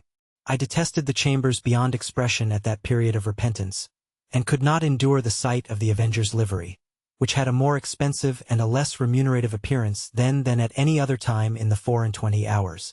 As we got more and more into debt, breakfast became a hollower and hollower form, and, being on one occasion at breakfast time threatened by letter with legal proceedings not unwholly unconnected, as my local paper might put it, with jewelry, I went so far as to seize the Avenger by his blue collar and shake him off his feet, so that he was actually in the air like a booted Cupid, for presuming to suppose that we wanted a roll. At certain times, meaning at uncertain times, for they depended on our humor, I would say to Herbert, as if it were a remarkable discovery, "My dear Herbert, we are getting on badly." "My dear Handel," Herbert would say to me in all sincerity, if you will believe me, those very words were on my lips, by a strange coincidence. "Then, Herbert," I would respond, "let us look into our affairs." We always derived profound satisfaction from making an appointment for this purpose. I always thought this was business, this was the way to confront the thing, this was the way to take the foe by the throat. And I know Herbert thought so too. We ordered something rather special for dinner, with a bottle of something similarly out of the common way, in order that our minds might be fortified for the occasion, and we might come well up to the mark. Dinner over, we produced a bundle of pens, a copious supply of ink, and a goodly show of writing and blotting paper. For there was something very comfortable in having plenty of stationery. I would then take a sheet of paper and write across the top of it, in a neat hand, the heading Memorandum of Pip's Debts, with Barnard's Inn and the date very carefully added. Herbert would also take a sheet of paper, and write across it with similar formalities, Memorandum of Herbert's Debts. Each of us would then refer to a confused heap of papers at his side, which had been thrown into drawers, worn into holes and pockets, half burnt in lighting candles, stuck for weeks into the looking-glass, and otherwise damaged. The sound of our pens going refreshed us exceedingly, insomuch that I sometimes found it difficult to distinguish between this edifying business proceeding and actually paying the money. In point of meritorious character, the two things seemed about equal. When we had written a little while, I would ask Herbert how he got on. Herbert probably would have been scratching his head in a most rueful manner at the sight of his accumulating figures. "They are mounting up, Handel," Herbert would say. "Upon my life, they are mounting up." "Be firm, Herbert," I would retort, plying my own pen with great assiduity. "Look the thing in the face. Look into your affairs. Stare them out of countenance." So I would handle, only they are staring me out of countenance. However, my determined manner would have its effect, and Herbert would fall to work again. After a time he would give up once more, on the plea that he had not got Cobbs's bill, or Lobbs's, or Nobbs's, as the case might be. Then, "Herbert, estimate it in round numbers and put it down. What a fellow of resource you are." My friend would reply with admiration, "Really, your business powers are very remarkable." I thought so too. I established with myself, on these occasions, the reputation of a first-rate man of business. Prompt, decisive, energetic, clear, cool-headed. When I had got all my responsibilities down upon my list, I compared each with the bill and ticked it off. My self-approval when I ticked an entry was quite a luxurious sensation. When I had no more ticks to make, I folded all my bills up uniformly, docketed each on the back, and tied the whole into a symmetrical bundle. Then I did the same for Herbert, who modestly said he had not my administrative genius, and felt that I had brought his affairs into a focus for him. My business habits had one other bright feature which I called leaving a margin. For example, supposing Herbert's debts to be £164 4 and twopence, I would say, leave a margin and put them down at 200. Or, supposing my own to be 4 times as much, I would leave a margin and put them down at 700. I had the highest opinion of the wisdom of this same margin, but I am bound to acknowledge that on looking back, I deem it to have been an expensive device. For we always ran into new debt immediately to the full extent of the margin, and sometimes, in the sense of freedom and solvency it imparted, got pretty far on into another margin. But there was a calm, a rest, a virtuous hush, consequent on these examinations of our affairs that gave me, for the time, an admirable opinion of myself. Soothed by my exertions, my method, and Herbert's compliments, I would sit with his symmetrical bundle and my own on the table before me among the stationery, and feel like a bank of some sort, rather than a private individual. We shut our outer door on these solemn occasions, in order that we might not be interrupted. I had fallen into my serene state one evening, when we heard a letter dropped through the slit in the said door, and fall on the ground. "It's for you, Handel," said Herbert, going out and coming back with it, "and I hope there is nothing the matter." This was in allusion to its heavy black seal and border. The letter was signed Trabb and Company, and its contents were simply, that I was an honored sir, and that they begged to inform me that Mrs. J. Gargery had departed this life on Monday last at 20 minutes past 6 in the evening, and that my attendance was requested at the interment on Monday next at 3 o'clock in the afternoon. Chapter 35. It was the first time that a grave had opened in my road of life, and the gap it made in the smooth ground was wonderful. The figure of my sister in her chair by the kitchen fire haunted me night and day. That the place could possibly be without her was something my mind seemed unable to compass, and whereas she had seldom or never been in my thoughts of late, I had now the strangest ideas that she was coming towards me in the street, or that she would presently knock at the door. In my rooms, too, with which she had never been at all associated, there was at once the blankness of death and a perpetual suggestion of the sound of her voice or the turn of her face or figure, as if she were still alive and had been often there. Whatever my fortunes might have been, I could scarcely have recalled my sister with much tenderness. But I suppose there is a shock of regret which may exist without much tenderness. Under its influence, and perhaps to make up for the want of the softer feeling, I was seized with a violent indignation against the assailant from whom she had suffered so much, and I felt that on sufficient proof I could have revengefully pursued Orlick or anyone else to the last extremity. Having written to Joe to offer him consolation, and to assure him that I would come to the funeral, I passed the intermediate days in the curious state of mind I have glanced at. I went down early in the morning, and alighted at the Blue Boar in good time to walk over to the forge. It was fine summer weather again, and as I walked along, the times when I was a little helpless creature, and my sister did not spare me, vividly returned. But they returned with a gentle tone upon them that softened even the edge of Tickler. For now, the very breath of the beans and clover whispered to my heart that the day must come when it would be well for my memory that others walking in the sunshine should be softened as they thought of me. At last I came within sight of the house, and saw that Trabb and Company had put in a funereal execution and taken possession. 2 dismally absurd persons, each ostentatiously exhibiting a crutch done up in a black bandage, as if that instrument could possibly communicate any comfort to anybody, were posted at the front door, and in one of them I recognized a postboy discharged from the Boar for turning a young couple into a soppet on their bridal morning, in consequence of intoxication rendering it necessary for him to ride his horse clasped round the neck with both arms. All the children of the village and most of the women were admiring these sable warders and the closed windows of the house and forge, and as I came up, one of the 2 warders, the postboy, knocked at the door, implying that I was far too much exhausted by grief to have strength remaining to knock for myself. Another sable warder, a carpenter, who had once eaten 2 geese for a wager, opened the door, and showed me into the best parlor. Here Mr. Trabb had taken unto himself the best table, and had got all the leaves up, and was holding a kind of black bazaar, with the aid of a quantity of black pins. At the moment of my arrival, he had just finished putting somebody's hat into black long clothes, like an African baby, so he held out his hand for mine. But I, misled by the action, and confused by the occasion, shook hands with him with every testimony of warm affection. Poor dear Joe, entangled in a little black cloak tied in a large bow under his chin, was seated apart at the upper end of the room, where, as chief mourner, he had evidently been stationed by Trabb. When I bent down and said to him, "Dear Joe, how are you?"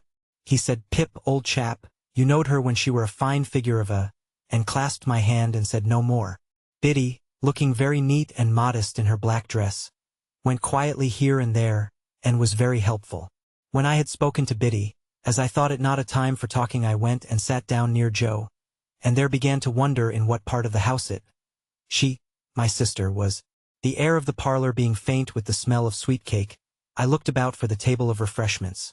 It was scarcely visible until one had got accustomed to the gloom, but there was a cut-up plum cake upon it, and there were cut-up oranges and sandwiches and biscuits, and 2 decanters that I knew very well as ornaments, but had never seen used in all my life, one full of port and one of sherry.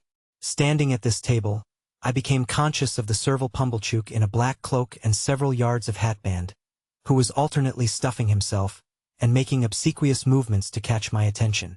The moment he succeeded, he came over to me, breathing sherry and crumbs, and said in a subdued voice, "May I, dear sir?" and did.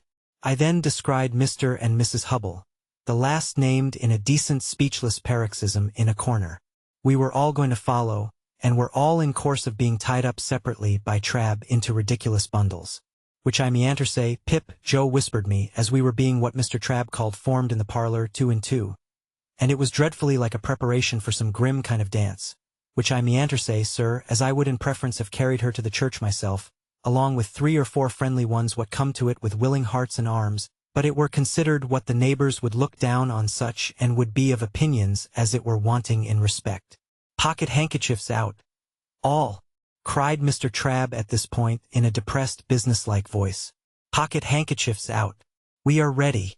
So we all put our pocket handkerchiefs to our faces, as if our noses were bleeding, and filed out 2 and 2, Joe and I, Biddy and Pumblechook, Mr. and Mrs. Hubble. The remains of my poor sister had been brought round by the kitchen door, and it being a point of undertaking ceremony that the 6 bearers must be stifled and blinded under a horrible black velvet housing with a white border, the whole looked like a blind monster with 12 human legs, shuffling and blundering along, under the guidance of 2 keepers, the post-boy and his comrade. The neighborhood, however, highly approved of these arrangements, and we were much admired as we went through the village, the more youthful and vigorous part of the community making dashes now and then to cut us off, and lying in wait to intercept us at points of vantage. At such times the more exuberant among them called out in an excited manner on our emergence round some corner of expectancy, "Here they come! Here they are!" and we were all but cheered. In this progress I was much annoyed by the abject Pumblechook, who, being behind me, persisted all the way as a delicate attention in arranging my streaming hatband and smoothing my cloak. My thoughts were further distracted by the excessive pride of Mr. and Mrs. Hubble, who were surpassingly conceited and vainglorious in being members of so distinguished a procession. And now the range of marshes lay clear before us, with the sails of the ships on the river growing out of it, and we went into the churchyard, close to the graves of my unknown parents, Philip Pirrup, late of this parish, and also Georgiana, wife of the above. And there my sister was laid quietly in the earth, while the larks sang high above it, and the light wind strewed it with beautiful shadows of clouds and trees. Of the conduct of the worldly-minded Pumblechook while this was doing, I desire to say no more than it was all addressed to me, and that even when those noble passages were read which remind humanity how it brought nothing into the world and can take nothing out, and how it fleeth like a shadow and never continueth long in one stay, I heard him cough a reservation of the case of a young gentleman who came unexpectedly into large property.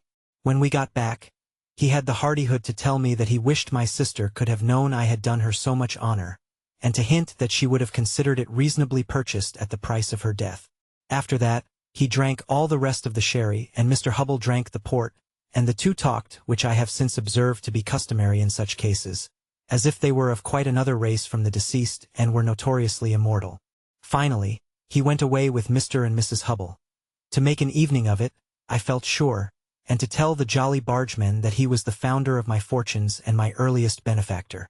When they were all gone, and when Trabb and his men, but not his boy. I looked for him, had crammed their mummery into bags, and were gone too. The house felt wholesomer. Soon afterwards, Biddy, Joe, and I had a cold dinner together. But we dined in the best parlor, not in the old kitchen, and Joe was so exceedingly particular what he did with his knife and fork and the salt cellar and what not, that there was great restraint upon us. But after dinner, when I made him take his pipe, and when I had loitered with him about the forge, and when we sat down together on the great block of stone outside it, we got on better. I noticed that after the funeral Joe changed his clothes so far as to make a compromise between his Sunday dress and working dress, in which the dear fellow looked natural and like the man he was. He was very much pleased by my asking if I might sleep in my own little room, and I was pleased too, for I felt that I had done rather a great thing in making the request. When the shadows of evening were closing in, I took an opportunity of getting into the garden with Biddy for a little talk. "Biddy," said I think you might have written to me about these sad matters." "Do you, Mr. Pip?" said Biddy. "I should have written if I had thought that. Don't suppose that I mean to be unkind, Biddy, when I say I consider that you ought to have thought that. Do you, Mr. Pip?" She was so quiet, and had such an orderly, good, and pretty way with her, that I did not like the thought of making her cry again. After looking a little at her downcast eyes as she walked beside me, I gave up that point. "I suppose it will be difficult for you to remain here now, Biddy dear?" "Oh, I can't do so, Mr. Pip," said Biddy, in a tone of regret but still of quiet conviction. "I have been speaking to Mrs. Hubble, and I am going to her tomorrow. I hope we shall be able to take some care of Mr. Gargery, together, until he settles down." "How are you going to live, Biddy? If you want any M.O. "How am I going to live?" repeated Biddy, striking in, with a momentary flush upon her face. "I'll tell you, Mr. Pip. I am going to try to get the place of mistress in the new school nearly finished here. I can be well recommended by all the neighbors, and I hope I can be industrious and patient, and teach myself while I teach others. You know, Mr. Pip," pursued Biddy with a smile as she raised her eyes to my face, "the new schools are not like the old, but I learned a good deal from you after that time and have had time since then to improve. I think you would always improve, Biddy, under any circumstances." "Ah, except in my bad side of human nature," murmured Biddy. It was not so much a reproach as an irresistible thinking aloud. Well, I thought I would give up that point too. So, I walked a little further with Biddy, looking silently at her downcast eyes. "I have not heard the particulars of my sister's death, Biddy. They are very slight, poor thing. She had been in one of her bad states, though they had got better of late rather than worse, for 4 days, when she came out of it in the evening, just at tea-time, and said quite plainly, 'Joe.' As she had never said any word for a long while, I ran and fetched in Mr. Gargery from the forge. She made signs to me that she wanted him to sit down close to her, and wanted me to put her arms round his neck. So I put them round his neck, and she laid her head down on his shoulder quite content and satisfied. And so she presently said, 'Joe' again, and once 'Pardon,' and once 'Pip,' and so she never lifted her head up any more, and it was just an hour later when we laid it down on her own bed, because we found she was gone." Biddy cried. The darkening garden, and the lane, and the stars that were coming out, were blurred in my own sight. "Nothing was ever discovered, Biddy? Nothing. Do you know what is become of Orlick? I should think from the color of his clothes that he is working in the quarries. Of course you have seen him then. Why are you looking at that dark tree in the lane? I saw him there on the night she died. That was not the last time either, Biddy?" "No, I have seen him there since we have been walking here." "It is of no use," said Biddy, laying her hand upon my arm as I was for running out. "You know I would not deceive you. He was not there a minute, and he is gone." It revived my utmost indignation to find that she was still pursued by this fellow, and I felt inveterate against him. I told her so, and told her that I would spend any money or take any pains to drive him out of that country. By degrees she led me into more temperate talk, and she told me how Joe loved me, and how Joe never complained of anything. She didn't say of me. She had no need. I knew what she meant. But ever did his duty in his way of life with a strong hand, a quiet tongue, and a gentle heart. Indeed, it would be hard to say too much for him, said I. And Biddy, we must often speak of these things, for of course I shall be often down here now. I am not going to leave poor Joe alone. Biddy said never a single word. "Biddy, don't you hear me?" "Yes, Mr. Pip." Not to mention your calling me Mr. Pip, which appears to me to be in bad taste. Biddy? What do you mean? What do I mean? Asked Biddy timidly. Biddy, said I, in a virtuously self-asserting manner, I must request to know what you mean by this. By this? Said Biddy. Now don't echo, I retorted. You used not to echo, Biddy. Used not, said Biddy. Oh, Mr. Pip. Used. Well, I rather thought I would give up that point too. After another silent turn in the garden, I fell back on the main position. Biddy, said I made a remark respecting my coming down here often to see Joe, which you received with a marked silence. Have the goodness, Biddy, to tell me why. Are you quite sure, then, that you will come to see him often? Asked Biddy, stopping in the narrow garden walk and looking at me under the stars with a clear and honest eye. Oh dear me, said I, as if I found myself compelled to give up Biddy in despair. This really is a very bad side of human nature. Don't say any more, if you please, Biddy. This shocks me very much. For which cogent reason I kept Biddy at a distance during supper, and when I went up to my own old little room, took as stately a leave of her as I could, in my murmuring soul, deem reconcilable with the churchyard and the event of the day. As often as I was restless in the night, and that was every quarter of an hour, I reflected what an unkindness, what an injury, what an injustice Biddy had done me. Early in the morning I was to go. Early in the morning I was out, and looking in, unseen, at one of the wooden windows of the forge. There I stood, for minutes, looking at Joe, already at work with a glow of health and strength upon his face that made it show as if the bright sun of the life in store for him were shining on it. Goodbye, dear Joe. No, don't wipe it off. For God's sake, give me your blackened hand. I shall be down soon and often. Illustration. Never too soon, sir, said Joe, and never too often, Pip. Biddy was waiting for me at the kitchen door, with a mug of new milk and a crust of bread. Biddy, said I, when I gave her my hand at parting, I am not angry, but I am hurt. No, don't be hurt, she pleaded quite pathetically. Let only me be hurt, if I have been ungenerous. Once more, the mists were rising as I walked away. If they disclosed to me, as I suspect they did, that I should not come back and that Biddy was quite right, all I can say is, they were quite right too. Chapter 36. Herbert and I went on from bad to worse in the way of increasing our debts, looking into our affairs, leaving margins and the like exemplary transactions. And time went on whether or no as he has a way of doing. And I came of age, in fulfillment of Herbert's prediction that I should do so before I knew where I was. Herbert himself had come of age 8 months before me. As he had nothing else than his majority to come into, the event did not make a profound sensation in Barnard's Inn. But we had looked forward to my 21st birthday, with a crowd of speculations and anticipations, for we had both considered that my guardian could hardly help saying something definite on that occasion. I had taken care to have it well understood in Little Britain when my birthday was. On the day before it, I received an official note from Wemmick, informing me that Mr. Jaggers would be glad if I would call upon him at 5 in the afternoon of the auspicious day. This convinced us that something great was to happen, and threw me into an unusual flutter when I repaired to my guardian's office, a model of punctuality. In the outer office Wemmick offered me his congratulations, and incidentally rubbed the side of his nose with a folded piece of tissue paper that I liked the look of. But he said nothing respecting it, and motioned me with a nod into my guardian's room. It was November, and my guardian was standing before his fire leaning his back against the chimney-piece, with his hands under his coat-tails. Well, Pip, said he, I must call you Mr. Pip today. Congratulations, Mr. Pip. We shook hands. He was always a remarkably short shaker, and I thanked him. Take a chair, Mr. Pip, said my guardian. As I sat down, and he preserved his attitude and bent his brows at his boots, I felt at a disadvantage, which reminded me of that old time when I had been put upon a tombstone. The 2 ghastly casts on the shelf were not far from him, and their expression was as if they were making a stupid apoplectic attempt to attend to the conversation. Now, my young friend, my guardian began, as if I were a witness in the box, I am going to have a word or two with you, if you please, sir. What do you suppose? Said Mr. Jaggers, bending forward to look at the ground, and then throwing his head back to look at the ceiling. What do you suppose you are living at the rate of?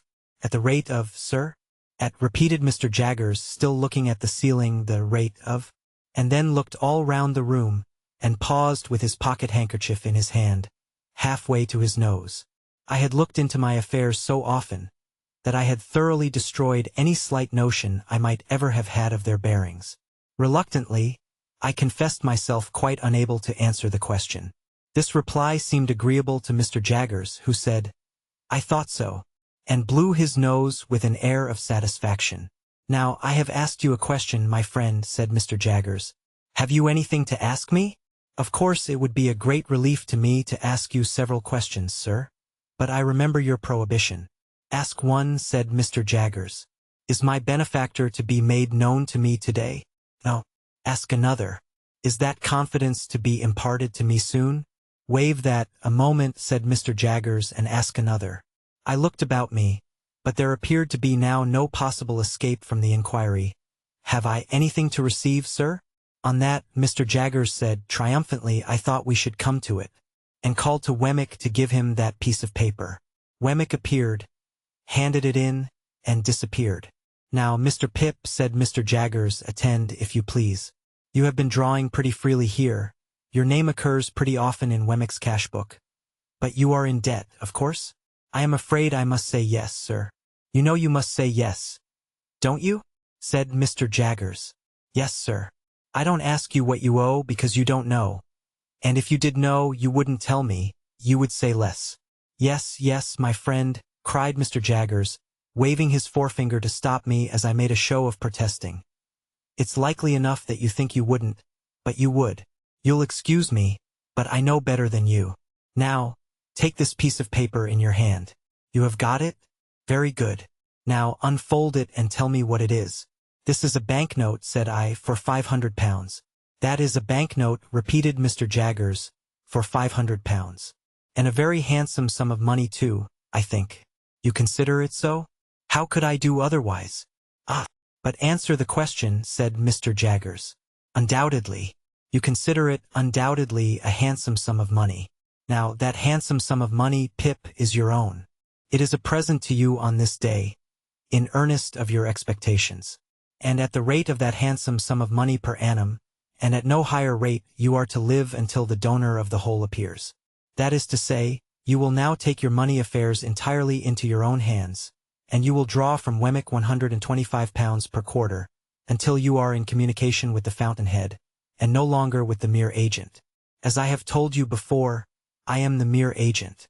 I execute my instructions, and I am paid for doing so. I think them injudicious, but I am not paid for giving any opinion on their merits." I was beginning to express my gratitude to my benefactor for the great liberality with which I was treated, when Mr. Jaggers stopped me.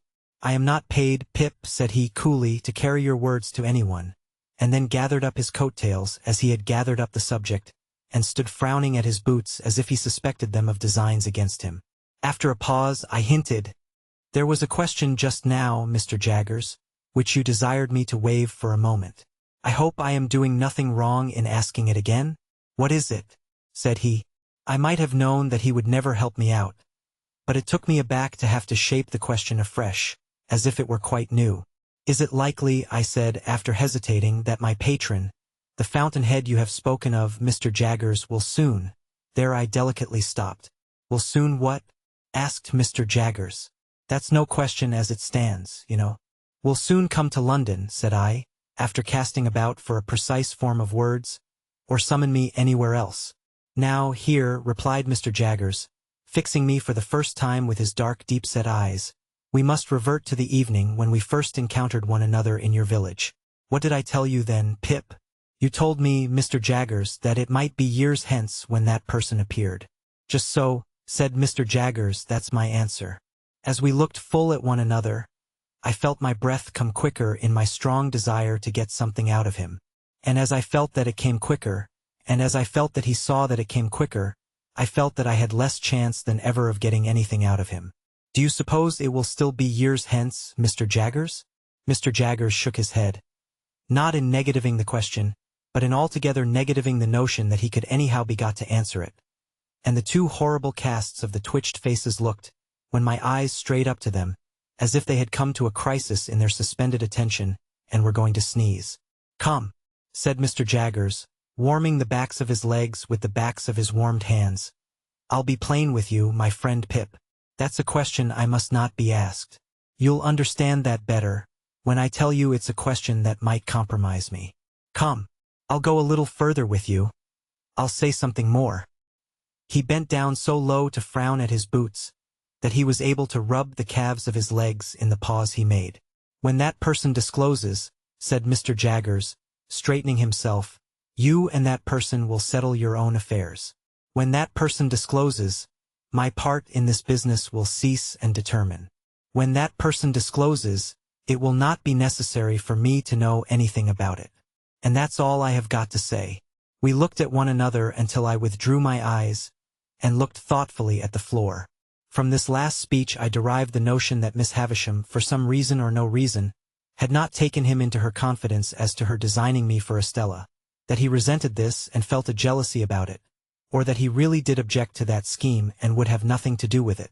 When I raised my eyes again, I found that he had been shrewdly looking at me all the time, and was doing so still. "If that is all you have to say, sir," I remarked, "there can be nothing left for me to say." He nodded assent, and pulled out his thief-dreaded watch, and asked me where I was going to dine. I replied at my own chambers with Herbert. As a necessary sequence, I asked him if he would favor us with his company, and he promptly accepted the invitation. But he insisted on walking home with me, in order that I might make no extra preparation for him, and first he had a letter or two to write and, of course, had his hands to wash. So I said I would go into the outer office and talk to Wemmick. The fact was that when the £500 had come into my pocket, a thought had come into my head which had been often there before, and it appeared to me that Wemmick was a good person to advise with concerning such thought. He had already locked up his safe, and made preparations for going home. He had left his desk, brought out his 2 greasy office candlesticks and stood them in line with the snuffers on a slab near the door, ready to be extinguished. He had raked his fire low, put his hat and greatcoat ready, and was beating himself all over the chest with his safe key, as an athletic exercise after business. "Mr. Wemmick," said I want to ask your opinion. I am very desirous to serve a friend." Wemmick tightened his post office and shook his head, as if his opinion were dead against any fatal weakness of that sort. "This friend," I pursued, "is trying to get on in commercial life, but has no money, and finds it difficult and disheartening to make a beginning. Now I want somehow to help him to a beginning." "With money down?" said Wemmick, in a tone drier than any sawdust. "With some money down," I replied, for an uneasy remembrance shot across me of that symmetrical bundle of papers at home. "With some money down, and perhaps some anticipation of my expectations." "Mr. Pip," said Wemmick, "I should like just to run over with you on my fingers, if you please, the names of the various bridges up as high as Chelsea Reach. Let's see. There's London, 1. Southwark, 2. Blackfriars, 3. Waterloo, 4. Westminster, 5. Vauxhall, 6. He had checked off each bridge in its turn, with the handle of his safe key on the palm of his hand. "There's as many as 6, you see, to choose from." "I don't understand you," said I. "Choose your bridge, Mr. Pip," returned Wemmick, "and take a walk upon your bridge, and pitch your money into the Thames over the center arch of your bridge, and you know the end of it. Serve a friend with it, and you may know the end of it too. But it's a less pleasant and profitable end." I could have posted a newspaper in his mouth, he made it so wide after saying this. "This is very discouraging," said I. "Meant to be so," said Wemmick. "Then is it your opinion," I inquired with some little indignation, "that a man should never invest portable property in a friend?" said Wemmick. "Certainly he should not, unless he wants to get rid of the friend, and then it becomes a question how much portable property it may be worth to get rid of him." "And that," said I, "is your deliberate opinion, Mr. Wemmick?" "That," he returned, "is my deliberate opinion in this office." "Ah," said I, pressing him, for I thought I saw him near a loophole here. "But would that be your opinion at Walworth?" "Mr. Pip," he replied with gravity, "Walworth is one place, and this office is another. Much as the aged is one person, and Mr. Jaggers is another. They must not be confounded together. My Walworth sentiments must be taken at Walworth. None but my official sentiments can be taken in this office." "Very well," said I, much relieved. "Then I shall look you up at Walworth, you may depend upon it." "Mr. Pip," he returned, "you will be welcome there, in a private and personal capacity. We had held this conversation in a low voice, well knowing my guardian's ears to be the sharpest of the sharp. As he now appeared in his doorway, toweling his hands, Wemmick got on his greatcoat and stood by to snuff out the candles. We all three went into the street together, and from the doorstep Wemmick turned his way, and Mr. Jaggers and I turned ours. I could not help wishing more than once that evening that Mr. Jaggers had had an aged in Gerrard Street, or a stinger, or a something or a somebody, to unbend his brows a little. It was an uncomfortable consideration on a 21st birthday, that coming of age at all seemed hardly worth while in such a guarded and suspicious world as he made of it. He was 1,000 times better informed and cleverer than Wemmick, and yet I would 1,000 times rather have had Wemmick to dinner. And Mr. Jaggers made not me alone intensely melancholy, because, after he was gone, Herbert said of himself, with his eyes fixed on the fire, that he thought he must have committed a felony and forgotten the details of it. He felt so dejected and guilty. Chapter 37. Deeming Sunday the best day for taking Mr. Wemmick's Walworth sentiments, I devoted the next ensuing Sunday afternoon to a pilgrimage to the castle. On arriving before the battlements, I found the Union Jack flying and the drawbridge up. But undeterred by this show of defiance and resistance, I rang at the gate, and was admitted in a most pacific manner by the aged. "My son, sir," said the old man, after securing the drawbridge, "rather had it in his mind that you might happen to drop in, and he left word that he would soon be home from his afternoon's walk. He is very regular in his walks, is my son. Very regular in everything is my son." I nodded at the old gentleman as Wemmick himself might have nodded, and we went in and sat down by the fireside. "You made acquaintance with my son, sir," said the old man in his chirping way, while he warmed his hands at the blaze at his office, "I expect?" I nodded. "Ha! I have heard that my son is a wonderful hand at his business." "Sir?" I nodded hard. "Yes, so they tell me. His business is the law?" I nodded harder. "Which makes it more surprising in my son," said the old man, "for he was not brought up to the law, but to the wine-coopering." Curious to know how the old gentleman stood informed concerning the reputation of Mr. Jaggers, I roared that name at him. He threw me into the greatest confusion by laughing heartily and replying in a very sprightly manner, "No, to be sure, you're right." And to this hour I have not the faintest notion what he meant, or what joke he thought I had made. As I could not sit there nodding at him perpetually, without making some other attempt to interest him, I shouted at inquiry whether his own calling in life had been the wine-coopering. By dint of straining that term out of myself several times and tapping the old gentleman on the chest to associate it with him, I at last succeeded in making my meaning understood. "No," said the old gentleman, the warehousing. "First, over yonder." He appeared to mean up the chimney, but I believe he intended to refer me to Liverpool, and then in the city of London here. However, having an infirmity, for I am hard of hearing, sir, I expressed in pantomime the greatest astonishment. Yes, hard of hearing. Having that infirmity coming upon me, my son he went into the law, and he took charge of me, and he by little and little made out this elegant and beautiful property. But returning to what you said, pursued the old man, again laughing heartily, what I say is, no, to be sure, you're right. I was modestly wondering whether my utmost ingenuity would have enabled me to say anything that would have amused him half as much as this imaginary pleasantry, when I was startled by a sudden click in the wall on one side of the chimney, and the ghostly tumbling open of a little wooden flap with John upon it. The old man, following my eyes, cried with great triumph, "My son's come home," and we both went out to the drawbridge. It was worth any money to see Wemmick waving a salute to me from the other side of the moat, when we might have shaken hands across it with the greatest ease. The aged was so delighted to work the drawbridge, that I made no offer to assist him, but stood quiet until Wemmick had come across, and had presented me to Miss Skiffins, a lady by whom he was accompanied. Miss Skiffins was of a wooden appearance, and was, like her escort, in the post-office branch of the service. She might have been some 2 or 3 years younger than Wemmick, and I judged her to stand possessed of portable property. The cut of her dress from the waist upward, both before and behind, made her figure very like a boy's kite, and I might have pronounced her gown a little too decidedly orange, and her gloves a little too intensely green. But she seemed to be a good sort of fellow, and showed a high regard for the aged. I was not long in discovering that she was a frequent visitor at the castle, for, on our going in, and my complimenting Wemmick on his ingenious contrivance for announcing himself to the aged, he begged me to give my attention for a moment to the other side of the chimney, and disappeared. Presently another click came, and another little door tumbled open with Miss Skiffins on it. Then Miss Skiffins shut up and John tumbled open. Then Miss Skiffins and John both tumbled open together and finally shut up together. On Wemmick's return from working these mechanical appliances, I expressed the great admiration with which I regarded them, and he said, "Well, you know, they're both pleasant and useful to the aged.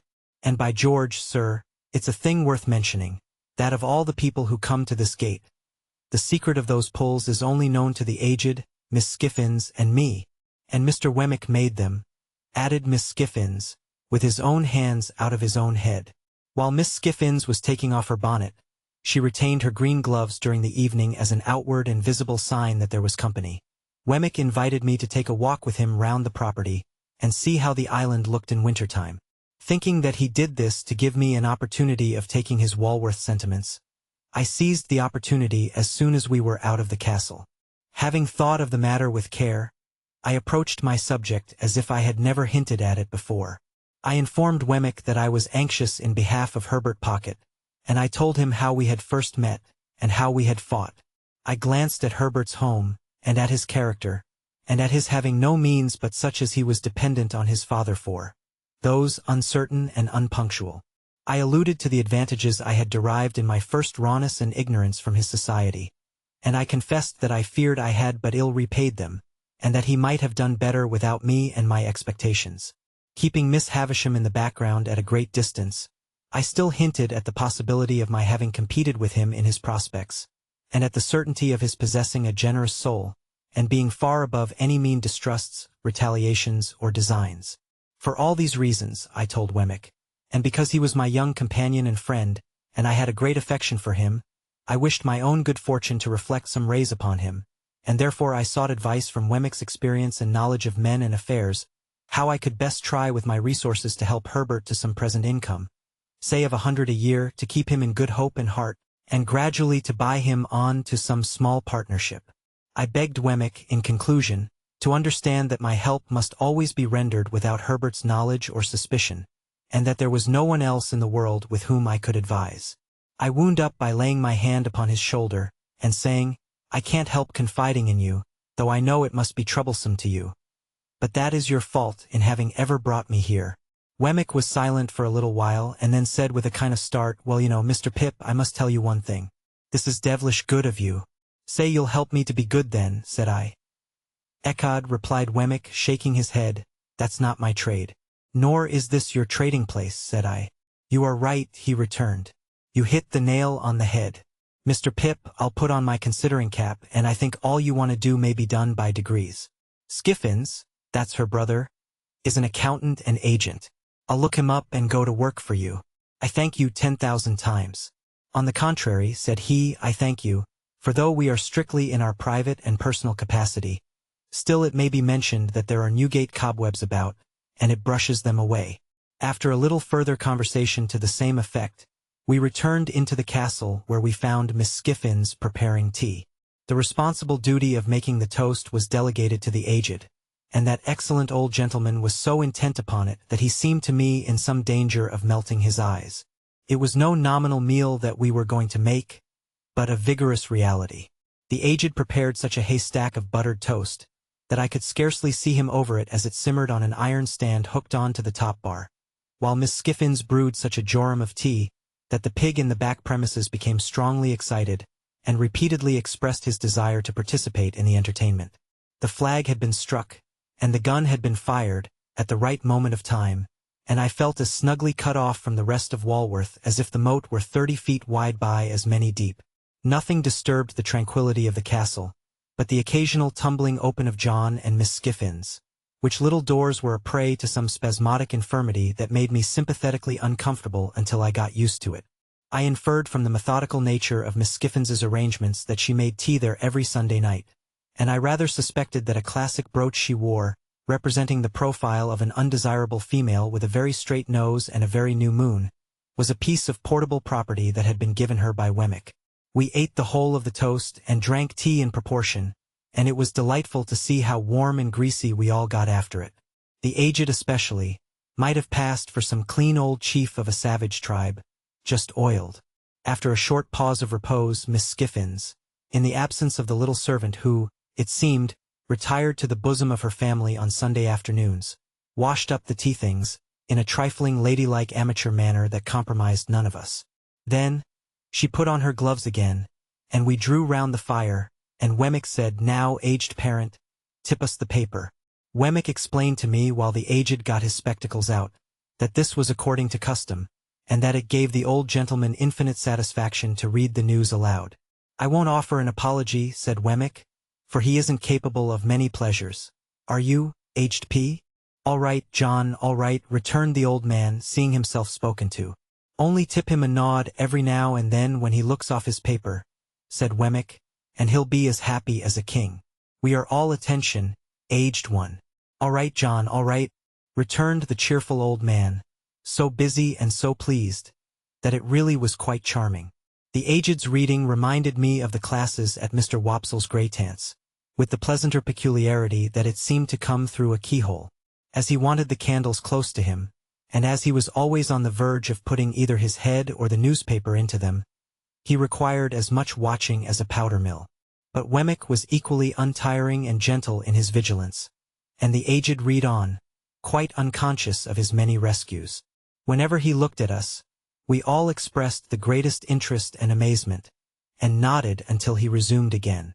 As Wemmick and Miss Skiffins sat side by side, and as I sat in a shadowy corner, I observed a slow and gradual elongation of Mr. Wemmick's mouth, powerfully suggestive of his slowly and gradually stealing his arm round Miss Skiffins's waist.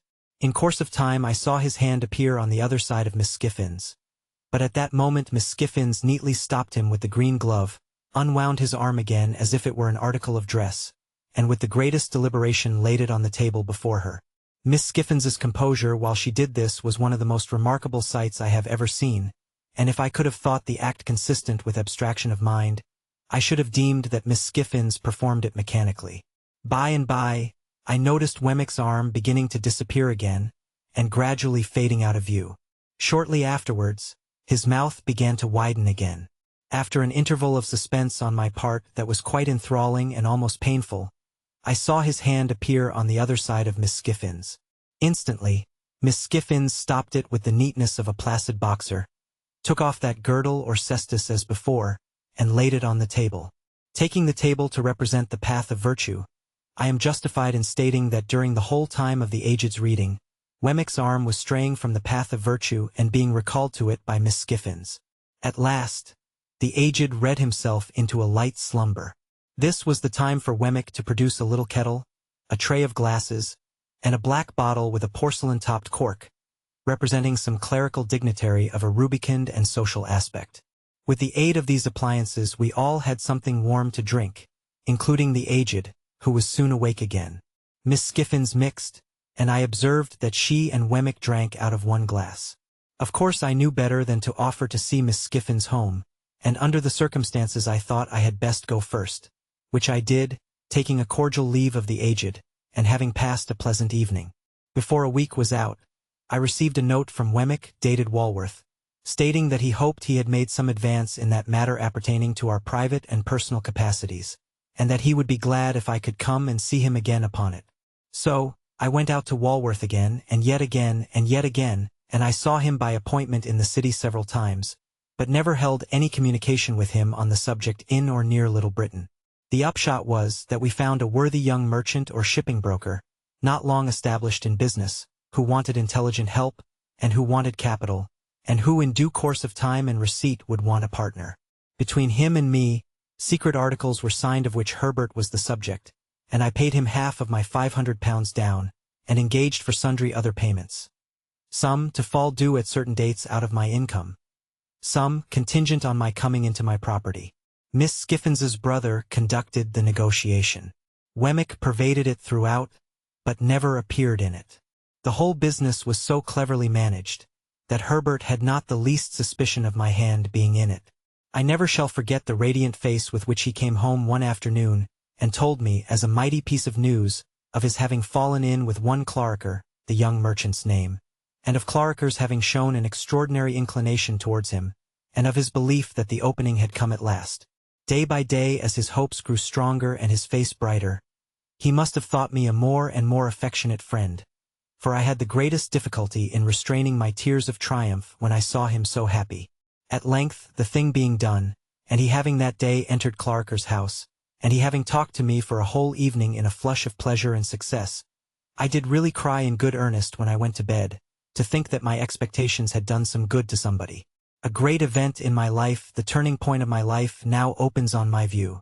But, before I proceed to narrate it, and before I pass on to all the changes it involved, I must give one chapter to Estella.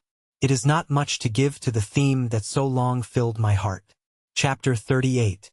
If that staid old house near the green at Richmond should ever come to be haunted when I am dead, it will be haunted, surely, by my ghost. Oh, the many, many nights and days through which the unquiet spirit within me haunted that house when Estella lived there. Let my body be where it would, my spirit was always wandering, wandering about that house. The lady with whom Estella was placed, Mrs. Branley by name, was a widow, with one daughter several years older than Estella. The mother looked young, and the daughter looked old. The mother's complexion was pink, and the daughter's was yellow. The mother set up for frivolity, and the daughter for theology. They were in what is called a good position, and were visited by numbers of people. Little, if any, community of feeling subsisted between them and Estella, but the understanding was established that they were necessary to her, and that she was necessary to them. Mrs. Branley had been a friend of Miss Havisham's before the time of her seclusion. In Mrs. Branley's house and out of Mrs. Branley's house, I suffered every kind and degree of torture that Estella could cause me. The nature of my relations with her, which placed me on terms of familiarity without placing me on terms of favor, conduced to my distraction. She made use of me to tease other admirers, and she turned the very familiarity between herself and me to the account of putting a constant slight on my devotion to her. If I had been her secretary, steward, half-brother, poor relation, if I had been a younger brother of her appointed husband, I could not have seemed to myself further from my hopes when I was nearest to her. The privilege of calling her by her name and hearing her call me by mine became, under the circumstances, an aggravation of my trials. And while I think it likely that it almost maddened her other lovers, I know too certainly that it almost maddened me. She had admirers without end. No doubt my jealousy made an admirer of everyone who went near her, but there were more than enough of them without that. I saw her often at Richmond, I heard of her often in town, and I used often to take her and the Branleys on the water. There were picnics, fête days, plays, operas, concerts, parties, all sorts of pleasures, through which I pursued her, and they were all miseries to me. I never had 1 hour's happiness in her society, and yet my mind all round the 24 hours was harping on the happiness of having her with me unto death. Throughout this part of our intercourse, and it lasted, as will presently be seen, for what I then thought a long time, she habitually reverted to that tone which expressed that our association was forced upon us. There were other times when she would come to a sudden check in this tone and in all her many tones, and would seem to pity me. "Pip, Pip," she said one evening, coming to such a check, when we sat apart at a darkening window of the house in Richmond. "Will you never take warning?" "Of what?" "Of me." "Warning not to be attracted by you? Do you mean Estella?" "Do I mean? If you don't know what I mean, you are blind." I should have replied that love was commonly reputed blind, but for the reason that I always was restrained, and this was not the least of my miseries, by a feeling that it was ungenerous to press myself upon her, when she knew that she could not choose but obey Miss Havisham. My dread always was, that this knowledge on her part laid me under a heavy disadvantage with her pride, and made me the subject of a rebellious struggle in her bosom. "At any rate," said I have no warning given me just now, for you wrote to me to come to you this time." "That's true," said Estella, with a cold careless smile that always chilled me. After looking at the twilight without, for a little while, she went on to say, "The time has come round when Miss Havisham wishes to have me for a day at Satis. You are to take me there and bring me back if you will. She would rather I did not travel alone, and objects to receiving my maid, for she has a sensitive horror of being talked of by such people. Can you take me?" "Can I take you, Estella?" "You can then, the day after tomorrow if you please. You are to pay all charges out of my purse. You hear the condition of your going?" "And must obey," said I. This was all the preparation I received for that visit, or for others like it. Miss Havisham never wrote to me, nor had I ever so much as seen her handwriting. We went down on the next day but one, and we found her in the room where I had first beheld her, and it is needless to add that there was no change in Satis house. She was even more dreadfully fond of Estella than she had been when I last saw them together. I repeat the word advisedly, for there was something positively dreadful in the energy of her looks and embraces. She hung upon Estella's beauty, hung upon her words, hung upon her gestures, and sat mumbling her own trembling fingers while she looked at her, as though she were devouring the beautiful creature she had reared. From Estella she looked at me, with a searching glance that seemed to pry into my heart and probe its wounds. "How does she use you, Pip? How does she use you?" she asked me again, with her witch-like eagerness, even in Estella's hearing. But when we sat by her flickering fire at night, she was most weird. For then, keeping Estella's hand drawn through her arm and clutched in her own hand, she extorted from her, by dint of referring back to what Estella had told her in her regular letters, the names and conditions of the men whom she had fascinated. And as Miss Havisham dwelt upon this role with the intensity of a mind mortally hurt and diseased, she sat with her other hand on her crutch stick, and her chin on that and her wan bright eyes glaring at me, a very spectre. I saw in this, wretched though it made me, and bitter the sense of dependence and even of degradation that it awakened. I saw in this that Estella was set to wreak Miss Havisham's revenge on men, and that she was not to be given to me until she had gratified it for a term. I saw in this a reason for her being beforehand assigned to me. Sending her out to attract and torment and do mischief, Miss Havisham sent her with the malicious assurance that she was beyond the reach of all admirers, and that all who staked upon that cast were secured to lose. I saw in this that I, too, was tormented by a perversion of ingenuity, even while the prize was reserved for me. I saw in this the reason for my being staved off so long, and the reason for my late guardian's declining to commit himself to the formal knowledge of such a scheme. In a word, I saw in this Miss Havisham as I had her then and there before my eyes, and always had had her before my eyes, and I saw in this the distinct shadow of the darkened and unhealthy house in which her life was hidden from the sun. The candles that lighted that room of hers were placed in sconces on the wall. They were high from the ground, and they burnt with the steady dullness of artificial light in air that is seldom renewed. As I looked round at them, and at the pale gloom they made, and at the stopped clock, and at the withered articles of bridal dress upon the table and the ground, and at her own awful figure with its ghostly reflection thrown large by the fire upon the ceiling and the wall, I saw in everything the construction that my mind had come to, repeated and thrown back to me. My thoughts passed into the great room across the landing where the table was spread, and I saw it written, as it were, in the falls of the cobwebs from the centerpiece, in the crawlings of the spiders on the cloth, in the tracks of the mice as they betook their little quickened hearts behind the panels, and in the gropings and pausings of the beetles on the floor. It happened on the occasion of this visit that some sharp words arose between Estella and Miss Havisham. It was the first time I had ever seen them opposed. We were seated by the fire, as just now described, and Miss Havisham still had Estella's arm drawn through her own, and still clutched Estella's hand in hers, when Estella gradually began to detach herself.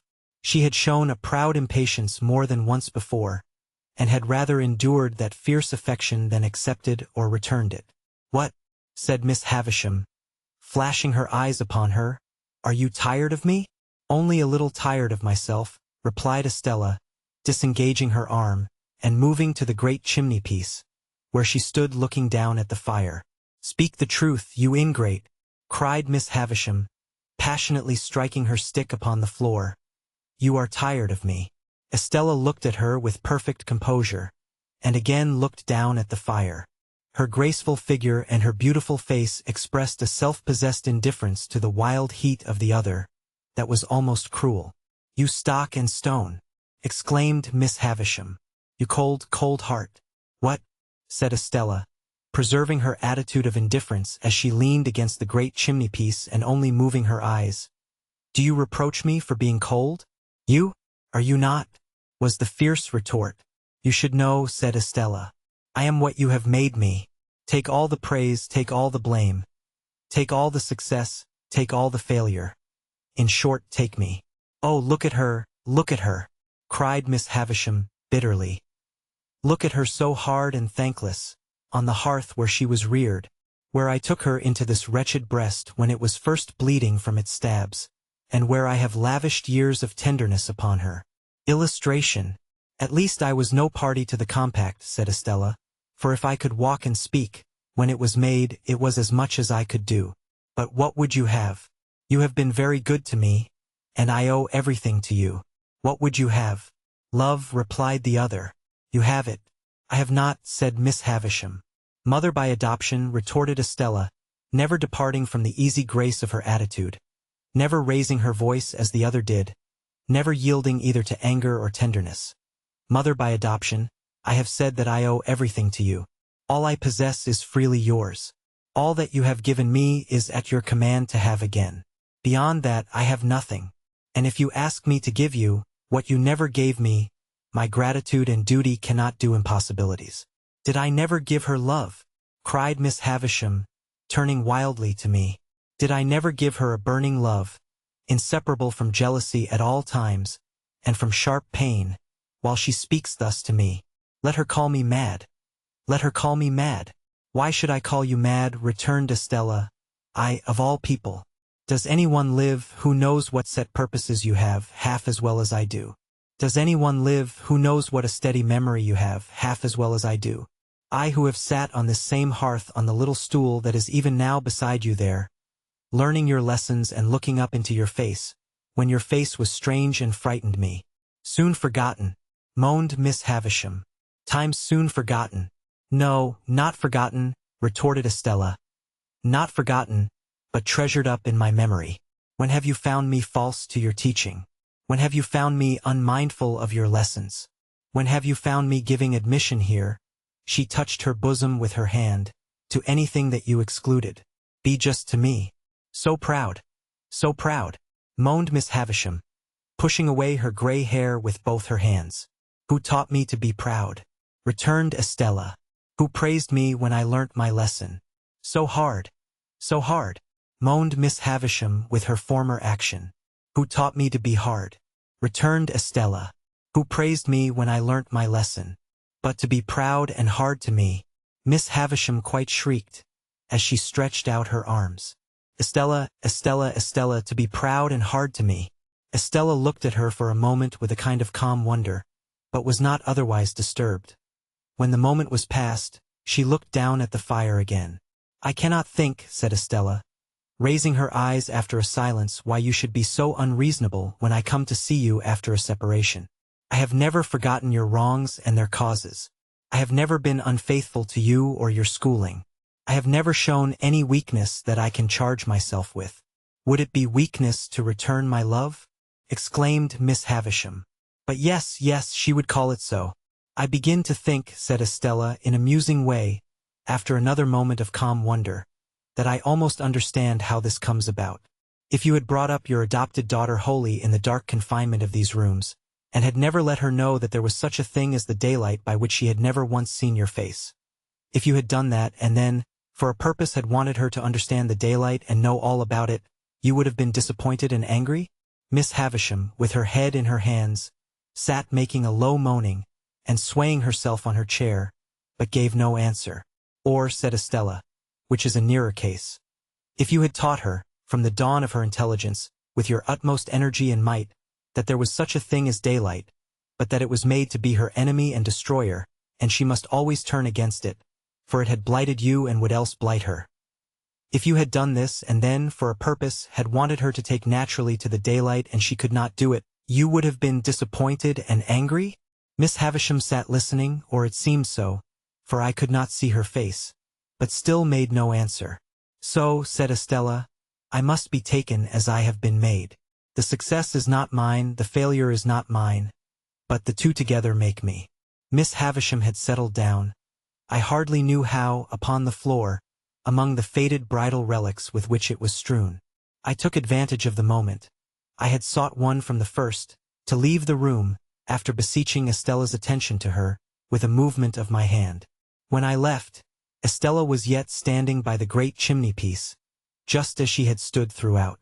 Miss Havisham's gray hair was all adrift upon the ground, among the other bridal wrecks, and was a miserable sight to see.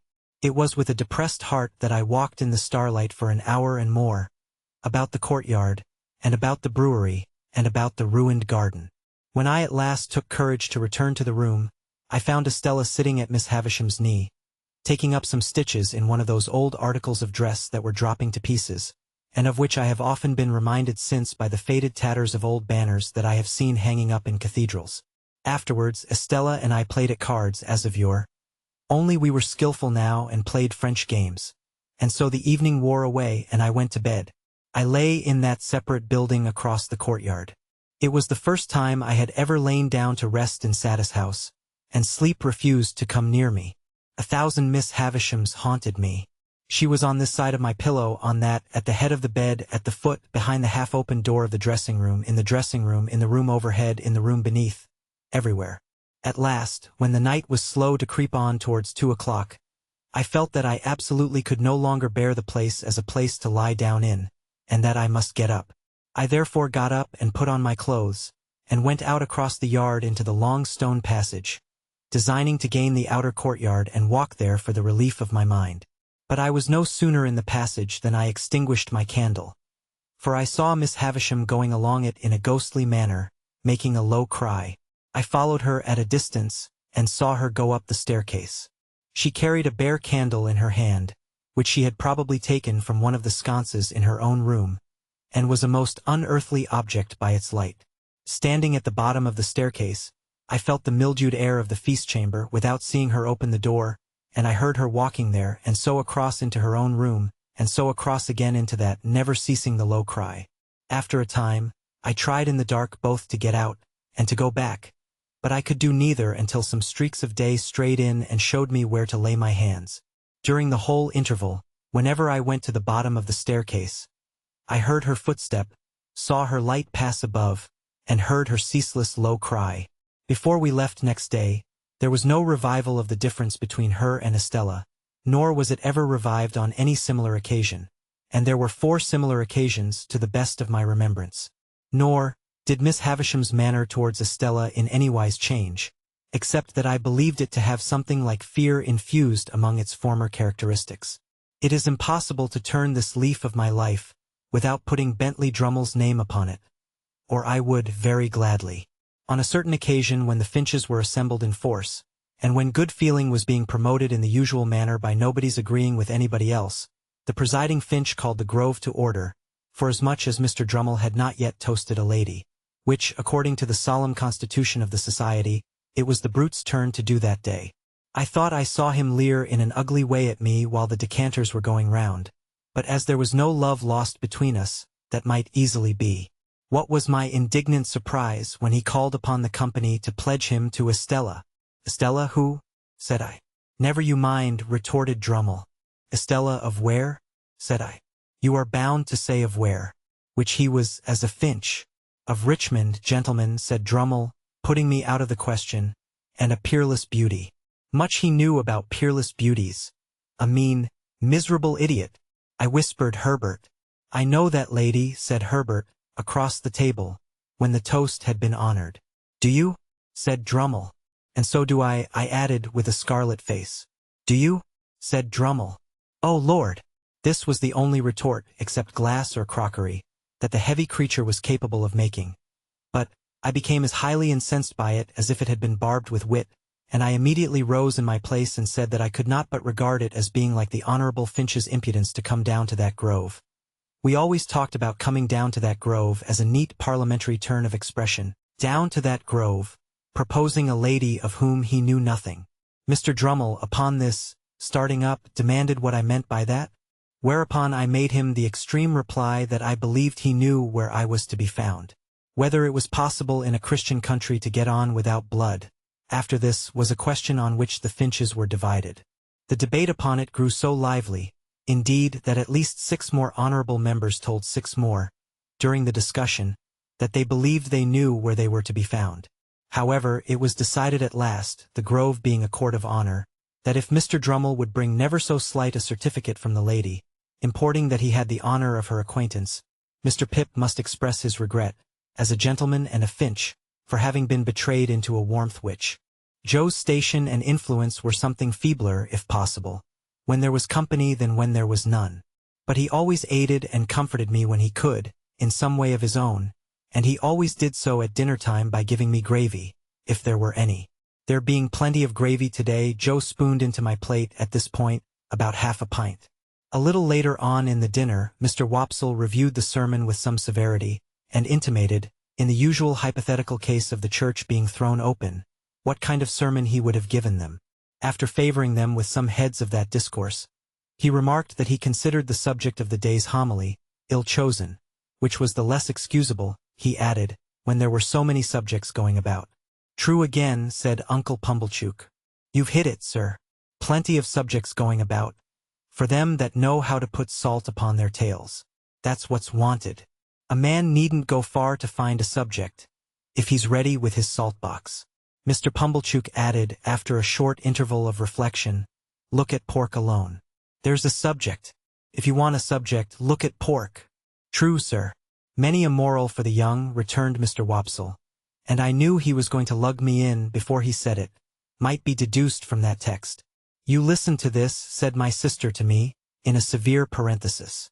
Joe gave me some more gravy. "Swine," pursued Mr. Wopsle in his deepest voice, and pointing his fork at my blushes, as if he were mentioning my Christian name. "Swine were the companions of the prodigal. The gluttony of swine is put before us, as an example to the young." I thought this pretty well in him who had been praising up the pork for being so plump and juicy. What is detestable in a pig is more detestable in a boy. "Or girl," suggested Mr. Hubble. "Of course, or girl, Mr. Hubble," assented Mr. Wopsle, rather irritably, "but there is no girl present. Besides," said Mr. Pumblechook, turning sharp on me, "think what you've got to be grateful for. If you'd been born a squeaker." "He was, if ever a child was," said my sister most emphatically. Joe gave me some more gravy. "Well, but I mean a four-footed squeaker," said Mr. Pumblechook. "If you had been born such, would you have been here now?" "Not you. Unless in that form," said Mr. Wopsle, nodding towards the dish. "But I don't mean in that form, sir," returned Mr. Pumblechook, who had an objection to being interrupted. "I mean enjoying himself with his elders and betters, and improving himself with their conversation, and rolling in the lap of luxury. Would he have been doing that? No, he wouldn't. And what would have been your destination?" Turning on me again. "You would have been disposed of for so many shillings according to the market price of the article, and Dunstable the butcher would have come up to you as you lay in your straw, and he would have whipped you under his left arm, and with his right he would have tucked up his frock to get a penknife from out of his waistcoat pocket, and he would have shed your blood and had your life. No bringing up by hand then. Not a bit of it." Joe offered me more gravy, which I was afraid to take. "He was a world of trouble to you, ma'am," said Mrs. Hubble, commiserating my sister. "Trouble?" echoed my sister. "Trouble?" and then entered on a fearful catalogue of all the illnesses I had been guilty of, and all the acts of sleeplessness I had committed, and all the high places I had tumbled from, and all the low places I had tumbled into, and all the injuries I had done myself, and all the time she had wished me in my grave, and I had contumaciously refused to go there. I think the Romans must have aggravated one another very much, with their noses. Perhaps they became the restless people they were in consequence. Anyhow, Mr. Wopsle's Roman nose so aggravated me, during the recital of my misdemeanors, that I should have liked to pull it until he howled. But all I had endured up to this time was nothing in comparison with the awful feelings that took possession of me when the pause was broken which ensued upon my sister's recital, and in which pause everybody had looked at me, as I felt painfully conscious, with indignation and abhorrence. "Yet," said Mr. Pumblechook, leading the company gently back to the theme from which they had strayed, "pork, regarded as biled, is rich too, ain't it?" "Have a little brandy, uncle," said my sister. Oh heavens! It had come at last. He would find it was weak, he would say it was weak, and I was lost. I held tight to the leg of the table under the cloth, with both hands, and awaited my fate. My sister went for the stone bottle, came back with the stone bottle, and poured his brandy out, no one else taking any. The wretched man trifled with his glass, took it up, looked at it through the light, put it down, prolonged my misery. All this time Mrs. Joe and Joe were briskly clearing the table for the pie and pudding. I couldn't keep my eyes off him. always holding tight by the leg of the table with my hands and feet. I saw the miserable creature finger his glass playfully, take it up, smile, throw his head back, and drink the brandy off. Instantly afterwards, the company were seized with unspeakable consternation, owing to his springing to his feet, turning round several times in an appalling spasmodic whooping cough dance, and rushing out at the door. He then became visible through the window, violently plunging and expectorating, making the most hideous faces, and apparently out of his mind. I held on tight, while Mrs. Joe and Joe ran to him. I didn't know how I had done it, but I had no doubt I had murdered him somehow. In my dreadful situation, it was a relief when he was brought back, and surveying the company all round as if they had disagreed with him, sank down into his chair with the one significant gasp, "Tar." I had filled up the bottle from the tar water jug. I knew he would be worse by and by. I moved the table, like a medium of the present day, by the vigor of my unseen hold upon it. "Tar," cried my sister, in amazement. Why, however could tar come there? But Uncle Pumblechook, who was omnipotent in that kitchen, wouldn't hear the word, wouldn't hear of the subject, imperiously waved it all away with his hand, and asked for hot gin and water. My sister, who had begun to be alarmingly meditative, had to employ herself actively in getting the gin, the hot water, the sugar, and the lemon peel, and mixing them. For the time being at least I was saved. I still held on to the leg of the table, but clutched it now with the fervor of gratitude. By degrees, I became calm enough to release my grasp and partake of pudding. Mr. Pumblechook partook of pudding. All partook of pudding. The course terminated, and Mr. Pumblechook had begun to beam under the genial influence of gin and water. I began to think I should get over the day, when my sister said to Joe, "Clean plates. Cold." I clutched the leg of the table again immediately, and pressed it to my bosom as if it had been the companion of my youth and friend of my soul. I foresaw what was coming, and I felt that this time I really was gone. "You must taste," said my sister, addressing the guests with her best grace. "You must taste, to finish with, such a delightful and delicious present of Uncle Pumblechook's. Must they? Let them not hope to taste it. You must know," said my sister, rising, "it's a pie, a savory pork pie." The company murmured their compliments. Uncle Pumblechook, sensible of having deserved well of his fellow creatures, said, quite vivaciously, all things considered, "Well, Mrs. Joe, we'll do our best endeavors. Let us have a cut at this same pie." My sister went out to get it. I heard her steps proceed to the pantry. I saw Mr. Pumblechook balance his knife. I saw a reawakening appetite in the Roman nostrils of Mr. Wopsle. I heard Mr. Hubble remark that a bit of savory pork pie would lay atop of anything you could mention, and do no harm, and I heard Joe say, "You shall have some, Pip."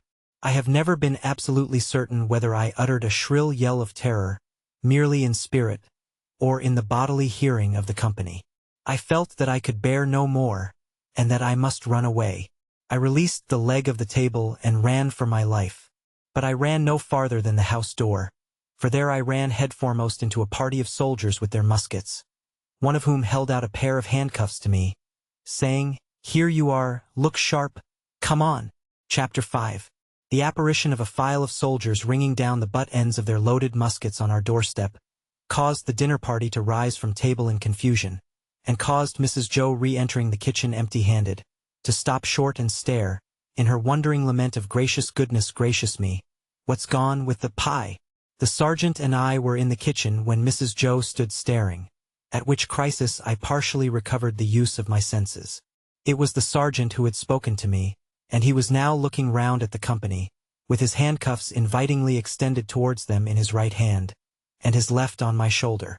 "Excuse me, ladies and gentlemen," said the sergeant, "but as I have mentioned at the door to this smart young shaver," which he hadn't, "I am on a chase in the name of the king, and I want the blacksmith." "And pray what might you want with him?" retorted my sister, quick to resent his being wanted at all. "Mrs.," returned the gallant sergeant, "speaking for myself, I should reply, the honor and pleasure of his fine wife's acquaintance. Speaking for the king, I answer, a little job done."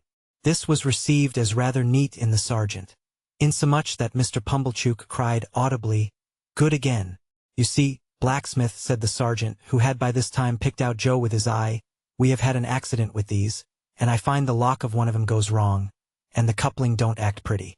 As they are wanted for immediate service, will you throw your eye over them? Joe threw his eye over them, and pronounced that the job would necessitate the lighting of his forge fire, and would take nearer 2 hours than 1. Will it? Then will you set about it at once, blacksmith? Said the offhand sergeant, as it's on his Majesty's service. And if my men can bear a hand anywhere, they'll make themselves useful. With that, he called to his men, who came trooping into the kitchen one after another, and piled their arms in a corner. And then they stood about as soldiers do, now with their hands loosely clasped before them, now resting a knee or a shoulder, now easing a belt or a pouch, now opening the door to spit stiffly over their high stocks, out into the yard. All these things I saw without then knowing that I saw them, for I was in an agony of apprehension. But beginning to perceive that the handcuffs were not for me, and that the military had so far got the better of the pie as to put it in the background, I collected a little more of my scattered wits. "Would you give me the time?" said the sergeant, addressing himself to Mr. Pumblechook, as to a man whose appreciative powers justified the inference that he was equal to the time. "It's just gone 2:30. "That's not so bad," said the sergeant, reflecting. "Even if I was forced to halt here nigh 2 hours, that'll do. How far might you call yourselves from the marshes, hereabouts? Not above a mile, I reckon?" "Just a mile," said Mrs. Joe. "That'll do. We begin to close in upon 'em about dusk. A little before dusk, my orders are." "That'll do." "Convicts, sergeant?" asked Mr. Wopsle in a matter-of-course way. "Aye," returned the sergeant, too. "They're pretty well known to be out on the marshes still, and they won't try to get clear of 'em before dusk. Anybody here seen anything of any such game?" Everybody, myself excepted, said no with confidence. Nobody thought of me. "Well," said the sergeant, "they'll find themselves trapped in a circle, I expect, sooner than they count on. Now, blacksmith, if you're ready, His Majesty the King is." Joe had got his coat and waistcoat and cravat off, and his leather apron on, and passed into the forge. One of the soldiers opened its wooden windows, another lighted the fire, another turned to at the bellows, the rest stood round the blaze, which was soon roaring. Then Joe began to hammer and clink, and we all looked on. The interest of the impending pursuit not only absorbed the general attention, but even made my sister liberal. She drew a pitcher of beer from the cask for the soldiers, and invited the sergeant to take a glass of brandy. But Mr. Pumblechook said sharply, "Give him wine, mum. I'll engage there's no tar in that." So the sergeant thanked him and said that as he preferred his drink without tar, he would take wine if it was equally convenient. When it was given him, he drank His Majesty's health and compliments of the season, and took it all at a mouthful and smacked his lips. "Good stuff, sergeant?" said Mr. Pumblechook. "I'll tell you something," returned the sergeant. "I suspect that stuff's of your providing." Mr. Pumblechook, with a fat sort of laugh, said, "Aye. Why?" "Because," returned the sergeant, clapping him on the shoulder, "you're a man that knows what's what." "D'ye think so?" said Mr. Pumblechook, with his former laugh. "Have another glass." "With you." "Hob and nob," returned the sergeant. "The top of mine to the foot of yours. The foot of yours to the top of mine. Ring once, ring twice. The best tune on the musical glasses. Your health. May you live 1,000 years, and never be a worse judge of the right sort than you are at the present moment of your life." The sergeant tossed off his glass again and seemed quite ready for another glass. I noticed that Mr. Pumblechook in his hospitality appeared to forget that he had made a present of the wine, but took the bottle from Mrs. Joe and had all the credit of handing it about in a gush of joviality. Even I got some, and he was so very free of the wine that he even called for the other bottle, and handed that about with the same liberality, when the first was gone. As I watched them while they all stood clustering about the forge, enjoying themselves so much, I thought what terrible good sauce for a dinner my fugitive friend on the marshes was. They had not enjoyed themselves a quarter so much, before the entertainment was brightened with the excitement he furnished. And now, when they were all in lively anticipation of the 2 villains being taken, and when the bellows seemed to roar for the fugitives, the fire to flare for them, the smoke to hurry away in pursuit of them, Joe to hammer and clink for them, and all the murky shadows on the wall to shake at them in menace as the blaze rose and sank, and the red-hot sparks dropped and died, The pale afternoon outside almost seemed in my pitying young fancy to have turned pale on their account. Poor wretches. At last, Joe's job was done, and the ringing and roaring stopped. As Joe got on his coat, he mustered courage to propose that some of us should go down with the soldiers and see what came of the hunt. Mr. Pumblechook and Mr. Hubble declined, on the plea of a pipe and ladies' society. But Mr. Wopsle said he would go if Joe would. Joe said he was agreeable and would take me if Mrs. Joe approved. We never should have got leave to go, I am sure, but for Mrs. Joe's curiosity to know all about it and how it ended. As it was, she merely stipulated, "If you bring the boy back with his head blown to bits by a musket, don't look to me to put it together again." The sergeant took a polite leave of the ladies, and parted from Mr. Pumblechook as from a comrade, though I doubt if he were quite as fully sensible of that gentleman's merits under arid conditions, as when something moist was going. His men resumed their muskets and fell in. Mr. Wopsle, Joe, and I received strict charge to keep in the rear, and to speak no word after we reached the marshes. When we were all out in the raw air and were steadily moving towards our business, I treasonably whispered to Joe, "I hope, Joe, we shan't find them." And Joe whispered to me, "I'd give a shilling if they had cut and run, Pip." Next day was appointed for the production, lest our honor should take cold from delay, and next day Drummle appeared with a polite little avowal in Estella's hand, that she had had the honor of dancing with him several times. This left me no course but to regret that I had been betrayed into a warmth which, and on the whole to repudiate, as untenable, the idea that I was to be found anywhere. Drummle and I then sat snorting at one another for an hour, while the grove engaged in indiscriminate contradiction, and finally the promotion of good feeling was declared to have gone ahead at an amazing rate. I tell this lightly, but it was no light thing to me, for I cannot adequately express what pain it gave me to think that Estella should show any favor to a contemptible, clumsy, sulky booby, so very far below the average. To the present moment, I believe it to have been referable to some pure fire of generosity and disinterestedness in my love for her, that I could not endure the thought of her stooping to that hound. No doubt I should have been miserable whomsoever she had favored, but a worthier object would have caused me a different kind and degree of distress. It was easy for me to find out, and I did soon find out, that Drummle had begun to follow her closely, and that she allowed him to do it. A little while, and he was always in pursuit of her, and he and I crossed one another every day. He held on in a dull, persistent way, and Estella held him on. Now with encouragement, now with discouragement, now almost flattering him, now openly despising him, now knowing him very well, now scarcely remembering who he was. The spider, as Mr. Jaggers had called him, was used to lying in wait, however, and had the patience of his tribe. Added to that, he had a blockhead confidence in his money and in his family greatness, which sometimes did him good service, almost taking the place of concentration and determined purpose. So, the spider, doggedly watching Estella, outwatched many brighter insects, and would often uncoil himself and drop at the right nick of time. At a certain assembly ball at Richmond, there used to be assembly balls at most places then, where Estella had outshone all other beauties, this blundering Drummle so hung about her, and with so much toleration on her part, that I resolved to speak to her concerning him. I took the next opportunity, which was when she was waiting for Mrs. Blandley to take her home, and was sitting apart among some flowers, ready to go. I was with her, for I almost always accompanied them to and from such places. "Are you tired, Estella?" "Rather, Pip. You should be."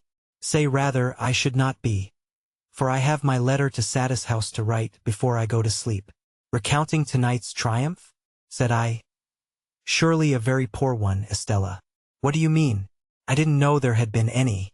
"Stella," said I, "do look at that fellow in the corner yonder who is looking over here at us." "Why should I look at him?" returned Estella with her eyes on me instead. "What is there in that fellow in the corner yonder, to use your words, that I need look at?" "Indeed, that is the very question I want to ask you," said I, "for he has been hovering about you all night."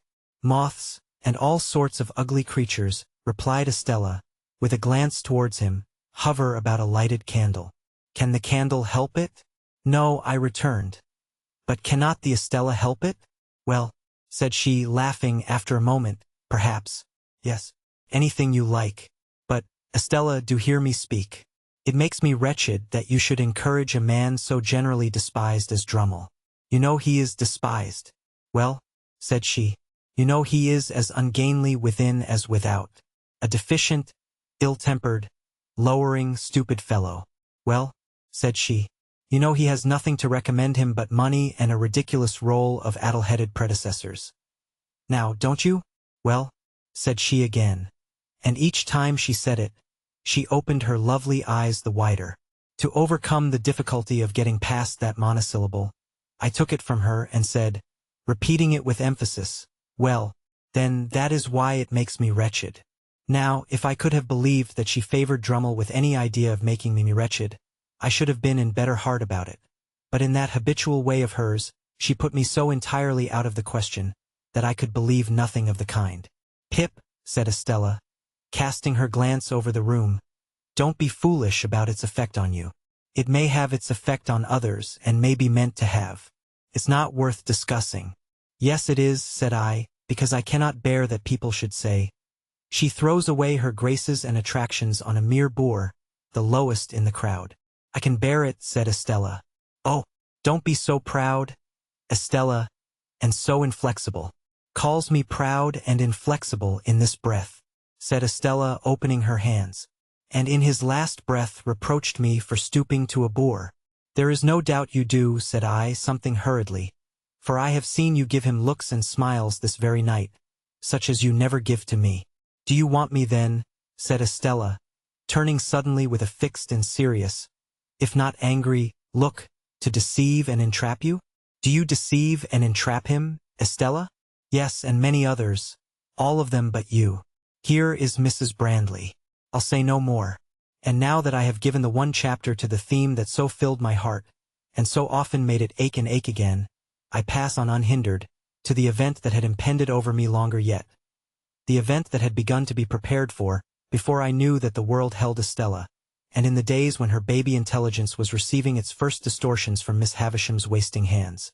In the Eastern story, the heavy slab that was to fall on the bed of state in the flush of conquest was slowly wrought out of the quarry. The tunnel for the rope to hold it in its place was slowly carried through the leagues of rock. The slab was slowly raised and fitted in the roof. The rope was rove to it and slowly taken through the miles of hollow to the great iron ring. All being made ready with much labor, and the hour come, the Sultan was aroused in the dead of the night, and the sharpened axe that was to sever the rope from the great iron ring was put into his hand, and he struck with it, and the rope parted and rushed away, and the ceiling fell. So, in my case, all the work near and afar that tended to the end had been accomplished, and in an instant the blow was struck, and the roof of my stronghold dropped upon me. Chapter 39. He was 23 years of age. Not another word had I heard to enlighten me on the subject of my expectations, and my 23rd birthday was a week gone.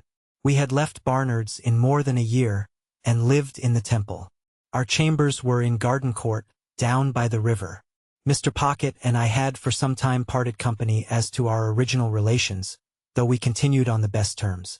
Notwithstanding my inability to settle to anything, which I hope arose out of the restless and incomplete tenure on which I held my means, I had a taste for reading and read regularly so many hours a day. That matter of Herbert's was still progressing, and everything with me was as I have brought it down to the close of the last preceding chapter. Business had taken Herbert on a journey to Marseilles. I was alone and had a dull sense of being alone, dispirited and anxious, long hoping that tomorrow or next week would clear my way, and long disappointed. I sadly missed the cheerful face and ready response of my friend. It was wretched weather, stormy and wet, and mud, mud, mud, deep in all the streets. Day after day, a vast heavy veil had been driving over London from the east, and it drove still, as if in the east there were an eternity of cloud and wind. So furious had been the gusts, that high buildings in town had had the leads stripped off their roofs, and in the country trees had been torn up, and sails of windmills carried away, and gloomy accounts had come in from the coast of shipwreck and death. Violent blasts of rain had accompanied these rages of wind, and the day just closed as I sat down to read had been the worst of all. Alterations have been made in that part of the Temple since that time, and it has not now so lonely a character as it had then, nor is it so exposed to the river. We lived at the top of the last house, and the wind rushing up the river shook the house that night, like discharges of cannon, or breakings of a sea. When the rain came with it and dashed against the windows, I thought, raising my eyes to them as they rocked, that I might have fancied myself in a storm-beaten lighthouse. Occasionally, the smoke came rolling down the chimney as though it could not bear to go out into such a night, and when I set the doors open and looked down the staircase lamps were blown out, and when I shaded my face with my hands and looked through the black windows, opening them ever so little was out of the question in the teeth of such wind and rain, I saw that the lamps in the court were blown out, and that the lamps on the bridges and the shore were shuddering, and that the coal fires in barges on the river were being carried away before the wind like red-hot splashes in the rain. I read with my watch upon the table, purposing to close my book at 11 o'clock. As I shut it, St. Paul's, and all the many church clocks in the city, some leading, some accompanying, some following, struck that hour. The sound was curiously flawed by the wind, and I was listening and thinking how the wind assailed and tore it, when I heard a footstep on the stair. What nervous folly made me start, and awfully connect it with the footstep of my dead sister, matters not. It was past in a moment, and I listened again, and heard the footstep stumble in coming on. Remembering then, that the staircase lights were blown out, I took up my reading lamp and went out to the stairhead. Whoever was below had stopped on seeing my lamp, for all was quiet. "There is someone down there, is there not?" I called out, looking down. "Yes," said a voice from the darkness beneath. "What floor do you want?" "The top, Mr. Pip. That is my name. There is nothing the matter?" "Nothing the matter," returned the voice, and the man came on. I stood with my lamp held out over the stair rail, and he came slowly within its light. It was a shaded lamp to shine upon a book, and its circle of light was very contracted, so that he was in it for a mere instant, and then out of it. In the instant, I had seen a face that was strange to me, looking up with an incomprehensible air of being touched and pleased by the sight of me.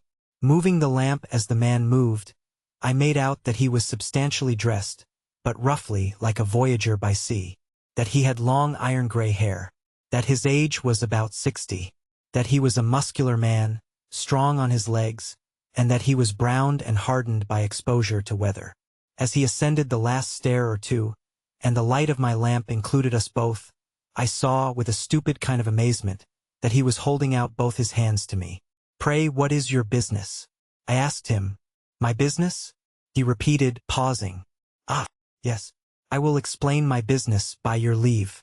Do you wish to come in?" "Yes," he replied. "I wish to come in, master." I had asked him the question inhospitably enough, for I resented the sort of bright and gratified recognition that still shone in his face. I resented it because it seemed to imply that he expected me to respond to it. But I took him into the room I had just left, and, having set the lamp on the table, asked him as civilly as I could to explain himself. He looked about him with the strangest air, an air of wondering pleasure, as if he had some part in the things he admired, and he pulled off a rough outer coat and his hat. Then I saw that his head was furrowed and bald, and that the long iron-gray hair grew only on its sides. But I saw nothing that in the least explained him. On the contrary, I saw him next moment, once more holding out both his hands to me. "What do you mean?" said I, half suspecting him to be mad. He stopped in his looking at me, and slowly rubbed his right hand over his head. "It's disappointing to a man," he said, in a coarse broken voice, arter having looked for ard so distant, and come so fur. "But you're not to blame for that. Neither on us is to blame for that. I'll speak in half a minute. Give me half a minute, please." He sat down on a chair that stood before the fire, and covered his forehead with his large brown veinous hands. I looked at him attentively then, and recoiled a little from him, but I did not know him. "There's no one nigh," said he, looking over his shoulder. "Is there? Why do you, a stranger coming into my rooms at this time of the night, ask that question?" said I.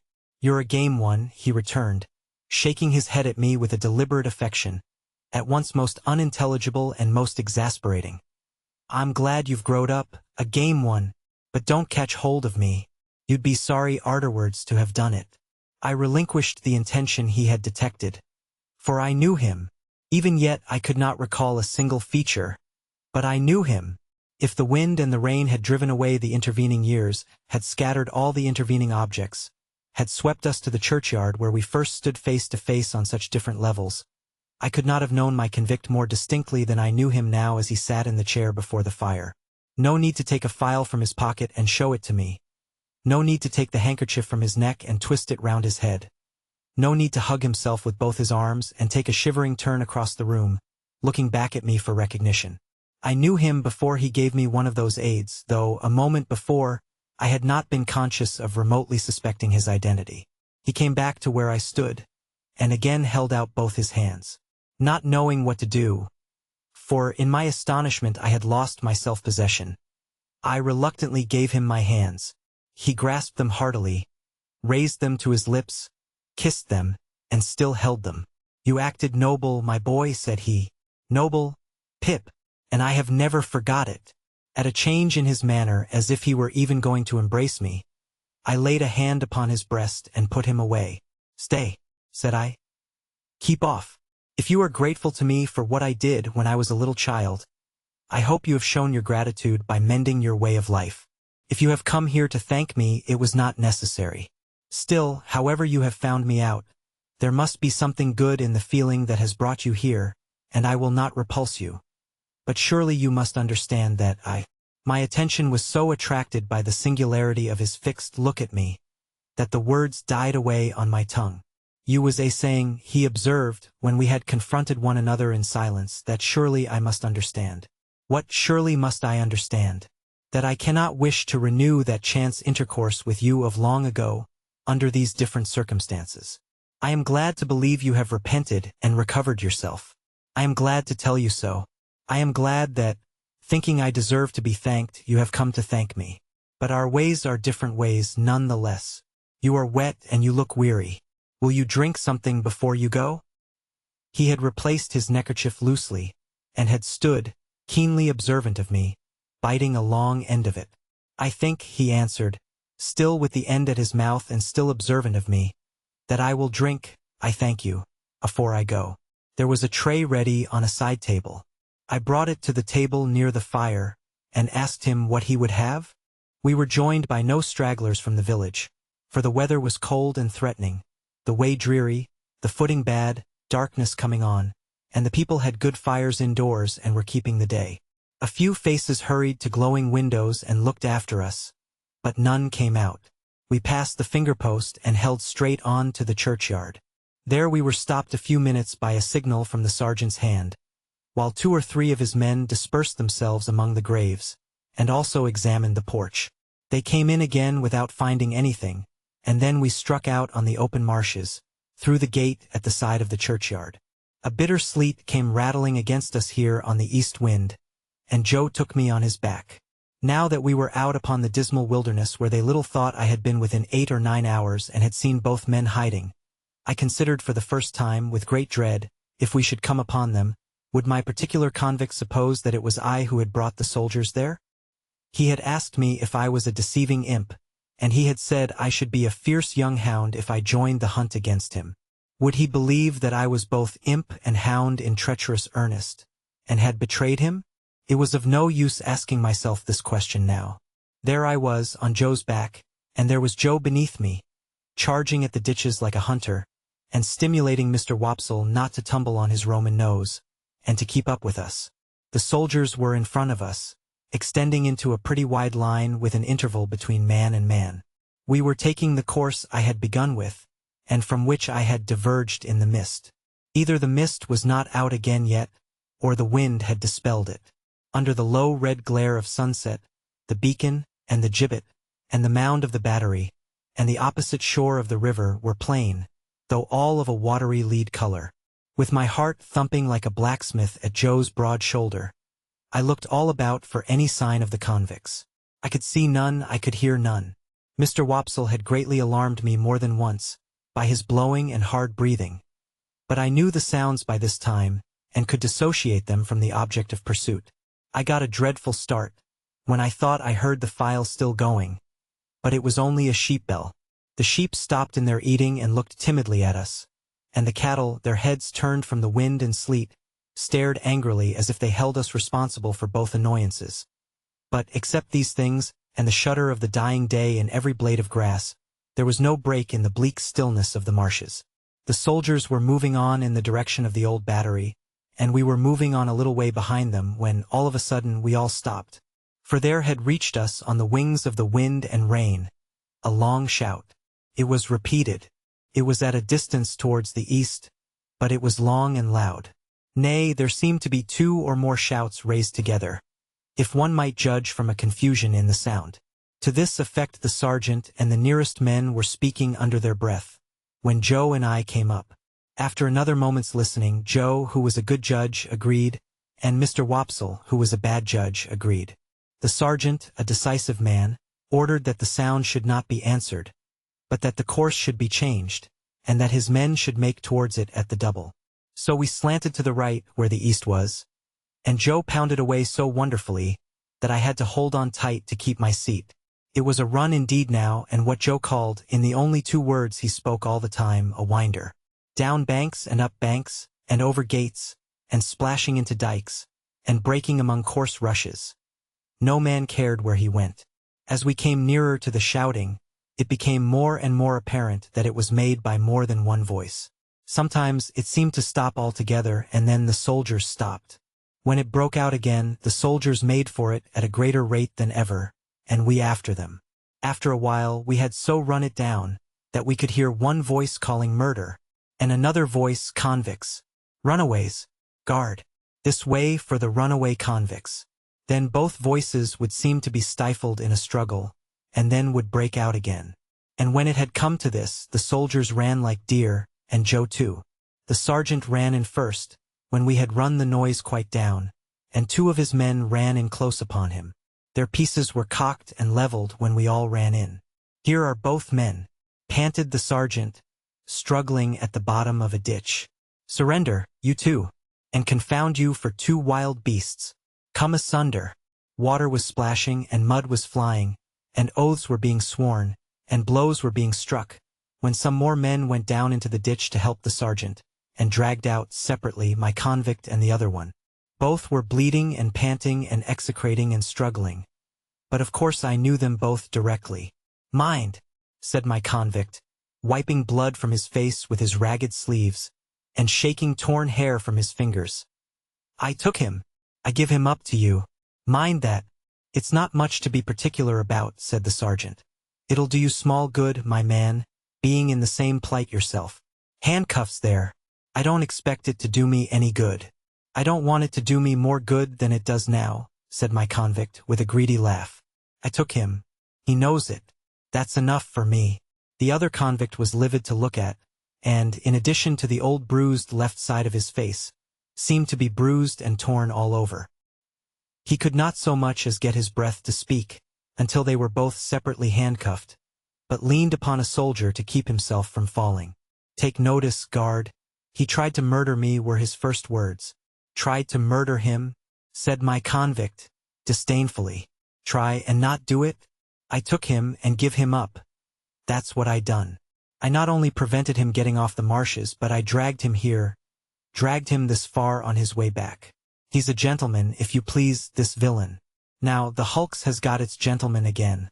Through me. Murder him? Worth my while, too, to murder him when I could do worse and drag him back.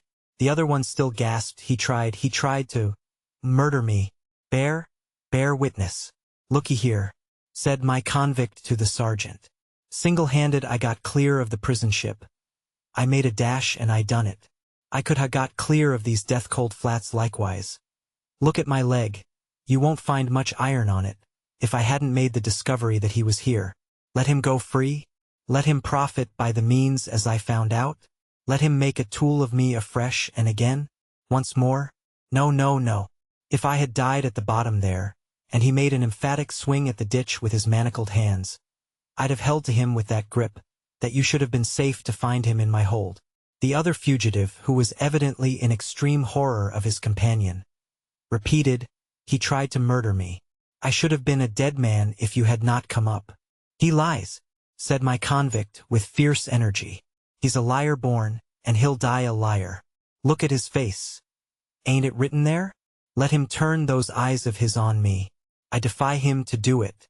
The other, with an effort at a scornful smile, which could not, however, collect the nervous working of his mouth into any set expression, looked at the soldiers, and looked about at the marshes and at the sky, but certainly did not look at the speaker.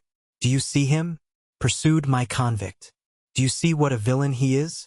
Do you see those groveling and wandering eyes? That's how he looked when we were tried together. He never looked at me." The other, always working and working his dry lips and turning his eyes restlessly about him far and near, did at last turn them for a moment on the speaker, with the words, "You are not much to look at," and with a half-taunting glance at the bound hands. At that point, my convict became so frantically exasperated that he would have rushed upon him but for the interposition of the soldiers. "Didn't I tell you," said the other convict then, "that he would murder me if he could?" And anyone could see that he shook with fear, and that there broke out upon his lips curious white flakes, like thin snow. "Enough of this parley," said the sergeant. "Light those torches." As one of the soldiers, who carried a basket in lieu of a gun, went down on his knee to open it, my convict looked round him for the first time and saw me. I had alighted from Joe's back on the brink of the ditch when we came up, and had not moved since. I looked at him eagerly when he looked at me, and slightly moved my hands and shook my head. I had been waiting for him to see me that I might try to assure him of my innocence. It was not at all expressed to me that he even comprehended my intention, for he gave me a look that I did not understand, and it all passed in a moment. But if he had looked at me for an hour or for a day, I could not have remembered his face ever afterwards, as having been more attentive. The soldier with the basket soon got a light, and lighted 3 or 4 torches, and took one himself and distributed the others. It had been almost dark before, but now it seemed quite dark, and soon afterwards very dark. Before we departed from that spot, 4 soldiers standing in a ring, fired twice into the air. Presently we saw other torches kindled at some distance behind us, and others on the marshes on the opposite bank of the river. "All right," said the sergeant. "March." We had not gone far when 3 cannon were fired ahead of us with a sound that seemed to burst something inside my ear. "You are expected on board," said the sergeant to my convict. "They know you are coming. Don't straggle, my man. Close up here." The 2 were kept apart, and each walked surrounded by a separate guard. I had hold of Joe's hand now, and Joe carried one of the torches. Mr. Wopsle had been for going back, but Joe was resolved to see it out, so we went on with the party. There was a reasonably good path now, mostly on the edge of the river, with a divergence here and there where a dike came, with a miniature windmill on it and a muddy sluice gate. When I looked round, I could see the other lights coming in after us. The torches we carried dropped great blotches of fire upon the track, and I could see those 2, lying smoking and flaring. I could see nothing else but black darkness. Our lights warmed the air about us with their pitchy blaze, and the 2 prisoners seemed rather to like that, as they limped along in the midst of the muskets. We could not go fast because of their lameness, and they were so spent that 2 or 3 times we had to halt while they rested. After an hour or so of this traveling, we came to a rough wooden hut and a landing place. There was a guard in the hut, and they challenged, and the sergeant answered. Then we went into the hut, where there was a smell of tobacco and whitewash and a bright fire and a lamp and a stand of muskets and a drum, and a low wooden bedstead, like an overgrown mangle without the machinery, capable of holding about a dozen soldiers all at once. 3 or 4 soldiers who lay upon it in their greatcoats were not much interested in us, but just lifted their heads and took a sleepy stare, and then lay down again. The sergeant made some kind of report and some entry in a book, and then the convict whom I call the other convict was drafted off with his guard to go on board first. My convict never looked at me except that once.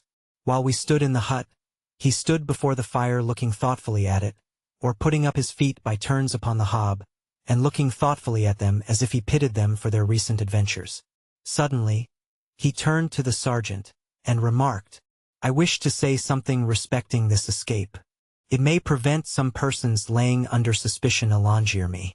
"You can say what you like," returned the sergeant, standing coolly looking at him with his arms folded. "But you have no call to say it here. You'll have opportunity enough to say about it and hear about it before it's done with, you know." "I know, but this is another pint, a separate matter. A man can't starve, at least I can't. I took some wittles up at the village over yonder, where the church stands amost out on the marshes. "You mean stole," said the sergeant. "And I'll tell you where from. From the blacksmith's." "Hello," said the sergeant, staring at Joe. "Hello, Pip," said Joe, staring at me. "It was some broken wittles, that's what it was, and a dram of liquor and a pie. Have you happened to miss such an article as a pie?" "Blacksmith?" asked the sergeant confidentially. "My wife did at the very moment when you came in. Don't you know, Pip?" "So," said my convict, turning his eyes on Joe in a moody manner, and without the least glance at me. "So you're the blacksmith, are you? Then I'm sorry to say, I've eat your pie." "God knows you're welcome to it. So far as it was ever mine," returned Joe, with a saving remembrance of Mrs. Joe. "We don't know what you have done, but we wouldn't have you starve to death for it. Poor miserable fellow creature." "Would us, Pip?" The something that I had noticed before clicked in the man's throat again, and he turned his back. The boat had returned, and his guard were ready, so we followed him to the landing place made of rough stakes and stones, and saw him put into the boat, which was rowed by a crew of convicts like himself. No one seemed surprised to see him, or interested in seeing him, or glad to see him, or sorry to see him, or spoke a word, except that somebody in the boat growled as if to dogs, "Give way, you," which was the signal for the dip of the oars. By the light of the torches, we saw the black hulk lying out a little way from the mud of the shore, like a wicked Noah's Ark, cribbed and barred and moored by massive rusty chains. The prison ship seemed in my young eyes to be ironed like the prisoners. We saw the boat go alongside, and we saw him taken up the side and disappear. Then, the ends of the torches were flung hissing into the water, and went out, as if it were all over with him. Chapter 6. My state of mind regarding the pilfering from which I had been so unexpectedly exonerated did not impel me to frank disclosure, but I hope it had some dregs of good at the bottom of it. I do not recall that I felt any tenderness of conscience in reference to Mrs. Joe, when the fear of being found out was lifted off me. But I loved Joe, perhaps for no better reason in those early days than because the dear fellow let me love him, and, as to him, my inner self was not so easily composed. It was much upon my mind, particularly when I first saw him looking about for his file, that I ought to tell Joe the whole truth. Yet I did not, and for the reason that I mistrusted that if I did, he would think me worse than I was. The fear of losing Joe's confidence, and of thenceforth sitting in the chimney corner at night staring drearily at my forever lost companion and friend, tied up my tongue. I morbidly represented to myself that if Joe knew it, I never afterwards could see him at the fireside feeling his fair whisker, without thinking that he was meditating on it. That, if Joe knew it, I never afterwards could see him glance, however casually, at yesterday's meat or pudding when it came on today's table, without thinking that he was debating whether I had been in the pantry. That, if Joe knew it, and at any subsequent period of our joint domestic life remarked that his beer was flat or thick, the conviction that he suspected tar in it would bring a rush of blood to my face. In a word, I was too cowardly to do what I knew to be right, as I had been too cowardly to avoid doing what I knew to be wrong. I had had no intercourse with the world at that time, and I imitated none of its many inhabitants who act in this manner. Quite an untaught genius, I made the discovery of the line of action for myself. As I was sleepy before we were far away from the prison ship, Joe took me on his back again and carried me home. He must have had a tiresome journey of it, for Mr. Wopsle, being knocked up, was in such a very bad temper that if the church had been thrown open, he would probably have excommunicated the whole expedition, beginning with Joe and myself. In his lay capacity, he persisted in sitting down in the damp to such an insane extent, that when his coat was taken off to be dried at the kitchen fire, the circumstantial evidence on his trousers would have hanged him, if it had been a capital offense. By that time, I was staggering on the kitchen floor like a little drunkard, through having been newly set upon my feet, and through having been fast asleep, and through waking in the heat and lights and noise of tongues.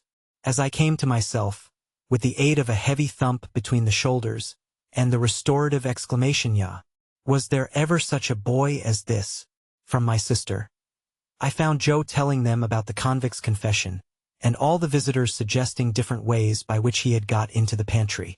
Mr. Pumblechook made out, after carefully surveying the premises, that he had first got upon the roof of the forge, and had then got upon the roof of the house, and had then let himself down the kitchen chimney by a rope made of his bedding cut into strips, and as Mr. Pumblechook was very positive and drove his own chaise cart over everybody, it was agreed that it must be so. Mr. Wopsle, indeed, wildly cried out no, with the feeble malice of a tired man. But, as he had no theory and no coat on, he was unanimously set at naught. Not to mention his smoking hard behind, as he stood with his back to the kitchen fire to draw the damp out, which was not calculated to inspire confidence. This was all I heard that night before my sister clutched me, as a slumberous offense to the company's eyesight, and assisted me up to bed with such a strong hand that I seemed to have 50 boots on, and to be dangling them all against the edges of the stairs. My state of mind, as I have described it, began before I was up in the morning, and lasted long after the subject had died out, and had ceased to be mentioned saving on exceptional occasions. Chapter 7. At the time when I stood in the churchyard reading the family tombstones, I had just enough learning to be able to spell them out. My construction even of their simple meaning was not very correct, for I read wife of the above as a complimentary reference to my father's exaltation to a better world, and if any one of my deceased relations had been referred to as below, I have no doubt I should have formed the worst opinions of that member of the family. Neither were my notions of the theological positions to which my catechism bound me at all accurate, for I have a lively remembrance that I supposed my declaration that I was to walk in the same all the days of my life laid me under an obligation always to go through the village from our house in one particular direction, and never to vary it by turning down by the wheelwrights or up by the mill. When I was old enough, I was to be apprenticed to Joe, and until I could assume that dignity I was not to be what Mrs. Joe called pompied, or, as I render it, pampered.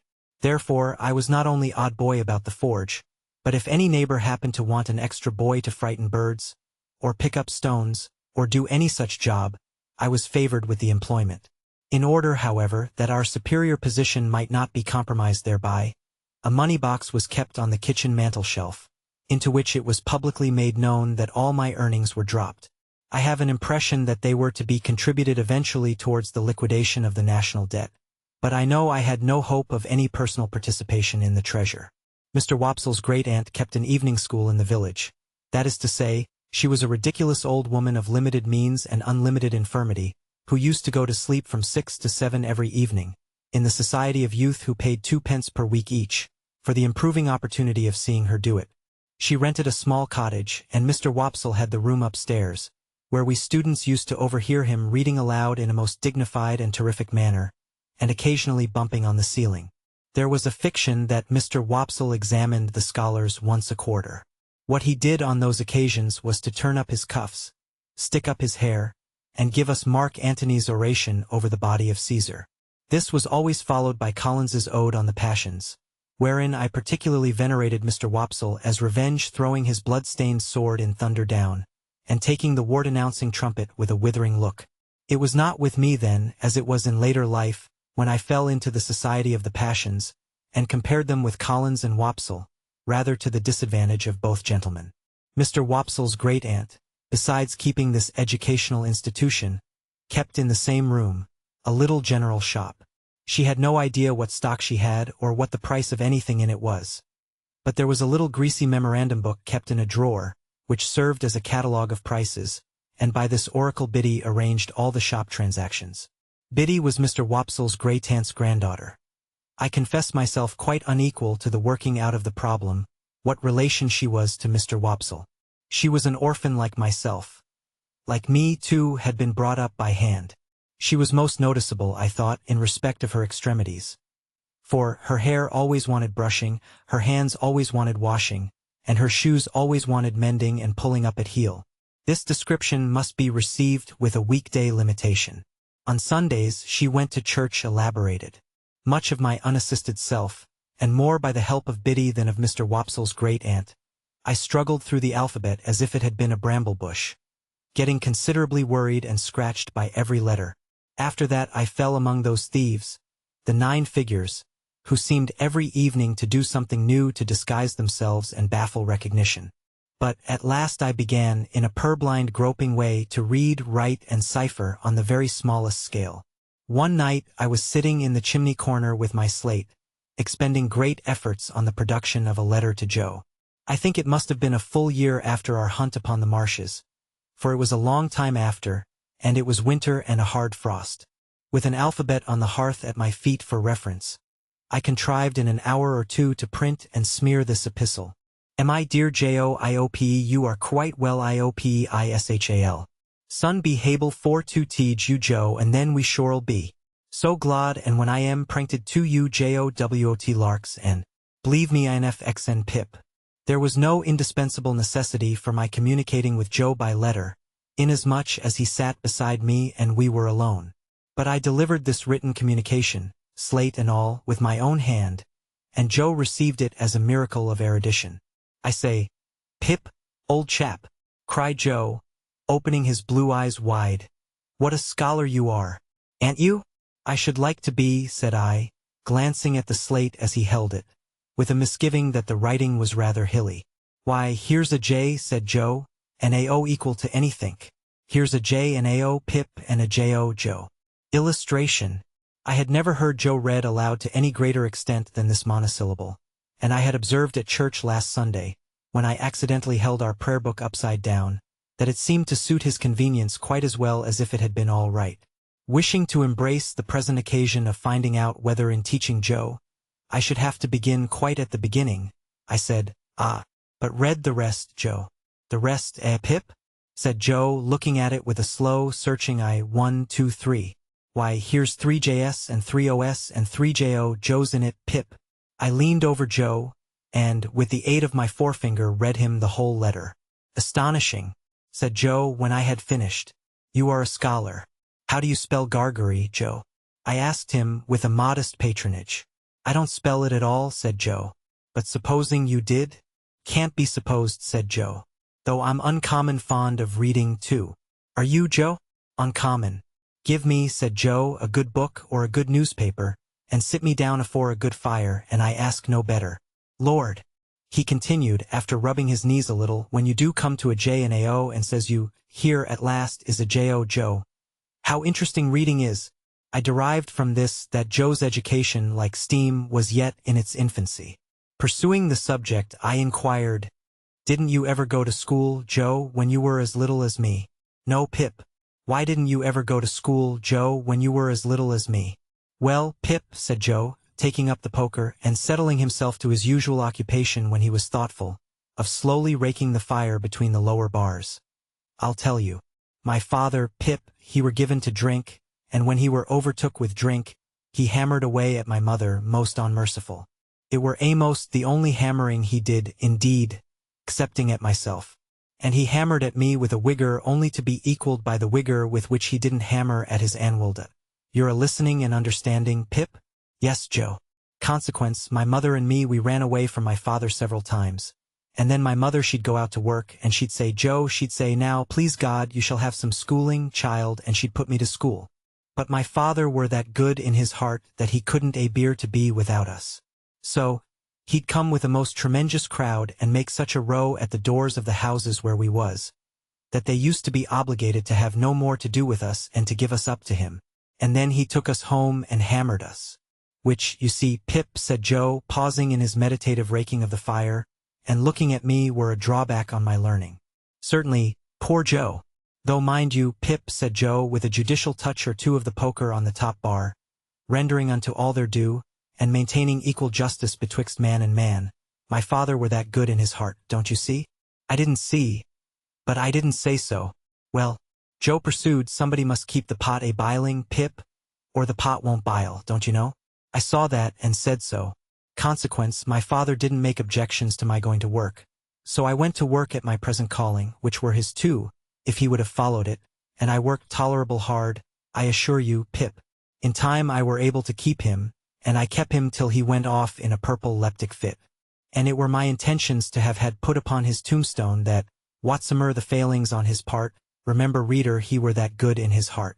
Joe recited this couplet with such manifest pride and careful perspicuity, that I asked him if he had made it himself. I made it, said Joe, my own self. I made it in a moment. It was like striking out a horseshoe complete in a single blow. I never was so much surprised in all my life. Couldn't credit my own ed. To tell you the truth, hardly believed it were my own edition. As I was saying, Pip, it were my intentions to have had it cut over him. But poetry costs money, cut it how you will, small or large, and it were not done. Not to mention bearers, all the money that could be spared were wanted for my mother. She were in poor health and quite broke. She weren't long of following, poor soul, and her share of peace come round at last. Joe's blue eyes turned a little watery. He rubbed first one of them, and then the other, in a most uncongenial and uncomfortable manner, with the round knob on the top of the poker. "It were but lonesome then," said Joe, "living here alone, and I got acquainted with your sister. Now, Pip," Joe looked firmly at me as if he knew I was not going to agree with him, "your sister is a fine figure of a woman." I could not help looking at the fire in an obvious state of doubt. "Whatever family opinions or whatever the world's opinions on that subject may be, Pip, your sister is," Joe tapped the top bar with the poker after every word following, "a fine figure of a woman. I could think of nothing better to say than I am glad you think so, Joe." "So am I," returned Joe, catching me up. "I am glad I think so, Pip. A little redness or a little matter of bone, here or there, what does it signify to me?" I sagaciously observed, "If it didn't signify to him, to whom did it signify?" "Certainly," assented Joe. "That's it. You're right, old chap. When I got acquainted with your sister, it were the talk how she was bringing you up by hand. Very kind of her too, all the folks said, and I said, along with all the folks. As to you," Joe pursued with a countenance expressive of seeing something very nasty indeed, "if you could have been aware how small and flabby and mean you was, dear me, you'd have formed the most contemptible opinion of yourself." Not exactly relishing this, I said, "Never mind me, Joe." "But I did mind you, Pip," he returned with tender simplicity. "When I offered to your sister to keep company, and to be asked in church at such times as she was willing and ready to come to the forge, I said to her, 'And bring the poor little child. God bless the poor little child,' I said to your sister. 'There's room for him at the forge.'" I broke out crying and begging pardon, and hugged Joe round the neck, who dropped the poker to hug me and to say, "Ever the best of friends. Ain't us, Pip? Don't cry, old chap." When this little interruption was over, Joe resumed, "Well, you see, Pip, and here we are. That's about where it lights. Here we are. Now, when you take me in hand in my learning, Pip, and I tell you beforehand I am awful dull, most awful dull. Mrs. Joe mustn't see too much of what we're up to. It must be done, as I may say, on the sly. And why on the sly? I'll tell you why, Pip." He had taken up the poker again, without which I doubt if he could have proceeded in his demonstration. "Your sister is given to government." "Given to government, Joe?" I was startled, for I had some shadowy idea, and I am afraid I must add hope, that Joe had divorced her in a favor of the Lords of the Admiralty or Treasury. "Given to government," said Joe, "which I meanter say the government of you and myself." "Oh, and she ain't over partial to having scholars on the premises," Joe continued, "and in particular would not be over partial to my being a scholar, for fear as I might rise. Like a sort of rebel, don't you see?" I was going to retort with an inquiry and had got as far as why, when Joe stopped me. "Stay a bit. I know what you're a-going to say. Pip, stay a bit. I don't deny that your sister comes the mogool over us, now and again. I don't deny that she do throw us backfalls, and that she do drop down upon us heavy. At such times as when your sister is on the rampage." Pip, Joe sank his voice to a whisper and glanced at the door. "Candor compels fur to admit that she is a buster." Joe pronounced this word, as if it began with at least 12 capital BS. "Why don't I rise? That were your observation when I broke it off, Pip?" "Yes, Joe." "Well," said Joe, passing the poker into his left hand, that he might feel his whisker, and I had no hope of him whenever he took to that placid occupation. "Your sister's a mastermind." "A mastermind? What's that?" I asked, in some hope of bringing him to a stand. But Joe was readier with his definition than I had expected, and completely stopped me by arguing circularly, and answering with a fixed look, "Her." "And I ain't a mastermind," Joe resumed, when he had unfixed his look, and got back to his whisker. "And last of all, Pip, and this I want to say very serious to you, old chap, I see so much in my poor mother of a woman drudging and slaving and breaking her honest heart and never getting no peace in her mortal days, that I'm dead afeard of going wrong in the way of not doing what's right by a woman, and I'd fur rather of the two go wrong the t'other way, and be a little ill-convenienced myself. I wish it was only me that got put out, Pip.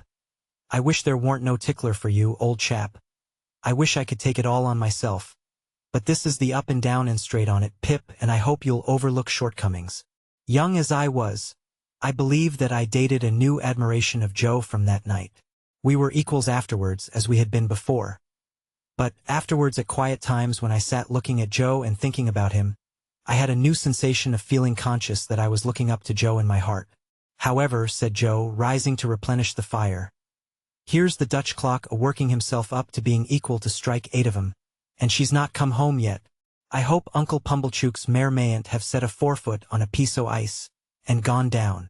Mrs. Joe made occasional trips with Uncle Pumblechook on market days, to assist him in buying such household stuffs and goods as required a woman's judgment. Uncle Pumblechook being a bachelor and reposing no confidences in his domestic servant. This was market day, and Mrs. Joe was out on one of these expeditions.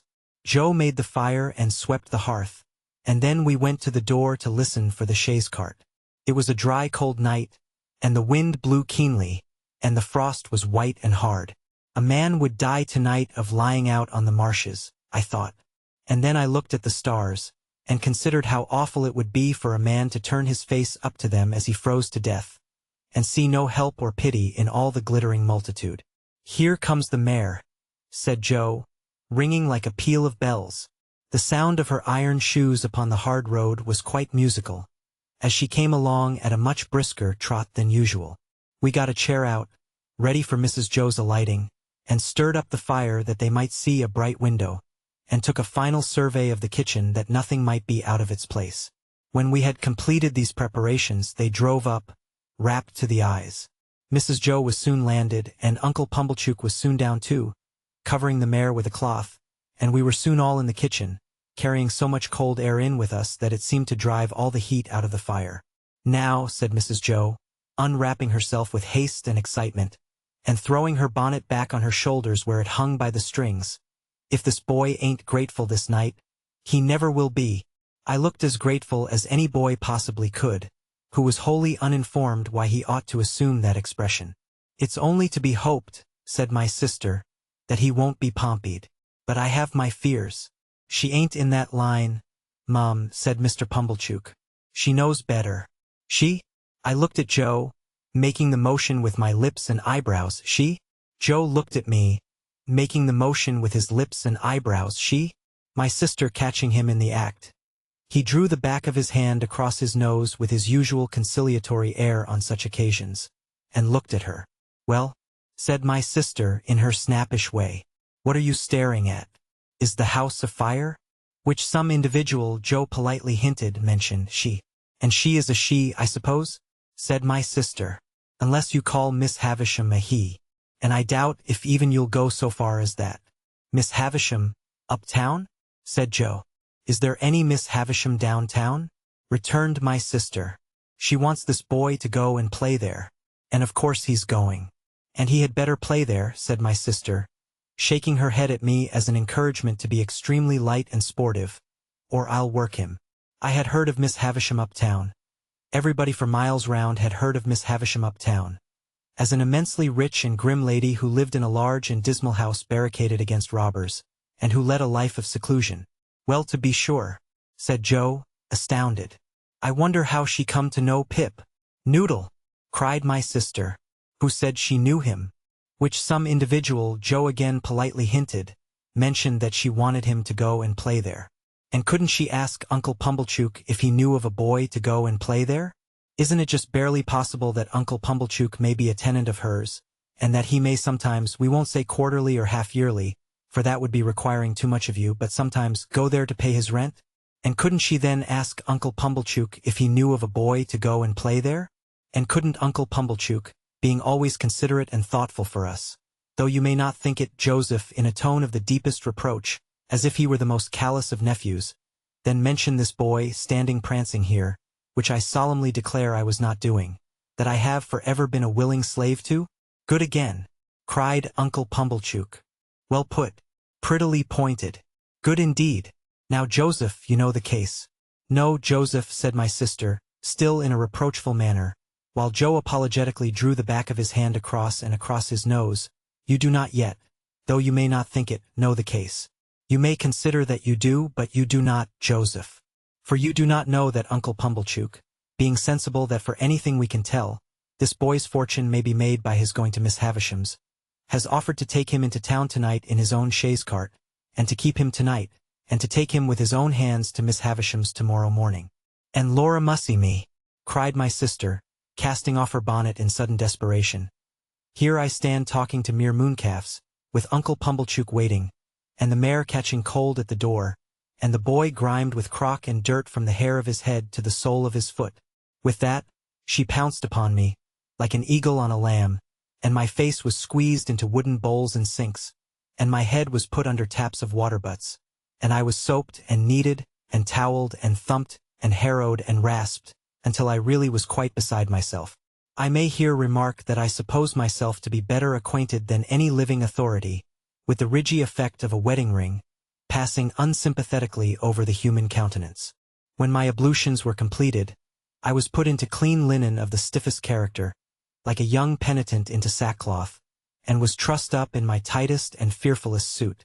I was then delivered over to Mr. Pumblechook, who formally received me as if he were the sheriff, and who let off upon me the speech that I knew he had been dying to make all along.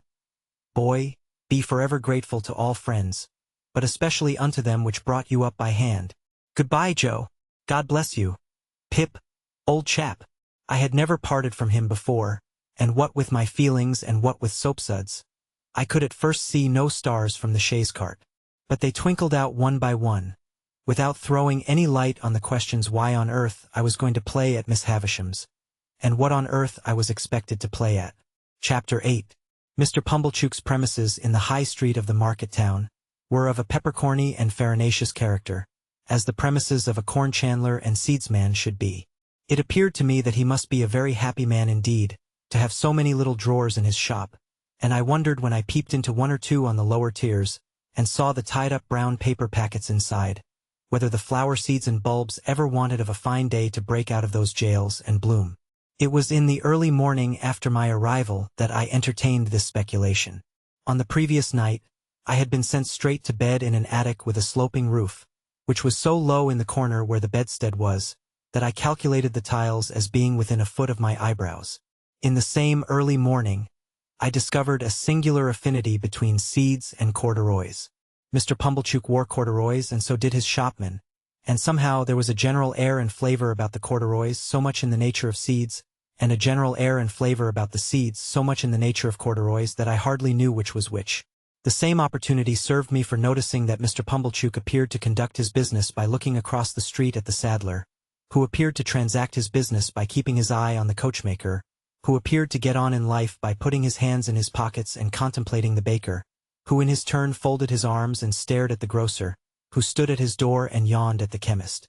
The watchmaker, always poring over a little desk with a magnifying glass at his eye, and always inspected by a group of smock-frocks poring over him through the glass of his shop window, seemed to be about the only person in the High Street whose trade engaged his attention. Mr. Pumblechook and I breakfasted at 8 o'clock in the parlor behind the shop, while the shopman took his mug of tea and hunch of bread and butter on a sack of peas in the front premises. I considered Mr. Pumblechook wretched company. Besides being possessed by my sister's idea that a mortifying and penitential character ought to be imparted to my diet, besides giving me as much crumb as possible in combination with as little butter, and putting such a quantity of warm water into my milk that it would have been more candid to have left the milk out altogether. His conversation consisted of nothing but arithmetic. On my politely bidding him good morning, he said pompously 7 times 9. Boy, and how should I be able to answer? Dodged in that way in a strange place on an empty stomach. I was hungry, but before I had swallowed a morsel, he began a running sum that lasted all through the breakfast. 7, and 4, and 8, and 6, and 2, and 10, and so on. And after each figure was disposed of, it was as much as I could do to get a bite or a sup before the next came, while he sat at his ease guessing nothing and eating bacon and hot roll, in, if I may be allowed the expression, a gorging and gormandizing manner. For such reasons, I was very glad when 10 o'clock came and we started for Miss Havisham's, though I was not at all at my ease regarding the manner in which I should acquit myself under that lady's roof. Within a quarter of an hour we came to Miss Havisham's house, which was of old brick and dismal, and had a great many iron bars to it. Some of the windows had been walled up. Of those that remained, all the lower were rustily barred. There was a courtyard in front, and that was barred. So we had to wait, after ringing the bell, until someone should come to open it. While we waited at the gate, I peeped in. Even then Mr. Pumblechook said, "And 14. But I pretended not to hear him, and saw that at the side of the house there was a large brewery. No brewing was going on in it, and none seemed to have gone on for a long, long time. A window was raised, and a clear voice demanded what name, to which my conductor replied, Pumblechook. The voice returned, quite right, and the window was shut again, and a young lady came across the courtyard with keys in her hand. "This," said Mr. Pumblechook, "is Pip." "This is Pip, is it?" returned the young lady, who was very pretty and seemed very proud. "Come in, Pip." Mr. Pumblechook was coming in also, when she stopped him with the gate. "Oh," she said, "did you wish to see Miss Havisham?" "If Miss Havisham wished to see me," returned Mr. Pumblechook, discomfited. "Ah," said the girl, "but you see she don't." She said it so finally, and in such an undiscussable way, that Mr. Pumblechook, though in a condition of ruffled dignity, could not protest. But he eyed me severely, as if I had done anything to him, and departed with the words reproachfully delivered, "Boy, let your behavior here be a credit unto them which brought you up by hand." I was not free from apprehension that he would come back to propound through the gate. "And 16? But he didn't. My young conductress locked the gate, and we went across the courtyard. It was paved and clean, but grass was growing in every crevice. The brewery buildings had a little lane of communication with it, and the wooden gates of that lane stood open, and all the brewery beyond stood open, away to the high enclosing wall, and all was empty and disused. The cold wind seemed to blow colder there than outside the gate, and it made a shrill noise in howling in and out at the open sides of the brewery, like the noise of wind in the rigging of a ship at sea. She saw me looking at it, and she said, "You could drink without hurt all the strong beer that's brewed there now, boy." "I should think I could, miss," said I, in a shy way. "Better not try to brew beer there now, or it would turn out sour, boy." "Don't you think so?" "It looks like it, miss." "Not that anybody means to try," she added, "for that's all done with, and the place will stand as idle as it is till it falls. As to strong beer, there's enough of it in the cellars already, to drown the manor house." Illustration. "Is that the name of this house, miss?" "One of its names, boy." "Has more than one, then, miss?" "One more. Its other name was Satis, which is Greek or Latin or Hebrew or all three or all one to me, for enough." "Enough House," said I. "That's a curious name, miss." "Yes," she replied. "But it meant more than it said. It meant, when it was given, that whoever had this house could want nothing else. They must have been easily satisfied in those days, I should think. But don't loiter, boy." Though she called me boy so often, and with a carelessness that was far from complimentary, she was of about my own age. She seemed much older than I, of course, being a girl and beautiful and self-possessed. And she was as scornful of me as if she had been 21 and a queen. We went into the house by a side door. The great front entrance had 2 chains across it outside. And the first thing I noticed was that the passages were all dark, and that she had left a candle burning there. She took it up, and we went through more passages and up a staircase, and still it was all dark, and only the candle lighted us. At last we came to the door of a room, and she said, "Go in." I answered, more in shyness than politeness, "After you, miss." To this she returned, "Don't be ridiculous, boy. I am not going in," and scornfully walked away, and, what was worse, took the candle with her. This was very uncomfortable, and I was half afraid. However, the only thing to be done being to knock at the door, I knocked and was told from within to enter. I entered, therefore, and found myself in a pretty large room, well lighted with wax candles. No glimpse of daylight was to be seen in it. It was a dressing room, as I supposed from the furniture, though much of it was of forms and uses then quite unknown to me. But prominent in it was a draped table with a gilded looking-glass, and that I made out at first sight to be a fine lady's dressing table. Whether I should have made out this object so soon if there had been no fine lady sitting at it, I cannot say. In an armchair, with an elbow resting on the table and her head leaning on that hand, sat the strangest lady I have ever seen, or shall ever see. She was dressed in rich materials, satins and lace and silks, all of white. Her shoes were white, and she had a long white veil dependent from her hair, and she had bridal flowers in her hair, but her hair was white. Some bright jewels sparkled on her neck and on her hands, and some other jewels lay sparkling on the table. Dresses, less splendid than the dress she wore, and half-packed trunks, were scattered about. She had not quite finished dressing, for she had but one shoe on. The other was on the table near her hand. Her veil was but half arranged, her watch and chain were not put on, and some lace for her bosom lay with those trinkets, and with her handkerchief and gloves and some flowers, and a prayer book all confusedly heaped about the looking-glass. It was not in the first few moments that I saw all these things, though I saw more of them in the first moments than might be supposed.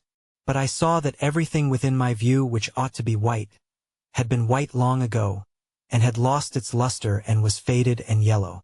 I saw that the bride within the bridal dress had withered like the dress, and like the flowers, and had no brightness left but the brightness of her sunken eyes. I saw that the dress had been put upon the rounded figure of a young woman, and that the figure upon which it now hung loose had shrunk to skin and bone. Once I had been taken to see some ghastly waxwork at the fair, representing I know not what impossible personage lying in state. Once I had been taken to one of our old marsh churches to see a skeleton in the ashes of a rich dress that had been dug out of a vault under the church pavement. Now waxwork and skeletons seemed to have dark eyes that moved and looked at me. I should have cried out if I could. "Who is it?" said the lady at the table. "Pip, ma'am. Pip, Mr. Pumblechook's boy, ma'am. Come to play. Come nearer. Let me look at you. Come close." It was when I stood before her, avoiding her eyes, that I took note of the surrounding objects in detail, and saw that her watch had stopped at 20 minutes to 9, and that a clock in the room had stopped at 20 minutes to 9. "Look at me," said Miss Havisham. "You are not afraid of a woman who has never seen the sun since you were born?" I regret to state that I was not afraid of telling the enormous lie comprehended in the answer no. "Do you know what I touch here?" she said, laying her hands, one upon the other, on her left side. "Yes, ma'am." It made me think of the young man. "What do I touch?" "Your heart. Broken." She uttered the word with an eager look, and with strong emphasis, and with a weird smile that had a kind of boast in it. Afterwards she kept her hands there for a little while, and slowly took them away as if they were heavy. "I am tired," said Miss Havisham. "I want diversion, and I have done with men and women. Play." I think it will be conceded by my most disputatious reader that she could hardly have directed an unfortunate boy to do anything in the wide world more difficult to be done under the circumstances. "I sometimes have sick fancies," she went on, "and I have a sick fancy that I want to see some play. There, there," with an impatient movement of the fingers of her right hand. "Play, play, play." For a moment, with the fear of my sisters working me before my eyes, I had a desperate idea of starting round the room in the assumed character of Mr. Pumblechook's chaise cart.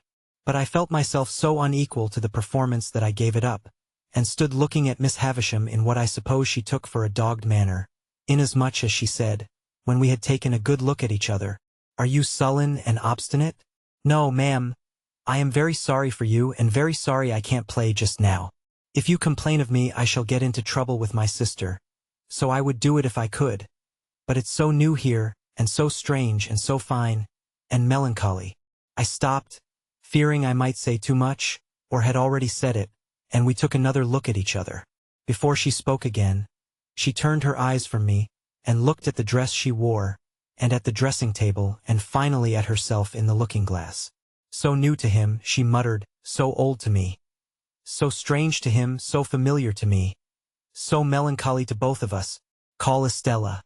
As she was still looking at the reflection of herself, I thought she was still talking to herself and kept quiet.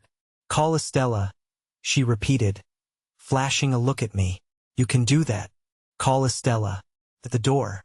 To stand in the dark in a mysterious passage of an unknown house, bawling Estella to a scornful young lady neither visible nor responsive, and feeling it a dreadful liberty so to roar out her name, was almost as bad as playing to order. But she answered at last, and her light came along the dark passage like a star. Miss Havisham beckoned her to come close, and took up a jewel from the table, and tried its effect upon her fair young bosom and against her pretty brown hair. "Your own, one day, my dear, and you will use it well. Let me see you play cards with this boy." "With this boy? Why, he is a common laboring boy." I thought I overheard Miss Havisham answer, "Only it seemed so unlikely, Well, you can break his heart. What do you play, boy? Asked Estella of myself with the greatest disdain. Nothing but beggar my neighbor, miss. Beggar him, said Miss Havisham to Estella. So we sat down to cards. It was then I began to understand that everything in the room had stopped, like the watch and the clock, a long time ago. I noticed that Miss Havisham put down the jewel exactly on the spot from which she had taken it up. As Estella dealt the cards, I glanced at the dressing table again, and saw that the shoe upon it, once white, now yellow, had never been worn. I glanced down at the foot from which the shoe was absent, and saw that the silk stocking on it, once white, now yellow, had been trodden ragged. Without this arrest of everything, this standing still of all the pale decayed objects, not even the withered bridal dress on the collapsed form could have looked so like grave clothes, or the long veil so like a shroud. So she sat, corpse-like, as we played at cards, the frillings and trimmings on her bridal dress, looking like earthy paper. I knew nothing then of the discoveries that are occasionally made of bodies buried in ancient times, which fall to powder in the moment of being distinctly seen. But I have often thought since that she must have looked as if the admission of the natural light of day would have struck her to dust. He calls the knaves jacks, this boy, said Estella with disdain, before our first game was out. And what coarse hands he has, and what thick boots. I had never thought of being ashamed of my hands before, but I began to consider them a very indifferent pair. Her contempt for me was so strong that it became infectious, and I caught it. She won the game, and I dealt. I misdealt, as was only natural, when I knew she was lying in wait for me to do wrong, and she denounced me for a stupid, clumsy laboring boy. You say nothing of her, remarked Miss Havisham to me, as she looked on. She says many hard things of you, but you say nothing of her. What do you think of her? I don't like to say, I stammered. Tell me in my ear, said Miss Havisham, bending down. I think she is very proud, I replied, in a whisper. Anything else? I think she is very pretty. Anything else? I think she is very insulting. She was looking at me then with a look of supreme aversion. Anything else? I think I should like to go home, and never see her again, though she is so pretty? I am not sure that I shouldn't like to see her again, but I should like to go home now. You shall go soon, said Miss Havisham, aloud. Play the game out. Saving for the one weird smile at first, I should have felt almost sure that Miss Havisham's face could not smile. It had dropped into a watchful and brooding expression, most likely when all the things about her had become transfixed, and it looked as if nothing could ever lift it up again. Her chest had dropped, so that she stooped, and her voice had dropped, so that she spoke low, and with a dead lull upon her. Altogether, she had the appearance of having dropped body and soul, within and without, under the weight of a crushing blow. I played the game to an end with Estella, and she beggared me. She threw the cards down on the table when she had won them all, as if she despised them for having been one of me. When shall I have you here again? Said Miss Havisham. Let me think. I was beginning to remind her that today was Wednesday, when she checked me with her former impatient movement of the fingers of her right hand. There. I know nothing of days of the week. I know nothing of weeks of the year. Come again after 6 days. You hear? Yes, ma'am. Stella, take him down. Let him have something to eat, and let him roam and look about him while he eats. Go, Pip. I followed the candle down as I had followed the candle up, and she stood it in the place where we had found it. Until she opened the side entrance, I had fancied, without thinking about it, that it must necessarily be night time. The rush of the daylight quite confounded me, and made me feel as if I had been in the candlelight of the strange room many hours. You are to wait here, you boy, said Estella, and disappeared and closed the door. I took the opportunity of being alone in the courtyard to look at my coarse hands and my common boots. My opinion of those accessories was not favorable. They had never troubled me before, but they troubled me now as vulgar appendages. I determined to ask Joe why he had ever taught me to call those picture cards jacks, which ought to be called knaves. I wish Joe had been rather more genteelly brought up, and then I should have been so too. She came back with some bread and meat and a little mug of beer. She put the mug down on the stones of the yard, and gave me the bread and meat without looking at me, as insolently as if I were a dog in disgrace. I was so humiliated, hurt, spurned, offended, angry, sorry. I cannot hit upon the right name for the smart. God knows what its name was. That tears started to my eyes. The moment they sprang there, the girl looked at me with a quick delight in having been the cause of them. This gave me power to keep them back and to look at her. So, she gave a contemptuous toss, but with a sense, I thought, of having made too sure that I was so wounded, and left me. But when she was gone, I looked about me for a place to hide my face in, and got behind one of the gates in the brewery lane, and leaned my sleeve against the wall there, and leaned my forehead on it and cried. As I cried, I kicked the wall, and took a hard twist at my hair. So bitter were my feelings, and so sharp was the smart without a name, that needed counteraction. My sister's bringing up had made me sensitive. In the little world in which children have their existence whosoever brings them up, there is nothing so finely perceived and so finely felt as injustice. It may be only small injustice that the child can be exposed to, but the child is small and its world is small, and its rocking horse stands as many hands high, according to scale, as a big-boned Irish hunter. Within myself I had sustained, from my babyhood, a perpetual conflict with injustice. I had known, from the time when I could speak, that my sister, in her capricious and violent coercion, was unjust to me. I had cherished a profound conviction that her bringing me up by hand gave her no right to bring me up by jerks. Through all my punishments, disgraces, fasts and vigils and other penitential performances, I had nursed this assurance. And to my communing so much with it, in a solitary and unprotected way, I in great part refer the fact that I was morally timid and very sensitive. I got rid of my injured feelings for the time by kicking them into the brewery wall, and twisting them out of my hair, and then I smoothed my face with my sleeve and came from behind the gate. The bread and meat were acceptable, and the beer was warming and tingling, and I was soon in spirits to look about me.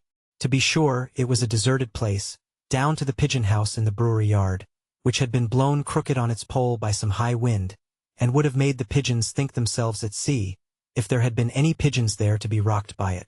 But there were no pigeons in the dovecot, no horses in the stable, no pigs in the sty, no malt in the storehouse, no smells of grains and beer in the copper or the vat. All the uses and scents of the brewery might have evaporated with its last reek of smoke. In a by-yard, there was a wilderness of empty casks, which had a certain sour remembrance of better days lingering about them. But it was too sour to be accepted as a sample of the beer that was gone. And in this respect I remember those recluses as being like most others. Behind the furthest end of the brewery was a rank garden with an old wall. Not so high but that I could struggle up and hold on long enough to look over it, and see that the rank garden was the garden of the house, and that it was overgrown with tangled weeds, but that there was a track upon the green and yellow paths, as if someone sometimes walked there, and that Estella was walking away from me even then. But she seemed to be everywhere. For when I yielded to the temptation presented by the casks, and began to walk on them, I saw her walking on them at the end of the yard of casks. She had her back towards me, and held her pretty brown hair spread out in her two hands, and never looked round, and passed out of my view directly. So, in the brewery itself, by which I mean the large paved lofty place in which they used to make the beer, and where the brewing utensils still were. When I first went into it, and rather oppressed by its gloom, stood near the door looking about me, I saw her pass among the extinguished fires, and ascend some light iron stairs, and go out by a gallery high overhead, as if she were going out into the sky. It was in this place, and at this moment, that a strange thing happened to my fancy. I thought it a strange thing then, and I thought it a stranger thing long afterwards. I turned my eyes, a little dimmed by looking up at the frosty light, towards a great wooden beam in a low nook of the building near me on my right hand, and I saw a figure hanging there by the neck. A figure all in yellow-white, with but one shoe to the feet, and it hung so that I could see that the faded trimmings of the dress were like earthy paper, and that the face was Miss Havisham's, with a movement going over the whole countenance as if she were trying to call to me. In the terror of seeing the figure, and in the terror of being certain that it had not been there a moment before, I at first ran from it, and then ran towards it. And my terror was greatest of all when I found no figure there. Nothing less than the frosty light of the cheerful sky, the sight of people passing beyond the bars of the courtyard gate, and the reviving influence of the rest of the bread and meat and beer, would have brought me round. Even with those aids, I might not have come to myself as soon as I did, but that I saw Estella approaching with the keys, to let me out. She would have some fair reason for looking down upon me, I thought, if she saw me frightened. And she would have no fair reason. She gave me a triumphant glance in passing me, as if she rejoiced that my hands were so coarse and my boots were so thick, and she opened the gate and stood holding it.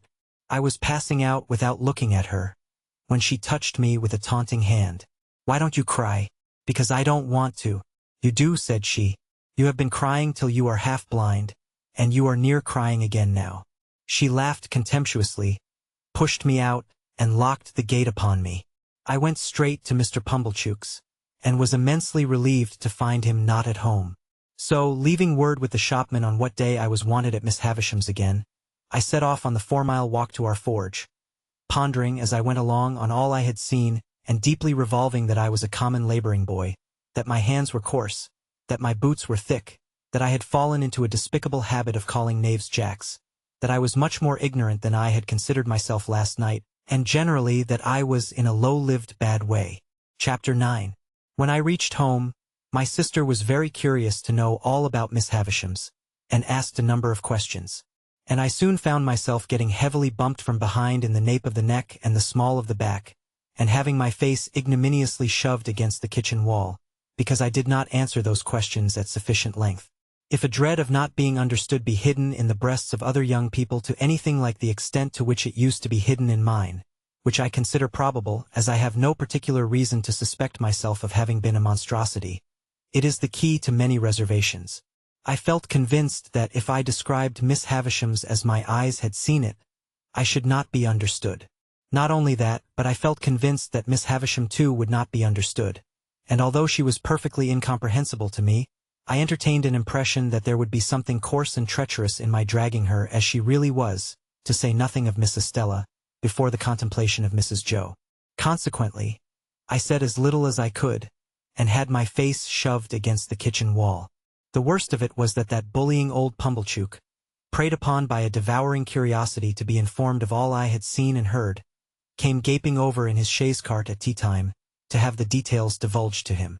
And the mere sight of the torment, with his fishy eyes and mouth open, his sandy hair inquisitively on end, and his waistcoat heaving with windy arithmetic, made me vicious in my reticence. "Well, boy," Uncle Pumblechook began, as soon as he was seated in the chair of honor by the fire, "how did you get on uptown?" I answered, "Pretty well, sir," and my sister shook her fist at me. "Pretty well?" Mr. Pumblechook repeated. "Pretty well is no answer. Tell us what you mean by pretty well, boy." "Whitewash on the forehead hardens the brain into a state of obstinacy, perhaps. Anyhow, with whitewash from the wall on my forehead, my obstinacy was adamantine." I reflected for some time, and then answered as if I had discovered a new idea, "I mean pretty well." My sister, with an exclamation of impatience, was going to fly at me. I had no shadow of defense, for Joe was busy in the forge, when Mr. Pumblechook interposed with, "No, don't lose your temper. Leave this lad to me, ma'am. Leave this lad to me." Mr. Pumblechook then turned me towards him, as if he were going to cut my hair, and said, "First, to get our thoughts in order, 43 pence?" I calculated the consequences of replying £400, and finding them against me, went as near the answer as I could, which was somewhere about 8 pence off. Mr. Pumblechook then put me through my pence table from 12 pence make 1 shilling, up to 40 pence make 3 and 4 pence, and then triumphantly demanded, as if he had done for me, "Now, how much is 43 pence?" To which I replied, after a long interval of reflection, "I don't know." And I was so aggravated that I almost doubt if I did know. Mr. Pumblechook worked his head like a screw to screw it out of me, and said, "Is 43 pence 7 and 6 pence 3 fardens, for instance?" "Yes," said I. And although my sister instantly boxed my ears, it was highly gratifying to me to see that the answer spoiled his joke, and brought him to a dead stop. "Boy, what like is Miss Havisham?" Mr. Pumblechook began again when he had recovered, folding his arms tight on his chest and applying the screw. "Very tall and dark," I told him. "Is she, uncle?" asked my sister. Mr. Pumblechook winked assent, from which I at once inferred that he had never seen Miss Havisham, for she was nothing of the kind. "Good," said Mr. Pumblechook conceitedly. "This is the way to have him. We are beginning to hold our own, I think, Mum." "I am sure, uncle," returned Mrs. Joe, I wish you had him always. You know so well how to deal with him. Now boy, what was she a-doing of when you went in today? Asked Mr. Pumblechook. She was sitting, I answered, in a black velvet coach. Mr. Pumblechook and Mrs. Joe stared at one another, as they well might, and both repeated, in a black velvet coach? Yes, said I. And Miss Estella, that's her niece, I think, handed her in cake and wine at the coach window on a gold plate. And we all had cake and wine on gold plates. And I got up behind the coach to eat mine because she told me to. Was anybody else there? Asked Mr. Pumblechook. For dogs, said I. Large or small? Immense, said I. And they fought for veal cutlets out of a silver basket. Mr. Pumblechook and Mrs. Joe stared at one another again, in utter amazement. I was perfectly frantic, a reckless witness under the torture, and would have told them anything. Where was this coach, in the name of gracious? Asked my sister. In Miss Havisham's room. They stared again, but there weren't any horses to it. I added this saving clause, in the moment of rejecting for richly caparisoned coursers which I had had wild thoughts of harnessing. Can this be possible, uncle? Asked Mrs. Joe. What can the boy mean? I'll tell you, Mom, said Mr. Pumblechook.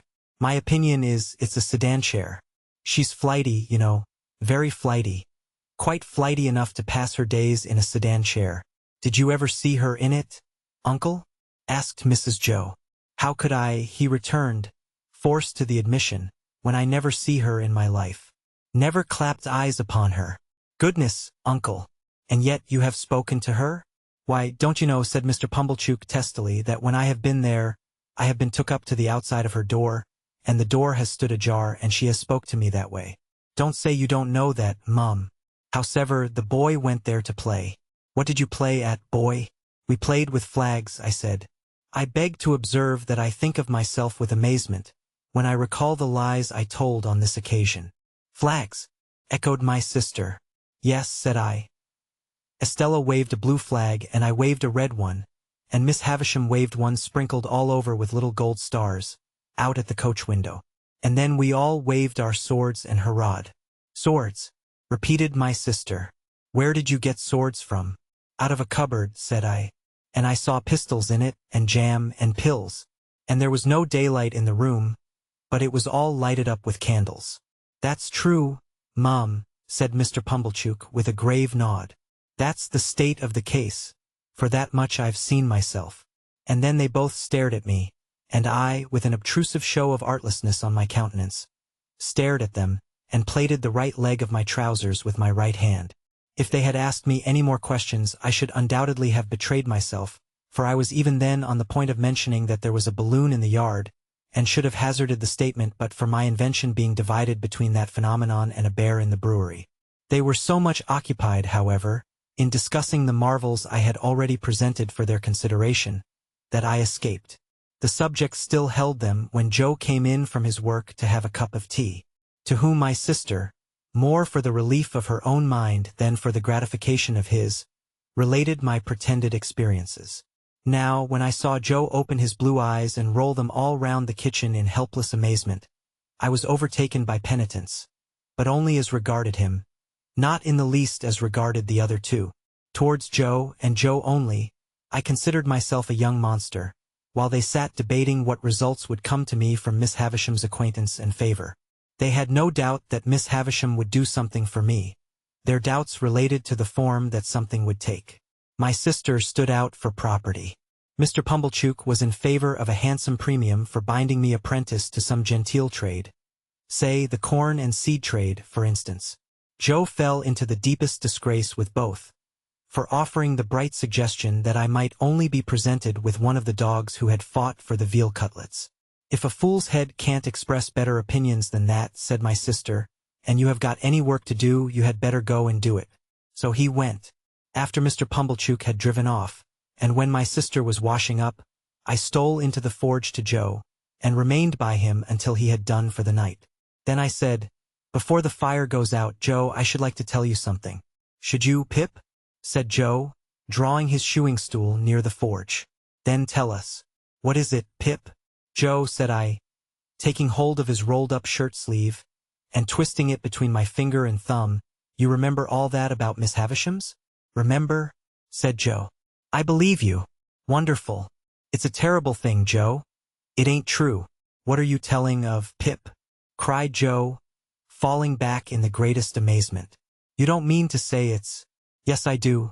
It's lies, Joe. But not all of it? Why, sure you don't mean to say, Pip, that there was no black velvet coat? For I stood shaking my head. But at least there was dogs, Pip. Come, Pip, said Joe persuasively. If there weren't no veal cutlets, at least there was dogs? No, Joe. A dog? Said Joe. Puppy? Come? No, Joe, there was nothing at all of the kind. As I fixed my eyes hopelessly on Joe, Joe contemplated me in dismay. Pip, old chap. This won't do, old fellow. I say, where do you expect to go to? It's terrible, Joe. Ain't it? Terrible? Cried Joe. Awful. What possessed you? I don't know what possessed me, Joe, I replied, letting his shirt sleeve go, and sitting down in the ashes at his feet, hanging my head. But I wish you hadn't taught me to call knaves at cards jacks. And I wish my boots weren't so thick nor my hands so coarse. And then I told Joe that I felt very miserable, and that I hadn't been able to explain myself to Mrs. Joe and Pumblechook, who were so rude to me, and that there had been a beautiful young lady at Miss Havisham's who was dreadfully proud, and that she had said I was common, and that I knew I was common, and that I wished I was not common, and that the lies had come of it somehow, though I didn't know how. This was a case of metaphysics, at least as difficult for Joe to deal with as for me.